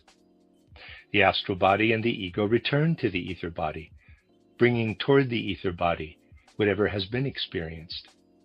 The ether body meets the astral body with all that is inherent within it, with its world of images, and the sleeper dreams. He dreams of something he undertook maybe 10, 20 years ago. And the person will say to himself, quote, "Ah, yes, I have been dreaming about something I experienced 10, 20 years ago," close quote. But if he reflects carefully, he may well find that the past event has undergone a complete change. It will still, however, remind him of something he experienced in the past. Now, what did really happen in this case? If we follow the process carefully, using clairvoyant perception, we find that the ego and astral body have experienced something that in fact will only take place during the person's next incarnation, an encounter with an individual, something or other which has to do with the individual. But the person is not yet able to take this in with his ether body, for this only is only able to hold the images of his present life. When the astral body enters, the ether body expresses what really is part of a future life in images belonging to the present life. This peculiarly complicated process actually takes place all the time in the human being when he is dreaming. Considering everything you have already heard in spiritual science, this will not seem strange to you. We must be aware that in the principles which depart from our physical and ether bodies, in the astral body and the ego, we have that which tends toward our next incarnation, which is preparing in us for our next incarnation. As we gradually learn to separate our dreams from the images deriving from our present life, we come to know the prophetic nature of dreams. The prophetic nature of dreams can indeed be revealed to us. We merely have to learn to strip our dreams of the images in which they are clothed. We need to consider the nature of the experiences in our dreams rather than the actual experience. We might say to ourselves, for instance, the fact that I dream of an individual is due to the nature of my ether body, the way in which my ether body goes out to meet the experiences gained by the astral body with images relating to the present. To identify the things which have already been prepared for our next life, we have to focus our attention more on the manner or essential nature of the dream, separating it from the image belonging to the ether body. Through our dreams, we really have prophecies in us of things that will happen in the future. It is really most important to pay serious attention to this. Human life will be more and more revealed the more we take account of its complex nature. We'd like to have it simpler, that would be easier, but the fact is that it is complicated. You see, someone who is in the outer physical world does not realize that there are all kinds of things within him. We have just come to see that there is a foreteller of future lives within us. But there are many other things in us. And in gaining self-knowledge, we come to see more and more of what there is in us, what is at work within us, making us happy or unhappy. For all the things that are in us make us happy or unhappy. People do not usually realize that prior to this earth life, they went through life on moon. Not they themselves, but that which has made them human beings on earth. We know something of life on moon, and also of earlier life stages on Sun and on Saturn. Let us first of all consider life on moon. At present we are of course living earth lives, but life on moon was essential if earth life was to come about. Life on moon was preparatory, producing the causes of life on earth. And in a certain way this moon life is still in us.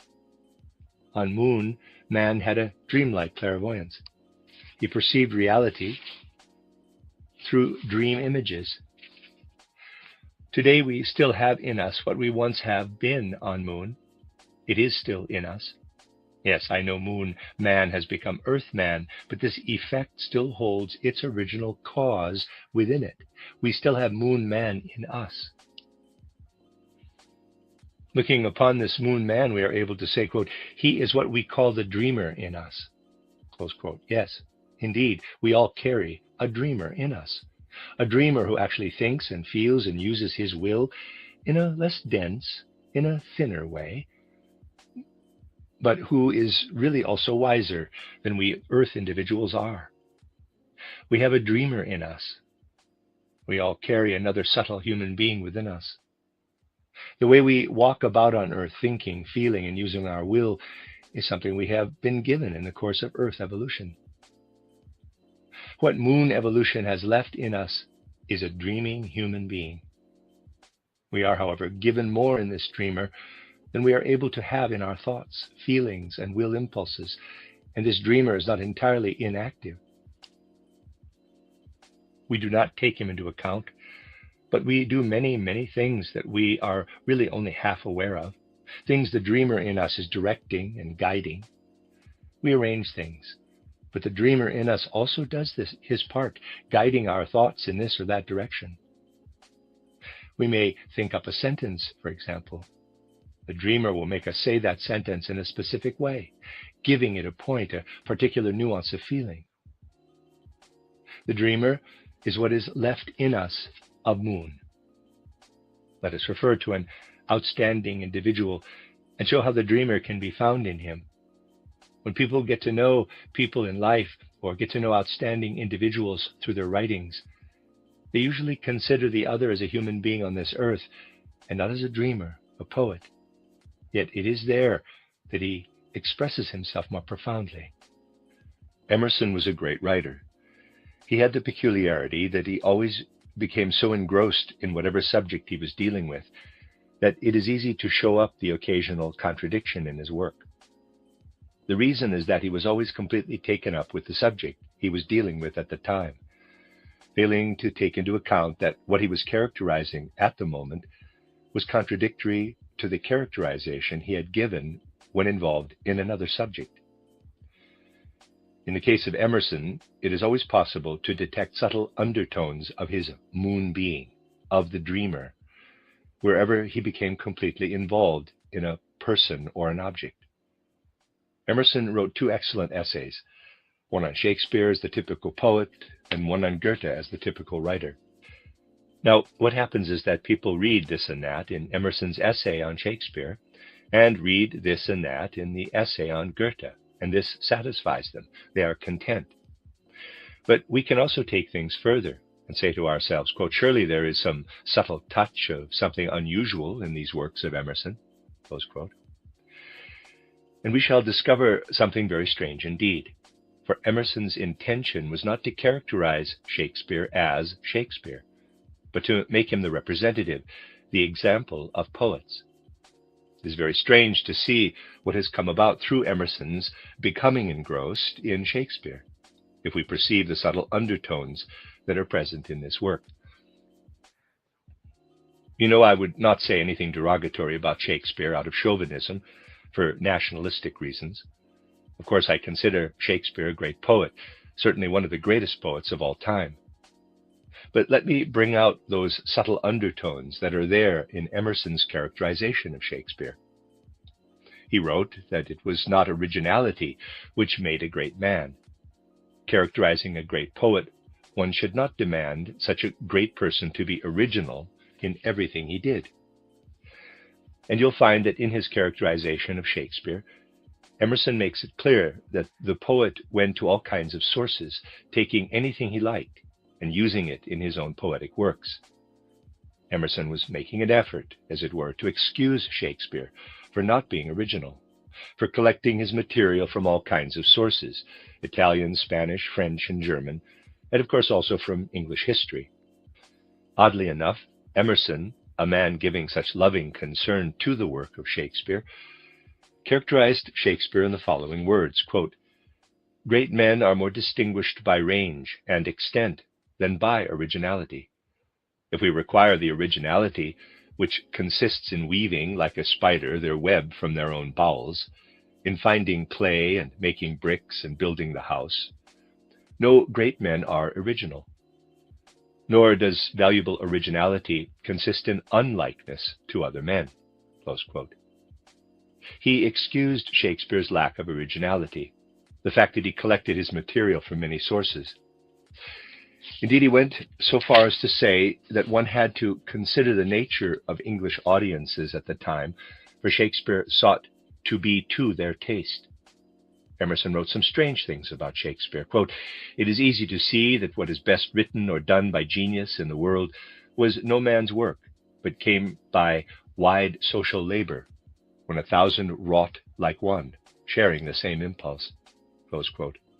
And the strangest thing Emerson said about Shakespeare, in his loving characterization, the strangest thing, please listen to this.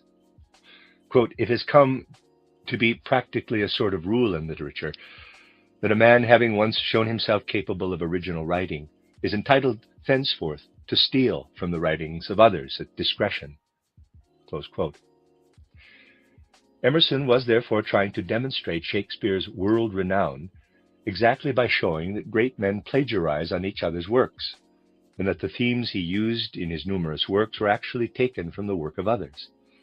That is the subtle undertone to be found initially in Emerson's Shakespeare characterization. Let us now consider his loving appreciation of Goethe. Emerson characterized Goethe as representative of writers. Yet he said, with reference to Goethe, that nature depended on her wonders being put in words.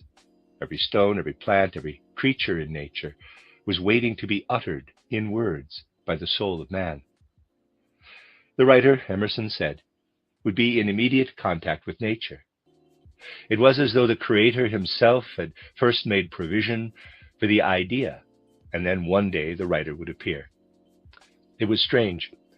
Emerson said with regard to Goethe, how this man owed none of his gifts to his people, his country, his environment, for everything bubbled up out of him. Truth and error, too, was determined by Goethe himself. Everything was his own. In his characterization of Goethe, Emerson sought to find his concepts from all kinds of sources. Characterizing Shakespeare as a splendid robber, he presented Goethe as someone working out of the center of the world, as nature herself. Here are some passages from Emerson's description of Goethe. Quote, "The secret of genius is to suffer no fiction to exist for us, to realize all that we know in the high refinements of modern life, in arts, in science, in books, in men, to exact good faith, reality, and purpose, and first, last, midst, and without end, to honor every truth by use." Close quote. Elsewhere, he said, quote, "I find a provision in the constitution of the world for the writer." Close quote. He characterized Shakespeare as being the way his audiences wanted him, Goethe as a man who had been envisaged from the very beginning of the world. Quote, "He is not a debtor to his position, but was born with a free and controlling genius." Close quote. And again, quote, "He sees at every pore and has a certain gravitation toward truth. He will realize what you say. He hates to be trifled with and to be made to say over again some old wife's fable that has had possession of men's faith these 1,000 years." Close quote. Those words were used to characterize Goethe. In his characterization of Shakespeare, Emerson said that he could never do enough to collect material from all kinds of sources, particularly written sources. I would say that in his characterizations of Shakespeare and of Goethe, Emerson succeeded marvelously well in bringing out the difference between Shakespeare and Goethe. Out of what we feel about this, we are then able to discover what the dreamer has contributed in either case. That is how Emerson came to characterize Shakespeare as a great robber and Goethe as the great ally of the truth. This is extremely interesting, for there was no conscious intention, yet there is this particular tinge to both essays. You see, there is another way of reading than just picking up a book and going through it. In fact, we do not find out the most important aspects of things if we just take them by themselves, but only by comparing them, by letting one thing act on us side by side with another. It has been possible for me to give this example because in the case of Emerson, it is often the dreamer who is speaking. It is absolutely possible to be aware of two persons speaking in his voice. Emerson was, of course, aware of the contradictions which your run-of-the-mill reader finds in his works. After all, some of the contradictions in Emerson are so glaringly obvious, you really cannot miss them. On the one hand, he calls the English the greatest nation on earth. On the other, he puts the Germans above them. One thing is said out of surface consciousness, the other out of the dreamer. It is particularly interesting to read the two conclusions to the essays on Shakespeare and Goethe one after the other, taking them simply as conclusions. In the essay on Shakespeare, Emerson wrote that none has as yet attained to what the poet represented in the world. Quote, "The world still awaits the poet-priest." Close quote. Something of a feeling of resignation is apparent in the conclusion of the Shakespeare essay. At the end of the Goethe essay, we find the exact opposite, that we are spurred by him to revere all truth by not merely giving it recognition, but also making it the guideline for our actions. The Shakespeare essay ends in words of resignation, the Goethe essay in words of confidence and hope. We are living in an age when it is important to consider these things to some extent, to realize them to some extent. We shall find that in all human beings there is a dreamer who makes himself known through their actions. Clairvoyant awareness is able to perceive him directly. In ordinary life, we can recognize him by studying people. That is something we can do in the case of Emerson. Studying Emerson is of definite interest. The dreamer is the principle in us which is influenced by everything that is supposed to influence us from the spiritual world without our being aware of it. In the experiences we gain as human beings on earth, we form thoughts and will impulses. The things we know in the ordinary way are the things we discover in the course of life. Into our dreams, however, come the inspirations of the angels, of the entities known as the angeloi. These in turn are inspired by entities from higher hierarchies. Into our dreams enter things, more so in some and less in others, that are more sensible than anything we have gained from everyday life, anything we encompass in everyday life as we think, feel, and use our will. The element that guides us, the element which is more than earth-dwelling man is or ever was, enters into the dreamer in us. You see, this dreamer is capable of evoking many things that at present are unconscious in us. Oh, yes, everything influencing us from the higher world by way of the entities belonging to the hierarchy of the angeloi influences the dreamer. But all Ahrimanic, all Luciferic influences also influence the dreamer. They really act on the dreamer. A great deal of what people put forward, not entirely from their consciousness, I'd say, but at an instinctive level, is due to influence brought to bear on the dreamer from the spiritual world. Again, I would like to give you an example. I would like to take this example from contemporary history on a somewhat wider scale. I have told you on several occasions that we come to know the European peoples by understanding the way the folk soul speaks through the sentient soul to the Italian, through the intellectual or mind soul to the French, through the spiritual soul to the English, through the ego to the Germans, through the spirit self to the Russians. This communication through the spirit self, in the case of the Russians, takes the form of instincts today that will only develop further in the future. What the Russian folk soul has to say will only become apparent in the distant future, once the human soul has developed as far as the spirit self. This is why everything that emerges to the east of us is still only germinal. Those peoples to the east of us are, however, instinctively aware that they belong to a different cultural stream. They feel that they must wait. Yet no one likes to wait in reflecting on his awareness of the present. The point is that they are supposed to wait and consciously absorb European culture. Yet there is an instinct in them that they ought to lead and to guide, that they cannot put Europe to death quickly enough. The natural course of events, however, is that in Central Europe there develops whatever can develop in the dialogue between the folk soul and the ego.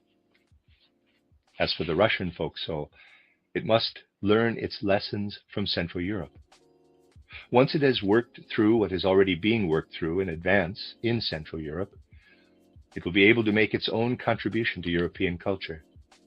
Instead, wild, chaotic instincts are giving rise to something very strange, so that we are able to see that these instincts are brought to life in the dreamer out of all kinds of Ahrimanic and Luciferic impulses. It is due to these Ahrimanic and Luciferic impulses that the east of Europe has now turned against Germany in such a horrific way. One mind in whose utterances the dreamer is apparent is that of Ushakov.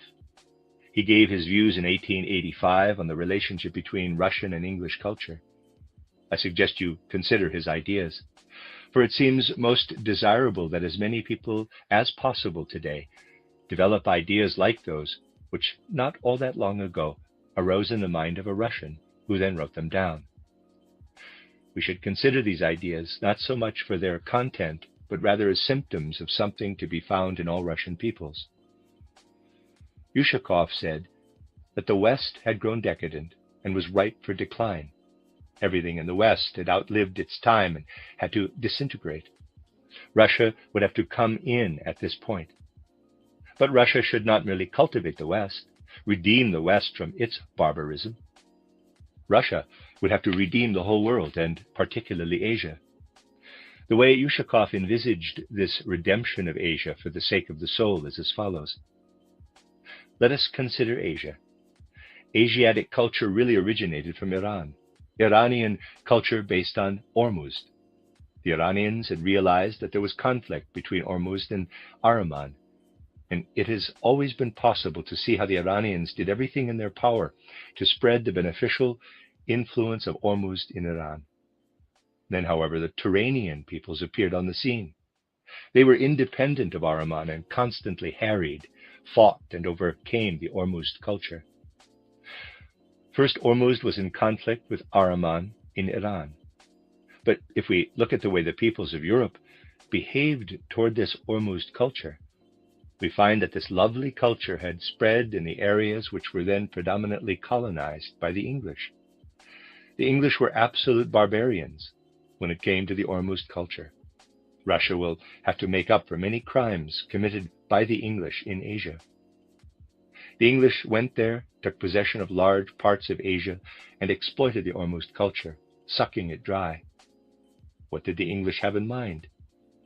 Those Englishmen believed the Ormuzd culture to exist for their benefit. Those Englishmen said that all those parts of Asia existed only to wear English fabrics, fight among themselves with English weapons, work with English tools, eat from English dishes, and play with English trinkets.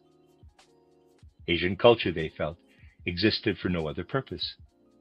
The whole of Asia was to their mind booty won by England. Ushakov put it very precisely, quote, England is exploiting millions of Hindus, and her whole existence depends on the obedience of the various peoples inhabiting that rich peninsula. I desire nothing of this kind for my own country. I can only rejoice that it is sufficiently far removed from this brilliant, yet at the same time also lamentable situation. Close quote. That was written in Russian by Ushakov in 1885. And what did the Russians do?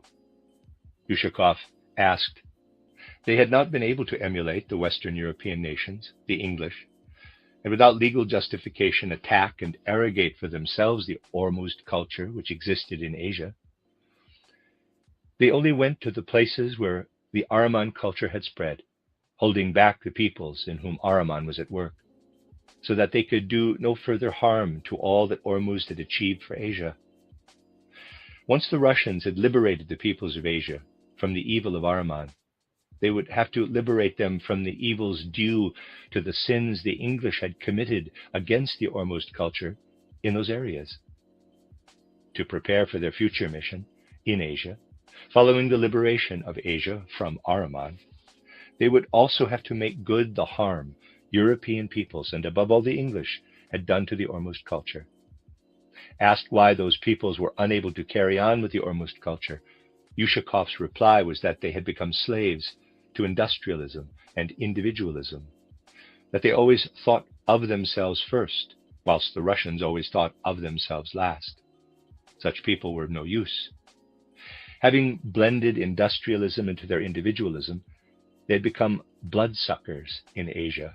Russia, he said, would forge different links, a link between the Cossacks with their brilliant military skills and the country people who were working with nature. Out of this would come the people who were to liberate the people of Asia. The individual who was to liberate human evolution would come from Asia. That was Ushakov's ideal, that the one to liberate the world would come out of the union between the Cossacks and the country people tilling the soil. Dear friends, you see an ideal set up here that surely makes it clear beyond doubt that something of the Ahrimanic spirit entered into Ushakov's own mind, into the dreamer. This influence on the dreamer has gradually created a mood in a whole nation, the mood we now perceive in the people who are to the east of us. We are dealing here with a popular mood, a mood brought to expression in Ushakov's words. You see, I also wanted to show how spiritual science lets us enter more and more closely, giving us deeper insights into what people say and dream. We all have the dreamer in us. The dreamer is in all of us. Both good and evil powers influence the dreamer. We have the dreamer in us who has brought moon nature into us. And we also have a sun man in us from sun evolution. This sun man, however, is no longer able to dream. His conscious awareness is of the same kind as that of the plants. We have within us a plant or sun man who is asleep. And then we have in us a Saturn man who is completely dead as a stone. We have the sun man in us who is asleep, and also Saturn man who is at an even lower level of consciousness, below the level of consciousness we have in sleep. Saturn man, I'd say, is our oldest cause, the innermost core in us. All the knowledge man gains at the present time in external life or in science is gained because the external world influences the Saturn man in us. We are not aware of being influenced in this way, but we are nevertheless influenced. Everything we think, feel, and will penetrates to Saturn man. And Saturn man is what finally remains of us on this earth, irrespective of whether we are cremated as far as our physical body is concerned, or whether we decompose. The principle we call the dreamer does not endure. The sun man does not endure. Saturn man becomes part of the elemental realm of the earth in form of very, very fine dust particles. This endures. The earth will always contain a trace of what there has been in us. If you investigate the elemental world today, you can find in it the remains of Abraham, Plato, Socrates, Aristotle, though in the form of very, very fine dust particles. You could find the part of them that was their Saturn man. Part of man that was his Saturn man is given to the earth, remains with the earth, remains in the earth with our permanent essential character. It was not like this in earlier times. It has been like this since the 15th and 16th centuries. Previously, the whole of the human being dissolved. Only those who had been well ahead of their time, like Abraham, Plato, and Socrates, left their remains to the earth. By now, of course, it has gradually come to be like this for all people. For this is what is so strange. Everything presently achieved by following the path of external science is imprinted in this Saturn man and becomes part of the earth when he does. Everything else there is to man will be lost, dissolving into the universe once the earth has reached its goal. The minerals, plants, and animals around us will pass away. Only the Saturn man you have been remains, in the form of fine dust particles. It will go over from Earth to Jupiter existence, forming the solid skeleton of Jupiter. Those are real atoms for Jupiter.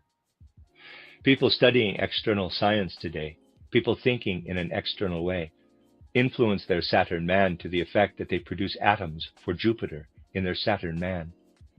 That is how Jupiter gets its atoms. If that, however, were the only thing to happen, the whole of Jupiter would be merely a mineral or mineral-like sphere. Jupiter would merely be a mineral-like sphere without plant growth. What we are able to take across to Jupiter through the Saturn man in us merely causes Jupiter to be a mineral sphere. Plants could not grow on it. If plants were to grow on Jupiter, the sun man in us must also be given something. This sun man in us only receives something from now on and into the future if men and women absorb concepts developed in spiritual science. For the concepts we absorb outside from external science enter into Saturn man. What we absorb by way of thoughts engendered through spiritual science enters into the sun man. This is why spiritual science calls for greater activity. Its thoughts differ from those of external science in that they are active. They have to be grasped in a living way, and it is impossible to remain passive toward thinking activity the way we do in the external world. In spiritual science, everything has to be actively thought out. We have to be inwardly active. This has an effect on the sun man in us. And if there were no sun principle in man, the Jupiter of the future would be entirely mineral, with no plant world. People going through spiritual development take something across that will give rise to a plant world on Jupiter. Through the sun principle in us, we take across the future plant world. All we have to do to make Jupiter barren is reject spiritual science. We can establish spiritual science now in order that there shall be vegetation on Jupiter. Unlike others, we spiritual scientists do not talk of the marvelous progress we have made. Just listen to a modern physician, one who is very much taking the present-day point of view, or to a modern philosopher, and so on. They say, quote, "We need not go far back to find people who amounted to nothing at all. Someone like Paracelsus really was an idiot, and a grammar school teacher today is cleverer than Plato ever was," close quote. Plato's philosophy was thoroughly picked to pieces by Hebel. The latter put down in his diary as an idea for a play that a grammar school teacher had a reincarnated Plato in his class. He intended to make a dramatic figure of him, showing the schoolmaster to be dealing with his reincarnated Plato, who was quite incapable of grasping anything his teacher was saying about Plato. Hebel intended to make a play of this. It really is a pity he did not do so, for it really is a very good idea. But we do not consider ourselves to have made marvelous progress. We hold a different point of view. What people consider philosophy today holds the ego-boosting view that anything going back 10 years is already out of date. We know that we have to present spiritual science today the way we do. We also know, however, that a time must come when everything we now present as spiritual science will be a nonsense in a future where quite different work will have to be done within mankind. What we have to present as spiritual science today has the form appropriate for the moment, seeking out from eternity what will be for the benefit of the present age. A time will come, however, when it will be necessary for us to try and influence the dreamer in us, just as we influence the sun man, and the whole of our external science influences Saturn man. Jupiter's mineral mass will be based on what external science makes of Saturn man. Its vegetation will be based on what spiritual science makes of Sun man. Animal life on Jupiter will arise from something that is going to follow on after spiritual science. It will be based on the spiritual science of the future. Then something else will follow which will influence man on Jupiter, something which is still to come. It will provide the basis for Jupiter culture in the real sense. At present, therefore, we are in a period of life where we prepare the mineral nucleus of Jupiter through external science, and where spiritual science influences its plant life, providing the basis for vegetation on Jupiter.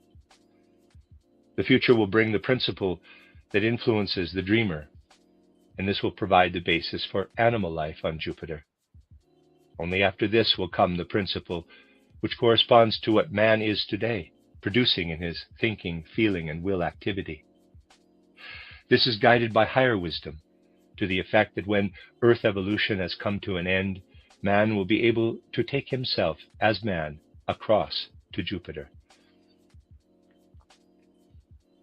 This is how we are involved in the evolution of the Earth, and we perceive out of our very own human nature that we are part of the great world, of the macrocosm. We know that everything we do is of account.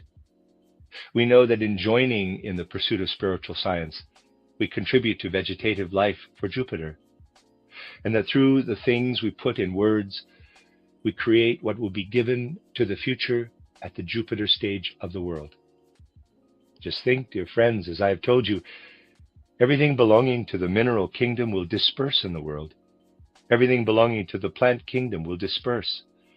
Everything belonging to the animal kingdom will disperse. Nothing will continue on from the earth except for the mineral atoms coming from man, from the Saturn parts of human beings. Nothing of the mineral, plant, and animal worlds passes across to Jupiter. The only thing which will continue is the Saturn man now within us. This will be the mineral kingdom on Jupiter. I do not know if some of our friends still remember how we first started many years ago in Berlin. We were a small band in those days. Some who shared in the experience are still with us, and we started to consider these things. Let us imagine ourselves on the Jupiter of the future. What are the atoms of Jupiter? They are the Saturn parts of present-day man. It is a nonsense to talk of atoms of the kind modern physicists speak of. Everything man gains from the whole of the earth enters into Saturn man and later becomes Jupiter atoms. It is pure nonsense to say that our minerals, animals, and plants contain what physicists are looking for in them. Our present earth atoms were prepared during moon existence, and are what will prepare us to be sun men, just as we are now preparing the Saturn man in us. I have previously spoken of the way the atom is prepared out of the whole cosmos. You'll find this in the lectures given at the very beginning of our work in Berlin. Today I'll have to be brief, also taking into account what we have gone through in the meantime. Our stars too, the external physical stars, the physical sun, the physical moon we see out there in the universe. That too is not the way physicists see it. Physicists would be most surprised if they managed to get up to the sun, for they would find nothing at all of what they have construed. They'd be most surprised at what they saw there. What we would find, if we ever could travel up there, in accord with the times, it would have to be in a balloon that is still to be invented, in an ether balloon, we'd find the unexpected. We would not find what the physicists have construed. We'd find nothing at all by way of a physical body. It merely looks like that.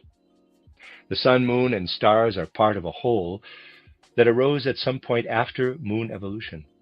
After moon evolution, it was not only the moon which perished, but everything that is part of the visible universe entered into night. And everything there is in the universe today really belongs to the earth. So that the end of the earth will not only mean the plant and animal kingdoms perishing with it, but everything out there in the cosmos perishing as well. The stars in their present form will perish into night. And then the future Jupiter world will emerge. Its atoms will be the Saturn parts of present man. Its environment will look very different from our Earth environment. A person considering all this today might ask, quote, what will remain of the present world when Earth evolution has come to an end? Close quote. Mineral, plant, and animal kingdoms, all that disperses and passes away. What man gains today by virtue of being man, the external power of discernment he is acquiring, will pass over into the mineral kingdom of Jupiter. The spiritual science he gains will pass over as sun man and establish the vegetation. What we say, the words we speak, will pass over. Anything moral that happens will pass over. Was not the one who was to give meaning and direction to the whole of Earth evolution able to say some very special words? Was he not able to say, quote, heaven and earth shall pass away, but my words shall not pass away, close quote. Are we not now beginning to grasp the utter profundity of the words Christ spoke? Heaven and earth shall pass away, but my words shall not pass away. Is that not literally true? Words coming from external science influence Saturn man and become the atoms of Jupiter.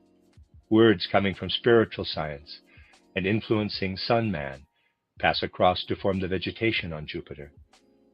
That which acts on the dreamer passes across to form the animal kingdom on Jupiter. The moral progress made by man and what he gains through words of the spiritual science of the future, that will be man on Jupiter. It will be words, wisdom of thoughts. This shall endure. Everything all around us in the cosmos will perish. Heaven and earth shall pass away, but my word shall not pass away. So we gradually come to see words of profound wisdom flowing from this central place of activity we call Golgotha. They flow from that point. As I once said, the whole earth evolution to follow exists so that gradually men shall come to understand the words spoken by the one who went through the mystery of Golgotha. Today I have tried to explain to you out of the whole of spiritual science as we know it so far. Christ's words, heaven and earth shall pass away, but my words shall not pass away. Again and again in the future, there will be people who know how to explain other words spoken by Christ out of spiritual science. There will have to be many of them before the full meaning of Christ's words can be understood, for they are words of guidance, words given out of the Spirit. Yet it will only be in the course of time that they can be understood out of what human beings are able to summon up out of the science of the Spirit. We need to enter into this with our feelings if we are to get a feeling for the utter uniqueness of the mystery of Golgotha. Through perception directed upward to the infinite, we shall gain the marvelous insight into the one thing that has given the earth meaning from the world's beginning to its very end, the mystery of Golgotha. Dear friends, it will be another few weeks until we can talk again. And so it has been my task today to speak of something we are able to take into our hearts and minds and meditate on a great deal in the weeks to come. I wanted to put some ideas into your hearts and minds which you could then develop further. It always has been our summer task in spiritual science to develop further what has entered into our hearts and minds so that our souls shall grow more alive and mature. We do not progress in spiritual science by absorbing it as something theoretical, by merely absorbing ideas, but rather by transforming those thoughts into our whole inner life, letting them become living experience. If we let this thought of how man is part of the whole macrocosm act on our souls, we will come to feel part of it all as human beings. Faint-heartedness, hesitation, lack of hope will have to vanish before the magnitude of this thought. We must then at last come to feel ourselves human beings in all humility.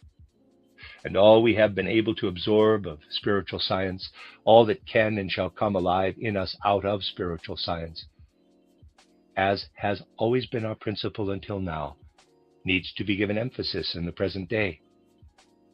Again and again we have to remember, as we consider things today, that the great events happening in our time are a warning. We must remember those who are leaving their ether bodies behind for us while still young. Ether bodies that will be a great help to us in letting the Spirit enter into the culture of the future. If the Spirit is to come in, there must be souls that understand something of these spiritual things, souls that look up into that world and know that up there is not only what in abstract terms is called attraction, but up there are the living dead. Up there is what they have given to mankind on earth of their own life, their unused ether bodies. Souls that have some understanding of these things will have to work together. Souls whose thoughts reach upward to meet what is streaming down from the unused ether bodies of those who have died before their time. We must fill our souls with this image of the spiritual streaming down to join the earthly. Above all, we must look up to the spiritual realm with all our thoughts, with the part of us that is already spiritual. Thus I have always summed up in conclusion in the words that shall also be our conclusion today.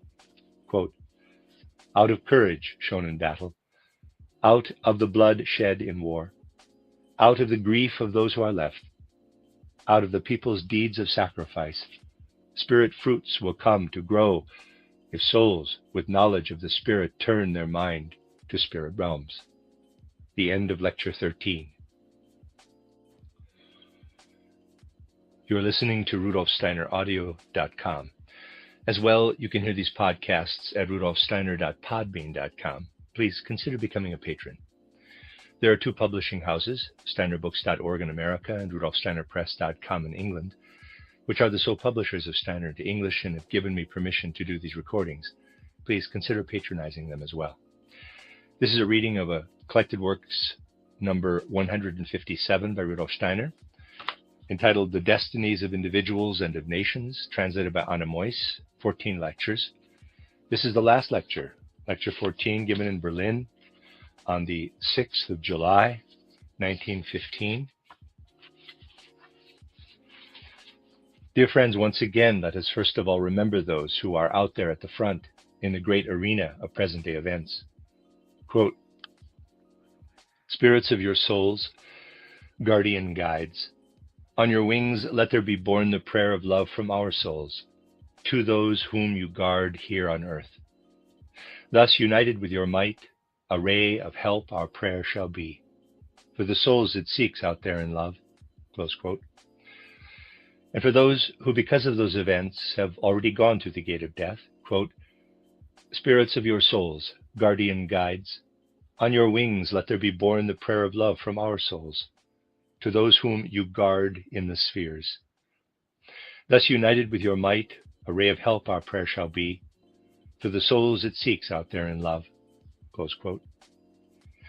May the spirit we are seeking as we work toward spiritual knowledge, the spirit who has gone through the mystery of Golgotha for the good of the earth, for the freedom and progress of man, be with you and the hard duties you have to perform. There are a number of things I want to recall in this extra session today, themes spoken of in different lectures, which we shall bring together and consider from a particular point of view today. The rays of light which arise will then be directed at subjects we have previously considered from one angle or another. There is a particular prejudice, a feeling people have, which stops them from accepting spiritual science in the present age. People have so little idea of how small a proportion of whatever a human being accomplishes at any hour, any moment, basically is within his ordinary awareness of being a human individual in the physical world. Just consider how little we would be able to function as human beings if we were fully conscious of everything we needed in order to live as human beings. It is often stressed, and quite rightly so, that modern man knows very little, taking first of all the purely physical functions in life, how his brain, liver, heart, and so on really work in order to accomplish what man has to accomplish to enable him to live on this earth as a physical entity. All the things man has to accomplish merely to let his external physical life progress. All those things he simply has to accomplish. But consider how little man is able to follow this with his conscious mind. Just consider some quite minor thing happening in everyday life, and you'll immediately see that man as an entity in this world, an entity on earth, is one thing, and what may be called, in quotes, conscious man, is something quite different. In relation to what man is within his whole compass, this conscious man is small, very small indeed. It should therefore not come as a surprise that man feels a natural urge to extend this small conscious man more and more into the region that opens up when we consider man as part of the cosmos. We shall do this today by returning to aspects considered in earlier lectures and considering them in a different context. Our conscious existence as a human being starts, in a way, with sensory perception, with everything our senses perceive of the world outside us. Sensory perception, the fact that impressions are made on our senses, with those impressions arising on the basis of certain processes, is something quite different from our being aware of this. Imagine you are sleeping with your eyes open, not closed. Hares are capable of this. Unless it were pitch dark, the environment would constantly leave impressions on the eye, EYE, only you would not be aware of those impressions. Our ears are of course always open, and every sound, all the things we are constantly aware of during the day when we are awake, are of course also processed in the ear when we are asleep. Our sense organs may always be engaged in the whole process of earth life. Yet any significance that may hold for us depends on our following this process in the sense organs in conscious awareness. Only the things we take into conscious awareness are actually ours in this life on earth. Do these sensory perceptions, as we call them, the ability of our eyes, ears, and so on to perceive, have significance only for us as human beings living on earth? Or do they also hold a wider cosmic significance? To answer this question, we need to use clairvoyant insight to form an opinion as to what it is that we actually see of the stars in the universe. I think we may say that people taking the point of view of materialistic physics would say, well, when we see a planet, the light of the sun has fallen on it and been reflected, and that is how we see the planet, close quote. That is, in fact, the way objects on Earth are seen. Physicists therefore concluded, on the basis of mere analogy, that planets are seen in the same way. There is no reason at all why something applicable on Earth, the conclusion that light falls on objects and these objects become visible through that light being reflected, should also apply to heavenly bodies. There is absolutely no reason to say that this conclusion also applies to the universe. As to the fixed stars, well, the physicists say these give off their own light. I remember how, as quite a young fellow, I asked a former schoolmate from our village school, quote, "What are they teaching you about light?" Close quote. Even in those days, I had listened with a certain youthful skepticism to what was said of the, in quotes, real origin of light, of all the tiny dancing particles of ether and of light waves. The other boy, who had had his further education at a seminary, had heard nothing of this as yet. He told me, quote, "Whenever the question came up as to the nature of light, we were simply told, light is what makes bodies luminous," close quote.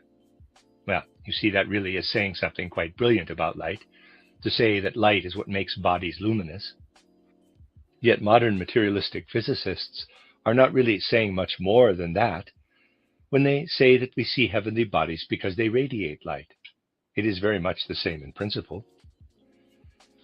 I did mention on another occasion that materialistic physicists might get quite a surprise if they were able to travel to the sun to look and see what the sun is really like. I said that because, in fact, there is nothing at all there in the place where the sun is. What we would find would be a composite of purely spiritual entities and energies. There's nothing material there at all. If we use clairvoyant awareness to investigate the stars and inquire into the reason for their luminosity, we find that what is actually there, what we call their luminosity, really consists in the ability to perceive, an ability which is rather crude in man and more highly developed in other entities. If some entity were to look down on the Earth from Venus or Mars and find the Earth luminous, it would have to say to itself, quote, "This Earth is luminous, not because it reflects the rays of the sun, but because there are men on Earth who perceive with their eyes," close quote. The process of visual perception holds significance not only for our own conscious awareness, but radiates out into the whole of outer space. The light of this particular heavenly body consists in what men do in order to see. We do not merely see in order to become aware of the results of visual perception. We also see in order that because of this process, the Earth becomes radiant to outer space. And it is a fact that every one of our sense organs has the function not only to be what it is for us, but also has a function within the universe. Through sensory perception, man is an entity within the cosmos. He is not merely the entity his conscious mind presents to him as a human being on Earth. He is also a cosmic entity. Considering the inner configuration of the soul at a deeper level, we come to our thinking activity. We are even more inclined to consider our thoughts our own. Not only are, quote, "thoughts free from toll," close quote, as the saying goes, indicating that thoughts really hold significance only for the individual person, but it is widely thought that people merely go through an inner process when they think, and that this thinking activity more or less holds only personal significance for them. The truth is very different. Thinking activity is in fact a process occurring in the ether body, and people know extremely little of what really goes on when they are thinking. Extremely little of what goes on when he is thinking enters into man's conscious awareness. As he thinks, he is aware of part of what he is thinking. Yet infinitely more thinking activity is associated with this, even when we think in the daytime. What is more, we continue to think during the night when we are asleep. It is not true that we stop thinking when we go to sleep and start again on waking. Thinking activity is continuous. There are many different dream processes in our dream life, and part of all this is that man's ego and astral body enter into his ether body and physical body on waking. He comes in with these two principles and finds himself in the surging billows of something very active and alive. Giving just a little consideration to this, he will realize that these are weaving thoughts, and that he is becoming immersed in an ocean consisting entirely of weaving thoughts. People often say to themselves on waking, quote, "If only I could remember what I was thinking just now. Those were very sensible ideas, something that could help me enormously. If only I could remember." Close quote. And they are not mistaken. There really is something like a billowing ocean down there. It is the billowing, weaving, etheric world, and this is not simply a more subtle form of matter, the way English theosophists like to present it, but the world of weaving thoughts, something genuinely spiritual. We become immersed in a world of weaving thoughts. As human beings, we are really much more sensible and intelligent than we are just as conscious human beings. This is something that has to be admitted. It would indeed be most regrettable if we were no more sensible at the unconscious level than we are at the conscious level. For we could do nothing else in that case but repeat ourselves at the same level of intelligence life after life. In fact, we already have within us, during our present life, the potential for our next life. This will be the fruit. If we were always able to catch hold of this element we become immersed in, we would catch hold of much of what we will be in our next life. So there is billowing, weaving life down there. It is the germ of our next incarnation, and this is what we take into ourselves, hence the prophetic nature of our dream life.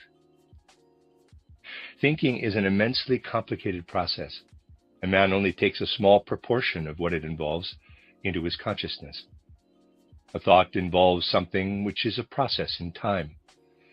Our sensory perceptions, made in conscious awareness, also make us part of the cosmos. The activity of seeing causes the earth to grow luminous, and this makes us part of cosmic space. The processes involved in thinking activity make us part of cosmic time. All that happened before we were born and all that is going to happen after death plays its part in this. Through our thinking, then, we take part in the whole cosmic process of time. Through our sensory perception, in the whole cosmic process of space. Only the earth-based process of sensory perception is for ourselves. Let us move on to feeling. We are even less aware of feeling activity than we are of sensory perception and of thinking activity. Feeling is a very profound process. You see, to discover the true significance of thinking, to find the real truth, that thinking has cosmic significance, it is necessary to progress to imaginative perception, as described in Title Knowledge of the Higher Worlds. Stripping our thinking of the abstract nature we consciously associate with it, and entering into that ocean of weaving thoughts, we encounter the necessity to have not only the abstract thoughts in there that we have as citizens of the earth, but to conceive images in it. For everything is created from images. Images are the true origins of things. Images are behind everything around us. And it is into these images we enter when we immerse ourselves in the ocean of weaving thoughts. Those are the images Plato spoke of. They are the images all who have spoken of spiritual primary causes had in mind. The images Goethe had in mind with his archetypal plant. These images are to be found in imaginative thinking. This imaginative thinking is a reality, and we become immersed in it when we enter the billowing world of thoughts that move with the stream of time. We only enter into the depths of feeling when we attain to what is called inspiration. This is a higher form of perception compared to imagination. Everything that lies at the root of feeling in us really is a surging sea of inspirations. Just as the image reflected in the mirror is merely an image of the object which exists in the world outside, so our feelings are merely reflections, mirrored in our own organism of inspirations that come to us from the universe. They are a mirror image which relates to the flowing movement in the universe the way a dead mirror image relates to the living creature it is reflecting. Each of those images reflects the attributes of entities belonging to higher hierarchies, who express themselves in the world through inspiration. If we do not stop at feeling activity but progress to clairaudient perception, we perceive the world as the united activity of a great multitude of entities within hierarchies. The world is this entity arising out of the united actions of entities from the hierarchies. The deeds of the higher hierarchies are happening in the world, and we are involved. We are in the mirror. And the deeds of the higher hierarchies are reflected in our mirror. We then perceive what has been reflected through conscious awareness. As human beings active in feeling, we live in the womb of the attributes of the hierarchies, perceiving those attributes because we have consciousness. When it comes to being conscious of his feelings, man is even smaller compared to what he really is in his ability to feel than he is compared to his sensory perceptions and his thinking activity. As feeling human beings, we are also part of the hierarchies, are also working in the sphere where the hierarchies are at work.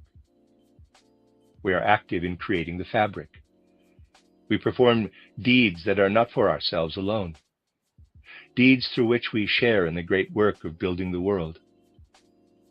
Through our feelings, we are the servants of the higher entities that are the world builders.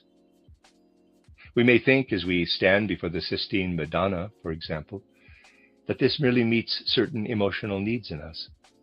The fact, however, is that when a human being stands before the Sistine Madonna and responds to the painting emotionally, this is an entirely real process. If there were no emotional element, no element of feeling, the entities which one day are to share in the work of building Venus as a heavenly body would lack the powers they need to do this work. Our feelings are needed for the world the gods are building, the way bricks are needed in building a house. Again, we have only partial knowledge of our feelings. We know the joy we experience as we stand before the Sistine Madonna.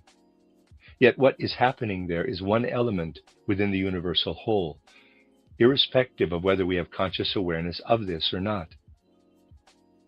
As to our will activity, this too is but a mirror, though in this case the essential nature of individual members of the hierarchies is reflected.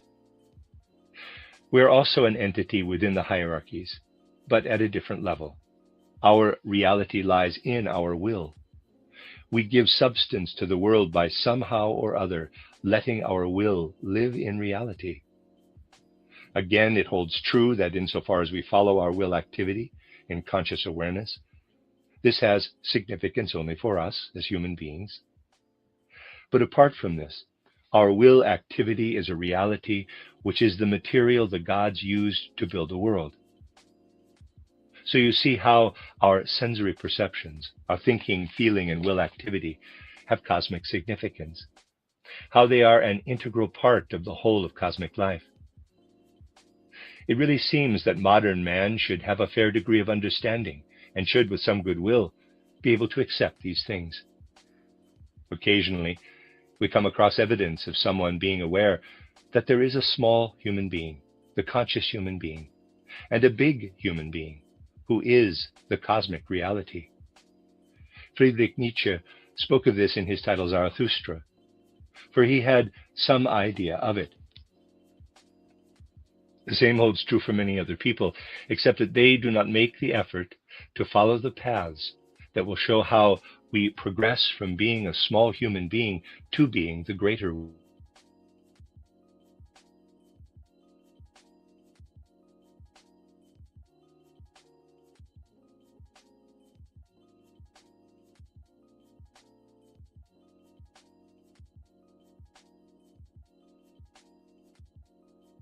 To see into the spiritual world. In those days, they really were able to see the way man does today, when he is outside his physical and ether bodies, with his astral body and ego, and out there in the cosmos. Man would never have achieved complete freedom as an individual, and dependence would have been his lot if the old clairvoyance had persisted. It was necessary for man to take possession, as it were, of his physical ego. The form of thinking he would develop if he perceived the surging ocean of thinking, feeling, and will activity that exists below consciousness would be a heavenly form of thinking, but not independent thinking. How does man achieve independent thinking? Well, imagine it is nighttime and you are lying asleep in your bed. It is the physical body and the ether body which are lying in your bed. As you wake up, the ego and the astral body enter from outside. Thinking activity continues in the ether body. And now the ego and the astral body enter, first of all, taking hold of the ether body. This does not take long, however, for at that very moment the thought may flash up, quote, "What have I been thinking? Those were sensible thoughts," close quote. However, the human being has a strong desire to take hold of the physical body as well, and the moment he does so, everything vanishes. Now, the human being is wholly within the sphere of earth life. It is because man immediately takes hold of his physical body that he is unable to gain awareness of the subtle swell of etheric thinking, to have the awareness, quote, "It is I who am thinking," close quote. Man simply has to take hold of his physical body and make it his instrument. Otherwise, he would not feel, quote, "It is I who am thinking," close quote, but, quote, "It is the angel guarding me who is thinking," close quote. The conscious thought, "I am thinking," is possible only if the physical body is taken hold of. Man therefore must be able to use his physical body. In the time that lies ahead, he will have to make use of what the earth is giving him and take hold of his physical body more and more. His justifiable egoism will grow and grow. This will have to be counteracted by taking hold of the insights provided through spiritual science. We are now at the beginning of this era.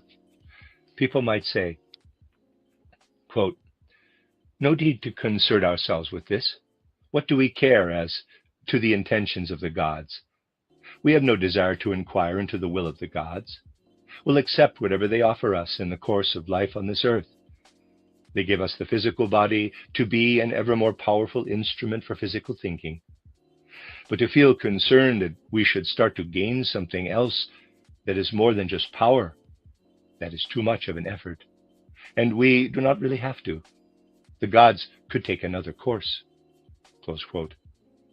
That, too, is what people say, only they say it by inventing philosophies and so forth. It has to be clearly understood that in the world it really makes no difference if we decide to put a limit on what is to happen, a limit to suit our reluctance to be personally involved. It is quite impossible for the measure meted out to man to be reduced. If man is intended to develop certain powers within a particular era, and only develops part of them, the rest will, nevertheless, emerge. It is not true to say that they do not emerge. When you heat up an engine, the excess heat supplied does not disappear. It radiates from the engine. In the same way, nothing that exists in human life can disappear. It is not true, therefore, that mystical powers, so much despised by modern man, do not exist. Man is able to deny them, yet they continue to exist as part of this world. You can deny them, you can be a great materialist in your conscious mind, but you cannot be a materialist with the whole of your being. What happens is that those powers will, unknown to man, develop in such a way that he will offer to Lucifer and Ahriman what he would otherwise have offered to the legitimate gods. Everything you suppress in your conscious mind, everything you will not allow to unfold, you offer to Ahriman and Lucifer. No culture in the present age, dear friends, can have been more intensely materialistic down to the last fibers of the soul than the Italian culture. Present-day Italian culture, the culture of the Italian nation, has developed through the influence of the folk soul on the sentient soul. It is the current mission of English culture to develop materialism. Materialism will be on the surface there, but it will be the way it ought to be. The earth does need a certain materialism, and this is developing there. It is the mission of the British to bring materialism into earth evolution. With them, it cannot take root in the soul as deeply as it does with the Italians. An Italian feels everything deeply, and in him materialism takes root at the very deepest level. This is why present-day Italian culture goes into positive frenzies of nationalistic materialism, and does so with all its soul, when in fact materialism cannot be accepted with the whole of one's soul. We may be its protagonists in the world, but we cannot really develop an enthusiasm for it unless we are part of the Italian folk soul. It is true that the present age is the most materialistic ever. It is equally true that among the people living in the south of Europe, the most materialistic attitudes of all arise from the sentient soul. Fichte said, quote, "Anyone who believes in freedom within the life of the spirit is really one of us," close quote. His conception of nationalism was one entirely determined by the spirit. There is nothing of this in the Italian concept of nationalism. In their case, it is entirely a matter of blood substance. Their nationalism is entirely naturalistic. One man's idea of what constitutes a nation is quite different from that of another. An utterly nationalistic materialism is alive among the Italian people. This, of course, only relates to the present day. You must realize that when the soul is so determinedly aiming for naturalistic materialism in what a nation is intending, the sense for the mystical cannot be lost on account of this. It persists. It is merely thrust out from consciousness and comes to rest elsewhere. It is not thrust out from man's true and innermost being. It now serves the powers we refer to by the technical terms of Lucifer and Ahriman. Those human faculties are then not directed along the path of the progressive deities, but into the paths of Ahrimanic and Luciferic powers. One would assume that something will have to emerge in those nations when powers of a mystical nature are thrust out into public life. Can we find something of this kind in the South? A stream of mystical will that has been thrust out? It was in May 1347, on Whit Sunday, the Colle dei Rienzi walked up to the Capitol in Rome at the head of a great procession. He was wearing ancient Roman armor, which was in accord with the sentiments of that time, and had 4 standards. The Capitol is the place from which speeches concerning Rome civilization were traditionally addressed to the Romans. Rienzi proclaimed that he had come to speak in the name of Jesus Christ, as a man compelled to speak to the Romans in the name of freedom for the whole world. Rhetoric was very much the order of the day at the time. It did have a certain significance then, in 1347, but no reality. The whole was something like a puff of smoke. But that is not really my point. I want to draw your attention to the fact that this happened on a Whit Sunday, on 20 May 1347. It was then that the man representing this whole stream called himself an ambassador of Christ. Later, when he had further elaborated his message, he also called himself a man inspired by the Holy Spirit. It was also a Whitsunday that war was declared against Austria. Immediately before that, a man who did not call himself an ambassador of Christ, but nevertheless let it appear in what he said that he was filled with the Holy Spirit, had walked at the head of a large procession and made speeches in Rome. There certainly was no vestige in the soul of this man of the mysticism out of which Rienzi had formerly spoken. Yet here we get an element of mysticism that has been thrust out. The words were again spoken on a Whitsunday, yet they were spoken in the service of those other powers.